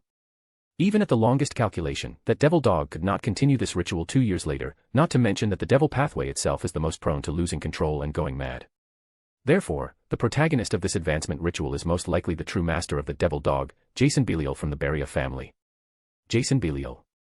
Aaron murmured, sitting on the sofa, his spirituality subtly flowing into the red moon mark on his wrist, entering a hidden state to avoid being sensed by the devil's malice towards him. This guy's alias in Backland is Patrick Jason, a major shareholder of a small bank. He is also the true executor of the assassination of the current Duke Negan, with the Twilight Hermit Order and Adam behind him, which is a bit troublesome. However, Kalangos was also ordered to assassinate. After being eliminated by Mr. Ask, another killer was simply replaced to continue assassinating the current Duke Negan. This indicates that the life or death of the killer is not important, Duke Negan must die. If one killer is gone, another can be replaced. If one attempt fails, there's always the next. After all, the biggest resistance to George III reforms and the biggest beneficiaries of the losses were the Conservative Party, composed of the lone landowning aristocrats. If the current Duke Negan were to die, the new Duke Negan would not have enough prestige to suppress all dissenting opinions and unite the Conservative Party against the new party. Whether it was George III pushing his reforms and secretly preparing his godhood ritual, or the World War Adam hoped to instigate, both could proceed smoothly. Having understood the critical implications, Aaron no longer dwelled on it and began to consider how to extract all value from Jason Belial. As a Sequence 6 demon, the most troublesome aspect is the passive ability to foresee danger. That is, if the opponent can cause him fatal harm in a very short period and takes practical action, he can sense and detect it, grasp where the danger comes from and from whom, and thus specifically eliminate or retaliate. Different demons have different intuitive range of effect, ranging from a few minutes to a day, and from a few kilometers to an entire metropolitan area. As a demon about to advance to Sequence 5, his danger prediction ability is certainly not just a few kilometers. Moreover, the family's Beyonders cannot act casually anymore, especially those at the demigod level. The church is one thing, but the previous solo operation had already caused dissatisfaction from the Military Intelligence Department 9 Kings faction. After a moment of thought, Aaron decided to go to St. Samuel Cathedral, the headquarters of the Church of the Night Backland Diocese, tomorrow to seek help from the Nighthawk squad and apply to use the sealed artifact, 1-42, the silver full-body armor stained with the blood of an ancient god. Aaron will also participate in the operation. He can use the Sun Ring's restraining effect on the criminal pathway to cooperate with the Nighthawk squad, and he can also restrain that devil dog, which may have already reached Sequence 7. He can both digest the sheriff potion during the punitive action and, after a successful encirclement, unearth the serial killer hidden in Backland for many years, thereby promoting his new newspaper, gaining greater prestige among the common people, and laying the foundation for the future promotion of his foot-operated vehicle company. Having made up his mind, Aaron no longer thought about it and began to savor the changes brought about by advancing to sheriff. When dealing with the human trafficker tonight, Aaron felt that the combat abilities and physical qualities he gained as an arbiter, including endurance, strength, and speed, had all significantly improved. Furthermore, he gained an additional sense on the extraordinary level, able to detect abnormal factors and grasp subtle traces. When close enough, he could also detect unscreened things related to evil, disorder, and madness. That is why he was able to detect the elusive bloody scent from a very long distance and accurately locate the body. Aaron exhaled slightly, a hint of fervor flashing in his eyes again, and he couldn't help but think to himself. If I can kill both Jason Belial and his devil dog, these two cunning and evil criminals who disrupt order, how much of my sheriff potion will that feedback help me digest? Seeing the human who always fed him inexplicably smiling while sitting on the sofa, Noob, lying on the ground, silently and subtly moved away. On the morning of Wednesday, June 16, 1346, a luxurious carriage was parked in front of the East Taker family villa in Backland. Aaron stood in front of the carriage, instructing his butler, Dido, on the day's affairs. You are to fully cooperate with that editor-in-chief in completing the layout design of the People's Daily. You can contact the printing factory in the name of the East Taker family, and you can find a vacant warehouse for temporary work. I have only one request: tomorrow, I need the People's Daily to appear in the streets and alleys of Backland. Tonight, I will provide a sensational piece of news as the focus of the People's Daily's promotion. Tell that editor, this is an opportunity to prove their worth, and I hope they can seize it. After the butler left with his orders, Aaron, holding the Backland morning news that had just been published this morning, walked into the carriage. The newspaper's front page headline was highlighted in red and bolded: Serial Killer Appears in East Borough. A man with a South Continent face, dressed in tight black clothes, also followed and sat opposite Aaron. Solo Binter, deputy captain of the Duke's Guard, Sequence 5 Chaos Mentor, returned from the South Continent to the Northern Continent a week ago, traveling through East Turok County by train to Backland, serving as Aaron's personal bodyguard for daytime outings. Accompanied by the clatter of hooves, they passed through streets and alleys to St. Samuel Cathedral, and after being announced, met with Archbishop Anthony. In a room deep within the cathedral, Aaron actively channeled his spirituality into the red moon mark on his wrist, creating a hidden environment. He placed the Backland morning news on the table, displaying the headline. Then he spoke. Archbishop Anthony, this serial killer is a Sequence 6 demon. This cruel method of killing is a ritual he is preparing for advancement to Sequence 5. I know his true identity and detailed address. Without further ado, I'd like to act tonight. However, because of the previous incident in the Dock District, which was criticized by the Military Intelligence Department 9 Kings faction, this time I want to obtain the help of the Nighthawk Squad and activate Sealed Artifact 1-42. Archbishop Anthony looked at the headline on the newspaper, pondered for a moment, and slowly said, "All right. I will dispatch the Soster Squad. He is a Sequence 6 soulman and possesses his own mystical item. I also approve the use of Sealed Artifact 1-42.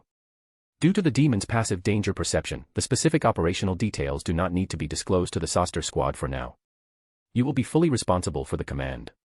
Chapter 53 Action begins. After getting satisfactory results, Aaron took a carriage from St. Samuel Church to the Bicycle Research and Development Studio in St. George's District, Backland. The carriage stopped in front of a gate that was undergoing renovation, replacing the slightly old decorations with marble ones that better showcased its status. Aaron walked into the research and development room and saw an item very similar to a bicycle placed in the middle of the hall, with Harland enthusiastically introducing it to Humphrey. Seeing Aaron arrive, everyone respectfully bowed slightly.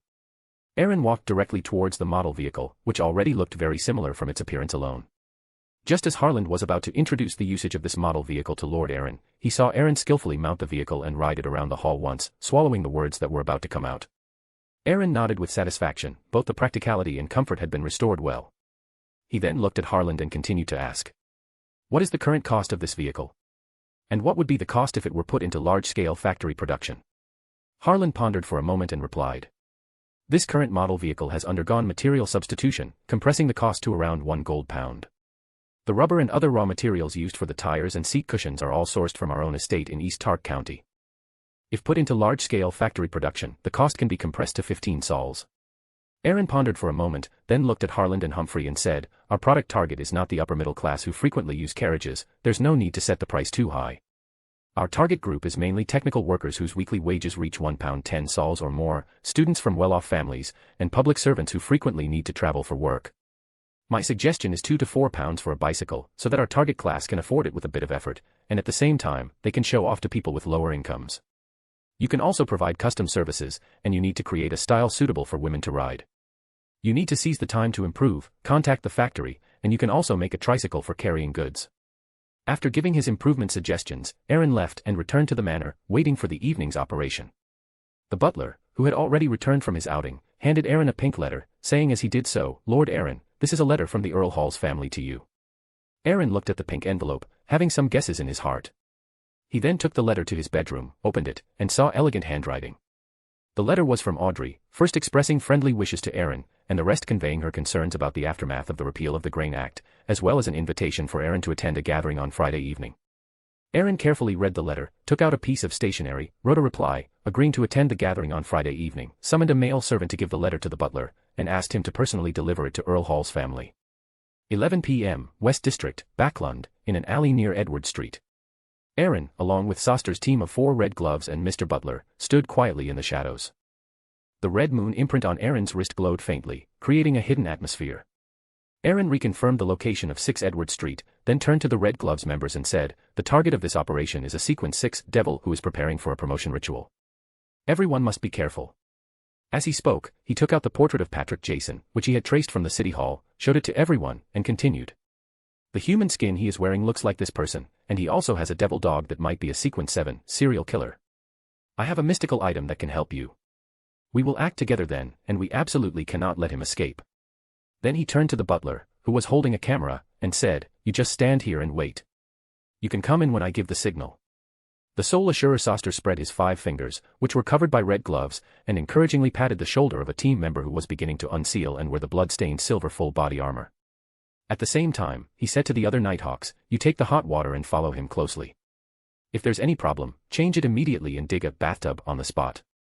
Jason Belia, wearing Patrick Jason's human skin, stood at the second-floor window, holding a newspaper that featured the serial killer, his brow furrowed. He felt an inexplicable unease in his heart. The black devil dog curled up on the second floor seemed to sense its master's irritation, retracting its bared bloody fangs, not daring to make a sound. Suddenly, Jason Belia found that everything around him became illusory and unreal. This was a nightmare. He quickly realized he had fallen into an ambush. A pure golden beam of light directly shone on Jason Belia, accompanied by a piercing wail. He had sunken eye sockets, and his human skin had long disappeared, turning into black skin with red liquid flowing from it. The black devil dog sensed its master's pain. It rushed out from the second floor, directly pouncing on Aaron. Aaron's eyes showed no fluctuation. He pointed from afar, and a golden light flew out, directly shooting towards the devil dog. The devil dog was about to dodge when a spirit world creature, somewhat similar to a wraith, suddenly appeared beside it, forcibly possessing it and stopping its attempt to dodge. Before coming into contact with the golden light, the spirit world creature stored within Aaron's mask quickly fled the devil dog's physical body. The scorching sun halo directly struck the devil dog's body, and the devil dog let out a mournful shriek. At this moment, Jason Belia's body was completely enveloped by the golden light beam, and his body began to undergo a strange transformation. His skin slowly became like a devil's, deep black, with red liquid flowing. His eyes also began to turn scarlet, and his whole body exuded a devil's aura.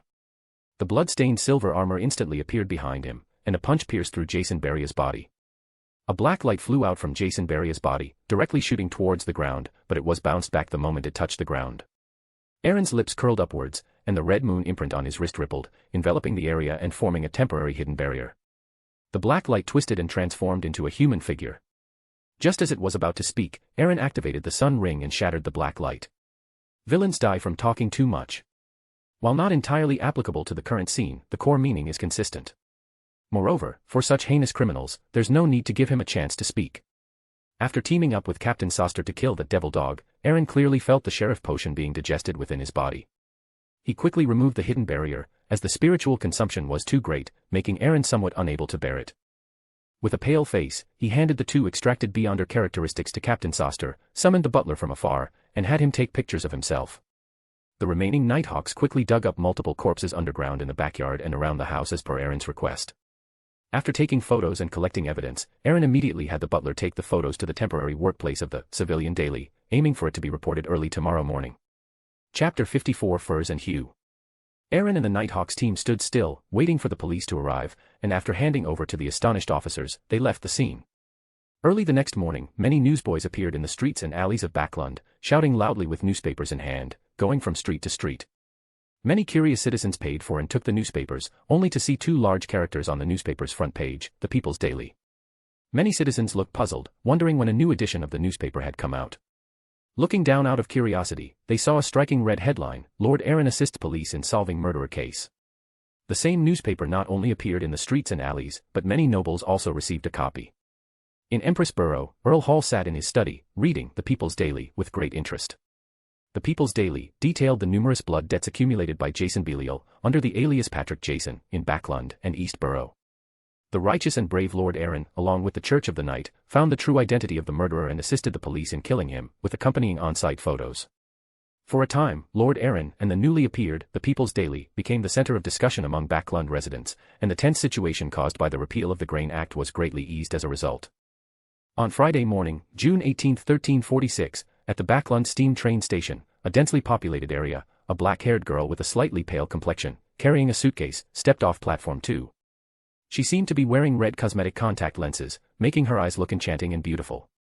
Louise stepped off the train, finally letting out a long sigh of relief. As a noble sanguine, her sense of smell was exceptionally keen, and the scent on the steam train had made her uncomfortable the entire journey. Looking at the note her parents had given her before she left, it contained the address of the Mistral Earl family, Backland, West Borough, 9 East Villa Street. Louise couldn't help but scratch her long black hair, a troubled expression on her face, and sighed, still deciding to take a carriage. She followed the crowd towards the exit and, from a distance, noticed a bustling crowd on platform 6 not far away, where a young man in a black suit and a top hat stood with a line of guards.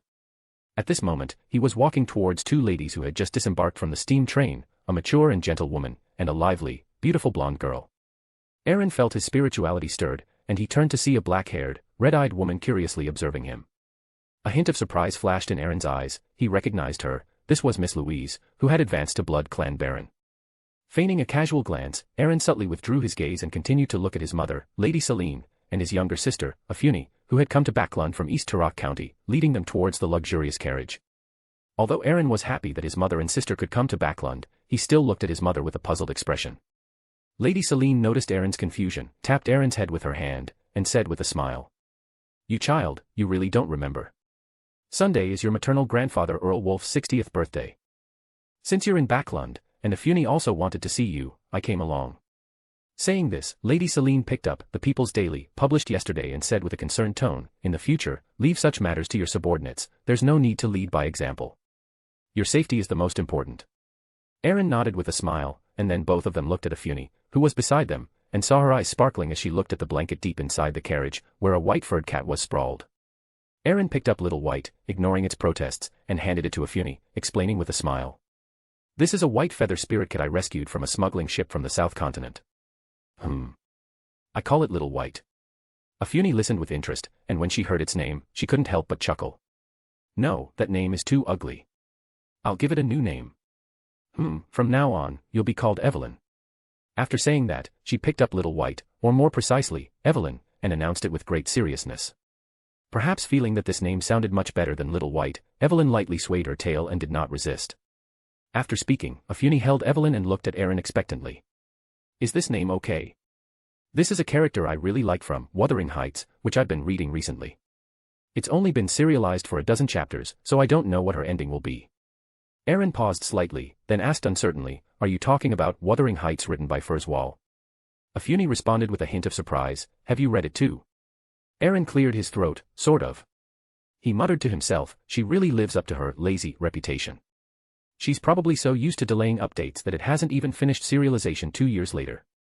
The carriage did not head towards the luxurious East Turok family villa in Empress Borough but turned towards the research studio in Backland's St. George district. Aaron intended to show his mother and sister his work in Backland. At the same time, in Backland, a lady wearing a cream-colored, ruffled, high-collared long dress, with slightly curly brown hair draped over her shoulders, and light blue eyes with a hint of playfulness and laziness. This lady held a lady's cigarette in her right hand and lay straight on the sofa like a fish out of water. Around the sofa were many crumpled paper balls of discarded drafts. Suddenly, her body trembled, almost falling to the ground, and the noise she made caused a shorter lady to emerge from the adjacent room. She was barely over 5 feet tall, with a slightly baby-faced, delicate and gentle features, but her eyes seemed not yet fully developed, appearing quite youthful. Despite her messy, frizzy, shoulder-length yellow hair and traditional knight's training attire, she possessed an indescribable authority and a compelling charm. She looked helplessly at her friend, who had sat up with a bewildered expression, and began. "Furs, stop smoking. Smoking is bad for your health. What happened to you just now?" Furs extinguished her lady's cigarette, touched her nose in confusion. "I just feel like someone is thinking about me. My writing isn't going well today, I think I need to rest." She pondered for a moment and continued, "Shio, why don't we eat out today? I know an Inta-style restaurant, their smoked sausages taste really good, and my manuscript fee from last month just came in." Shio scratched her messy short hair and said helplessly.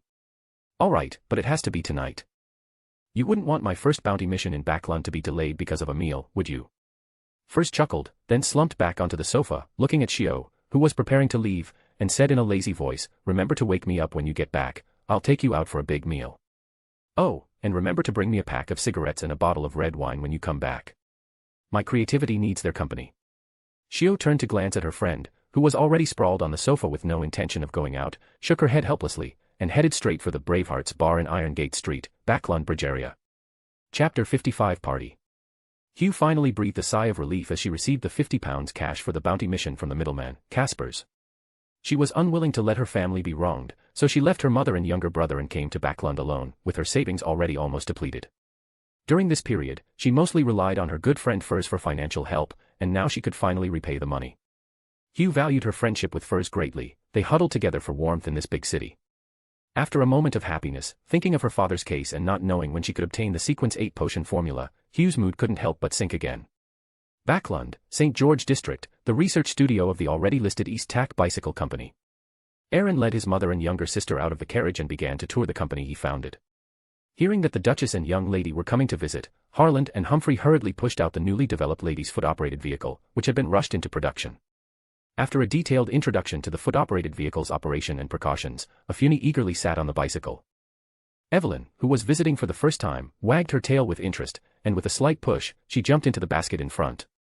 Afuni rode Evelyn around the factory once, completing the sample's initial experience under the satisfied gaze of Madame Selene. After receiving positive feedback, the tour concluded.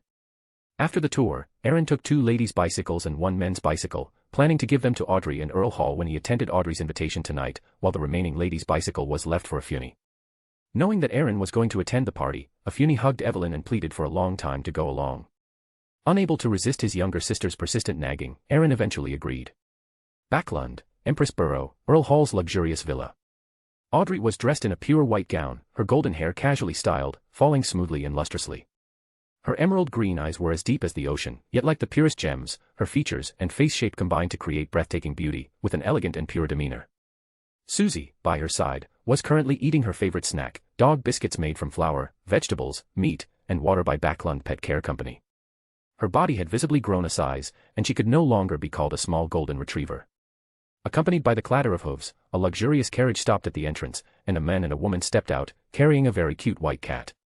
Audrey, who had originally intended to go forward to greet them personally, stopped when she saw the girl beside Aaron, unsure why she felt a little unhappy. Aaron instructed the servants to take down the 3-foot-operated vehicles from the back of the carriage, and walked towards Audrey with a smile, proactively introducing Afuni and Evelyn to her.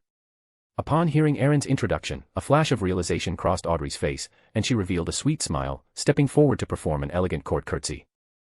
Susie also raised her head from eating snacks, holding a dog biscuit in her mouth, and wagged her tail as she ran to Aaron's side.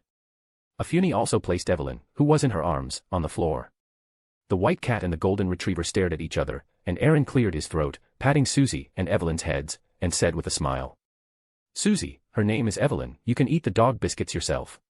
Then, the group walked into the hall, where Earl Hall was seated on the sofa in the center of the hall, smiling and inviting everyone to sit.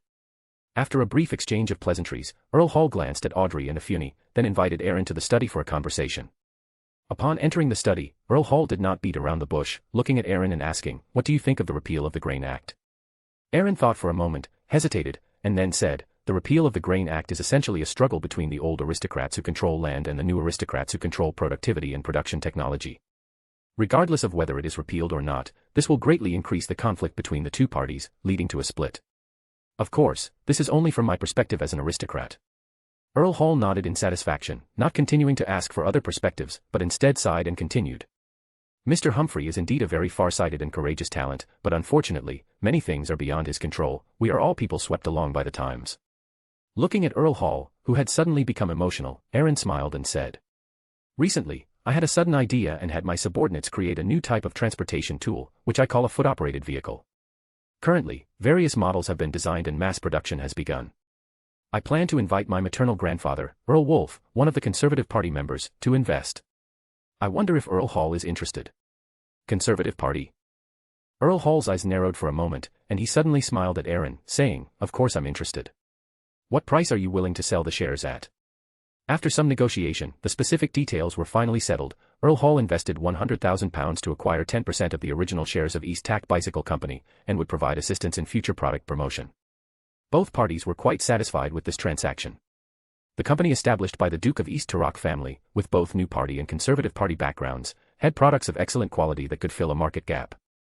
Earl Hall believed that this transaction had broad investment potential for the future, and also carried unusual political implications. Aaron was also very satisfied, as this meant that future promotions would be smoother. After the transaction was concluded, Aaron and Earl Hall walked out of the study and heard laughter coming from the living room. Afuni was riding the lady's foot-operated vehicle, with Susie quietly lying in the front basket with her tongue out, and Evelyn lying on Susie's golden fur. Audrey stood quietly to the side, seemingly tempted, but her elaborate gown made her abandon the impulse to try it. Backland, West District, 9 East Varus Street. A gathering was also being held here, but the guests present all had pale skin, black hair, and blood-red eyes. Each person held a glass, with red liquid swirling inside, and a faint scent of blood permeated the air.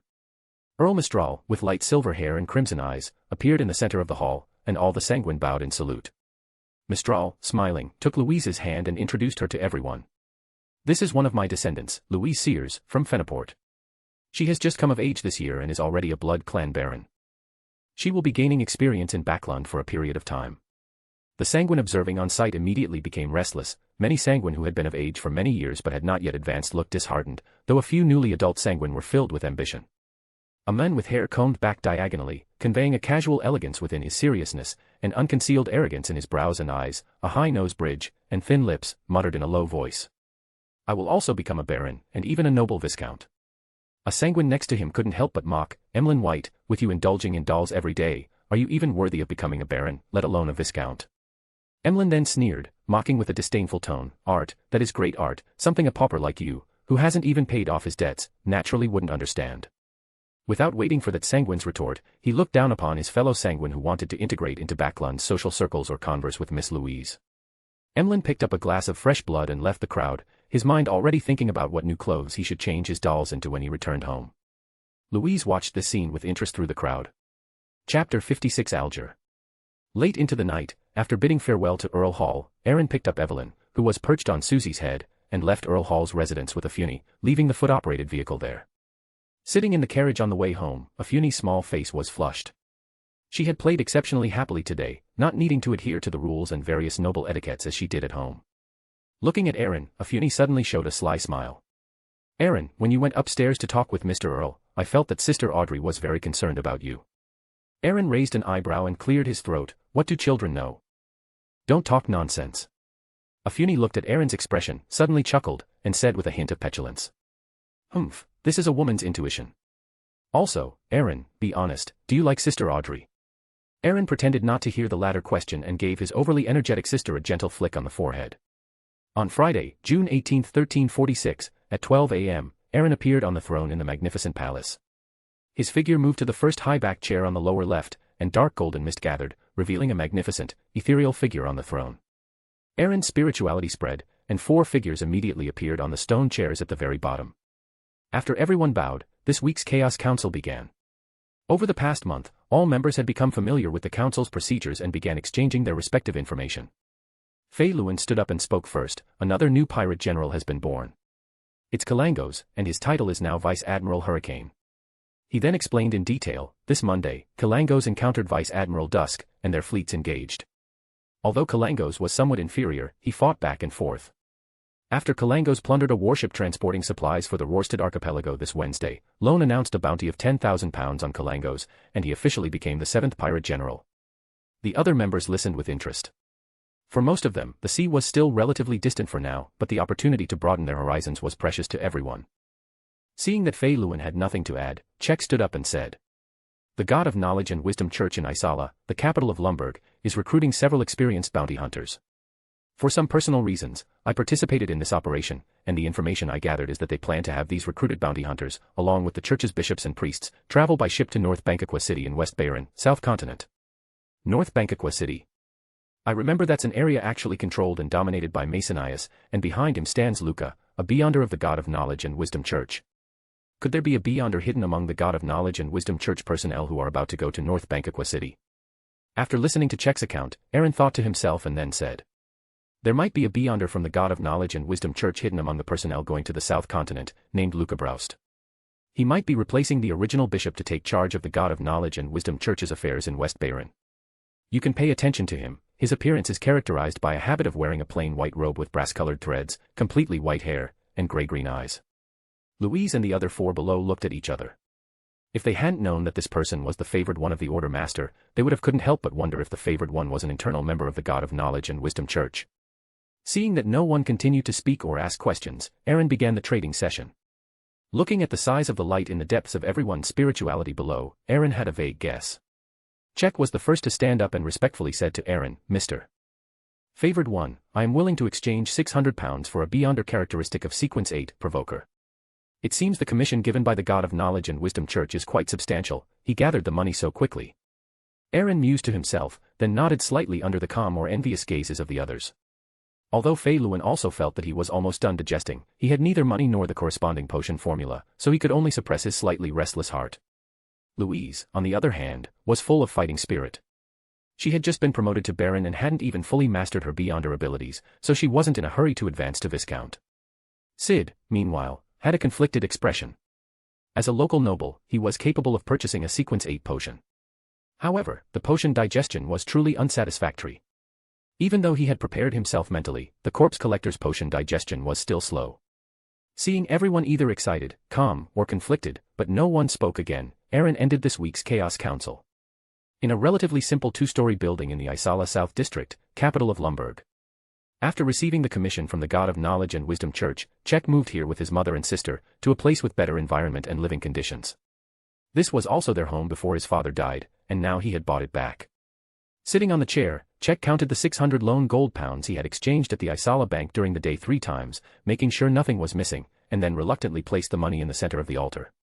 After preparing and starting the ritual, a gentle breeze blew, and the gold pounds in the center of the altar disappeared, turning into a black iron box.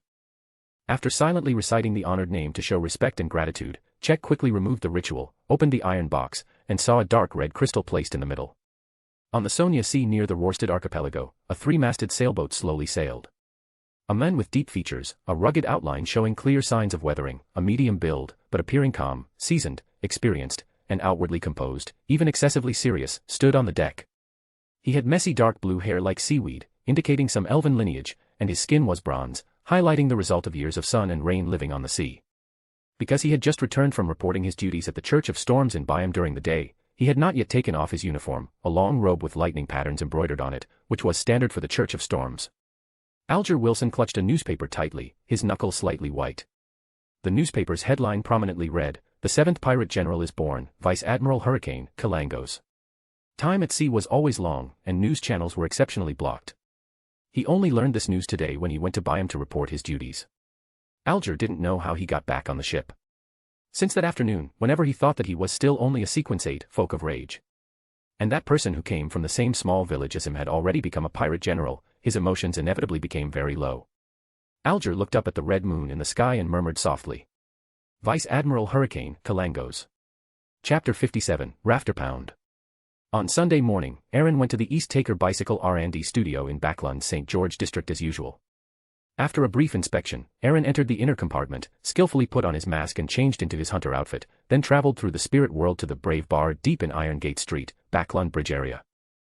Aaron found Casper's, intending to find a target for today's acting and see if there were any interesting commissions. After getting the list he wanted and the corresponding intelligence, Aaron sat down and slowly drank the Sonia blood wine in his cup. Suddenly, a whispering sound arose, and Aaron looked in the direction of the sound. At the entrance, a short lady appeared. She was barely over 5 feet tall, with a somewhat baby-faced cheek and delicate, soft features, but her eyes seemed not to have fully developed, appearing quite youthful. Although she had messy, coarse shoulder-length blonde hair and wore traditional knight's training attire, the bruised and swollen men she was carrying gave off an indescribable sense of authority and believable charm. Many sharp-eyed drunkards recognized the man's identity, a scammer with a bounty of 40 pounds, which immediately caused a commotion. Many people's eyes gleamed with greed, but then suddenly recalled some bad memory, and shivered. Caspers compared the men on the ground to the photo in the bounty mission. After a long comparison, he finally confirmed it was indeed the scammer. He looked at the bruised and swollen men with a slight headache, but still couldn't help but advise. Miss Xiao, the mission only asked you to catch him, not to beat him like this. You need to be careful with your actions, otherwise, even if you complete the bounty mission, you won't avoid a trip to the police station. Saying that, he took out 40 pounds in cash from under the counter and handed it to Xiao. Xiao awkwardly scratched her messy blonde short hair and nodded.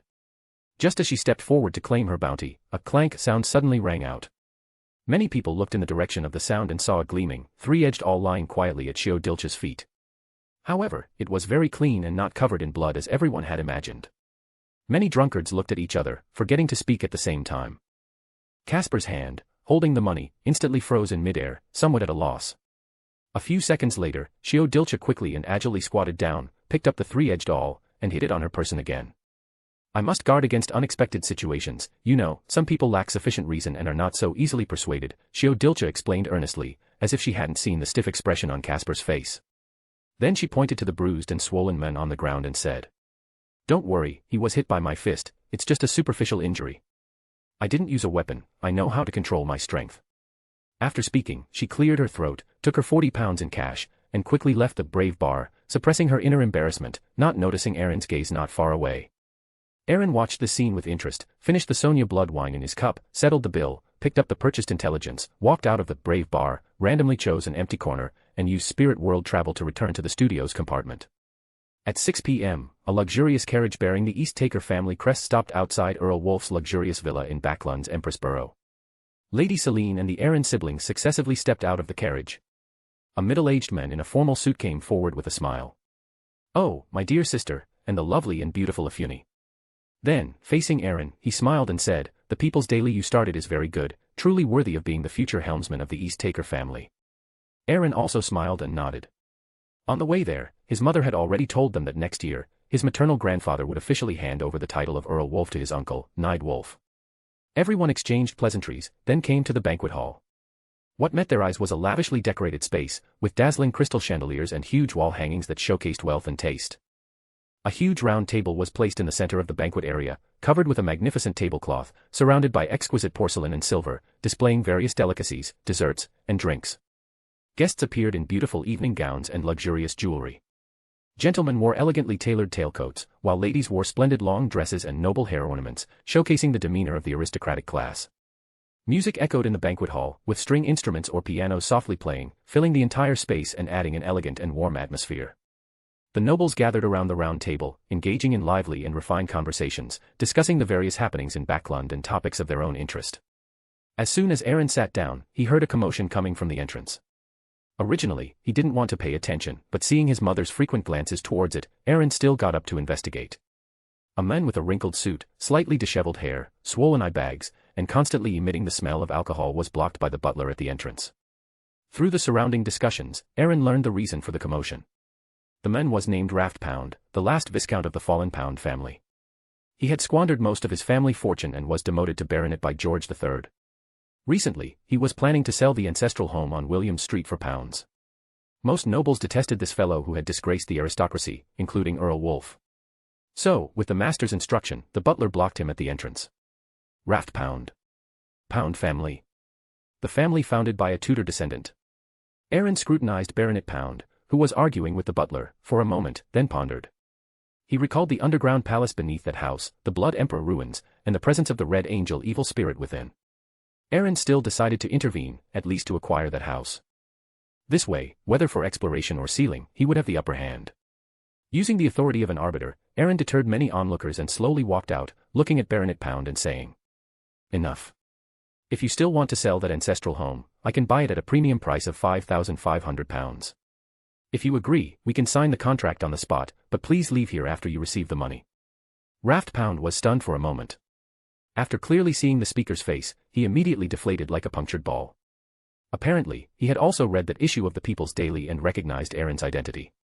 Under the slightly playful and strange gazes of those around him, Rafter took out a crumpled contract from his embrace and, with a fawning smile, said, "Respected Lord Aaron, a total of £5,500, please sign." Aaron hadn't expected this fellow to actually carry a contract with him. What he said about signing on the spot was merely to express his willingness to purchase. However, Aaron didn't hesitate. He took it, signed his name, and then wrote a check for £5,500, handing it to the baronet. Watching his joyous departing figure, Aaron narrowed his eyes, a look of mockery flashing across his face. Chapter 58 East Tucker Bicycle Company. The interlude ended.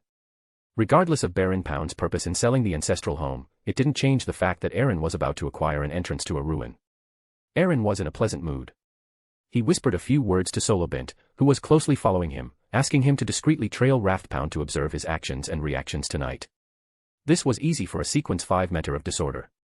Watching Solobint disappear into the crowd, Aaron returned to the banquet hall with the contract, smiling as he told his mother and sister, "Don't worry, it's resolved. I even bought a property." After listening to Aaron explain the situation, Madame Celine nodded slightly, looking at Aaron with satisfaction and saying, "Well done. You can claim these £5,500 from the butler tomorrow." Aaron shook his head, politely declining his mother's offer. He had to pay the £5,500 himself to ensure there would be no dispute over ownership later, and to secure priority in future ruin explorations based on his status, maximizing his benefits. After the small interlude, the banquet's conversations gradually shifted to the Pound family and the aforementioned Baron Pound. Listening to the surrounding mockery and ridicule about the Pound family, Aaron, knowing their true identities, simply poured himself a glass of Sania blood wine and slowly savored it, feeling a bit wistful inside. As the banquet drew to a close, Aaron walked to the second floor and entered the study he had arranged with the butler earlier. Old Earl Wolf sat serenely in the main seat, with his uncle Nieta Wolf seated beside him. After greeting his two elders, Aaron sat down and spoke to them directly. The repeal of the corn laws has passed. Grain prices are bound to fall, and land rent income will definitely decline severely. I believe both elders are aware of the characteristics of most old-fashioned aristocrats. They pride themselves on owning land, rely mainly on land rent income, and prioritize decorum above all else. Many, even if in debt, maintain a lifestyle commensurate with their status, with thousands or tens of thousands of pounds spent annually on clothing and jewelry, as well as persistent hunting activities, social banquets, occasional grand weddings, and luxurious funerals. Uncle Nietawolf wanted to explain but found no words. Old Earl Wolf sighed slightly, speaking with a hint of helplessness. Yes, this is indeed a criticized aspect of us old-fashioned aristocrats. But regrettably, apart from a few bold aristocrats who long ago shifted their focus to industries like steel, coal, railways, banking, and rubber, the cost of entering these industries now is unimaginable, and the losses won't be smaller than the impact of this Corn Law's upheaval. Looking at the expressions of the two elders, Aaron smiled and said, I founded a company called East Tacker Bicycles. Currently, the East Tacker family holds 90% of the shares, while Earl Hall invested £100,000 to acquire 10% of East Tacker Bicycles' original shares and will assist in subsequent product promotion. I came here this time to invite Earl Wolf to invest in the company, which can both resolve the impact of the Corn Law's repeal and form an alliance of interests with Earl Hall. Old Earl Wolf and Nietawolf exchanged glances, both seeing the interest in each other's eyes. Ultimately, Old Earl Wolf made the decision to also invest £100,000 for 10% of the original shares and provide assistance in subsequent product promotion. As the dinner ended, Aaron told his uncle Nietawolf, who was seeing him off, that the bicycles would begin promotion and sales next week, and asked them to prepare. Madame Celine held back the energetic Afni to prevent her from running around, watching everything with satisfaction. She was very pleased with Aaron's attitude towards the Wolf family and the help he extended. Rafter, with his wrinkled suit, slightly disheveled hair, swollen eye bags, and a perpetual scent of alcohol, left Earl Wolf's residence with slightly unsteady steps. He hailed a taxi carriage and got in. Solobint quietly appeared not far away, frowning as he watched the direction the carriage was heading. It was not towards William Street, where the Pound family's ancestral home was located. Solobint pondered for a moment, then quietly followed. The clopping of hoofs stopped. The carriage halted at 29 Civilis Street in Empress Borough. Rafter got out of the carriage and entered the building, with no signs of abnormality. Solobint sat quietly on a nearby rooftop, monitoring all suspicious movements at 29 Civilis Street, but unfortunately, he found no suspicious clues until dawn. Aaron, who had already gotten up and changed, frowned slightly after hearing Solobint's report, and after a moment of thought, said, You've worked hard. I understand. You don't need to worry about this anymore. Tell Darren to dispatch 2 hunters and an arbiter to monitor Rafter in shifts. On Wednesday morning, Aaron, dressed and bathed in the morning sunlight, felt the digestion of his potion within him and frowned slightly. Aside from last week's joint operation with the Church of Evernight to encircle and suppress Jason Belia and the Devil Dog, which significantly digested his sheriff potion, the potion digestion feedback from his hunting activities over the past week had been minimal. At this rate, it would take at least another month to fully digest the sheriff potion. Aaron exhaled, shaking his head helplessly. Without delay, he went downstairs, preparing to head to St. George's district in Backland. Today was the official establishment of East Tacker Bicycles, and newspapers throughout Backland had been competing to report on it since yesterday. Walking downstairs, Aaron looked around but didn't see Afni. He looked at Madame Celine on the sofa with some confusion. Mother, where's Afni? Didn't she want to see the opening ceremony, which is why she postponed her plan to return to East Tacker County? Madame Celine chuckled and replied, Afni said she couldn't wait and wanted to go see it first, so she took Evelyn with her in a carriage. But I've already had Mr. Butler follow them. Aaron looked around and indeed couldn't find Evelyn either, shaking his head and smiling wryly. On Wednesday afternoon, in Empress Borough, Backland, at Duke Negan's mansion. The current Duke Negan sat on the sofa, silently looking at the Common People's Daily on the coffee table. A photo of Aaron, Earl Hall, and old Earl Wolf shaking hands and jointly cutting the ribbon appeared on the front page of the Common People's Daily, and the surrounding footmen and maids were silent as cicadas in winter. Meanwhile, in Isara, the capital of Rumburg, a team disguised as merchants gathered in the eastern suburbs of Isara, consisting of 5 carriages and dozens of people. Czech stood among the crowd, watching the clergy of the Church of the God of Knowledge and Wisdom change into merchant attire, his lips slightly curled. Just as he was about to chat with a colleague beside him, he saw an old man wearing a plain white robe with brass-colored silk threads appear next to the bishop who was leading their team. Czech smacked his lips, muttering in a low voice, "TSK TSK, this old man has terrible taste in clothes. The robes of the Church of the God of Knowledge and Wisdom really need improvement." As soon as he spoke, Czech felt a gaze fall upon him, his spirituality stirred, and he looked up to see a pair of deep, bottomless gray-green eyes, belonging to the white-robed old man. Czech couldn't help but want to slap himself. Ever since taking the Sequence 8 Provoker potion, perhaps due to its influence, he had developed a habit of gossiping recently, sometimes saying things inexplicably. Czech quickly lowered his head, not daring to look into those eyes again, and suddenly felt the Provoker potion rapidly digesting. Czech paused slightly, suddenly remembering the description of the church demigod's appearance by the Lord's attendant, and couldn't help but feel bitter inside. Could he be that unlucky? Chapter 59, Gathering of Wisdom Eyes. Lusawee Joseph, with his white hair and white robe, withdrew his gaze. The bishop beside him, following his line of sight, proactively explained, his name is Checkerwald, a Sequence 9 hunter. I've checked the archives, he's a down-on-his-luck noble from Intis, with a relatively clean family background. Lusawee Joseph's face was expressionless, but his tone was gentle. No, Montella, you must understand, always maintain an attitude of reverence and humility towards knowledge. That young man is no longer a hunter, he is already, a qualified provoker. Lusawee Joseph emphasized the words qualified, and Bishop Montella replied with some surprise, what? A provoker? But it's only been less than 2 months since he became a hunter, this. Lusawee Joseph pondered for a moment, then instructed Bishop Montella, he's a good prospect, you can keep an eye on him. If he's willing, he can be absorbed into the church. He paused, then added, provided he passes all his examination subjects. The convoy began its journey. Check, who was blended into the group, didn't know that they had already taken notice of him. He was still excited by the feeling of the Beyonder potion digesting. The journey was long, starting from the southeastern border of Lumberg into the Feynapotter Kingdom, traversing directly through the Feynapotter Kingdom to the southern port city of Sevilla, then taking a ship to ruin DC Bay. After a period of rest in DC Bay, they would directly take a ship, passing through the safe passage of the Violent Sea to Baronsport in northern West Bayern, and then travel by carriage to their destination, North Bankaqua City. According to Bishop Montella, who was in charge of the operation, if all went smoothly, it would take approximately 3 months to reach their destination. Therefore, the church had also advanced a large sum of salary to ensure their families lived without worry. Backland, steam train station. Aaron saw off his mother and Afuni, bringing a lot of items with him on the train, such as a foot-operated vehicle and a newly developed 3-wheeled vehicle prototype. Aaron took a carriage to the Pound family ancestral home on William Street. By now, this ancestral home had been taken over by the East Taker Guard. After listening to Dyren's report, Aaron went directly to the basement. In a more secluded spot on the side of the basement, a secret door was opened, and several Beyonders of the family stood on both sides, vigilantly staring at the entrance. Aaron's pupils constricted slightly. Through the not-so-bright illumination, he vaguely saw a very large underground structure at the end of the passage. Aaron's lips curled slightly. Humph, you want to trick me into exploring? I'll gather my helpers, and we'll go in and gang up on you. He waved his hand, signaling Solobinter to close the secret door and simultaneously set up a wall of spirituality on it to isolate any possible influence. Leaving the basement, Aaron instructed, maintain a certain number of guards to key inspections the basement and surrounding areas, prevent anyone from digging tunnels nearby, and continue to monitor Raftbound. After re-emphasizing the confidentiality discipline, Aaron returned home. As soon as he arrived on the 3rd floor, he saw Evelyn, who had clearly gained a bit of weight in the past few days, sleeping on a blanket. Looking at the little fellow who was still sleeping on the blanket even though he had approached, Aaron's mouth twitched. How could she have no alertness at all? How vigilant she used to be, now, if she were sold, she wouldn't even know what happened. Aaron picked up Evelyn, then put her, looking bewildered, back on the blanket. Evelyn meowed, looking at Aaron with a resentful gaze.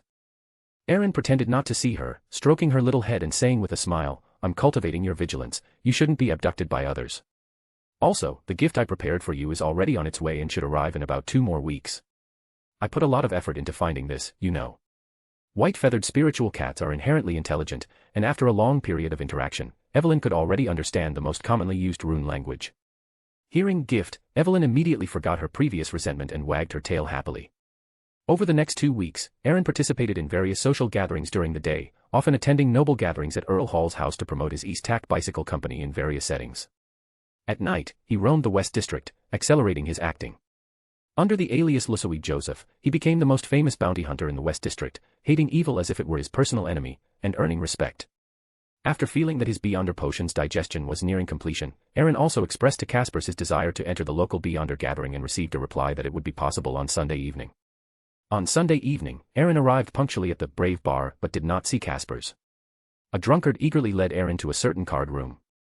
Caspers was playing Fighting Evil, invented by Roselle, while betting on the ongoing boxing match outside. A glass of South Wales beer was by his hand, and he was living quite comfortably.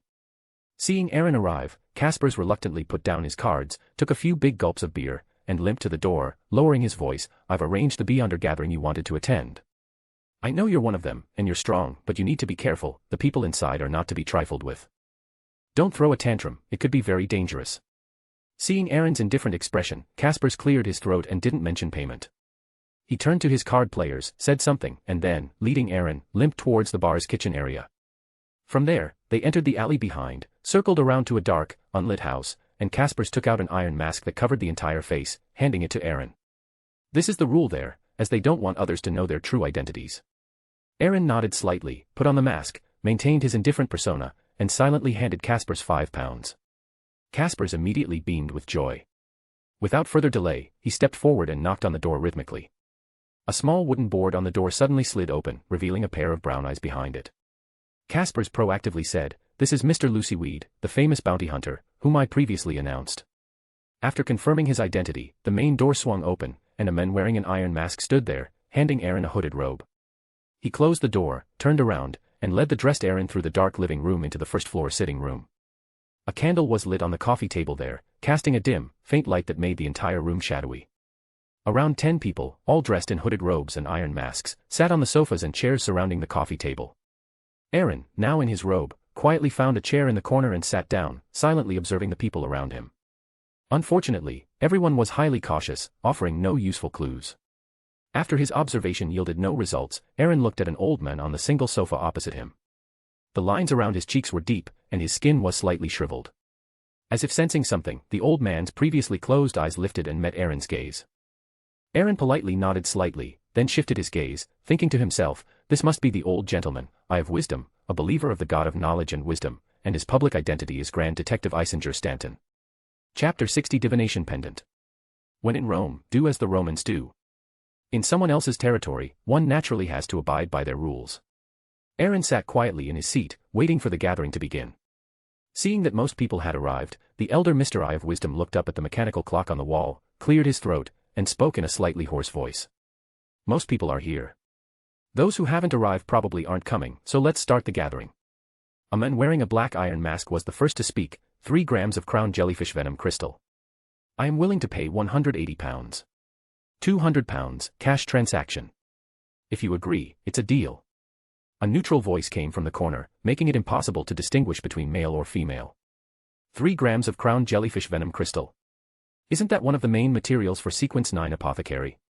Aaron thought to himself, looking at the two people making the transaction. The man with the black iron mask clearly felt a pang of pain but still agreed to the deal. After several more transactions were either completed or fell through, Aaron heard a deliberately lowered female voice from the right side of the second row. "This time, I brought a mystical item. I call it the Divination Pendant. Its appearance is a light blue crystal pendant, and it has only one function, divination. The effect of the divination is determined by the level of the user and the level of the object being divined. Its price is £900, which is not expensive." The crowd, who had initially been confused by the lack of any mentioned negative effects, gasped when they heard the £900 asking price. Many who had been interested immediately gave up and looked away. The elder Mr. Eye of Wisdom looked at the somewhat quiet gathering and chuckled. A mystical item is a type of beyonder item with relatively low negative effects. Although the mystical item provided by this lady does not have combat abilities and is a support type, it is indeed worth this price. If no one bids, I would like to buy it as part of my collection. Aaron narrowed his eyes. A lady, possibly with artisan support behind her, he had some guesses, but he was also very interested in this mystical item. He did not lack weapons for combat, what he lacked were precisely these auxiliary items. Especially after his last experience where Diren's divination almost caused him to lose control, Aaron understood that divination itself carries great risks for certain matters, making it easy to see things one shouldn't and hear voices one shouldn't. However, if he were to perform divination within the Nation of Disorder, with the Sapphira providing a higher status, even without Sapphira Castle's bonus to divination, he could still divine a lot of information, and any potential contamination would be easier to handle. Having made up his mind, Aaron immediately spoke, £950. Such a high bid immediately attracted the attention of those around him. A black-robed person immediately spoke, £1,000. Aaron raised an eyebrow. It seemed like someone who wasn't short on money, but compared to him, they were still a bit green when it came to wealth. He propped his foot up and coldly said, £1,200. The surroundings immediately became quiet. No one spoke again. £1,200 was almost enough to buy all the materials for a Sequence 7 potion. A mystical item, possibly crafted from a Sequence 9 C or beyonder characteristic or potion materials, even if its auxiliary effect was excellent, was not worth this price to many people, of course, not including Aaron himself. Seeing no further bids, the lady on the right side of the second row announced the successful transaction and took out a palm-sized square iron box. After being passed by the attendant, she successfully received £1,200 in cash, while Aaron held the iron box, snapped it open, and examined his acquisition. The light blue crystal pendant emitted a serene aura, made of transparent and pure crystal material, presenting a soft and gentle blue hue overall. The pendant's shape was an exquisite teardrop, meticulously set in a silver pendant base, with intricate patterns covering its surface. Just holding the pendant, Aaron felt his spirituality elevate. After confirming the item, he put it away and looked at the 1,200 cash the lady had accepted, a slight smile playing on his lips. Several 10-pound banknotes, which had been placed above the dark golden mist for over a month, were tucked inside.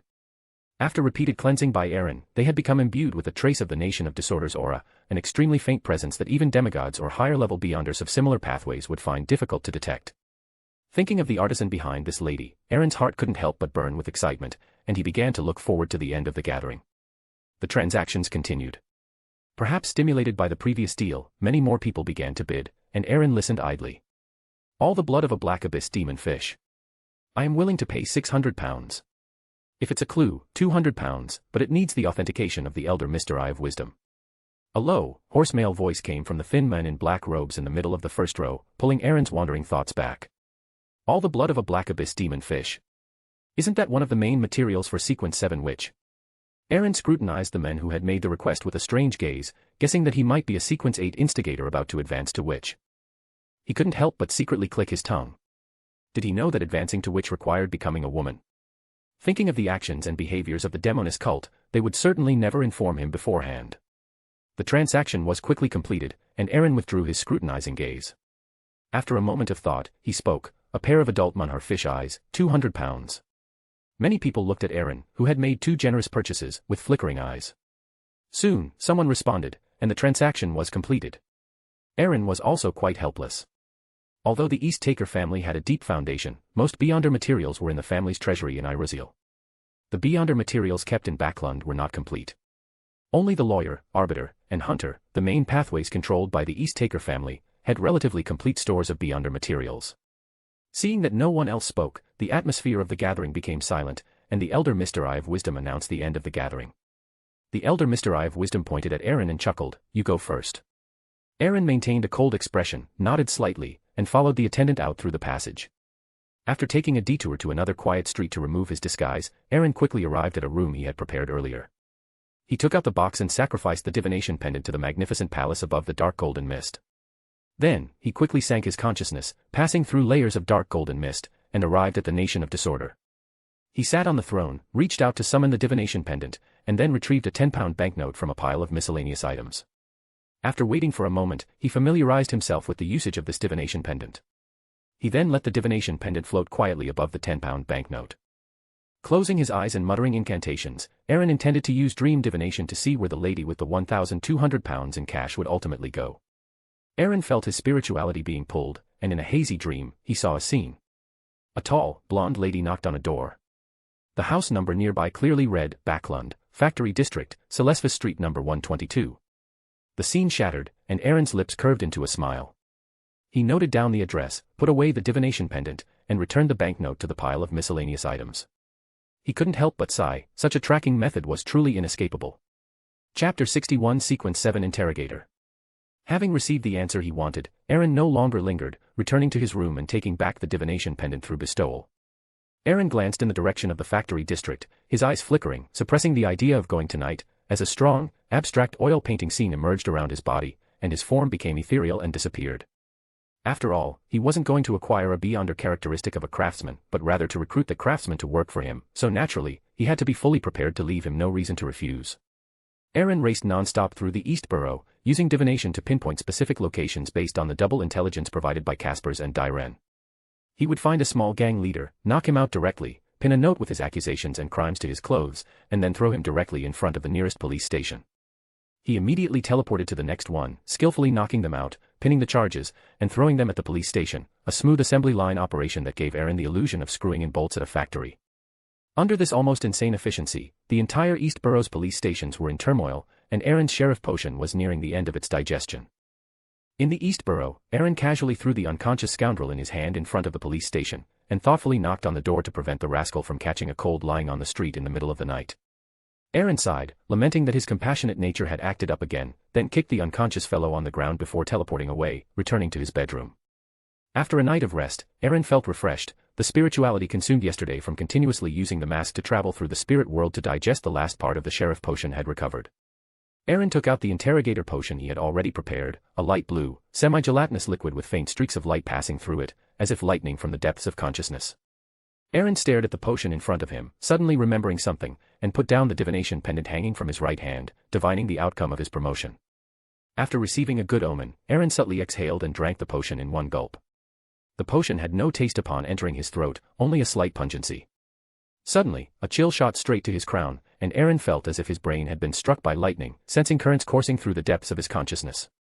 In this sensation that made even his spirit body tremble, Aaron saw the magnificent palace above the dark gold mist more clearly, and a strange feeling arose spontaneously, only to disappear in an instant. Aaron suddenly opened his eyes, covering his head with both hands, breathing slightly, with fine beads of sweat on his forehead. After a long while, Aaron finally calmed down and slumped onto the sofa. He truly lives up to the name interrogator. Is this the feeling of a mid-sequence? Recalling the sensation of his spirit body twitching just now, Aaron's face couldn't help but twitch. Gathering his scattered thoughts, Aaron began to delve into the beyonder abilities he gained after advancing to Sequence 7 Interrogator. First, he mastered the use of various weapons and became an explosives expert. He also gained a certain degree of physical enhancement.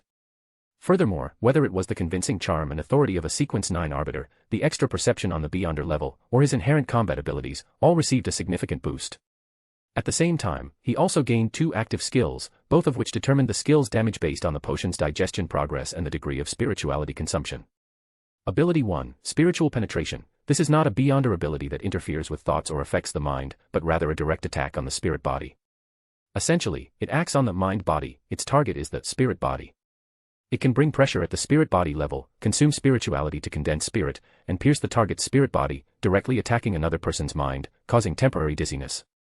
Ability 2, Whip of Pain, causes the target to feel currents coursing through their mind, forming a barbed whip that continuously lashes their soul. This flavor is both painful and numbing, as if originating from the depths of the brain, making one unable to resist, only able to shiver and have their knees buckle. Aaron was very satisfied with the abilities after his promotion, especially the temporary control effect brought by spiritual penetration combined with the possession and control provided by the wraith-like spirit world creature within the death mask. Continuous control would be enough to buy time to use mystical items or sealed artifacts against enemies. Aaron calculated that even without using the few gifts left by God Almighty within the Sapphira, his current items and methods alone would be enough to deal with ordinary Sequence 6 Beyonders. Even if he was truly unlucky and encountered a Sequence 5 Beyonder, he could still escape even if he couldn't win. Indeed, strength is the capital for everything. Aaron sighed slightly, looking at the morning sun outside the French window, then asked the butler to prepare a carriage to East Taker Manor in the suburbs. Accompanied by the clatter of hooves, the carriage stopped outside East Taker Manor. Aaron stepped out of the carriage, and without further ado, directly took out the token given by Varnner, activating its aura. A man in all black appeared out of thin air beside Aaron, his pale gold eyes looking at Aaron. Joseph Will was speechless. This kid came to him every other day. Did he really think that he, a demigod, had no dignity at all? Joseph Will was about to say something when he felt Aaron's undisguised, overflowing spirituality, and his face instantly twitched a little. After a good while, he slowly opened his mouth and said, "What's the date today?" Aaron's face was beaming with a bright smile as he smugly replied, "July 18, 1346. If I remember correctly, this kid only advanced to Sequence 8 Sheriff last month when the Grain Act was abolished. It's only been a little over a month, and he's already advanced to Sequence 7. Joseph Will couldn't help but be a little astonished. After satisfying his mischievous streak, Aaron stopped provoking this somewhat rigid family demigod, becoming serious and getting to the point, slowly saying, "I've discovered the exact location of a craftsman. He doesn't belong to the Church of the God of Steam and Machinery, and I think you can understand what I mean, and the value he represents. I want to bring him under my wing, so I want to bring a strong, high-status expert to back me up, like you. That way, I can very amiably recruit him." Joseph Will's pale gold eyes narrowed slightly, not refusing Aaron's request, but instead retorted, "These are just the best-case scenarios you've envisioned. What if he's unwilling?" Aaron's expression turned cold, and he put down the divination pendant hanging from his right hand, saying lightly, "Then kill him, imprison his spirit body, and I will forcibly perform a dream divination for the craftsman's potion formula."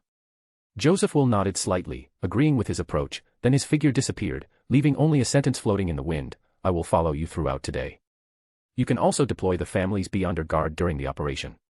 Moments later, a team of a dozen black-clad guards emerged from the manor, taking 2 other carriages, with Aaron's carriage leading the way, heading to Solerfus Street in the factory district. Aaron planned to make some arrangements before taking action. Chapter 62 Friendly Recruitment. Backland, Factory District, 122 Solurfus Street. Dusk had already fallen, and Michel Vide stood quietly by the second-floor French window, somewhat restless as he watched the bicycles coming and going outside, a faint sense of unease lingering in his heart. Severina Vide, with her light golden hair, held a thick copy of Loen's complete legal code, and looked at her father, who was lost in thought, and couldn't help but ask. "Father, why did you come out? Weren't you crafting a beyonder weapon?" Michel Vide put away his serious expression and smiled faintly. "I just came out for some fresh air. Since you've become a beyonder, you must follow my instructions. This will greatly reduce your risk of losing control.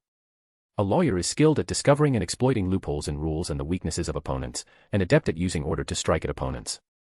They also possess beyonder abilities in eloquence and persuasion, and can, to a certain extent, distort or guide the target's thoughts, making them feel close and willing to trust. And the prerequisite for all of this requires you to have a certain amount of knowledge. For now, focus primarily on Loen's laws." Severina Vide listened attentively, making notes in her portable notebook. As night fell, the factory district presented a different scene. The daytime hustle and bustle gradually faded under the night sky, replaced by a profound stillness. The red moonlight scattered, dotting the landscape, outlining the intricate industrial buildings and chimneys. On the streets, sparse streetlights cast faint glows, barely illuminating the footsteps of pedestrians. Shadows diffused through the narrow alleys and streets, making the entire factory district appear even more mysterious. A gentle breeze swept through, bringing the faint whistling of chimneys, as if whispering in the night. Lonely workers moved through the streets, slowly emerging from the factory gates, their figures appearing tired and frail. Some had pale faces, showing no trace of their former luster. They hurried home, their hasty steps revealing their worry about tomorrow's work. The factory lights still flickered, proving that work never ceased. Faint light seeped through the dilapidated windows, casting eerie patterns on the street. Occasionally, the roar of a machine or two only emphasized the silence of the night. Aaron stood at the window, silently watching these scenes, then composed himself and turned to look at 122 Solurfus Street, not far away. He glanced at the time and said to Solobint behind him. "Prepare to act. Be careful to control the force, don't make too much noise." In the master bedroom on the second floor, Michel Vide's spirituality stirred, the ritual magic he had set up around the house had been triggered. He suddenly opened his eyes, intending to roll over and stand up. At the same time, his right hand reached for the gun under his pillow, which contained the beyonder bullets he had prepared, and his left hand reached for the brooch on his chest. Then his pupils constricted as he realized he couldn't move, all his actions seemed to be paused. Under his slightly horrified gaze, two figures slowly emerged. The black-clad man with light golden eyes on the left looked on indifferently, his left hand already raised and closed. This was the confinement from a Sequence 4 imperative mage. Michel Vide clearly realized this point, and despair gradually showed in his eyes, followed by a hint of ruthlessness. Seeing that the deterrence had been achieved, Aaron lightly coughed, signaling Josephul to release the confinement. Michel Vide was startled, looking at the other uninvited guest with confusion. He didn't try to sneak away with petty cleverness. Not to mention whether he could escape under the gaze of a demigod. Even if he did, what about his daughter? Since the other party hadn't directly killed him, everything was still negotiable. Thinking this, he suddenly found this uninvited guest who had spoken so familiar, as if he had seen him somewhere before. Suddenly, he remembered that the source of the familiarity was the People's Daily. As a new newspaper, the most talked-about topic in the East Borough was Lord Aaron, who had repeatedly made headlines in the newspaper. It wasn't until he met those eyes, which seemed to smile yet not smile, that Michel Vide finally confirmed his guess, and he also breathed a slight sigh of relief. Thankfully, it wasn't those people. He then tidied his slightly disheveled clothes and went downstairs to the living room with the two uninvited guests, where he found Severina Vide sitting on the left side of the living room. Two guards, though dressed in black robes, still showed feminine features, were closely guarding her. Even without firearms, at such close range, Michel Vide had no doubt that they had the ability to instantly kill his daughter. No longer holding any illusions, Michel Vide, clearly understanding his current situation, sat on the sofa with resignation, actively showing weakness. "Esteemed Lord Aaron, may I presumptuously ask what brings you here so late at night? I can help with anything I can. You can also take anything you like from here. I only hope you can spare my daughter's life." His final tone carried a hint of pleading. Seeing her father's humble demeanor, Severina Vide, sitting on the other side, instantly had red eyes, staring fixedly at Aaron. Aaron looked at Michel Vide in front of him, feeling the seemingly murderous gaze from behind him, lightly coughed, and slowly began. "Mr. Michel Vide, I think you must have misunderstood something. As you said, I merely came to visit you this time. Perhaps my timing and method of visiting were a little impolite. I also hope you understand, after all, you wouldn't want everyone to know, would you? This works out well for both you and me."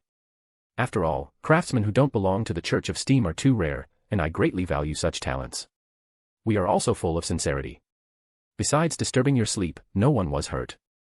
As long as you are willing to serve the East Taker family, you will no longer have any worries, including those who are hunting you. Michel Vide looked at his daughter, who was pressed onto the sofa, then glanced at the two uninvited guests opposite him, feeling the almost tangible sense of authority. The words of refusal simply wouldn't come out of his mouth.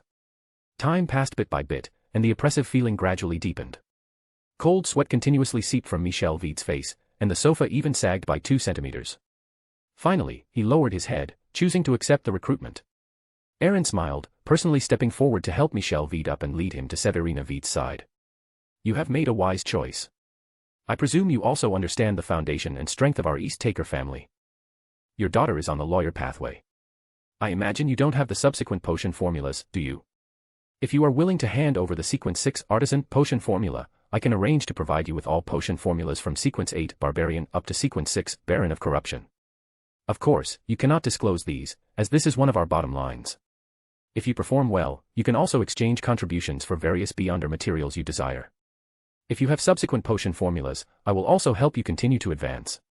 Applying both carrot and stick, a slap followed by a sweet date, Aaron didn't expect them to be grateful, but they absolutely couldn't be ungrateful. With the villa owner's consent, Aaron directed the guard to conduct a thorough search of the entire villa, collecting various extraordinary weapons and materials and loading them onto a carriage. Looking at the reluctant but now calm Michel Vide, and the still somewhat indignant Severina Vide, he smiled and said, "Don't worry, I'm not greedy for these things. They will all be moved to the East Taker Manor in the suburbs. There's a workshop prepared for you there. From now on, that will be your new home." Chapter 63 Audience. After sending Michelle and her daughter to East Tucker Manor, Joseph Will quietly appeared beside Aaron and spoke with an appreciative tone. "You did very well. A craftsman can bring considerable value to the family. There's no need to rush the craftsman potion formula. Establish initial trust before proceeding with the transaction." Aaron looked at Joseph Will, whose expression was somewhat relaxed and whose mouth was slightly upturned, feeling that he seemed to be in a good mood. So he spoke in a probing tone. "Ahem, I still need your help with something. Not today, but within this week. It might be a little dangerous, at least requiring a demigod to be present." Joseph Will's upturned mouth quickly froze, and he stared intently at Aaron with his light golden eyes, making Aaron feel uneasy. After a moment, just as Aaron was about to take out the token, Joseph Will spoke indifferently, "This is the last time this month." After speaking, he immediately disappeared, giving Aaron no chance to bargain. "Humph, how stingy. Isn't it just that I've asked you for help a few more times?" Aaron pouted slightly, though he only dared to grumble in his heart. Time quickly advanced to Wednesday. These past few days, Aaron had been gathering his dispersed spirituality, familiarizing himself with the various abilities of an interrogator, and seeking an effective combination of the Spirit Pierce and Wraith Possession abilities. It is worth mentioning that Solo Bint provided valuable reference opinions. The personal feedback from a Sequence 5 Mentor of Disorder accelerated the proficiency of the combined abilities.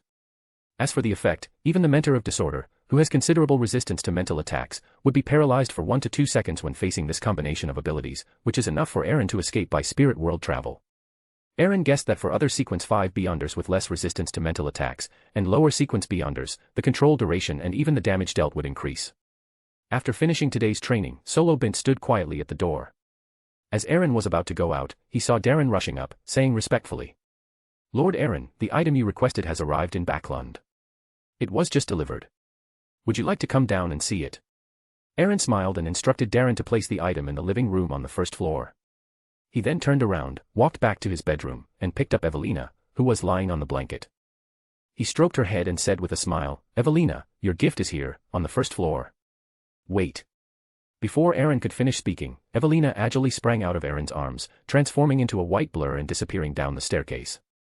Aaron was slightly dumbfounded and couldn't help but marvel, this cat eats and sleeps all day, yet it can run so fast. It's truly rare. Aaron slowly walked downstairs and saw Evelina squatting motionless in the middle of the living room, her smooth white fur slightly bristling in alarm, her tail wagging continuously, staring at the 3 cages in front of her. Each cage contained a huge lizard dragon whose skin would change color with the light, measuring 3 meters long. Even when lying down, its height was considerably greater than Evelina squatting. Seeing Aaron arrive, Evelina instantly darted onto Aaron's shoulder, meowing into Aaron's ear, as if questioning if this was the so-called gift. Aaron cleared his throat, placed the meowing Evelina from his shoulder onto the ground, and looked at the embarrassed Darren, saying, I remember the telegram I sent was for juvenile rainbow lizard dragons. Why are these so big?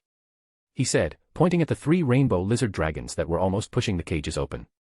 Darren cleared his throat and replied, the person in charge of escorting them said they were indeed juvenile rainbow lizard dragons originally, but transporting them from the southern continent to Backland could only be done via cargo routes, so it took a long time.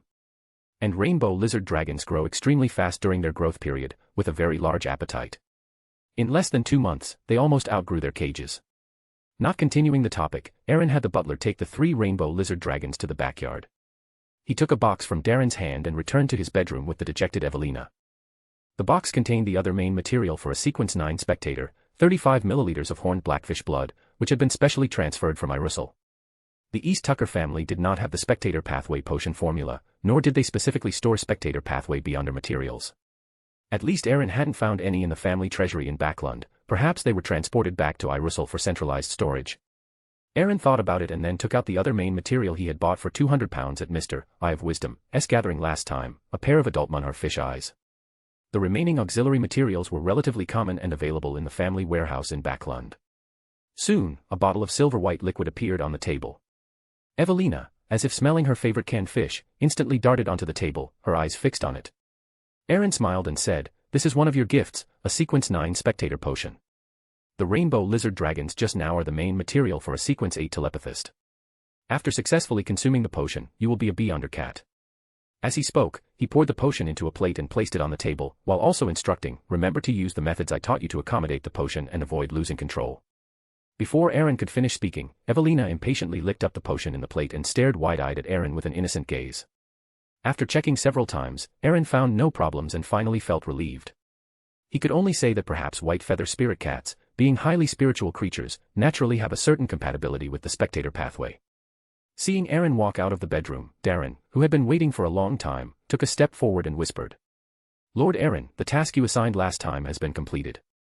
The location of that mausoleum has been confirmed, and there have been no signs of entry or exit at the entrance for a long time." Aaron's eyes immediately lit up, and he quickly returned to the bedroom, looking at Darren and saying, "Where is the exact location of that mausoleum? None of you went inside, did you?" Darren nodded slightly. "I have always strictly followed your instructions. Based on the general location information you provided, we searched an area of 10 kilometers. Finally, we discovered a hidden mausoleum entrance at the bend of the Stratford River in Whitecliff Town. We simply noted the location and returned, no one explored further." Hearing this, Aaron nodded in satisfaction. Looking at the respectfully standing Darren Charlotto, he thought for a moment, took out a pen and paper, wrote a note, handed it to Darren, and warned him to burn it after reading. Darren took the note with a slight look of confusion, glanced at it, and then froze in place. Sequence 6 Faceless. Main materials, mutated pituitary gland of a 1,000-faced hunter, and the characteristic of a human skin wraith. Auxiliary materials, 80 milliliters of 1,000-faced hunter blood, 5 drops of black mandrake juice, 10 grams of dragon's toothgrass powder, 3 strands of deep-sea naga hair. Aaron affirmed Darren's work since arriving in Backland and saw this excited gentleman out of the bedroom. Aaron had originally wanted to go to the manor himself to find Joseph Will, but remembering the intense stare from last time, Aaron abandoned that idea. He took out paper and pen, wrote down the details of the matter, emphasizing that the mausoleum was the Amon family mausoleum from the 4th Epic Tudor dynasty, extremely dangerous, and required help. After finishing, he called the butler to personally deliver the letter to East Tucker Manor. After making arrangements, Aaron sat on the sofa, feeling as if he had forgotten something. Just then, Aaron suddenly felt something, abruptly turned his head, and looked towards the spacious balcony outside the French window, specifically at the dark corner of the spacious balcony. In that shadow, a white cat sat quietly, its tail gently swaying, its silvery white pupils eerily looking into the bedroom. Its petite body was completely hidden in the darkness. Evelina. Aaron's mouth twitched, and he couldn't help but rub his forehead, suddenly feeling that having a spectator cat nearby was not a pleasant thing. Chapter 64 I'm Just a Cat. Waiting always felt long. A week had passed since the butler delivered that letter, yet there was no reply, as if it had sunk into the sea without a trace. Just as Aaron was about to personally visit East Tark Manor to meet Joseph Will and understand the situation, a reply finally arrived, albeit late. Aaron nodded slightly, looking at the reply in his hand. It wasn't too late, he hadn't been idle this past week. On the table in front of him were 3 iron boxes. These contained a batch of extremely practical Beyonder bullets, crafted by Mr. Michel Vide based on Aaron's ideas and existing materials. The bullets inside the iron boxes were divided into 3 types, each placed in a separate iron box. The bullets in the first box had a faint golden luster, as if they had just been pulled from hot water, and were called purification bullets. The surface of these bullets was inscribed with symbols and marks from the Sun domain, forming a complete charm that could effectively purify ghost-type monsters and harm more powerful wraiths and phantoms. The bullets in the second box were entirely silver, covered in patterns, cold yet sacred, and were called demon hunting bullets, highly effective against corrupted and fallen creatures. The last box of bullets had a brass exterior, with a golden glow emanating from within. One could vaguely see numerous symbols and marks inscribed inside. They were called exorcism bullets, which were more effective against evil-type monsters. In addition to these bullets, there was also a bottle of sun holy water, condensed by Aaron using his spirituality with the sun ring. After all, he didn't have the rich resources of the god of steam and machinery church to squander, nor could he luxuriously use various scrolls and beyonder consumables to achieve the effect of an artillery barrage. Although a craftsman had joined them, those items required a significant amount of time to prepare before they could be slowly forged. Aaron was already very satisfied with such results in a short period, indicating that Michel Vide was genuinely working for him and at least wasn't slacking off. Aaron felt a weight on his shoulder as a white cat jumped onto him, also staring at the letter in Aaron's hand, and read aloud in pure Loenese with a noble accent. "I understand. We can act tonight." Evelyn wagged her tail and asked curiously, "What kind of action is it? Is it like the detective catching bad guys described in Wuthering Heights? Can you take me with you?" Aaron, with a head full of black lines, picked her up by the scruff of her neck and placed her on the table. Ever since this fellow drank the spectator potion, she had been constantly reading various books and eavesdropping on the butler's conversations, learning Loenese, and reading all sorts of strange books from who knows where. Evelyn discontentedly tapped the table with her paw, protesting Aaron's impolite behavior towards her, and said loudly and haughtily, "If I don't go, I don't go. As a proud white feather spirit cat, I don't like participating in detective games anyway." After speaking, she secretly glanced at Aaron, observing his expression and micro-expressions, and upon confirming that he truly had no intention of taking her, she became even angrier. Looking at the sulking Evelyn, Aaron smiled and said in a teasing tone, "This isn't a detective game this time, but an exploration of a fourth epic mausoleum. It's very dangerous inside. I only dared to explore it after inviting a demigod. I can't guarantee your safety then." Evelyn, who had been sulking with her back to Aaron, immediately scurried back onto Aaron's shoulder after hearing this and said in a sweet and fawning tone, "Oh, so that's how it is. Then I won't go. After all, this cat is only sequence 9, and there's still a lot of knowledge I need to learn. I still need to work hard to help you, so I'll just stay home and study hard. Meow, and the book says that accompanying the master on a hunt is what dogs should do, and I'm just a cat." Looking at Evelyn, who had once again been picked up from his shoulder and placed on the table, still sitting gracefully, Aaron didn't want to know which books she had read to come up with these words. He just secretly planned to have the butler clean up the books in the house after he returned, gave a few instructions, and then got up to leave, preparing for the evening's operation. Evelyn pretended to flip through the books on the table. After confirming that Aaron's footsteps had faded, she quickly and elegantly jumped to a dark corner of the spacious balcony outside the French window. Only after seeing Aaron's carriage drive out of the gate did she slowly and elegantly tiptoe along the windowsill, leaving East Hart's luxurious villa from another direction. The red moonlight poured down, and all was silent. On the outskirts of Backland, in Whitecliff town, south of the bridge, a river flowed from afar, making a bend by the nearby cliff. One side of the cliff was bare, revealing pure white rock, which, when viewed from a distance, possessed an unusually sacred beauty. At the bend of the Stratford River, next to a hidden tomb entrance, men and women in black coats, carrying various instruments, gathered around a concealed underground entrance. The 3 leading figures stood at the underground entrance. Aaron looked at the 2 people opposite him with a strange expression. Joseph Will stood beside another man, from whom an iron-blooded aura emanated. Aaron recognized him, Reinhardt Will, one of the 5 demigods he had seen on the bottom floor of the Ancestral Tower, a sequence 4 iron-blooded knight. Aaron finally understood why he had waited so long. It turned out that Joseph had sought help from his family. He then glanced at the expressionless Joseph Will and briefly said, "Begin the operation." 8 beyonders descended one after another. Reinhardt Will, holding a bronze spear, walked at the very front, with Aaron closely following him, while Joseph Will remained at the end of the team. The other 5 beyonders were in the middle of the team, guarding the surroundings, and 2 beyonders remained on the surface to guard the entrance and protect the rear. The steps made of polished black marble had endured 1 or 2 millennia of erosion, yet still maintained sufficient hardness, showing no signs of corrosion. The group followed the steps all the way down to the underground, where they saw asymmetrical stone pillars and patterns that looked as if they had been carved with knives and axes, characteristic of the 4th epoch. These pillars stood on both sides of a wide path, and ahead was a massive, heavy, double-leafed dark gray stone door. They checked the outer area according to the established plan but found nothing of value.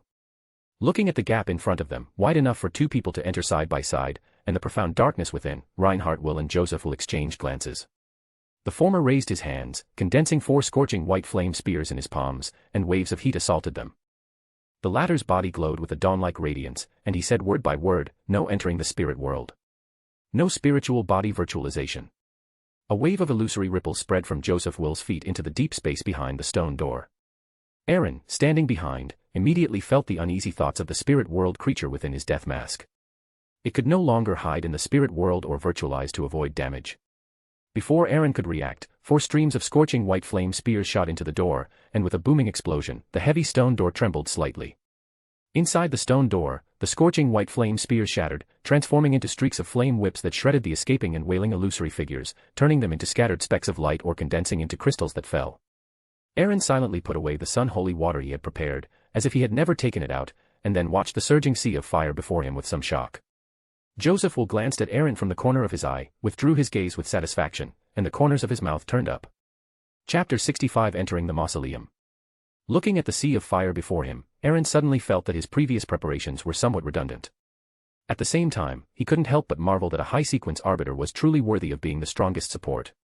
The effect they could achieve when paired with other high-sequence beyonders was far more than simply 1 + 1 is greater than 2. He also couldn't help but recall the effects of the combined skills he had practiced for a long time. Sure enough, diversified development was the shortcut to continuous strengthening. While Aaron was deep in thought, the flames inside the stone door had already extinguished. Everyone waited for a while to let the air circulate, preventing oxygen deprivation upon entry. Aaron walked in the middle, passing through the stone door. He saw piles of ashes and charred fragments on the ground, making it impossible to discern what kind of monsters had once been active here, or to guess the functions of the mechanisms that had been set up in this place. Although it wasn't as extravagant as the God of Steam and Machinery Church's method of clearing the area with beyonder consumables, the effect of 2 demigods personally joining forces to clear the area could only be more significant. In the subsequent process, the previous scene repeatedly unfolded. The group advanced smoothly, exploring one area after another, occasionally collecting beyonder characteristics that had fallen to the ground.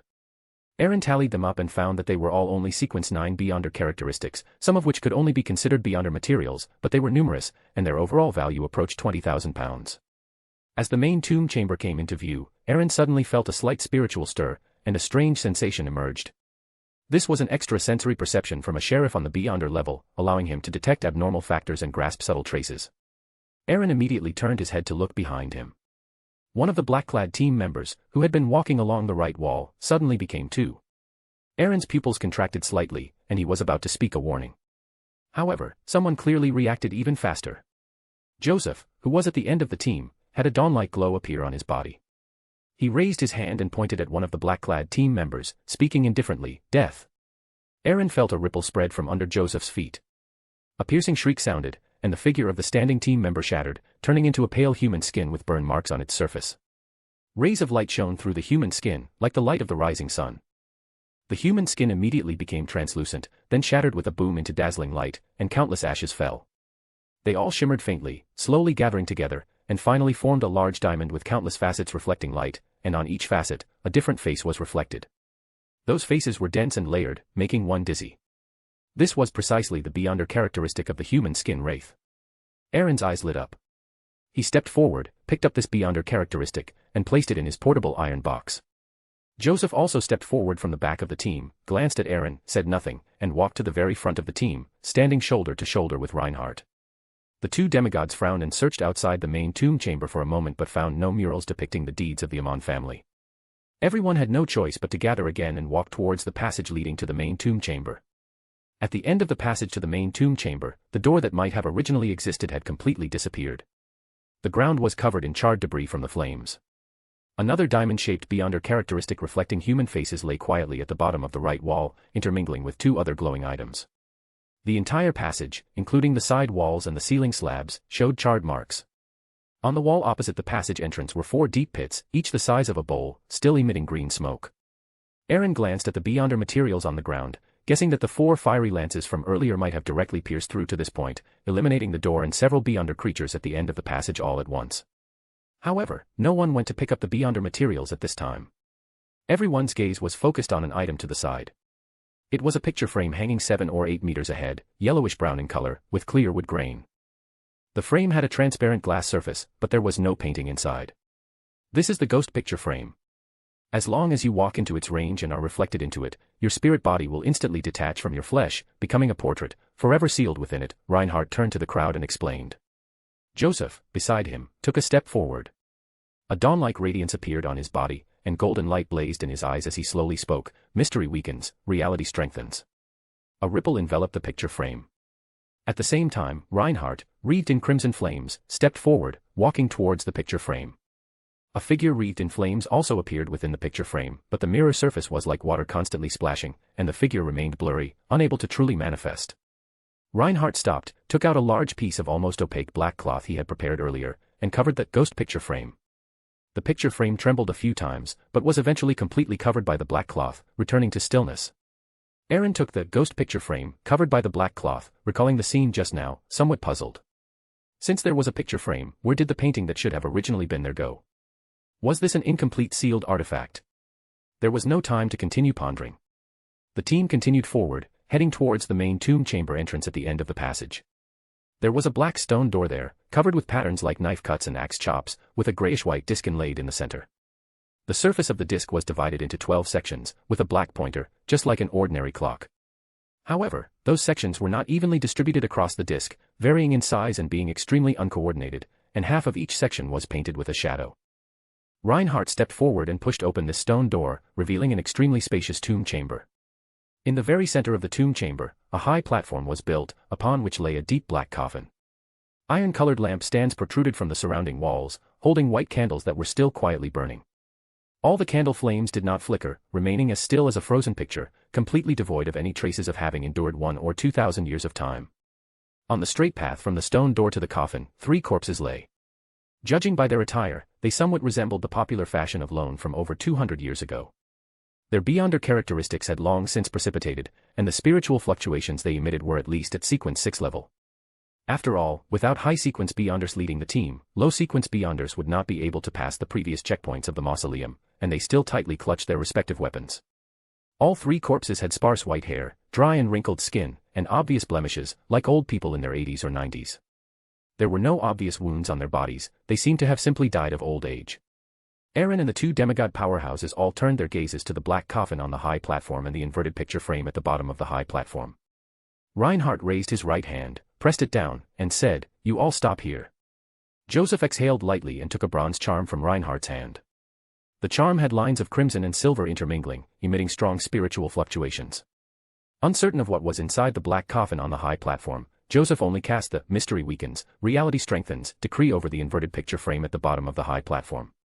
A gentle breeze seemed to sweep through the sealed mausoleum, and the candles on the iron lampstands began to flicker. Chapter 66 New Ghost Frame. Joseph Will's body glowed with a dawn-like radiance, holding a bronze talisman. As his spirituality surged into it, the talisman's surface flickered with flames and lightning. Aaron, standing below the platform, suddenly felt an inexplicable sense of déjà vu. This power was remarkably similar to when Ancestor Varnner will sealed the death mask for him back then. Crimson flames and silvery white lightning surged from the bronze talisman, rushing towards the inverted picture frame at the base of the high platform.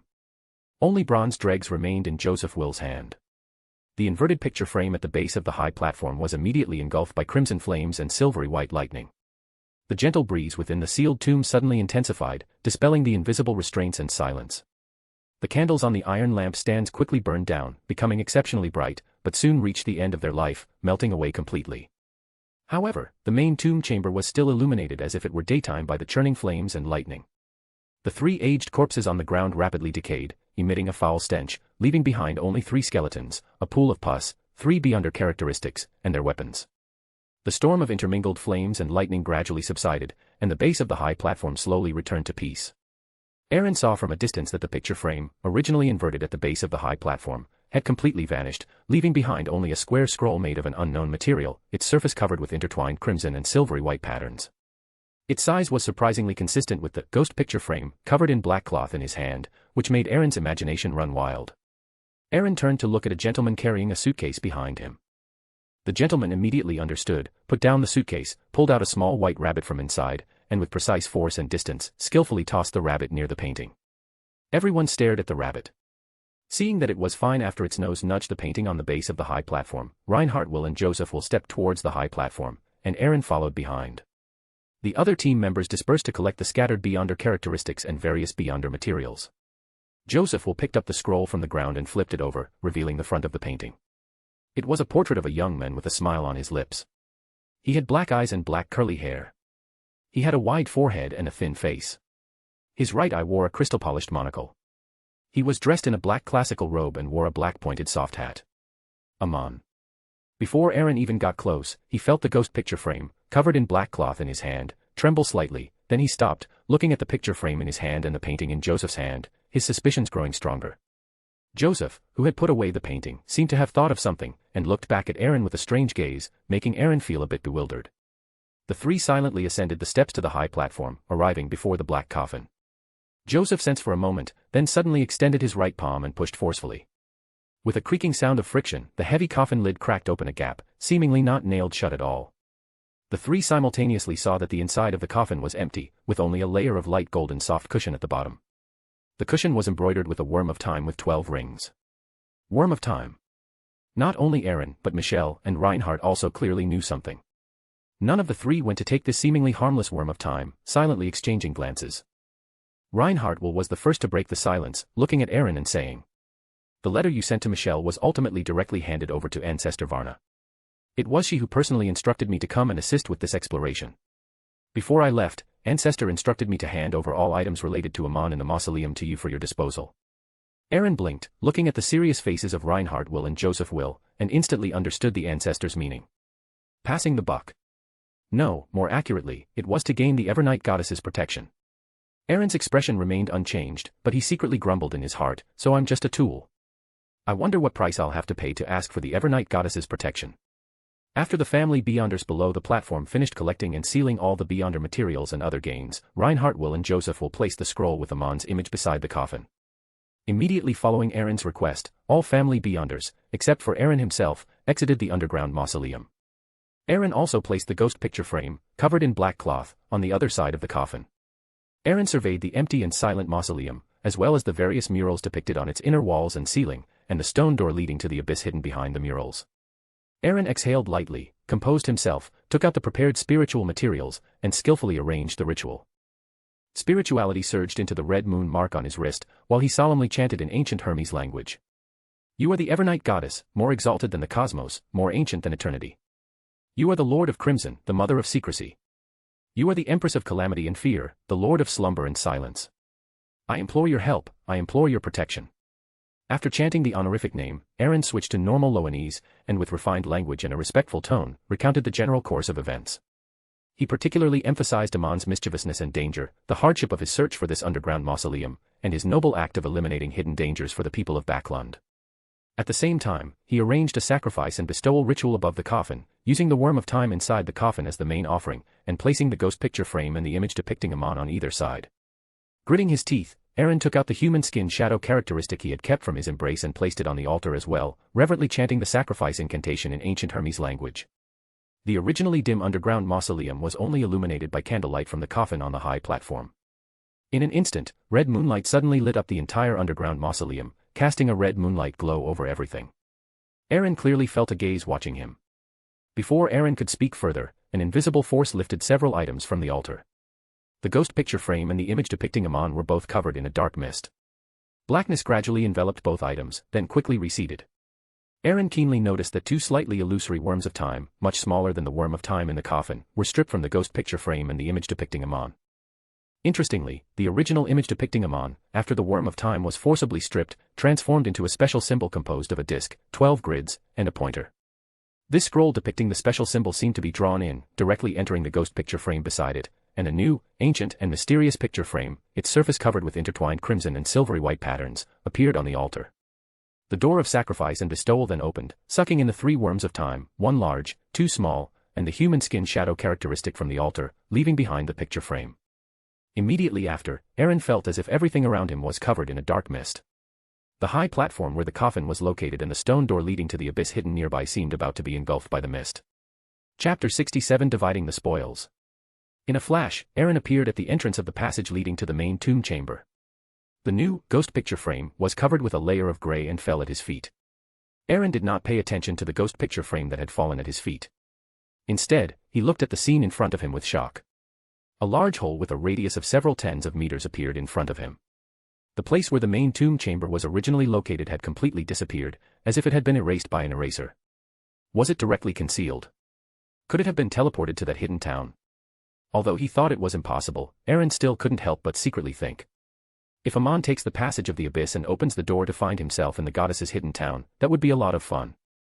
No longer letting his thoughts wander, Aaron looked at the smooth dome, which was exposed due to the disappearance of the entire main tomb chamber, and began to worry whether the dome would collapse. Suddenly, red moonlight poured into the passage, sweeping through the entire underground mausoleum. After a moment, it disappeared, and the ethereal and vast sense of being watched also vanished. The entire underground mausoleum returned to peace and became pitch black, with only the lantern in Aaron's hand still shining. It was only now that Aaron had time to pick up the ghost picture frame that had fallen at his feet. He looked at the frame in his hand, which was slightly gray and black, with red and white patterns interspersed on it. Aaron couldn't help but recall the two worms of time that had been peeled off from the frame and the painting respectively during the sacrifice just now, and he felt a lingering fear. Amon had actually parasitic a worm of time in both of these items. If they were used without any precautions, one would probably be unknowingly parasitic by the worm of time. He exhaled, and Aaron took out the only remaining spiritual materials and the used candle, which had only a small piece left, and set up a simple sacrifice and bestowal ritual. Looking at the shabby ritual in front of him, Aaron consoled himself. Anyway, the target of the ritual is myself, so even if it's a used candle and a simplified procedure, I won't mind. Moreover, this time I gained a complete ghost picture frame, so the gain is already well worth the cost. Aaron threw the frame into the open door of sacrifice, put away all the materials, tidied his clothes, and returned along the original path with the lantern. Joseph Will and Reinhardt Will, standing at the entrance of the underground mausoleum, saw Aaron walk up empty-handed. The two exchanged glances. Joseph Will, with his sharp eyes, noticed that the beyonder characteristic of human-skinned shadow, which Aaron had originally put in his jacket pocket, also seemed to be gone. Reinhardt Will took a step forward, as if wanting to verify his guess, and asked, "Has the matter been resolved?" He glanced at the family beyonders not far away, then lowered his voice and continued. "Did that person provide the protection? How were those items related to Amon dealt with?" Aaron saw Joseph Will, who was behind Reinhardt Will, staring at his jacket pocket, his eyes playful, and the corners of his mouth twitched involuntarily. No longer looking at Joseph Will, Aaron lowered his voice and replied to Reinhardt Will. "The matter has been resolved. That person provided hidden protection. Those items have been sacrificed to that existence as the price of protection. The entire main tomb chamber has completely disappeared, and all traces have been erased. Let's leave quickly." Instead of returning to the East Tucker luxury villa in Empressborough, Backland, the group went directly to the East Tucker Manor in the suburbs. After placing all the harvested items in the manor's warehouse, Aaron finally knew the gains from this exploration, and he couldn't help but click his tongue slightly. Aside from the few items directly related to Amon, he obtained a Sequence 5 Beyonder characteristic of a gatekeeper, a Sequence 5 Beyonder characteristic of a priest of light, and a Sequence 6 Beyonder characteristic of a hypnotist. These all came from the 3 decayed corpses. The combination of 2 Sequence 5s and 1 Sequence 6 indeed had the strength to reach the main tomb chamber, but unfortunately, they still stumbled. Aaron speculated whether a considerable portion of the many vengeful spirits and phantoms in the mausoleum originated from the small underworld within the Sequence 5 gatekeeper. A certain number of souls, undead, and natural spirits originally contained within the internal underworld escaped into the underground mausoleum after the gatekeeper's death and the fragmentation of the small underworld within his body. After a long period of evolution, they formed the scene full of phantoms that was seen before. In addition to these 3 Beyonder characteristics, 2 mystical items were also harvested, roughly corresponding to the Sequence 6 level, but both were biased towards attack, and Aaron was not interested. The rest were a large number of low and mid-sequence Beyonder materials, both main materials and auxiliary materials, which were very abundant. From a price perspective alone, their combined value even exceeded the value of the 3 Beyonder characteristics and 2 mystical items. Joseph Will coughed lightly, interrupting Aaron's contemplation, and said in a calm tone, "That mausoleum was discovered and reported to the family by you, so you will be the first to choose one item from the final distribution. The rest will be transported back to the family and stored in the treasury, and your contribution will be recorded accordingly." As he spoke, he exchanged glances with Reinhardt Will, then glanced at Aaron's empty jacket pocket, and continued. "To compensate you for your efforts in exchanging for that person's help and protection, you can choose another item from the remaining Sequence 6 Beyonder characteristics and mystical items." Aaron was slightly stunned upon hearing this, and a smile immediately bloomed on his face. He didn't foolishly explain that the ghost picture frame was actually still with him, and unceremoniously took the 2 Sequence 5 Beyonder characteristic of a gatekeeper and the Sequence 6 Beyonder characteristic of a hypnotist. After putting away the Beyonder characteristics, Aaron seemed to have thought of something. A shy smile appeared on his face as he looked at Joseph Will and spoke with some embarrassment. The beyonder characteristic of human skin shadow that I originally had, well, it's gone. This is the main material for a sequence 6 faceless, and it's very difficult to find. Cough cough, I saw that another beyonder characteristic of human skin shadow was also harvested in the underground mausoleum before. My subordinate, Darren Sherlotto, has been performing exceptionally well recently. He has been a sequence 7 magician for many years. He has always been loyal, established an intelligence network in Backland, and provided a lot of help to the family. He was the one who found the specific location of this underground mausoleum. I have already bestowed upon him the faceless potion formula as a reward, and I also believe that his contribution is enough to exchange for another beyonder characteristic of human skin shadow. Joseph Will's heart skipped a beat when he saw the shy smile on Aaron's face, but his expression gradually softened as he listened to the rest. After exchanging glances with Reinhardt Will beside him, Joseph Will slowly nodded and said, I will send someone to verify it. If the situation is confirmed to be true, I will convert his merits into a beyonder characteristic of human skin shadow. The family will not mistreat anyone who makes a contribution. Chapter 68, Taking Stock of Harvest. As a self-proclaimed qualified boss, it's natural to fight for the interests of diligent employees, as long as it's within the rules, no one can criticize. Aaron, who was about to exchange a few more pleasantries, had just opened his mouth when he saw a golden flash in Joseph Will's eyes across from him, and he was back at the manor entrance, with 2 beyonder characteristics sealed in boxes beside him.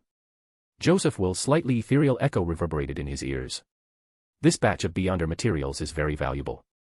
I will go to Irusel with Reinhardt Will to supervise and escort each other. I won't be in Backland during this time, so don't cause any trouble. Aaron curled his lips. 2 demigods escorting. The only demigod-level item was still lying in the Nation of Disorder, and 1 demigod was enough to guard the remaining items. And mutual supervision. What demigod would betray their family for a few sequence 5 and sequence 6 items worth at most tens of thousands of pounds? They just wanted to seek peace and quiet, didn't they? Reinhardt Will watched Aaron's carriage drive away from East Tark Manor, a smile on his lips as he looked at Joseph Will beside him and teased. Are you really planning to go back to Irusel with me? Joseph Will's usually stern and rigid face twitched, and he grumbled, yes.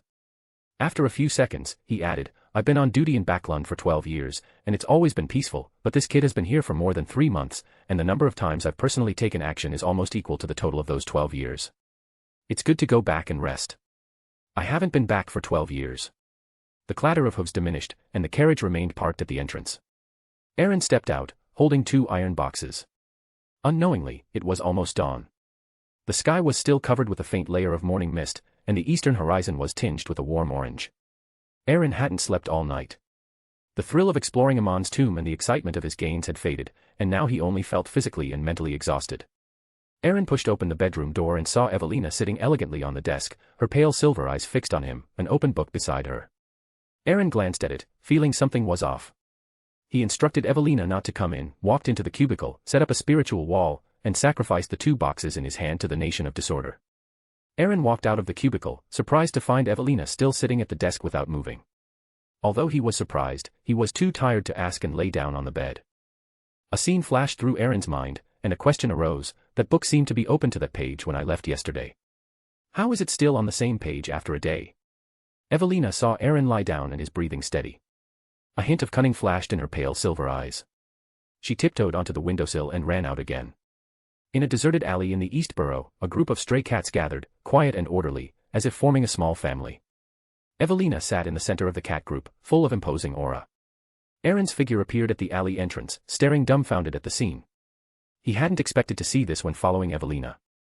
So, this cat ran out to be a boss. Upon seeing Aaron, a hint of panic flashed in Evelina's eyes. She meowed, and the cat group immediately scattered and fled. She pretended to be calm and walked back to Aaron's side. Aaron once again picked her up by her scruff of the neck, looking at her with a mixture of amusement and exasperation, and asked, honestly, how long has this been going on? Evelina let out a weak meow, symbolically resisted with her cat paws, and said haughtily, It's been almost 2 weeks. I've already gathered all the stray cats in the East Borough. Now they all listen to me. Aaron rolled his eyes, didn't linger, and took her back to the bedroom via spirit world traversal, placing her back on the desk before going back to sleep. Evelina lay sullenly on the blanket, feeling that Aaron had ruined her detective adventure, and unhappily flipped the pages of the book beside her with her tail. Inside the magnificent grand hall, shrouded in dark gold mist, Aaron sat on the throne, lost in thought, looking at the ghost picture frame in his hand.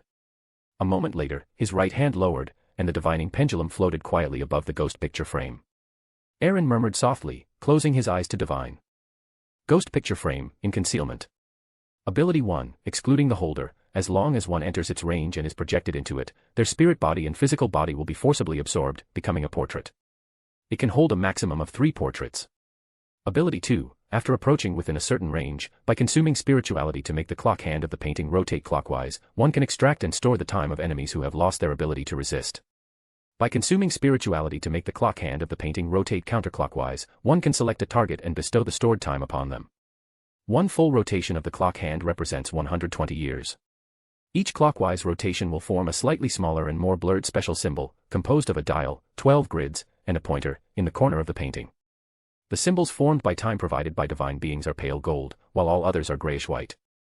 Negative effect, must be used in a concealed environment, otherwise it will attract Amon's attention. Cannot be used for more than 1 hour in the outside world, otherwise it will uncontrollably plunder time and life over a large area. Opening his eyes, Aaron looked at the ghost picture frame in his hand with satisfaction. After combining with that scroll, its abilities were enhanced. Although the usage conditions were a bit strict, it was very powerful. Aaron carefully observed the scroll within the picture frame, counting only 5 golden marks, but a full 30 grayish-white marks. Although he was surprised that so many years of time were stored, when he recalled a lone soldier from over 100 years ago, a 4th epic noble, a 3rd epic ascetic, and 1 elf and 1 giant from the 2nd epic, all mentioned in Grozel's travels. This amount of time seemed like a drop in the ocean. After all, even counting from the end of the 2nd epic, it has been at least 2,600 years or more. He placed the ghost picture frame into the clutter pile, summoned the Staff of the Sun, and looked at the 2 Beyonder characteristics floating before him. One was a black-based, color-mixed door-shaped crystal, which was the Sequence 5 Gatekeeper Beyonder characteristic. The other was a crystal-clear, pale gold crystal with what looked like scales inside, which was the Sequence 6 Hypnotist Beyonder characteristic. Looking at the Hypnotist Beyonder characteristic before him, Aaron smiled. Evelina's future Beyonder materials were ready, and the extracted surplus low-sequence Beyonder characteristics could also be given to Audrey and Susie. As for the Gatekeeper Beyonder characteristic, he could prepare one for Sid Watson, allowing him to exchange it for equivalent value, and the surplus Beyonder characteristics could be traded with the Church of Evernight for certain items or assistance. Having made up his mind, Aaron repeated the previous operation, first extracting the Gatekeeper Beyonder characteristic step by step. Remembering Joseph Will's words earlier, he couldn't help but shake his head. Since my backer is gone, I'll honestly digest the potion and promote my East Tark Bicycle Company. Also, I need to go back and have Dowlin check when this year's Roselle commemorative exhibition starts. My current spirit body strength, far exceeding an ordinary Sequence 7, should be enough to take action. The Blasphemy Slate is still very important to me, especially the Black Emperor card corresponding to the Nation of Disorder. I must obtain it. The figure on the throne suddenly vanished, and everything returned to silence. Chapter 69 First Encounter. Inside a hotel in Issaxenport, southern Dixie Bay, Loen. Checkerwald, with a stiff smile, watched an old man in the robes of a Church of the God of Knowledge and Wisdom clergyman depart. On the desk in front of him were stacks of books, including various language books common to both the northern and southern continents, as well as some psychology books. According to Bishop Montella, a true hunter wouldn't rely solely on instinct or just focus on the praise information, they also needed to understand their psychology and possess a vast amount of additional knowledge. Learning the main languages of the northern and southern continents was just a basic skill, a qualified hunter had to master various knowledge and skills. Cheek recalled Bishop Montella's subtle expression each time he received his completed test papers, and his heart was filled with mixed emotions. Psychology, for him, was truly a bit much. Cheek looked at Bishop Montella, who had already walked away, then glanced at the books on the table. Seeing that it was already dusk, he closed the books as if giving up and walked out of the hotel. Standing at the port, looking at the turbulent sea and feeling the sea breeze, Cheek, as a native inlander, found it hard to be happy facing such a scene. However, half a month ago, when he first passed through the Fenapotter Kingdom and arrived in the coastal city of Sevilla, Cheek was indeed excited for a while, until they left Sevilla by passenger ship. Perhaps it was because they had left the Fenapotter Kingdom that the clergymen of the Church of the God of Knowledge and Wisdom simply stopped pretending and directly put on their clerical robes, beginning their proud educational work. Cheek's smile disappeared at that time. As a person of special focus, Bishop Montella and several priests were extremely attentive to his studies. Cheek shook his head, trying to shake off those bad memories. Looking at Issaxenport, where he had only been for 2 days, he didn't know much about it. He only knew that Issaxenport indeed belonged to Dixie Bay, but it wasn't on any point of the coastline. Because it was an island, and the southernmost island in Dixie Bay, crossing it meant entering the raging sea. After a moment's pause at the port, watching the ships come and go, Cheek turned and left, finding a port bar named Oak Bar.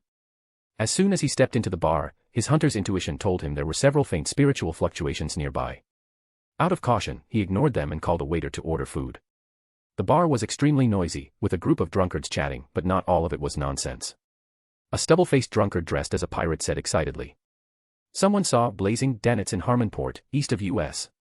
Another drunkard quickly interjected, somewhat incredulously, you mean blazing Dannets, the subordinate of Iceberg Admiral Edwina Edwards, the fourth sailor of the Golden Dream. The first drunkard to speak said mysteriously. It's him, and I also heard that Iceberg Admiral and her Golden Dream recently appeared in this nearby sea area, seemingly looking for something.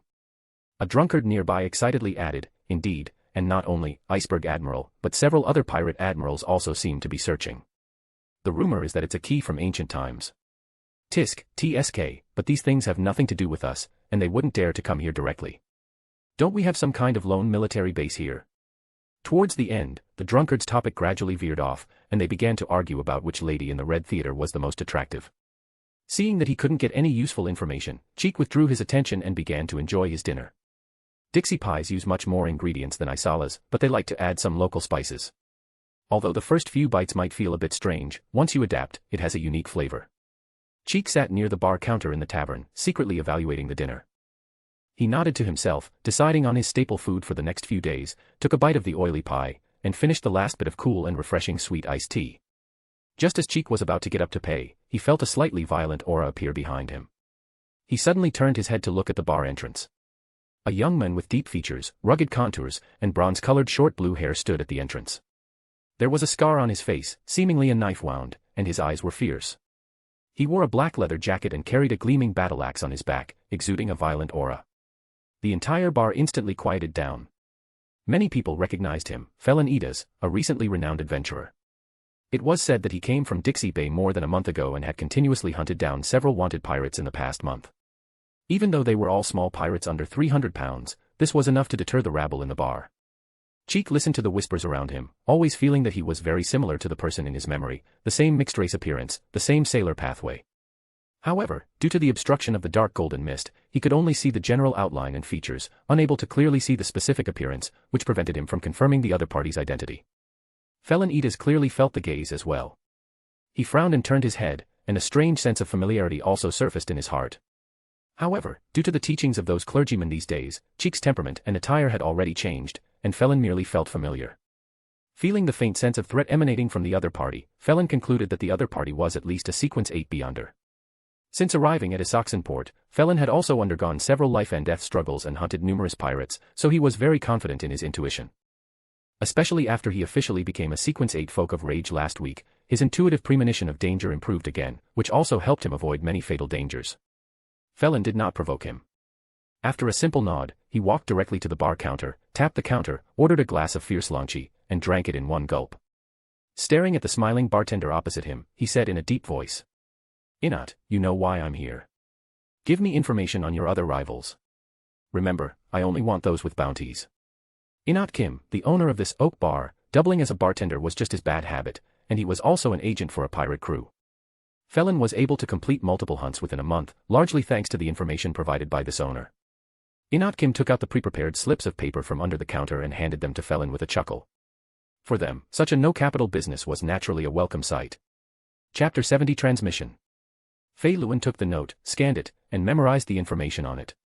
With a slight rub of his fingers, the note turned to dust. Inat King looked at Fei Luan with satisfaction. If it weren't for this kid making too many enemies, he would have considered recruiting him into his team. It was just a pity that such a useful blade might break at any moment. Fei Luan didn't care about others' thoughts. He turned to leave, only to find that the scholarly gentleman who had given him a sense of familiarity had already departed and was nowhere to be found. Tightening the axe on his back, Fei Luan slowly walked towards the district on the east side of the port, recalling the information recorded on the note and thinking to himself. This is another excellent opportunity for acting. If this continues, my Folk of Rage potion will be digested very soon. I still need to keep taking missions to save money. On a nearby rooftop, Check crouched, watching Fei Luan leave. Backland Northborough, the Black Knight Goddess Church, Backland Diocese Headquarters, St. Samuel Cathedral. The weather at the end of August should have been scorching hot, but at this moment, the atmosphere in the conference room was as if it had dropped to freezing point.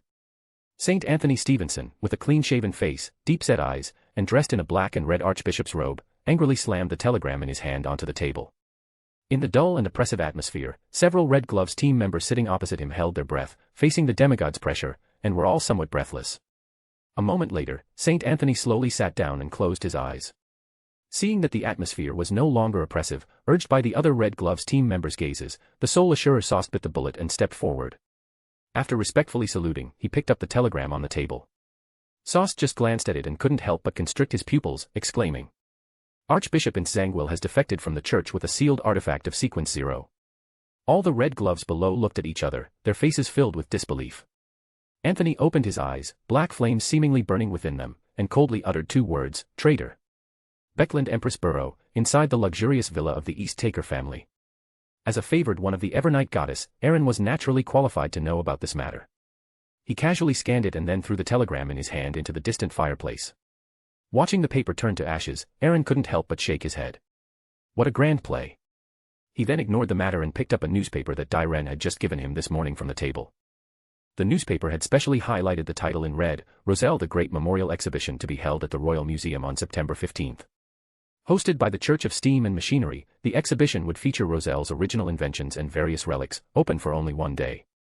Mr. Ora McHayden, honorary professor of the physics department at Backland University, emphasized the preciousness of this exhibition in the newspaper's exclusive interview column and hoped that more people would experience the charm of machinery. Aaron couldn't help but twitch the corner of his mouth when he saw this name. Ora McHayden was none other than the member of the Church of the God of Steam and Machinery's Holy Council, the Archbishop of the Backland Diocese. To seize this annual publicity opportunity, this archbishop personally entered the fray. After all, in terms of popularity and appeal among ordinary people, as an honorary professor of the physics department at Backland University, he far surpassed other bishops and priests. He folded the newspaper and placed it, along with a written letter, into a delicate silk pouch. A miniature white cat was hand-embroidered on the front of the pouch. A white shadow flashed, and Evelyn jumped onto the desk, looking at the small pouch in front of her, muttering somewhat reluctantly, "Aaron, you're not going to make me deliver letters again, are you? Delivering letters is something you humans do, I'm just a cat." Aaron tapped her head and said with a smile, "Why have you become a broken record now? You've been delivering letters for so many days, why are you still asking such questions? After you deliver the letter to Miss Audrey, you can go play with Susie. Don't you like playing with her the most?" Evelyn, as if resigned to her fate, put on the small pouch herself, then indignantly slapped the table with her paw, complaining, "But that doesn't mean I have to deliver letters every day, and playing with Susie every day gets boring." She then looked at her small body and said even more discontentedly in a loud voice, "Susie has gotten so big lately, I don't know what she's been eating. Unless I lie on her head, I have to keep looking up at her. And Susie especially likes to lick people, no, lick cats. Every time I go to play with her, she licks me all wet, making me too embarrassed to go to Eastborough to see my subordinates." Watching Evelyn stand on her hind legs with her paws on her hips, Aaron chuckled and leaned back on the sofa, saying in a teasing tone, "Let me think, who was it a few weeks ago who wanted the Sequence 8 telepathist potion?" Evelyn seemed to have been struck by a blow to the head. Her previous momentum instantly dissipated. She jumped onto the sofa with her small pouch on her back and rubbed her head against Aaron's hand. It's me. I'll definitely deliver the letter to Miss Audrey. When can I get that potion?" Aaron pulled out another piece of letter paper, wrote a letter, and tucked it into Evelyn's small pouch, replying with a smile, "Your performance has been good lately, and the potion has been fully digested. I'll give it to you tomorrow then. I've written another letter to Audrey. Susie shouldn't lick you all covered in saliva anymore, and Audrey will arrange for a maid to bathe you. And..." Before Aaron could finish speaking, a white shadow darted out, leaving only her echo behind. I know, it's just that I can't speak. You have to say it every time." Backland Empress Burrow, the luxurious villa of Earl Hall. The window of the second-floor bedroom was gently tapped. Audrey, who was engrossed in a book on mysticism at her desk, heard the familiar tapping and rose with a smile on her face. The golden retriever lying at her feet lifted its head from its food and immediately stood up, panting with its tongue out, looking expectant. Audrey opened the window, and a cute white cat with a small backpack sat primly on the windowsill. It meowed, as if saying hello, and then jumped onto the desk. With a serene and elegant smile, Audrey picked up Evelyn, removed the small backpack from her, and placed her beside Susie, saying with a smile, "Susie, look who's here." Susie barked, happily circled once, then seemed to remember something, bit off a piece of her favorite dog biscuit, placed it in front of Evelyn, and barked excitedly again. Evelyn looked at her much-grown playmate, then at her own petite body, and hesitantly took a bite of the dog biscuit. It seemed to taste okay. Audrey opened the envelope, took out the 2 letters and a newspaper inside, and unfolded the letters to read them. Soon, a blush appeared on her delicate face. Audrey then guiltily glanced around, only relaxing and continuing to read when she didn't see her personal maid, Annie. After about 3/4 of an hour, Audrey finished reading all the letters and the newspaper with a flushed face. She tucked one of the letters into an old book she rarely read and placed it in a corner of the bookshelf. Leaving the newspaper on the desk, Audrey washed her face. Once her complexion returned to normal, she hummed a song and walked out of the bedroom with the other letter. Chapter 71 Apprentice. As soon as Audrey stepped out of her bedroom, she heard the voice of her personal maid, Anne, from the corridor not far away. "Susie, look at the mess you've made. I'm definitely going to tell the young lady to discipline you properly." Audrey's mouth twitched. She hurried forward and saw Susie squatting innocently on the carpet, while Evelyn, whose entire body was sticky from being licked, lay on Susie's head with an equally innocent expression. Not far away, there were fragments scattered on the floor. Audrey remembered that there had been a vase there. Instantly understanding what had happened, Audrey said to Anne in a gentle tone, "It's all right, Anne. I'll discipline Susie properly." Seeing that the young lady had spoken, Anne said no more and began to clean up. Susie obediently followed Audrey back to the bedroom. Audrey reluctantly scolded it for a bit, then put Evelyn into Susie's private bathroom. She had the maid wash the saliva off Evelyn, while looking at Susie and saying, "You can't lick Evelyn anymore, understood?" Susie barked, stuck out its tongue, and nodded its head, sitting upright beside Audrey. Looking at the vanished Evelyn, Aaron swallowed the rest of his words, smiled, shook his head, and walked into the changing room to put on his hunter outfit. During this time, he had been learning various interrogation techniques and had interrogated many petty criminals, but his digestion progress was slow. Aaron guessed that only interrogating a beyonder would speed up his digestion. Coupled with the subsequent acting requirements of a judge, Aaron, after discussing with his father, decided to have Joseph Will, who had just returned to Backland, personally negotiate with Major General Jonas Coleridge, the Deputy Director of Military Intelligence Department 9. With the support of the East Taker family faction within Military Intelligence Department 9 and the East Taker family's long-standing influence rooted in the military.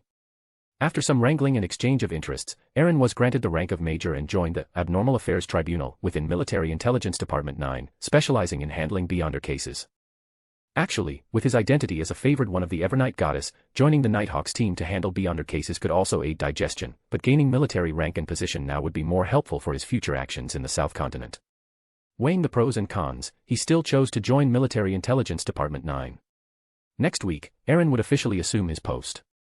Seeing that it was still early outside, Aaron decided to gather more information. He put on his mask and the vest he hadn't used in a long time, Lusoid Joseph.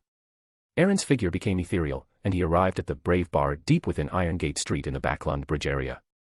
Caspers Canley behind the counter looked at Aaron with surprise and couldn't help but say, "Lucy Weed. You're not dead." Realizing he seemed to have said something wrong, he cleared his throat and immediately corrected himself. "Ah, no, I thought you hadn't appeared because you were being hunted by enemies and had left Backland. Seeing you again, I really am." Aaron interrupted him with a face full of black lines, a glass of Sonia blood wine. Caspers gave an awkward smile, quickly served a glass of Sonia blood wine, and said it was on him, celebrating the return of the hunter Lucy Weed. Aaron ignored the boss's little trick and directly asked, "Has anything interesting happened in Backland recently?" Caspers' eyes immediately lit up. He mysteriously invited Aaron to a private room and whispered, "There really is. Recently, many people have come to me to offer bounties for finding someone. The bounty amount is a full 1,000 pounds, and I think they can offer even more."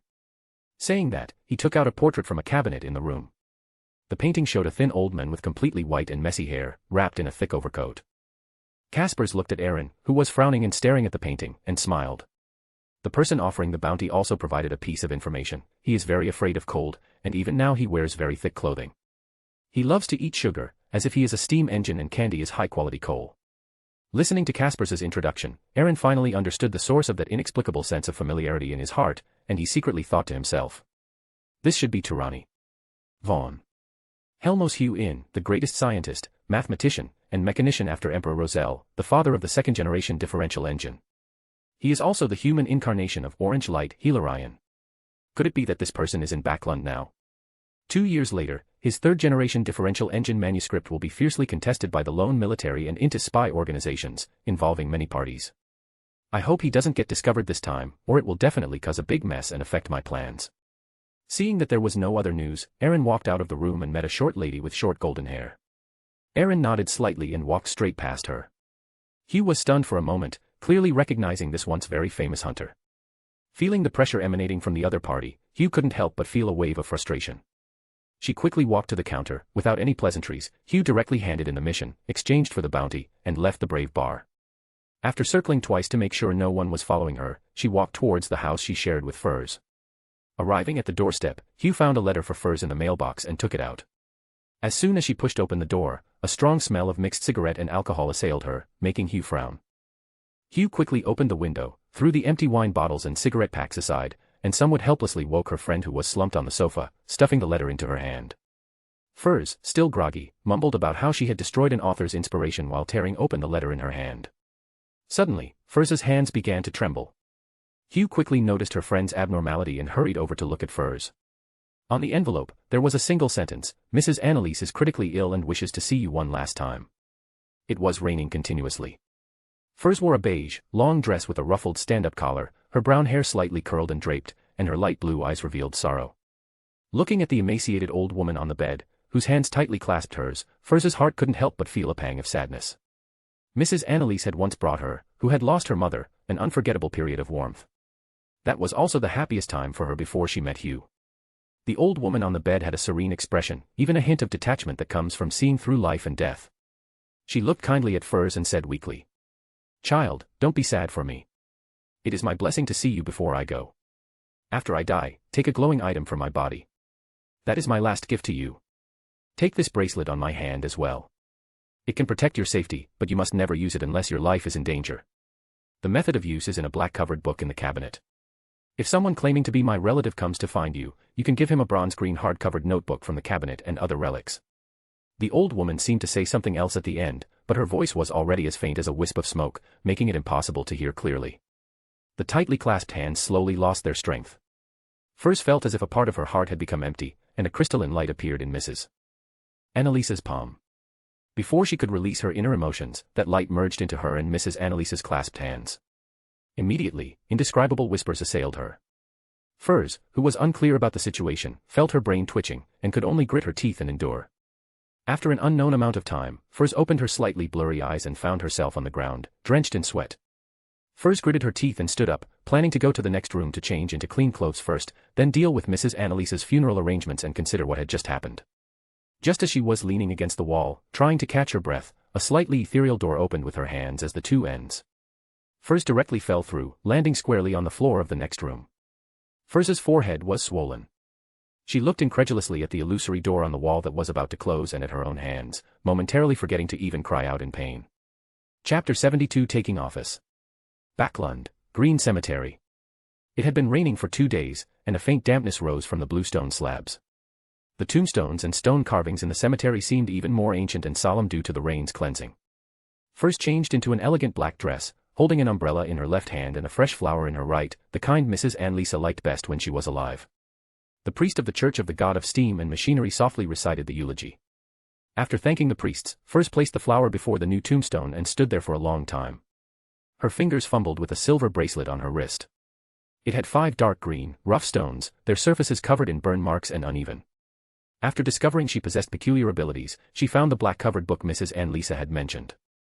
Through the descriptions recorded within, Furs understood her current state. She had become a Sequence 9 apprentice, possessing the ability to open a door, and could pass through obstacles by leveraging the unique properties of the spirit world.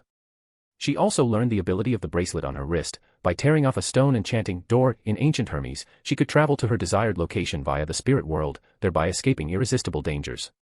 However, Mrs. Annalise had also specifically emphasized the cost of using it in her notes. After use, one would suffer the blood moon curse, and every bloody full moon, they would begin to hear the mad ravings of the full moon.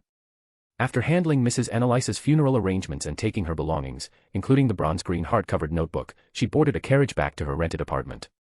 Furs stood outside the door, looking at the already dark night and the lights on in the west side room on the first floor, suddenly revealing a mischievous smile. She went around to the west side of the room, placed her hands on the wall, and a phantom doorway appeared. Furs walked in, planning to give her friend a surprise. Inside the bedroom, Zio was wondering why Furs hadn't returned home for several days and if something unexpected had happened. Suddenly, Zio felt the hairs on her body stand on end. She pushed off with her feet, propped herself up with her hands, and sprang backward, half turning her body, delivering a sharp elbow strike, while simultaneously reaching for the triangular dagger strapped to her calf. Splat. She leaned against a warm body, hitting the other person who let out a familiar cry of pain and fell to the ground. Zio stopped her subsequent movements, halted her hand reaching for the triangular dagger, and looked with surprise at her friend, who was clutching her stomach, writhing in pain, and teary-eyed. Zio's mouth twitched involuntarily, and she asked somewhat awkwardly, "Furs, how did you get in?" Furs could swear to the heavens that the injuries and beatings she had received these past few days were more than she had accumulated in the past year combined. Without answering immediately, she paused for a moment, clutching her stomach, slowly standing up by leaning on the wall, and complained. "Zio, are you crazy? You just attacked without even looking clearly. And with such heavy hands. Who told you to appear silently behind me? Going all out against unknown danger is a basic skill for every bounty hunter, okay?" Zio defended herself somewhat awkwardly, then righteously questioned. "And why didn't you use the door? You really scared me just now." Furs blinked, suddenly at a loss for words. West District, Backland, Beloto Street. Aaron stepped out of the luxurious carriage and scrutinized the unassuming three-story building before him. Its entrance bore no identifying marks, only a simple door plate, 9. Today was his first day officially joining Military Intelligence Department 9's Internal, Abnormal Affairs Tribunal. In front of the building stood a man in a lone major's military uniform, smiling, seemingly waiting for Aaron. Upon seeing Aaron alight from the carriage, he proactively stepped forward and introduced himself. "Hello, Lord Aaron, I am Glenwill, leader of the 4th Special Investigation Team of the Abnormal Affairs Tribunal, a Sequence 6 conspirer.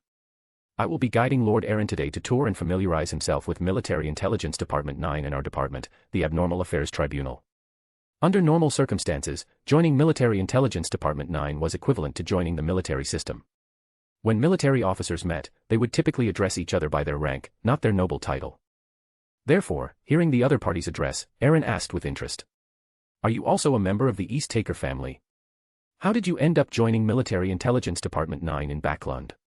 His question was not without reason. As the East Taker family, which had a strained relationship with the King's faction, even if they joined Military Intelligence Department 9, their first choice would be Military Intelligence Department 9 in East Turok County in the South Continent. The King's faction's extremely powerful lone Military Intelligence Department 9 would certainly find ways to make things difficult at every turn, making it not a good choice for promotion. Even Aaron joined only for the digestion of his Beyonder potion and the accumulation of experience. Glenwill walked ahead, leading the way for Aaron, and turned back with a smile, saying, "Yes, Lord Aaron, my grandfather is Joseph Will.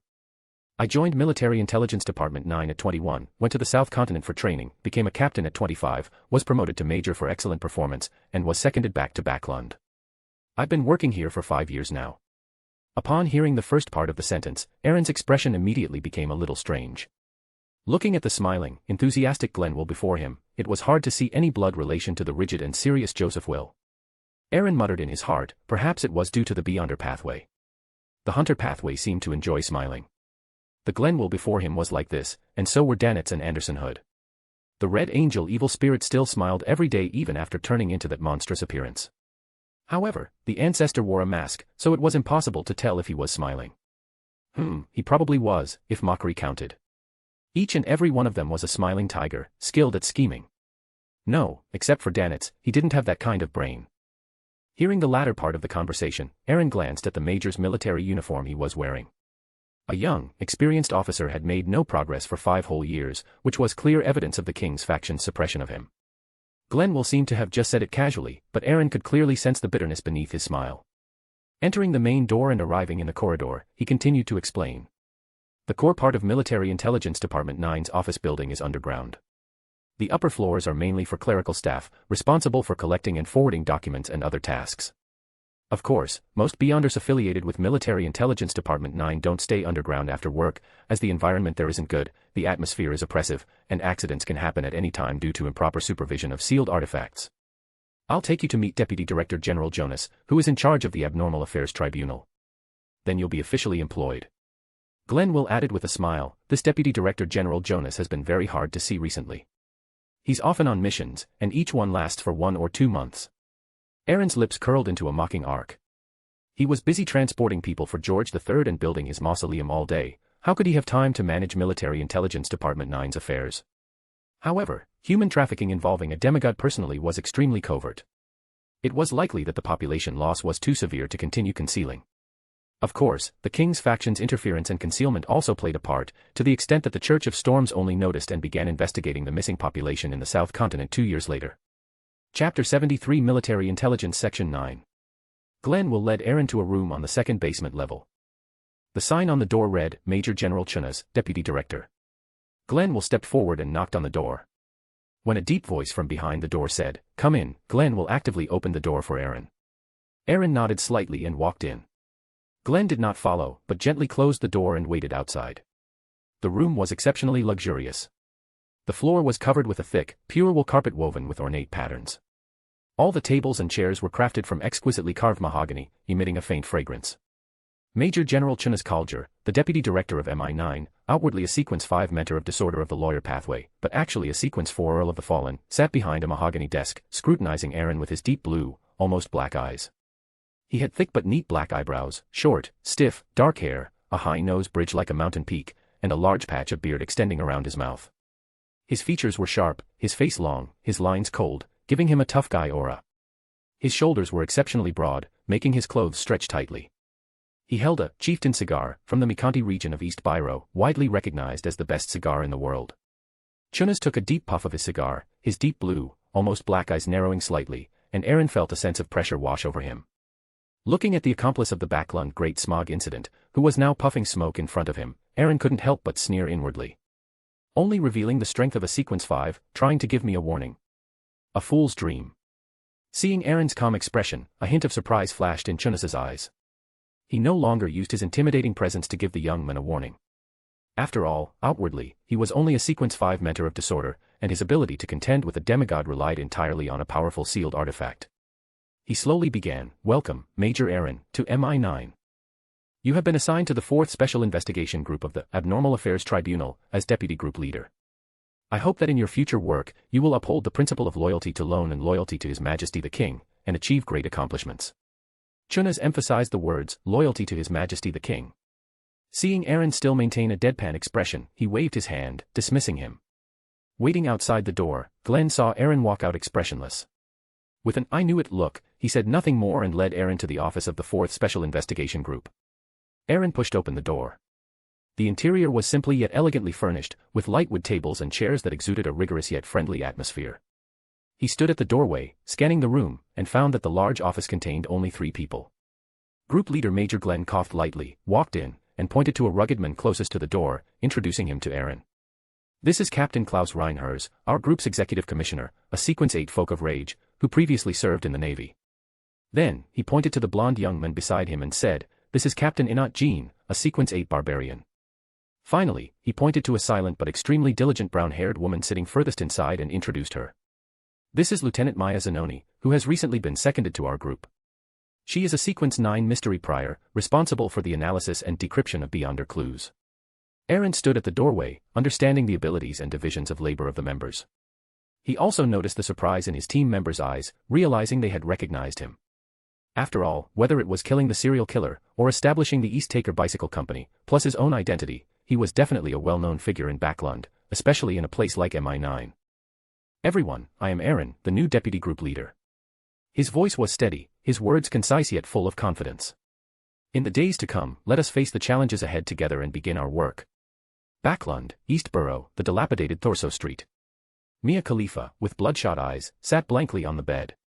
Her child had died of some disease, her husband had left her, and she had been fired from the factory due to her mental distraction. She didn't know why she was there. Her only remaining memories were some fragmented scenes from before and some vague, terrifying images. In a daze, she heard seductive whispers, seemingly able to lead her away from pain. In a moment of blurred consciousness, Mia seemed to see a cross filling the sky, on which a naked man was nailed with black iron nails and ancient wooden stakes. His arms were spread, his feet above his head, which hung down like a pendant, and his body was covered with streaks of blood. Behind the cross was a world-encompassing shadow, and an unspeakable pair of eyes slowly opened. In just a moment, everything shattered.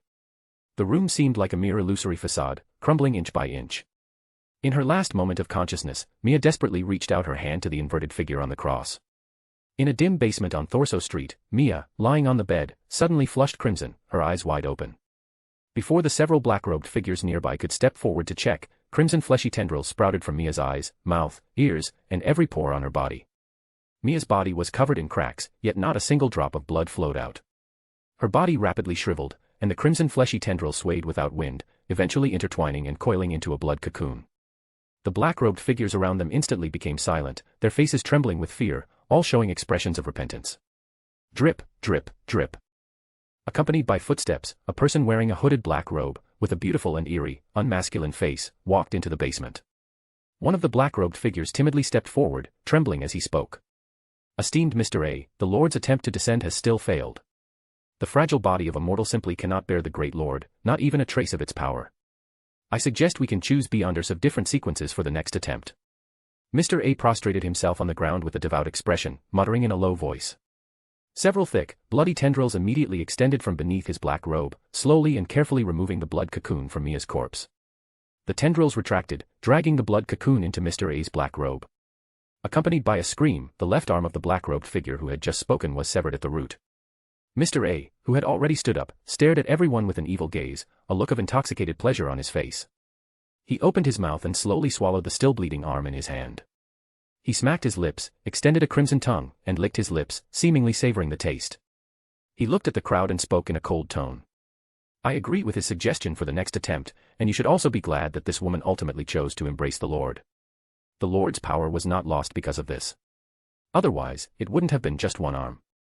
Mr. A snorted, and many of the black-robed figures trembled, involuntarily recalling their companions who had merged into one with Mr. A after previous failed experiments.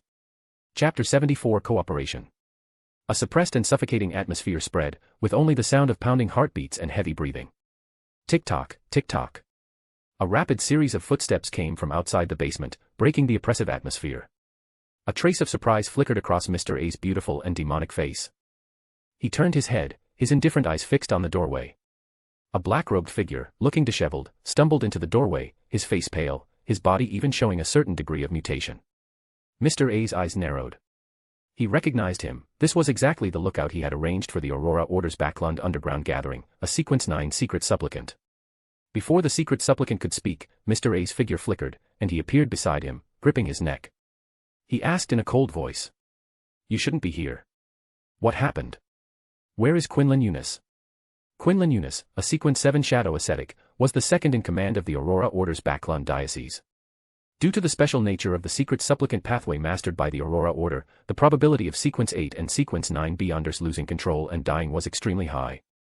Especially Sequence 8 listeners, they could directly hear the whispers of the corresponding hidden existences. If they could not advance in a short period, losing control and dying was their ultimate fate. Therefore, for the Aurora Order, Sequence 8 and Sequence 9 beyonders of the secret supplicant pathway were, in a sense, merely consumables. Only by becoming Sequence 7 did they have a chance to become mid-level members of the Aurora Order. Some of the lower-ranking Divine Envoys among the Aurora Order's 22 Divine Envoys were also only at Sequence 7. Quinlan Eunice was a trusted subordinate personally selected by Mr. A and cultivated from Sequence 9 to Sequence 7. As Mr. A's trusted subordinate and assistant, Quinlan Eunice was responsible for overseeing the gathering location when the underground gathering was not being held. The black-robed figure, held up by his neck, said with a trembling voice. In the afternoon, a bunch of scoundrels from Military Intelligence 9 broke in. Mr. Quinlan led us in resistance, but we were instantly defeated.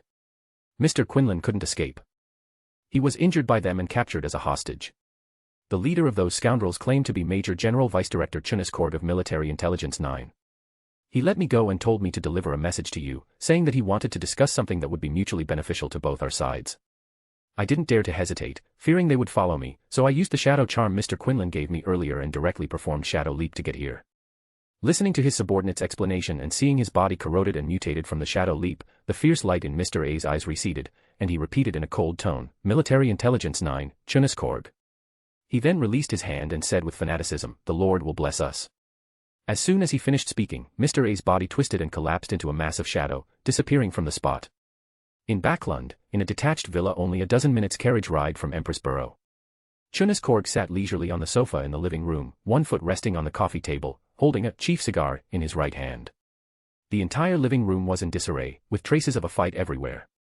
On the chair opposite the sofa, Quinlan Eunice was tied with his hands behind his back, already unconscious. Suddenly, Chunis Korg, who was smoking a cigar, raised an eyebrow, feeling his spirituality being touched. He turned his head to look at a corner of the living room. In the corner, shadows expanded, transforming into Mr. A, clad in a black hooded robe, with a face so beautiful and demonic it seemed unlike that of a male. Their gazes met, and the atmosphere instantly grew tense. Mr. A looked at Quinlan Eunice, who was tied with his hands behind his back and unconscious, then looked at an item in Chunniskorg's left hand not far away. His dangerous eyes narrowed, but he did not make a move. It was a tin pocket watch. On its dial, half of the symbolic patterns were neatly arranged in chronological order, while the other half was chaotic and mixed, even encroaching into the opposite area. This was precisely the powerful sealed artifact, Concerto of Light and Shadow, wielded by Chunniskorg, and it was also his confidence in being able to contend with a demigod by only displaying sequence 5 strength. Chunniskorg put down his leg that was resting on the coffee table, pointed at Quinlan Eunice opposite him, and chuckled. Please forgive me for using such a crude method to invite you to meet. I only knocked him out to prevent him from using Shadow Leap to escape. He himself isn't too badly injured. You can take him with you once we reach a cooperation agreement. Mr. A did not answer. He walked to Quinlan Eunice's side, and a segment of bloody tentacle extended from beneath his black robe, instantly corroding and breaking the ropes. The tentacle probed into Quinlan Eunice's body, and soon he slowly regained consciousness. Instantly aware of the situation, he immediately stood expressionlessly behind Mr. A, coldly watching the person who had knocked him out. Chunniskorg sat confidently on the sofa, his posture unchanged, and did not stop Mr. A's actions. Only when Mr. A spoke did he slightly straighten his body. Cooperation. What kind of cooperation can you Augustus family dogs have with my Aurora order? Chunniskorg was not angered and said calmly. Mr. A, you exaggerate. I am only eternally loyal to His Majesty the King. As for cooperation, I think you will definitely be interested. He paused, looking at the mocking expressions on the faces of the two opposite him, and chuckled. For example, we can turn a blind eye to your attempts, and we can even build an altar for you, but that's all. This already shows great sincerity. Mr. A's pupils contracted slightly. He scrutinized the Vice Director of Military Intelligence 9 from top to bottom and said with certainty, Who else have you drawn in? Chunniskorg did not conceal it and spoke directly. Madame Despair Nightingale, the Sequence 4 Demoness of Despair of the Demoness sect. Mr. A pondered for a moment, then suddenly spoke, Aren't you afraid that our Lord will truly descend? Chunniskorg caressed the pocket watch in his hand and took a deep puff of his cigar. We only promise to build an altar for you. As for whether it succeeds, that is your business. Anyway, for you, as long as there is such an opportunity, you would even be willing to sacrifice your life for it. We only hope the situation becomes more chaotic. As for the rest, that is the business of the major churches. Seeing Mr. A nod, a smile appeared on Chunnis's face. He slowly rose and walked towards the door, saying as he went. We will discuss the specific cooperation agreement with all participating parties before informing you. I wish us pleasant cooperation. Watching Chunniskorg walk out the door, Mr. A murmured, I am willing to dedicate everything to my lord. He then turned to look at Quinlan Eunice behind him and said indifferently. I will be fully responsible for this matter. You go to the underground laboratory and take charge of the subsequent work there. Quinlan Eunice respectfully assented, his body collapsing into a mass of shadow and disappearing. Mr. A remained silently in his original spot, lost in thought. Chapter 75 Chance Encounter and Battle. Backland's East Borough, Iron Gate Bridge Street. Early September in Backland had already shed the heat of August. A gentle breeze sweeping across one's face should have brought a pleasant sensation, but the poor air quality in the East Borough made it impossible to feel happy. Aaron, dressed in casual clothes, walked with the crisp echo of his leather shoes on the flagstones, while Glenn Wales followed behind him with a bitter smile. It had been over a week since Aaron joined MI9. Yet, in this entire week, not a single mission had been assigned to their 4th Special Investigation Group. Although he had somewhat anticipated being suppressed to a certain extent before coming, Aaron truly hadn't expected to encounter obstacles even when interrogating criminals. If no missions were assigned, then he would take the initiative to seek them out himself. After making up his mind, he and group leader Glenn came to Iron Gate Bridge Street, planning to try their luck at the Bravehearts Bar and ask Caspus if he had any recent rumors. Bravehearts Bar, behind the counter. Caspus wore a melancholic expression, his brows tightly furrowed, lost in thought, until he saw 2 special guests enter through the door. They were special because of the aura about them. Even though they deliberately wore ordinary clothes, it was difficult to conceal from an old hand like him. Aaron led Glenn into the bar, found 2 seats near the counter, and ordered 2 South Wales beers. Since he was with someone this time, Aaron didn't want to expose his death mask ability. He just did a simple disguise to prevent others from recognizing him. Caspus felt the faint pressure emanating from the 2 people in front of him, and as if he had thought of something, his face turned a little pale. Aaron clearly noticed the abnormality on his face, his heart stirred, and he exchanged a glance with Glenn, then spoke while taking out his identification. You're Caspus, right? We're from MI9, and we'd like to ask you about something. Caspus clearly knew about MI9, he nervously glanced around, then led the 2 in front of him to a private booth. As soon as they entered the booth, he immediately closed the door, and Caspis said with trembling lips. Sirs, those matters truly have nothing to do with me, I don't know why they disappeared either. Aaron's heart also lit up, he hadn't expected that trying his luck would actually lead him to a case. He looked at the familiar face in front of him and said. Whether it has anything to do with you isn't for you to decide. Explain the situation clearly, and I will naturally make a judgment. From Caspis' narration, Aaron learned about the recent events. In Backland, becoming a bounty hunter isn't difficult, but becoming a famous bounty hunter definitely requires something special, such as mastering a beyonder ability. In other words, among the active famous bounty hunters, at least 7 or 8 out of 10 are low or mid-sequence beyonders. And in the past week, many famous bounty hunters in the East Borough had disappeared one after another. What made Caspis most uneasy was that all those who disappeared had come to him to take on missions. As an informant, he keenly noticed these abnormalities and was constantly in fear because of it. After explaining the situation, he mentioned something that interested Aaron. A bounty hunter was attacked, but she didn't disappear, instead, she successfully escaped. I think she should know something. Oh, her name is Zio. Aaron raised an eyebrow upon hearing this familiar name, and nodded slightly, indicating that he already understood the entire course of events. The two sirs they met didn't intend to arrest him, so Caspis felt a sense of relief, and his expression softened. Suddenly, a deliberately lowered voice sounded from outside the booth, Is Caspis there? I've completed the last commission. Caspis immediately turned to look at Aaron. Before he could speak, Aaron raised his hand, signaling him to go out. Using the beyonder ability of a sheriff, even with a deliberately lowered voice, he recognized that the owner of this voice was Zio Dericha. Zio wore a black robe that covered the elevated parts beneath her feet, concealing her most obvious feature. Zio was also quite helpless, this outfit was found for her by Furs. Ever since she was attacked last time and barely escaped, Furs, upon seeing her injured, refused to let her go out again, and she hid at home for 2 days. Seeing that the deadline for the commission was approaching, hiding indefinitely wasn't a solution, so she changed into her clothes and secretly slipped out, intending to check the situation. She didn't expect to be discovered by Furs. Although she didn't want her friend to risk herself with her, she was still persuaded by Furs to come along. The reason was simple, if all else failed, they could use the teleportation stone to escape danger. Caspis didn't dare to say much and completed the commission handover with Zio normally, paying the bounty. After receiving the bounty, Zio quickly went to the door and met up with a slightly nervous, peeking Furs. The two walked into a small alley and instantly vanished. Caspis immediately returned to the booth, only to find it already empty. Not far away, at 100 Iron Gate Street, Zio and Furs emerged from a slightly illusory door on the wall. Zio looked at Furs with some envy. Your door-opening ability is really useful. If we go this way, no one should be able to track us. Furs slightly raised her chin, about to reply haughtily, when she heard a hoarse, unpleasant voice from the corner. He.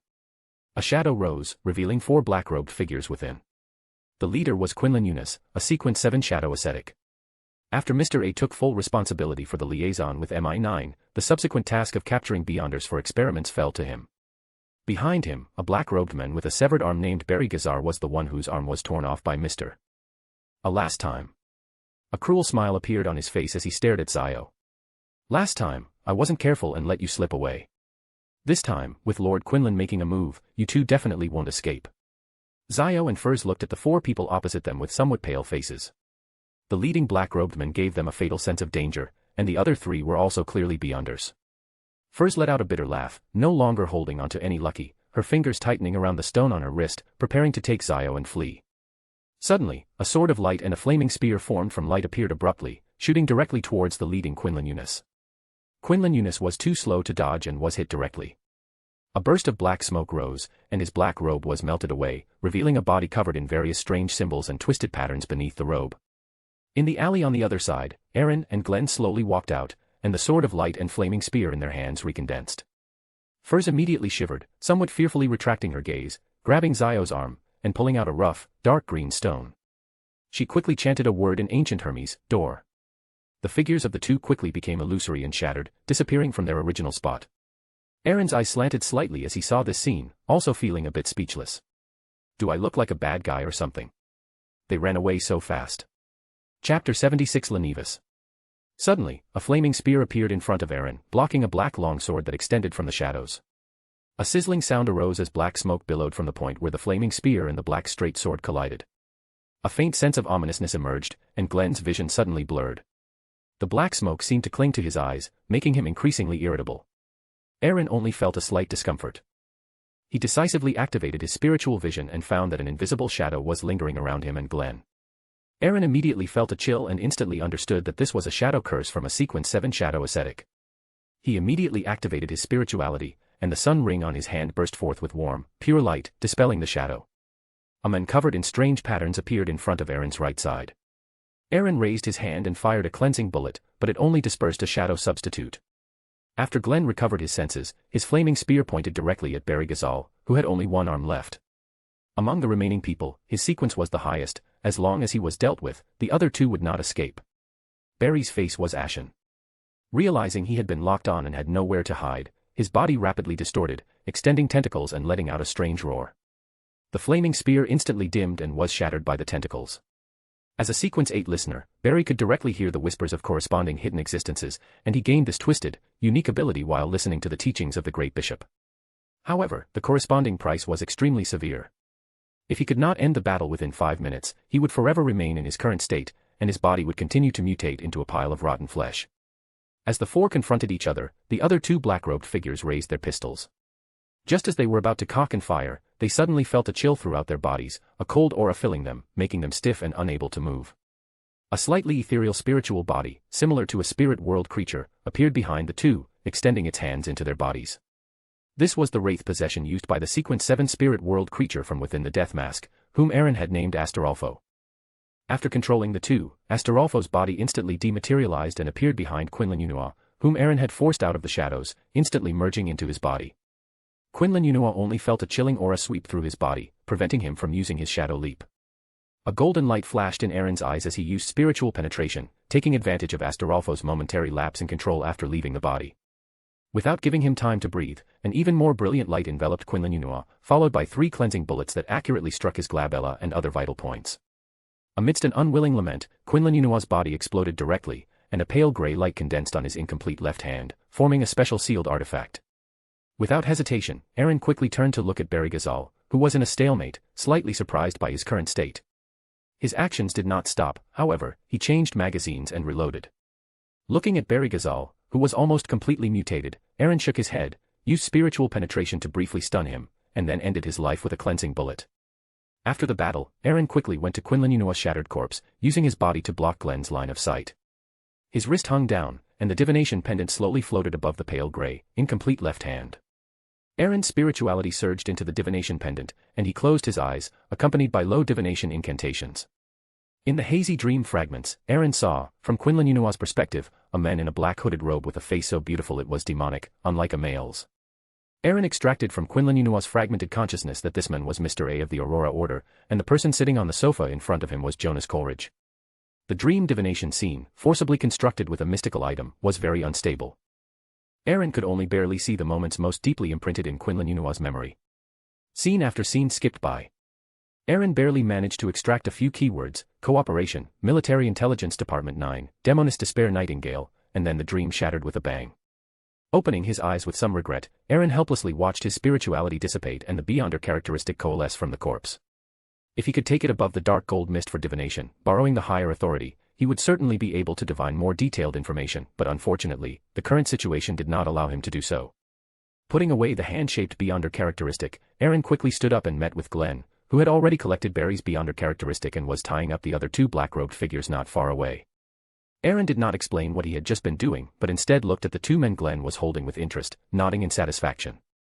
Disrupting the Aurora Order's operation and killing a Sequence 7 and a Sequence 8 was already a considerable merit. The 2 captives could be used to help him digest the interrogator potion. A pale-faced man opened his eyes. He had a full forehead, black hair, brown eyes, and wore nearly circular glasses. The slightly mocking smile that usually hung at the corner of his mouth had long vanished. He looked around and found himself seemingly trapped in a room covered with strange patterns. Iron chains locked the door, and scattered on the floor were the iron chains and locks the man had undone. In his hazy memory, he seemed to have been in this room for an unknown period, and his mind was already somewhat dazed. He only remembered that he seemed to be called Lenus, a marauder who had just arrived in Backland from Sevirus County. After learning through certain channels that the next sequence was Swindler, he planned to leave Backland for Tingen and establish a steel company. A sharp pain struck, interrupting his memories, and indescribable sounds echoed directly in his mind. The overflowing evil exploded in his mind. In a daze, he even danced gracefully with the air. After Lenus came to his senses, the desire to survive seemed to urge him to unlock the iron chains and locks throughout the room. The Marauder's ability allowed Lenus to skillfully open the iron locks and undo the iron chains. These iron locks seemed like lines of defense for the mind. As one iron lock after another was opened, the whispers in his mind grew stronger each time, and to Lenus's despair, he could no longer stop. Suddenly, the stop clock in the room began to move, and a strange and unpredictable power began to affect this space. Strange black patterns gradually increased on the room's walls and on Lenus's body. Where there had once been a wall, a paint-black wooden door automatically appeared, with the last iron lock hanging on it. Lenus walked towards the door in a daze, his fingers trembling as he opened the last lock, and gently pushed open the black wooden door. Looking out at the world beyond the door, an incredible scene unfolded before Lenus. A cross that filled the sky, and behind the cross was a world-encompassing shadow on which a naked man was nailed with black iron nails and ancient wooden stakes.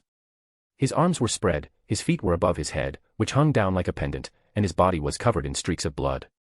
Chapter 77, Extermination. Rafter USS instantly closed his eyes, but the terrifying whispers in his mind seemed to be detonated, impacting him wave after wave. The strange black patterns on the room walls and Rafter USS's body slightly wriggled, avoiding the fate of direct shattering.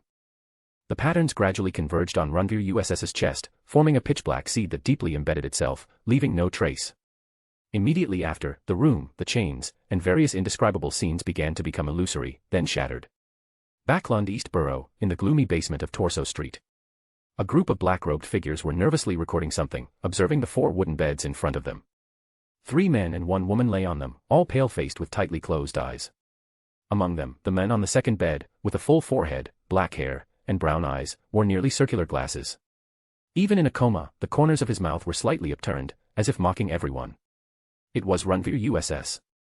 Suddenly, a black-robed figure spoke in a low voice, "Subject 3 is dying." As his words fell, the man on the third bed suddenly convulsed, a large opening tearing in his chest and abdomen, revealing his damaged internal organs. A light blue and black mixed light converged on the damaged internal organs, forming a disgusting sealed artifact, from which one could hear illusory whispers.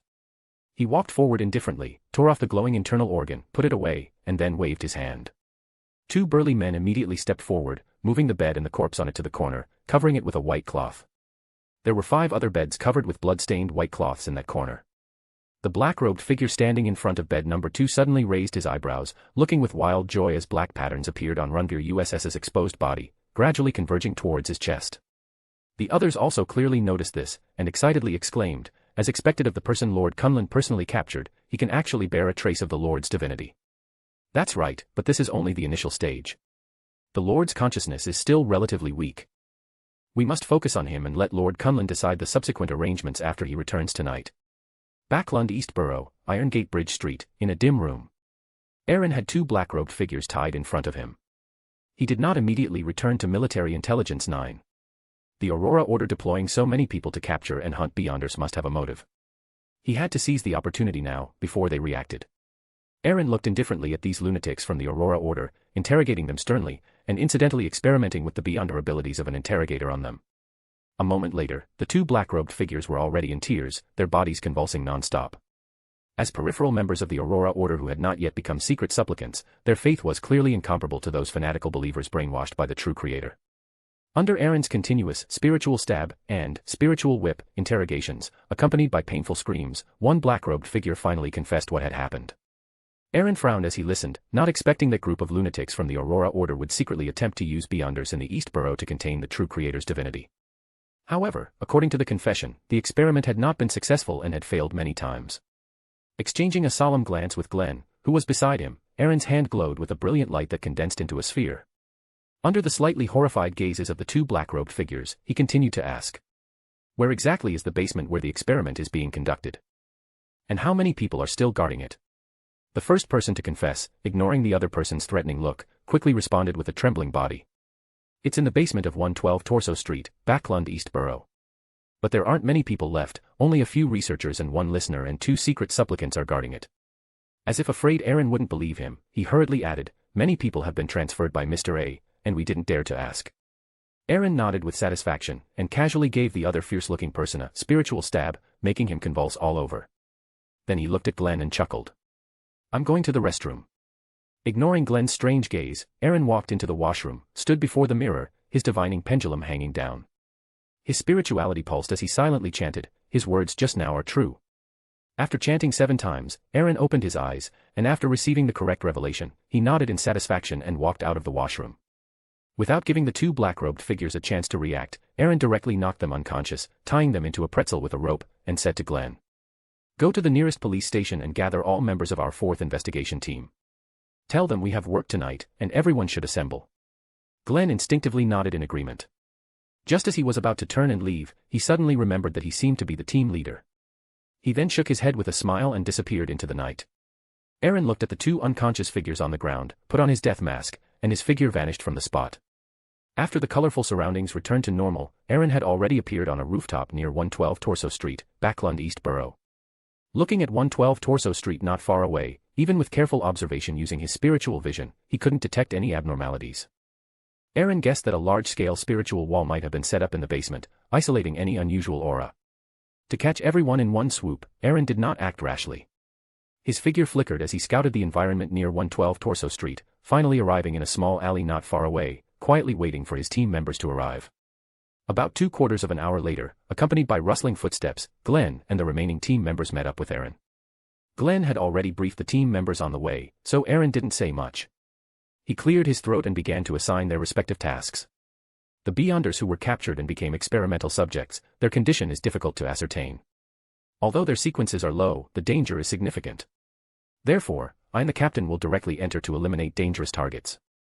The 3 of you will spread out around the house to prevent any escapees, and after the dangerous targets are eliminated, quickly follow up to control the scene. The listener, Gil, stood frowning at the door, looking at the wall clock. He felt a vague unease. The extremely high spirituality brought by being a listener always gave him a faint sense of ominousness, yet without a source. The pleasure brought by the phased results obtained from Subject 2 had long disappeared. Gil was about to send a subordinate out to gather some information. Suddenly, his spirituality warned him frantically. Gil's body twisted and stretched impossibly, dodging the flaming spear and golden light cluster that shattered the basement door. Before he could steady himself and shout about an enemy attack, a chilling, icy sensation instantly swept over his entire body, rendering him unable to move. Through the smoke, he saw a pair of pale golden eyes. Gil felt a piercing pain in his brain, as if a dagger was stirring wildly within it, and his consciousness instantly became chaotic. Glenn quickly followed up, not killing him but directly dislocating his limbs, rendering him incapable of resistance. Under the excruciating pain, Gil regained consciousness, but it was too late. His last sight was a continuously enlarging fist.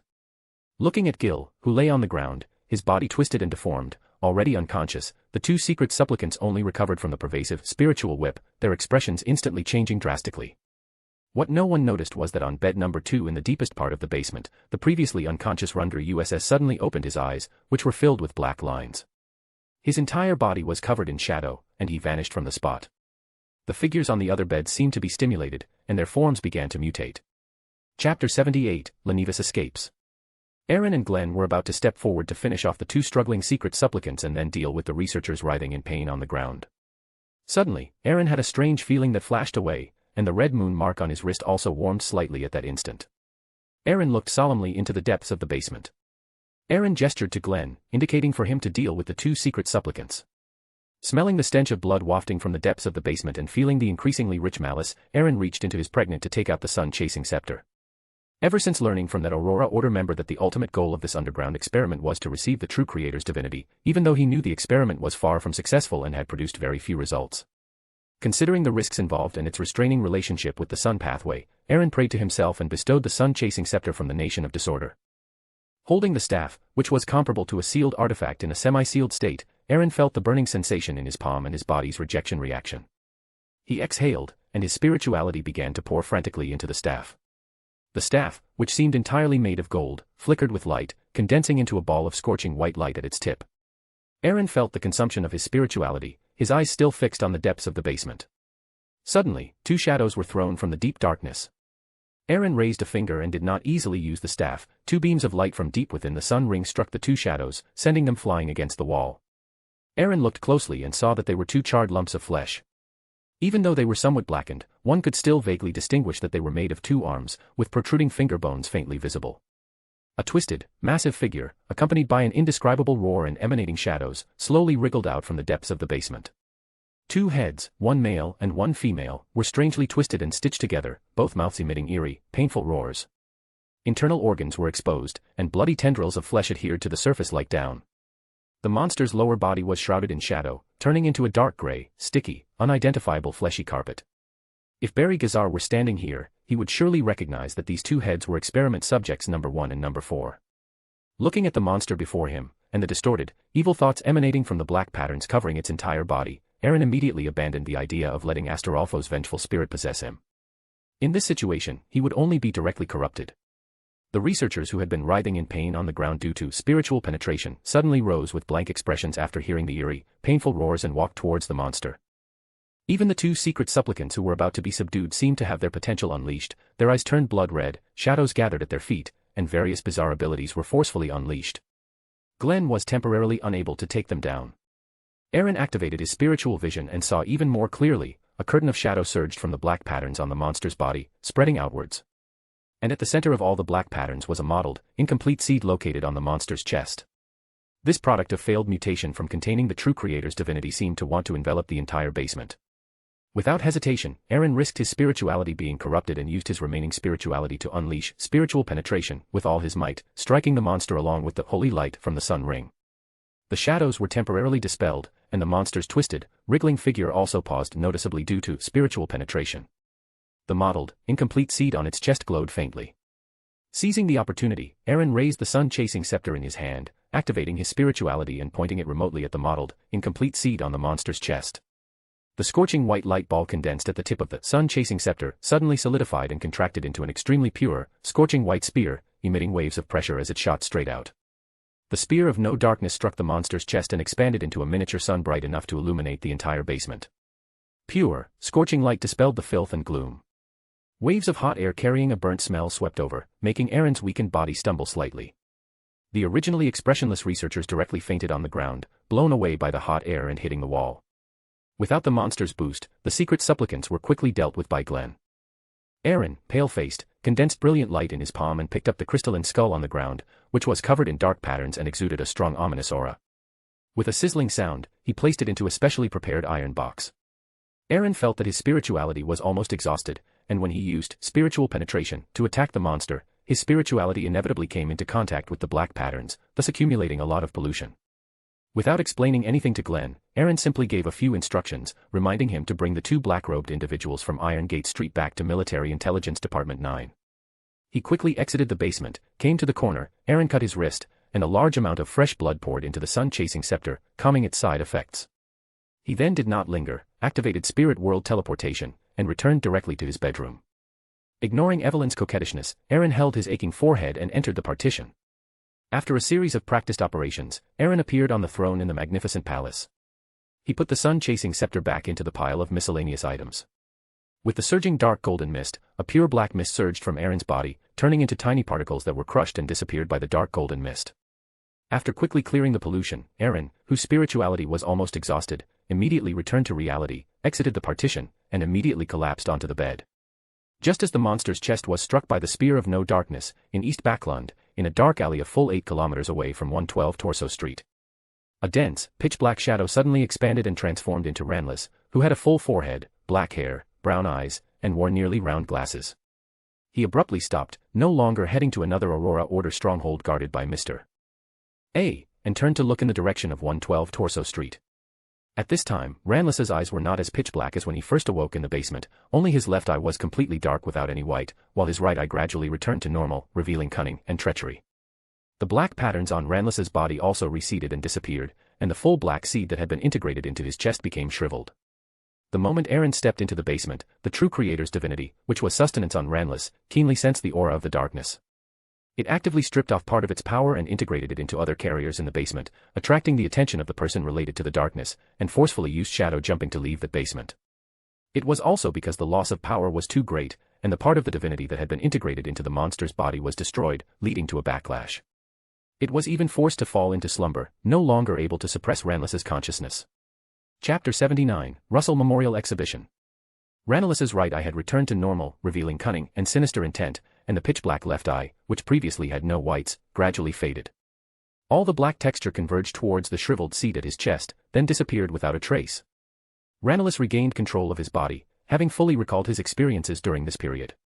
His eyes revealed viciousness and resentment, no longer heading towards Mr. A under the influence of the residual divinity. Ranulus lifted his top to look at his chest but found nothing, yet he clearly felt something had attached itself to his body. His expression grew increasingly gloomy as he turned and hurried towards the Backland steam railway station. In the early morning, at a luxurious villa in Empress Borough, Backland, belonging to the East Tucker family. Aaron rose, pale-faced, and rubbed his slightly swollen forehead, the after-effects of the sun-chasing scepter, absorbing a large amount of blood and the spiritual depletion from yesterday had subsided. Recalling last night's actions, a somewhat uneasy Aaron got up, changed his clothes, and directly traversed the spirit world to a street corner near MI9. Stepping out of the corner, he tidied his clothes, presented his credentials, walked into the two-story building, and went directly to the 4th Special Investigation Division, where he was surprised to find that the 3 members responsible for perimeter security last night were all injured. After Glenn's explanation, Aaron learned that after they entered the basement last night, a man with a completely black, full forehead, black hair, brown eyes, and nearly round glasses appeared. The 3 members who tried to stop him were all injured, and their mental states were somewhat affected. After confirming that the team members were all fine, Aaron went to the interrogation room not far from the office, where the captured Aurora Order members were held separately. After a night, except for a few who were severely corrupted and had been humanely dealt with, the rest had woken up from the shock and understood their situation. Looking at the freshly bound leaks before him, and recalling the intelligence gained from interrogating the 2 Aurora Order members yesterday, which led to the eradication of the Aurora Order's attempt to accommodate the true Creator's divinity, the feedback rapidly digested the interrogator potion. Recalling the dream divination, the meeting between Mr. A and Chunus Culture, Aaron's eyes flickered, and he immediately began the interrogation, deliberately guiding the direction of questioning. However, to his disappointment, these people knew nothing, and he only managed to extract information about a few small strongholds. According to the first Aurora Order member to surrender, Mr. A had transferred all the informed individuals to participate in a secret operation, which was why the underground laboratory's defenses were so weak.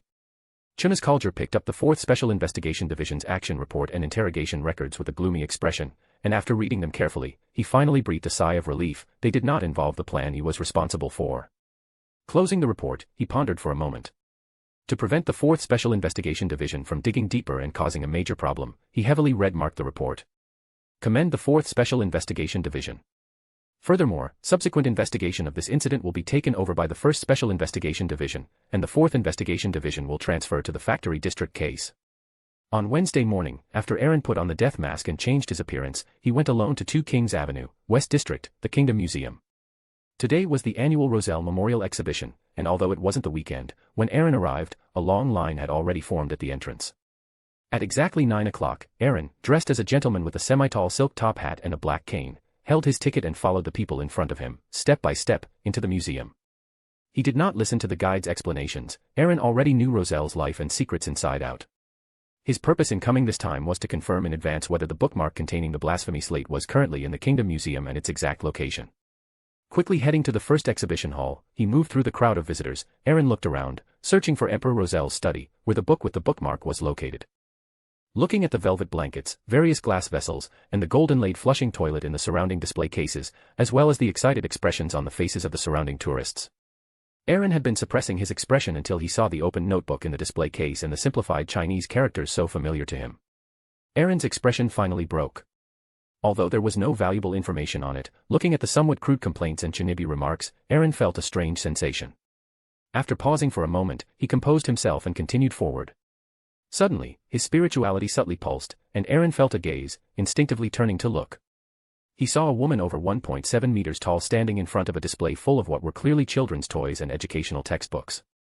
She wore a white blouse with lace, ribbons, and flowers, paired with a simple dark blue jacket, and beige trousers with black leather boots. She had an old-fashioned black soft hat, with a fine mesh veil hanging down to obscure her face.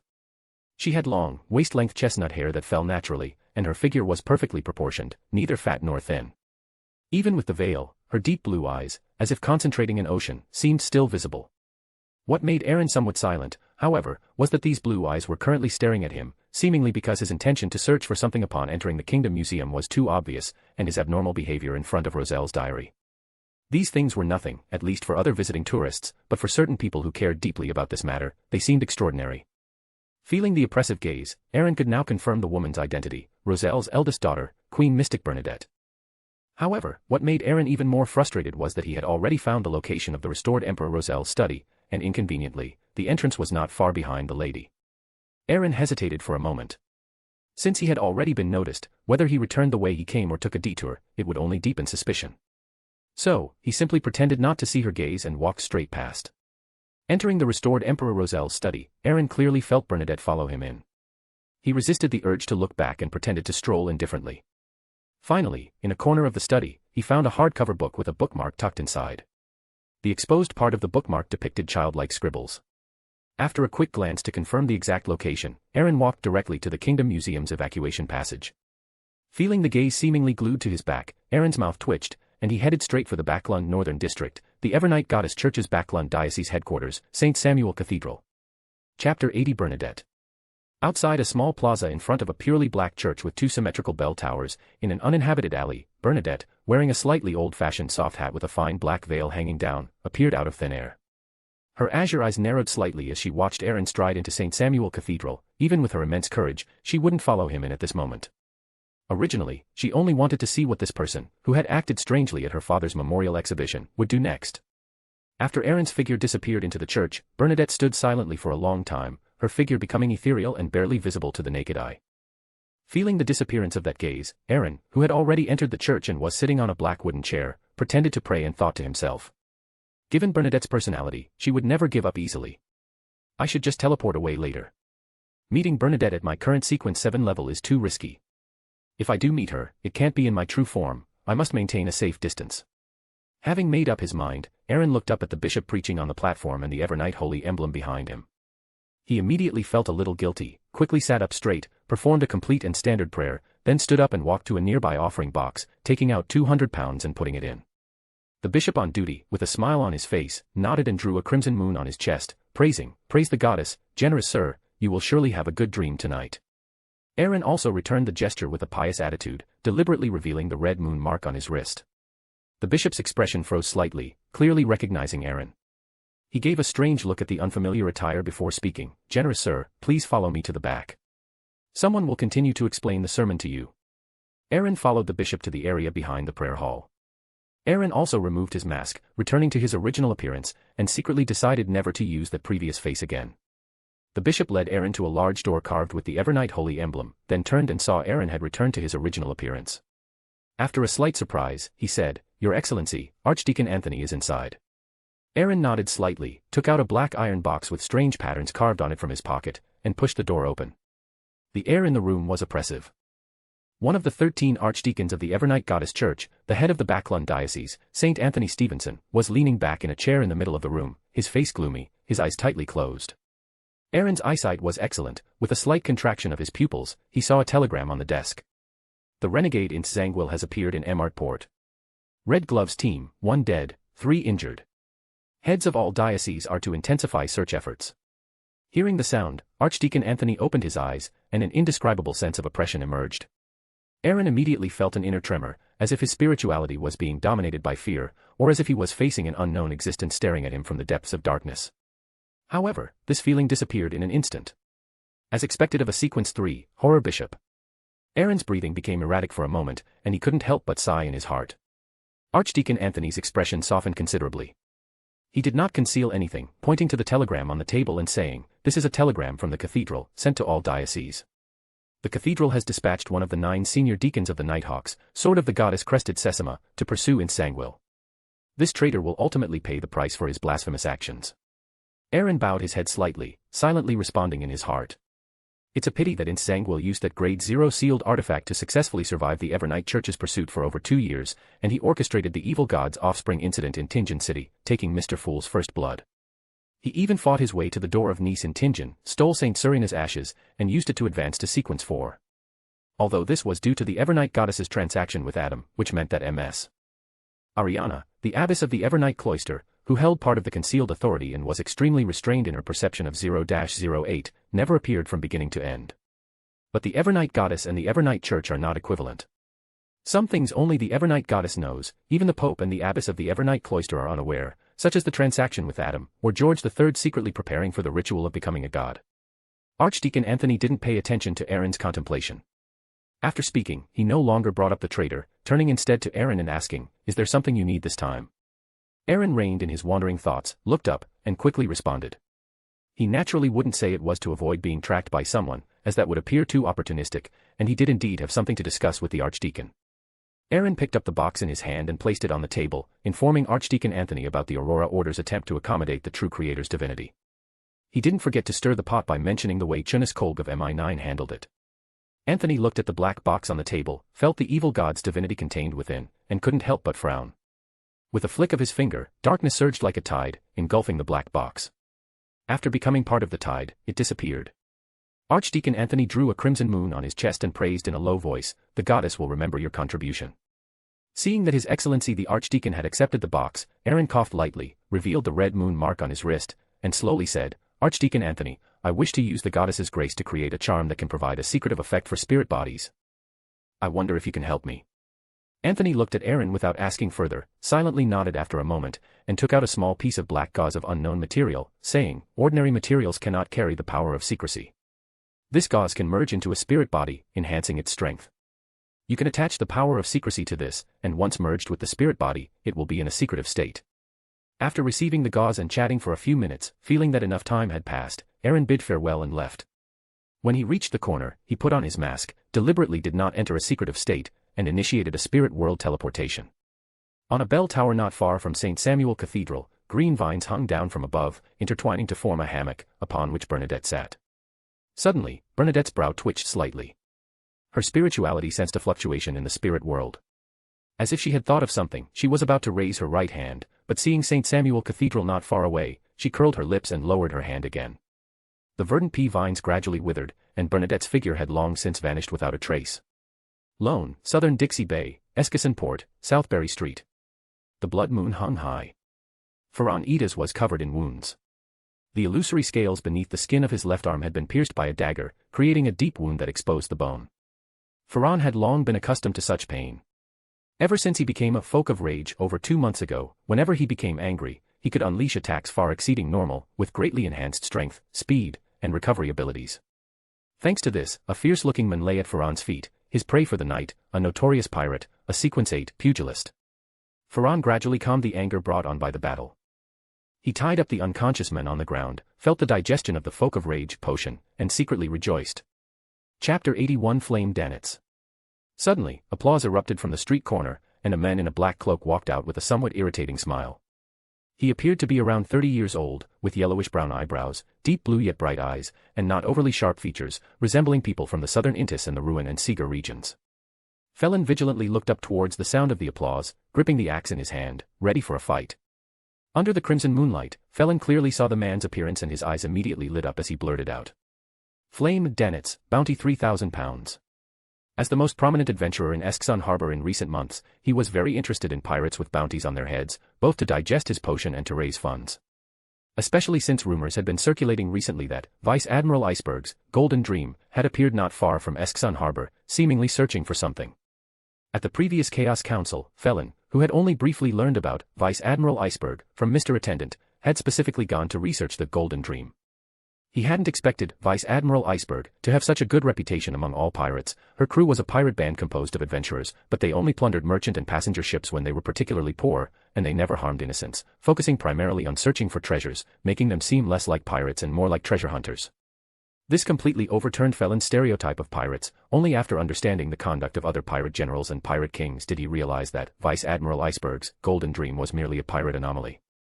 And Felon, who had seen the wanted poster, immediately recognized the man not far away as Dannets, the fourth sailor of Vice Admiral Iceberg, Edwina Edwards's Golden Dream, with a bounty of 3,000 pounds, nicknamed Flame, and also a Sequence 7 pyromaniac of the Hunter Pathway. Originally, Dannets was smugly thinking when the young man opposite recognized him at first glance. "I didn't realize I'm already so famous. When I get back to the ship, I must show off to Ironhide and Bucket and those guys." It wasn't until he heard the 3,000-pound bounty that his expression darkened. He cleared his throat, not dwelling on these minor issues, and looked at Felon, who was still on guard, chuckling. "Since you've recognized me, I won't waste any more words. I'm here to recruit you on behalf of the Golden Dream." "Recruit?" Felon was stunned. Seeing the confusion on Felon's face, Dannets showed a proud expression, raised his head, and hummed softly, explaining. "As the fourth sailor of the Golden Dream, I naturally have the right to recruit crew members. I've been observing you for 2 days. You can control the frenzy brought by the potion very well, and your temperament is also very suitable. Moreover, you've made too many enemies in Eskson Harbor. If you continue to stay here, you'll only become more and more dangerous. Not everyone will be as friendly as I am. He then showed a confident expression, waiting for the expected excited response, but after waiting for a long time without any reaction, Danitz found Felon still frowning in thought and couldn't help but mutter, "Damn it, why is it always so troublesome when I recruit crew members?" After thinking about Felon's previous hunting activities, he guessed that Felon might be short on money, so he cleared his throat and added, "We don't have weekly wages or annuities, but as long as we find treasure or plunder wealth, it will be distributed according to rank. Under normal circumstances, when luck is good, even the lowest-ranking sailor can get 200 to 300 pounds a year. Depending on their rank, there are also different numbers of vacation days each month, but they can only be accumulated and taken at different times. And with your strength, if you perform well, you can at least become the 5th sailor, second only to me, and the captain will also teach you knowledge to help you advance." Upon hearing this, Felon finally looked up from his contemplation and said to Danitz with some hesitation, "Thank you for your offer, but I'd like 2 days to consider before giving you an answer."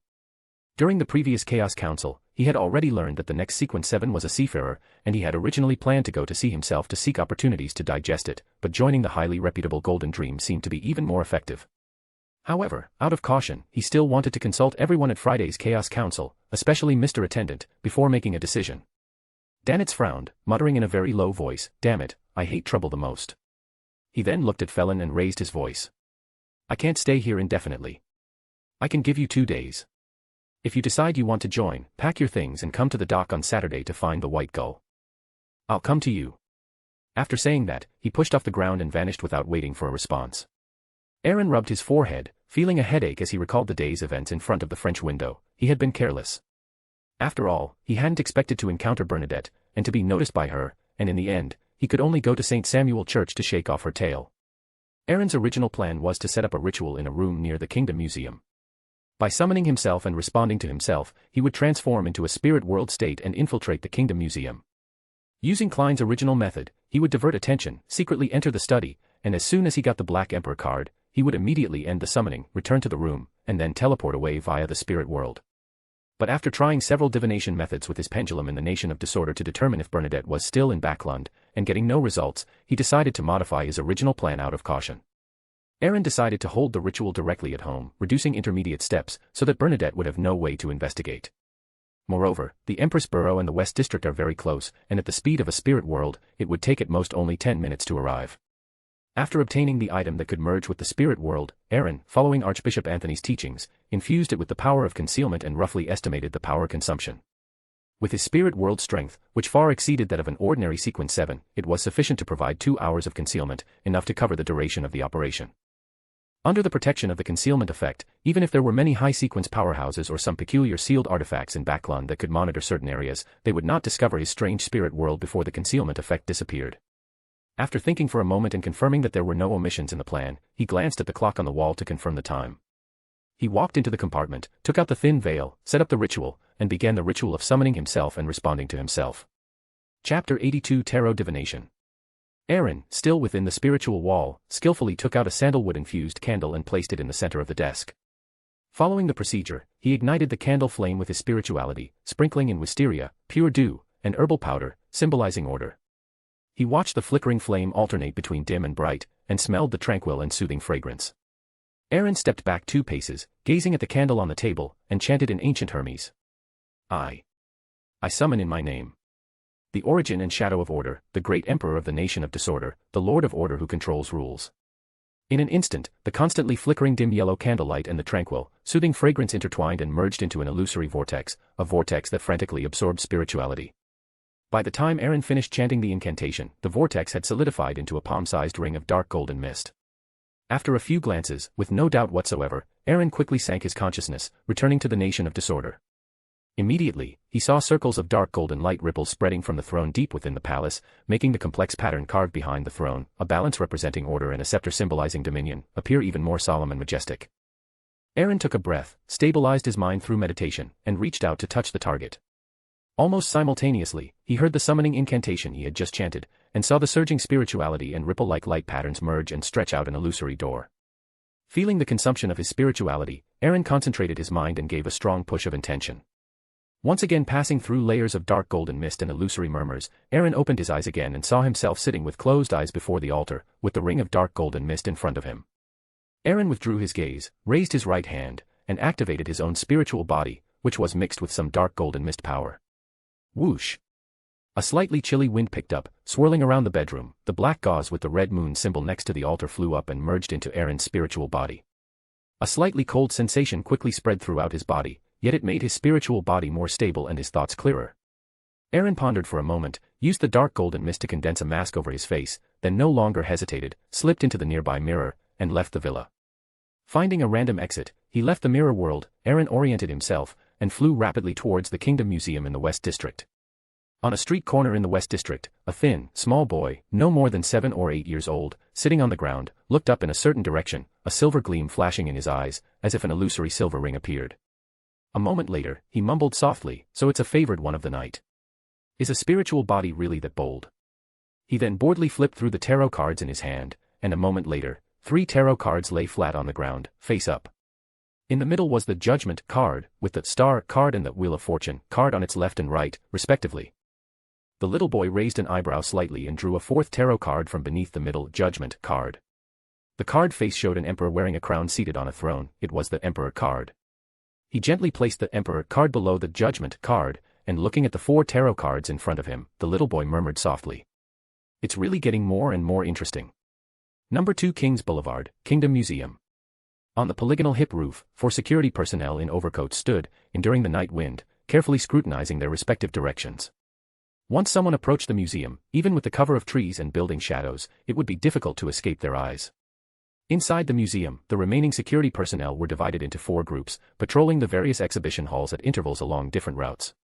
In the exhibition hall where Roselle's diary was kept, Max Livermore, the captain of the machinery hive mind team, wearing his monocle that allowed him to see wraiths, phantoms, and other spiritual monsters, carried a hurricane lamp and conducted patrols, occasionally stepping out to confirm the situation elsewhere. On a street corner near the Kingdom Museum, a slightly illusory spiritual body with mysterious patterns on its surface appeared. Aaron looked at the Kingdom Museum nearby, carefully sensing his own state and the surrounding environment. In his spiritual form, Aaron more clearly felt a subtle connection between himself and a certain place that was infinitely high yet infinitely close. His spiritual intuition told him that by following this connection and giving a strong intention to end that summoning, his spiritual body would immediately disappear and return to the ritual room. Aaron maintained his hidden state, following the shadows, following routes difficult to be observed, passing through tree carvings, passing through obstacles, and flying directly into the museum's second-floor exhibition hall. In the room where the machinery hive mind team was located, a pile of colorful building blocks on a nearby glass display case formed a miniature map of the museum's first floor. This was a sealed artifact controlled by the god of steam and machinery church. As long as those deformable building blocks formed the corresponding building, they could establish a connection with the real object. If someone intruded, a miniature reaction would immediately appear on it. Max Livermore, the captain of the machinery hive mind team, walked back with his hurricane lamp and stood beside Roselle's diary, his brows tightly furrowed. Just now, a faint sense of unease had suddenly welled up in his heart. He looked back at the sealed artifact in the display case, stared at it for a moment, and then withdrew his gaze after finding no abnormalities. Aaron silently entered the second floor, passing through wall after wall, flying towards the restored study. Standing at the door, he felt no other auras. He floated through the door, taking in the entire scene of that area's various corners. All normal. Aaron mumbled, then half flew to land in front of Roselle's desk, which was covered in glass. He glanced around, then without hesitation, simultaneously reached out his hands, directly grabbing the bookmark within the creative manuscript. Only after he touched the bookmark and enveloped it within his spiritual body did the study undergo a change. Wah! Wah! Wah! Loud, piercing baby cries suddenly echoed throughout the exhibition hall. They were so illusory, as if coming from a very, very distant place. Black cracks opened one after another, and strange, grotesque eyeballs protruded into midair, densely packed, coldly and indifferently staring at Aaron. Pea vines hung down from the ceiling, intertwining into a dense forest, submerging the original study. Bernardet, wearing a white shirt with lace and ribbon flowers on the upper body, beige trousers, black leather boots, and an old-fashioned black soft hat, sat on a swing entwined with pea vines. Her chestnut hair fell naturally, and her deep blue eyes were fixed on the display stand where the bookmark had disappeared, staring intently at the seemingly empty, figureless display stand. Chapter 83 Black Emperor Card. Bernardet pursed her lips, and strange runes appeared in her blue eyes, making them even deeper. This was the Eye of Peeping, used by a Sequence 3 clairvoyant.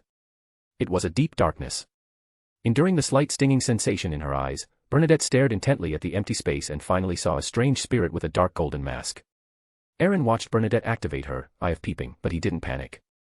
The blasphemy slate was already in his hand, and he could end the summoning and return to his room at any time, giving him the confidence to face Bernardet. Moreover, apart from the instinctive warning against high-sequence powerhouses, his spiritual intuition didn't detect any killing intent. He also wanted to establish contact with Bernardet, reach an agreement, and maintain an understanding on certain matters. Aaron changed to a comfortable posture, gathering most of the remaining dark golden mist power and hidden power within his spirit onto the mask, ensuring that the Eye of Peeping couldn't see through it for a short period. Then, to show his sincerity, Aaron voluntarily lifted some of his hidden state and revealed his form. Bernardet narrowed her eyes as she looked at the strange spirit that had appeared before her. She stared at the dark golden mask on him for a while, but gained nothing except an increasingly stinging sensation. Being in Backland, she didn't dare to activate her mythical creature state to further enhance the ability of her Eye of Peeping. After gaining nothing, she stopped dwelling on it. Looking at the strange spirit before her, who was casual in his demeanor and seemed to have no fear, Bernardet frowned almost imperceptibly. Her soft yet emotionless voice rang out.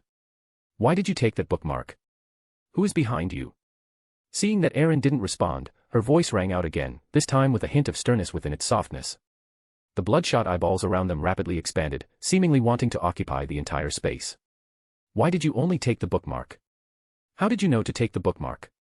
Aaron used the special nature of his spirit to alter his voice, asking back in a slightly neutral tone, "Bernardet Gustave." Although it was a question, it was full of certainty. Then, he paused and said 3 words in Chinese, "Huang Beibei." Upon hearing the first half of the sentence, Bernardet was only slightly surprised, until she heard the 3 strange words with peculiar pronunciations. A memory hidden deep in the ocean of her mind surfaced. These 3 pronunciations were exactly the same as those her father often mumbled when she was a child, and after she became an adult, her father never mentioned them again. It was only after she became a demigod that she used her abilities to retrieve the syllables from her memory and firmly engrave them in her heart, as a place of belonging. A wave of suppressed emotion surged forth. The bloodshot eyeballs immediately began to mutate, even shattering, and the aura raged. The machinery hive mind team guarding the area finally discovered the anomaly and rushed up. Sensing the commotion downstairs, Aaron didn't explain or answer the previous questions. Instead, he softly chanted in ancient Hermes. The origin of order and shadows. The great emperor of the nation of disorder. The lord of order who wields rules. Bernadette's gaze slightly narrowed as she chewed on this honorific name. Her eyes darkened, and she quickly said. The Holy Spirit who pursues knowledge. The tower of the mysterious world. The eye that peeks into fate. The king above the sea. The holy Bernardet Gustave. Aaron nodded slightly, performed a standard etiquette, and communicated with the nation of disorder through his will, ending the ritual. A vast and terrifying suction force came, and Aaron's transparent, almost invisible figure instantly disappeared from the material world, along with the vanished bookmark. Since she was already exposed, Bernardet no longer hid. Pure white, illusory feathers condensed on her back, revealing her incomplete mythical creature form. She fully activated her Eye of Peeping, wanting to see where the spirit had gone. A few seconds later, Bernardet, having gained nothing, shook her head in disappointment. Her figure vanished without a trace, and the surrounding vines and eyeballs also turned into colorful foam and disappeared. Captain Max hurried to the study door, gritted his teeth, and told his teammates to stand far away and report the matter to the church. He then pushed open the door, but it was empty inside. Inside the magnificent palace, enveloped in dark golden mist. Aaron's figure suddenly appeared on the throne. The mask on his face gradually disappeared, and in his hand was a bookmark depicting Emperor Roselle. Aaron smiled with satisfaction, and in a low voice, he uttered the corresponding ancient Fesak syllables, Bernardet. The bookmark in his hand sank slightly, generating an invisible vortex that frantically absorbed Aaron's spirit. On the bookmark, a clear light slowly rose, and the image of Emperor Roselle on the outside was renewed. He sat on an ancient stone throne, wearing a black crown inlaid with various gems. He wore dark armor, covered by a cloak of the same color, holding a scepter in his hand, his eyes looking forward indifferently. In the upper left corner of the bookmark, brilliant starlight condensed into a line of text. Sequence 0, Black Emperor. The Black Emperor card floated in the air, slowly rotating. The surrounding dark golden mist seemed to be drawn, gradually gathering to form a small vortex. An irresistible urge rose in Aaron's heart. He grabbed the Black Emperor card, and as soon as it connected with his spirit, the boundless dark golden mist seemed to gather into waves and strong winds, forming a majestic armor on his body. A dark crown appeared on his head, and a long cloak of the same color appeared behind him. Lines imbued with divinity also immediately appeared on the armor. A feeling never before experienced emerged, and his connection and control over the nation of disorder were stronger than ever. Aaron opened his eyes, his pupils becoming a mixture of gold and black. He slightly raised his palm, and the dark golden mist gathered in the palace to form a magnificent dark golden figure. The dark golden figure grew pair after pair of huge, dark wings covered with golden patterns on his back, a full 12 pairs. And on each pair of wings were feathers inscribed with numerous mysterious symbols, alternating between light and dark. Gold and black formed a stark contrast. The gigantic figure, under Aaron's command, spread its wings, covering the wide dome of the majestic palace. Inside the Kingdom Museum, in the restored study, Machinery Hive Mind, team leader Max Livermore reported with a serious expression, only one bookmark has been confirmed stolen. As he spoke, he secretly glanced at the important figure standing in front of the desk, with his back to him. That was an old man wearing a white priest's robe and a soft cap for clergy. He was Oramic Haydn, the head of the Backland Diocese of the God of Steam and Machinery Church, and a member of the Pre-God Council, Archbishop. His hands were behind his back, holding an ancient patterned silver mirror. On each side of the mirror were eye-like decorations with black gems as their base, looking deep and enchanting. Max's pupils slightly contracted, recognizing this infamous sealed artifact, 2-111. Chapter 84 Erodes. Oramic had a very gentle and kind face, looking like a highly learned elder. At this moment, he also showed no trace of anger. He withdrew his gaze, looked around, and said, "Moreover, there was more than one person here last night, there were at least two, divided into two opposing sides. One of them might even have a higher sequence than I do, but the other side strangely escaped. Although I cannot restore the complete scene, some things can still be seen. Things are more complicated than we imagined." Speaking of this, he handed the silver mirror in his hand to Deacon Cancer Bernard, who was beside him, and then sighed, "I also know why they stole the bookmark. We have been deceived by Roselle for over 150 years. There's no need to ask about the bookmark's whereabouts anymore. You can ask who the opposing parties were." Cancer Bernard's brown hair was always messy, stubbornly sticking out, and even the hat he wore couldn't hide it. He took the silver mirror with a slightly stiff expression, nodded, then, unwilling to give up, looked back at his teammates behind him who were lowering their heads, pretending not to hear. He sighed and, resignedly, raised the silver mirror in his hand. He looked at the silver mirror in his hand, stroked its surface 3 times with his right palm, paused for 2 seconds, and Cancer took a deep breath, saying in a deep voice, "Respected Erodes, my question is, who are the participants in the events that just occurred in this place?" The surrounding darkness suddenly became hazy, and ripples of water light spread across the silver mirror's surface. Soon, a scene emerged within the silver mirror. In Roselle's restored study, thick green pea vines hung everywhere, and bloodshot eyeballs emerged from black cracks. The figure of a lady appeared, dressed in a white shirt with lace and ribbon flowers on the upper body, beige trousers, black leather boots, and an old-fashioned black soft hat. Opposite her was a phantom figure, so blurry that only a vague outline could be seen. As the water light fluctuated, and the Machinery Hive Mind team members were about to see the next scene, the original image suddenly disappeared and no longer reappeared. The few people looked at each other, utterly bewildered. Just as Cancer was about to ask for the opinions of his teammates and Archbishop Oramic, several lines of blood-red ancient Fursak words suddenly appeared on the silver mirror. "According to the principle of reciprocity, it is my turn to ask. If you answer error, or lie, you will be punished." These lines were blood-red, as if still dripping liquid.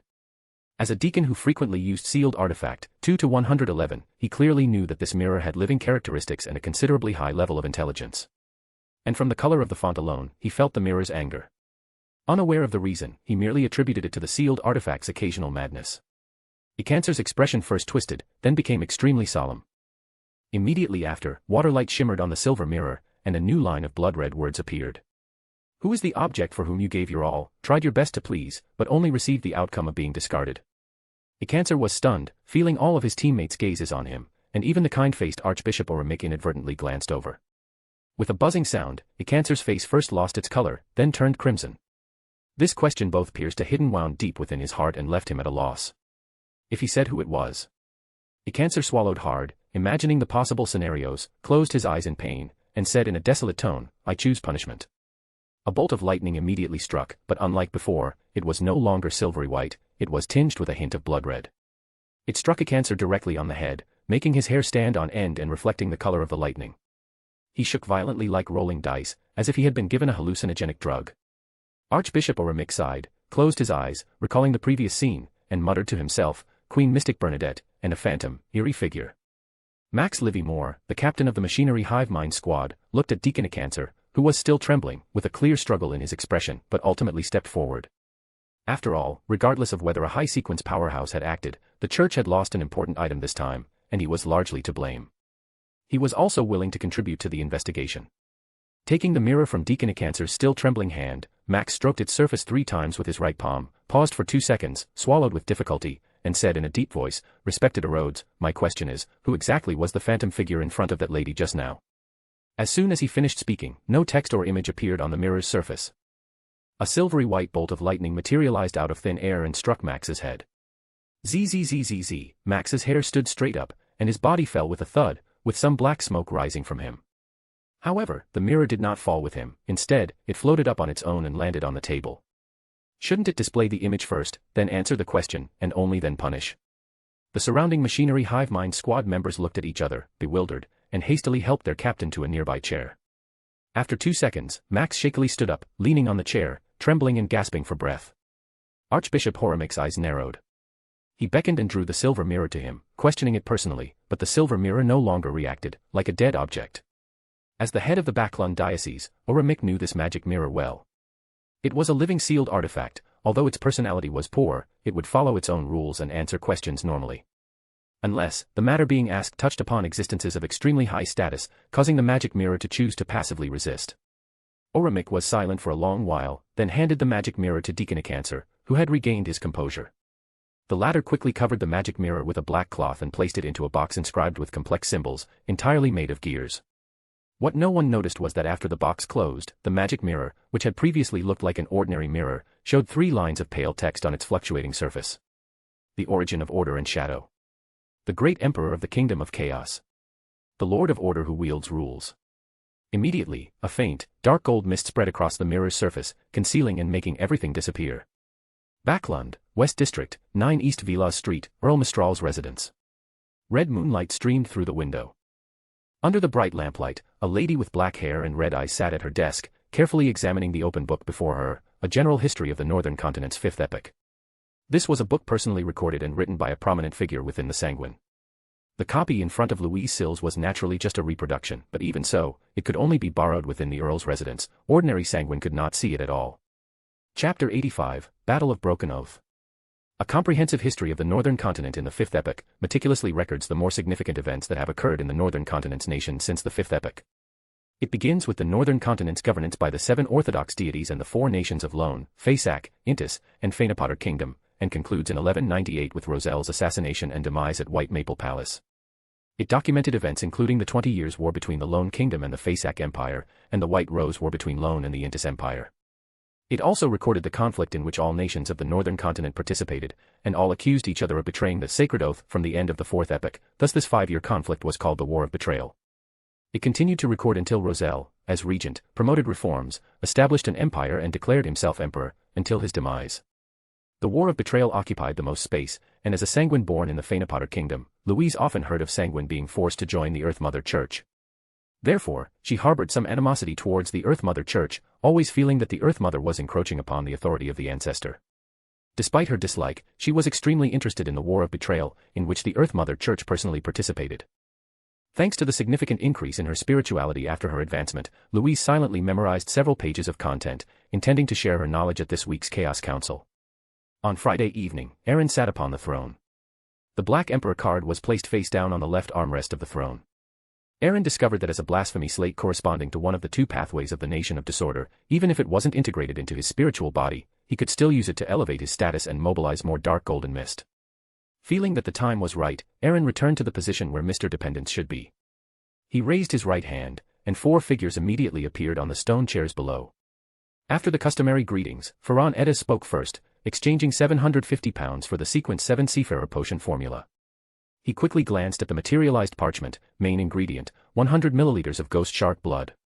After memorizing the formula, Ferran quietly waited for the discussion session, contemplating whether to follow Danitz and join the Golden Dream. Sid Watson had just advanced to Gravedigger last week, and Checkerwald had just crossed the raging sea. Knowing that a demigod was accompanying him, he dared not easily use the sacrifice and bestowal rituals, and could only participate in the meeting by being passively pulled in this way, so he had no urgent needs. Seeing that no one continued to propose transactions, Louise thought for a moment and then spoke, sharing the content of the War of Betrayal from A Comprehensive History of the Northern Continent in the 5th epoch, excluding the Sanguine secrets. She successfully captivated everyone's attention. Although Aaron knew the general content and outcome of the War of Betrayal, it was the first time he had understood the war that involved all the nations of the Northern Continent over 600 years ago in such detail. Listening to Louise's account, which subtly contained prejudice against the Earth Mother Church, Aaron couldn't help but find it amusing. He hoped this lady wouldn't be too ashamed when Lilith revealed her identity. However, upon re-evaluating the War of Betrayal, many doubts arose. The War of Betrayal, in the Fifth Epoch, was publicly declared to have been caused by disputes between the Knowledge Church and the Earth Mother Church for certain reasons, and the nations believed the reason was the struggle for believers. However, this reason was somewhat far-fetched. The Knowledge Church only accepted academic elites, or at least those who were relatively intelligent, and it was unlikely to have conflicts over believers that required war to resolve. Moreover, the God of Knowledge and Wisdom and the Earth Mother were not from similar pathways, and there was no fundamental contradiction between them. Even the Loen Kingdom could accommodate 3 Orthodox deity churches to preach, let alone the Fenapotter Kingdom, which originally only had 2 Orthodox deity churches. After all, the Earth and Wisdom pathways did not require a life-and-death struggle, and war would also cause instability in their anchors, leading to problems in the true God states. In this situation, they could still fight, which itself indicated that the benefits of this war to them were far greater than the short-term impact, which is why the 2 major Orthodox deity churches acted that way. Combined with the world war that would happen a few years later, after Fenapotter declared war on Loen, it instead directly attacked Loenburg. Assuming Loenburg had not gained independence from the War of Betrayal, then at that time, there was no doubt that both major Orthodox deity churches of Fenapotter would have joined the camp attacking Loen. Loen would have been attacked from both north and south, and the fence-sitting god of steam and machinery would only have switched sides faster, leading to a 5-2 imbalance in the number of deities. With such a significant disadvantage, even with the contingency of Lilith disguised as Omabella, who could turn traitor at a critical moment, there might not have been an opportunity to use it. But after the War of Betrayal, Loenburg became independent, and Fenapotter's main firepower was suddenly drawn to Loenburg, even incidentally tying up Intis. Loen only needed to face Fasak and Intis, and the power balance between the true gods was not disrupted, remaining in a stalemate until the god of steam and machinery eventually switched sides, causing an overt imbalance in true god power, which then triggered the final god war. And the god of steam and machinery and the eternal blazing sun did not appear on the final battlefield, most likely because they were facing the Lord of Storms and the god of knowledge and wisdom. Therefore, combining the subsequent developments in the following years and the analysis of the God War, Aaron believes that the War of Betrayal was very likely a collaboration between Hera Bergen and Lilith, deliberately staged for the God of Combat, to lay out a plan for the subsequent World War. And for Hera Bergen, a member of the dragon race, to survive the ancient sun god's purge of the ancient gods and become one of the 8 king of angels, the wisdom angel, clearly demonstrates his cunning and stratagem. After the ancient sun god's demise, Hera Bergen further advanced to become the god of knowledge and wisdom, wielding omniscience, insight, and prophecy. Thinking of this, Aaron recalled more details, his eyebrows subtly moving. When Sun Derek Berg and Moon Emlyn White debated the origin of the City of Silver's faith, Hermit Catilia provided crucial information. Omabella is suspected to have fallen in the late Second Epoch. And this information was clearly obtained from the Hidden Sage. Since the Hidden Sage, who controls the authority of prying into secrets, knows some secrets, it means that this secret is not so hidden that only Lady Evernight and the Earth Mother know it. Besides Adam, only the god of knowledge and wisdom, who holds the authority of omniscience, insight, and prophecy, could possibly know. As for why the god of steam and machinery, who also covers part of the authority of knowledge, knew nothing, leading him to become a fence-sitter in the end, Aaron has a guess. The god of steam and machinery's partial authority over knowledge leans more towards creation than prying into secrets or omniscience.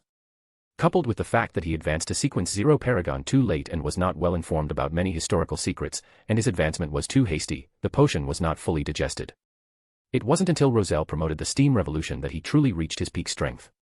And the god of knowledge and wisdom, who already knew the secret, secretly joined the alliance of Evernight and Earth, using their respective authorities to conceal the original secret. They used the War of Betrayal to set up independence in advance, helping the Evernight goddess share some pressure from the Fenapotter and Intis directions, while also reducing the loss of anchors on the Fenapotter and Loen border. But how did the god of knowledge and wisdom and the Earth Mother deceive the god of combat? The excuse of competing for believers could at most deceive the common people and church members, but it could never deceive a true god. So what was the reasonable war reason that could make the god of combat believe it? Aaron leaned back in his high-back chair, his eyes sweeping over Louise, who was still speaking voluminously, and 2 terms gradually emerged in his mind: apothecary pathway, planter pathway.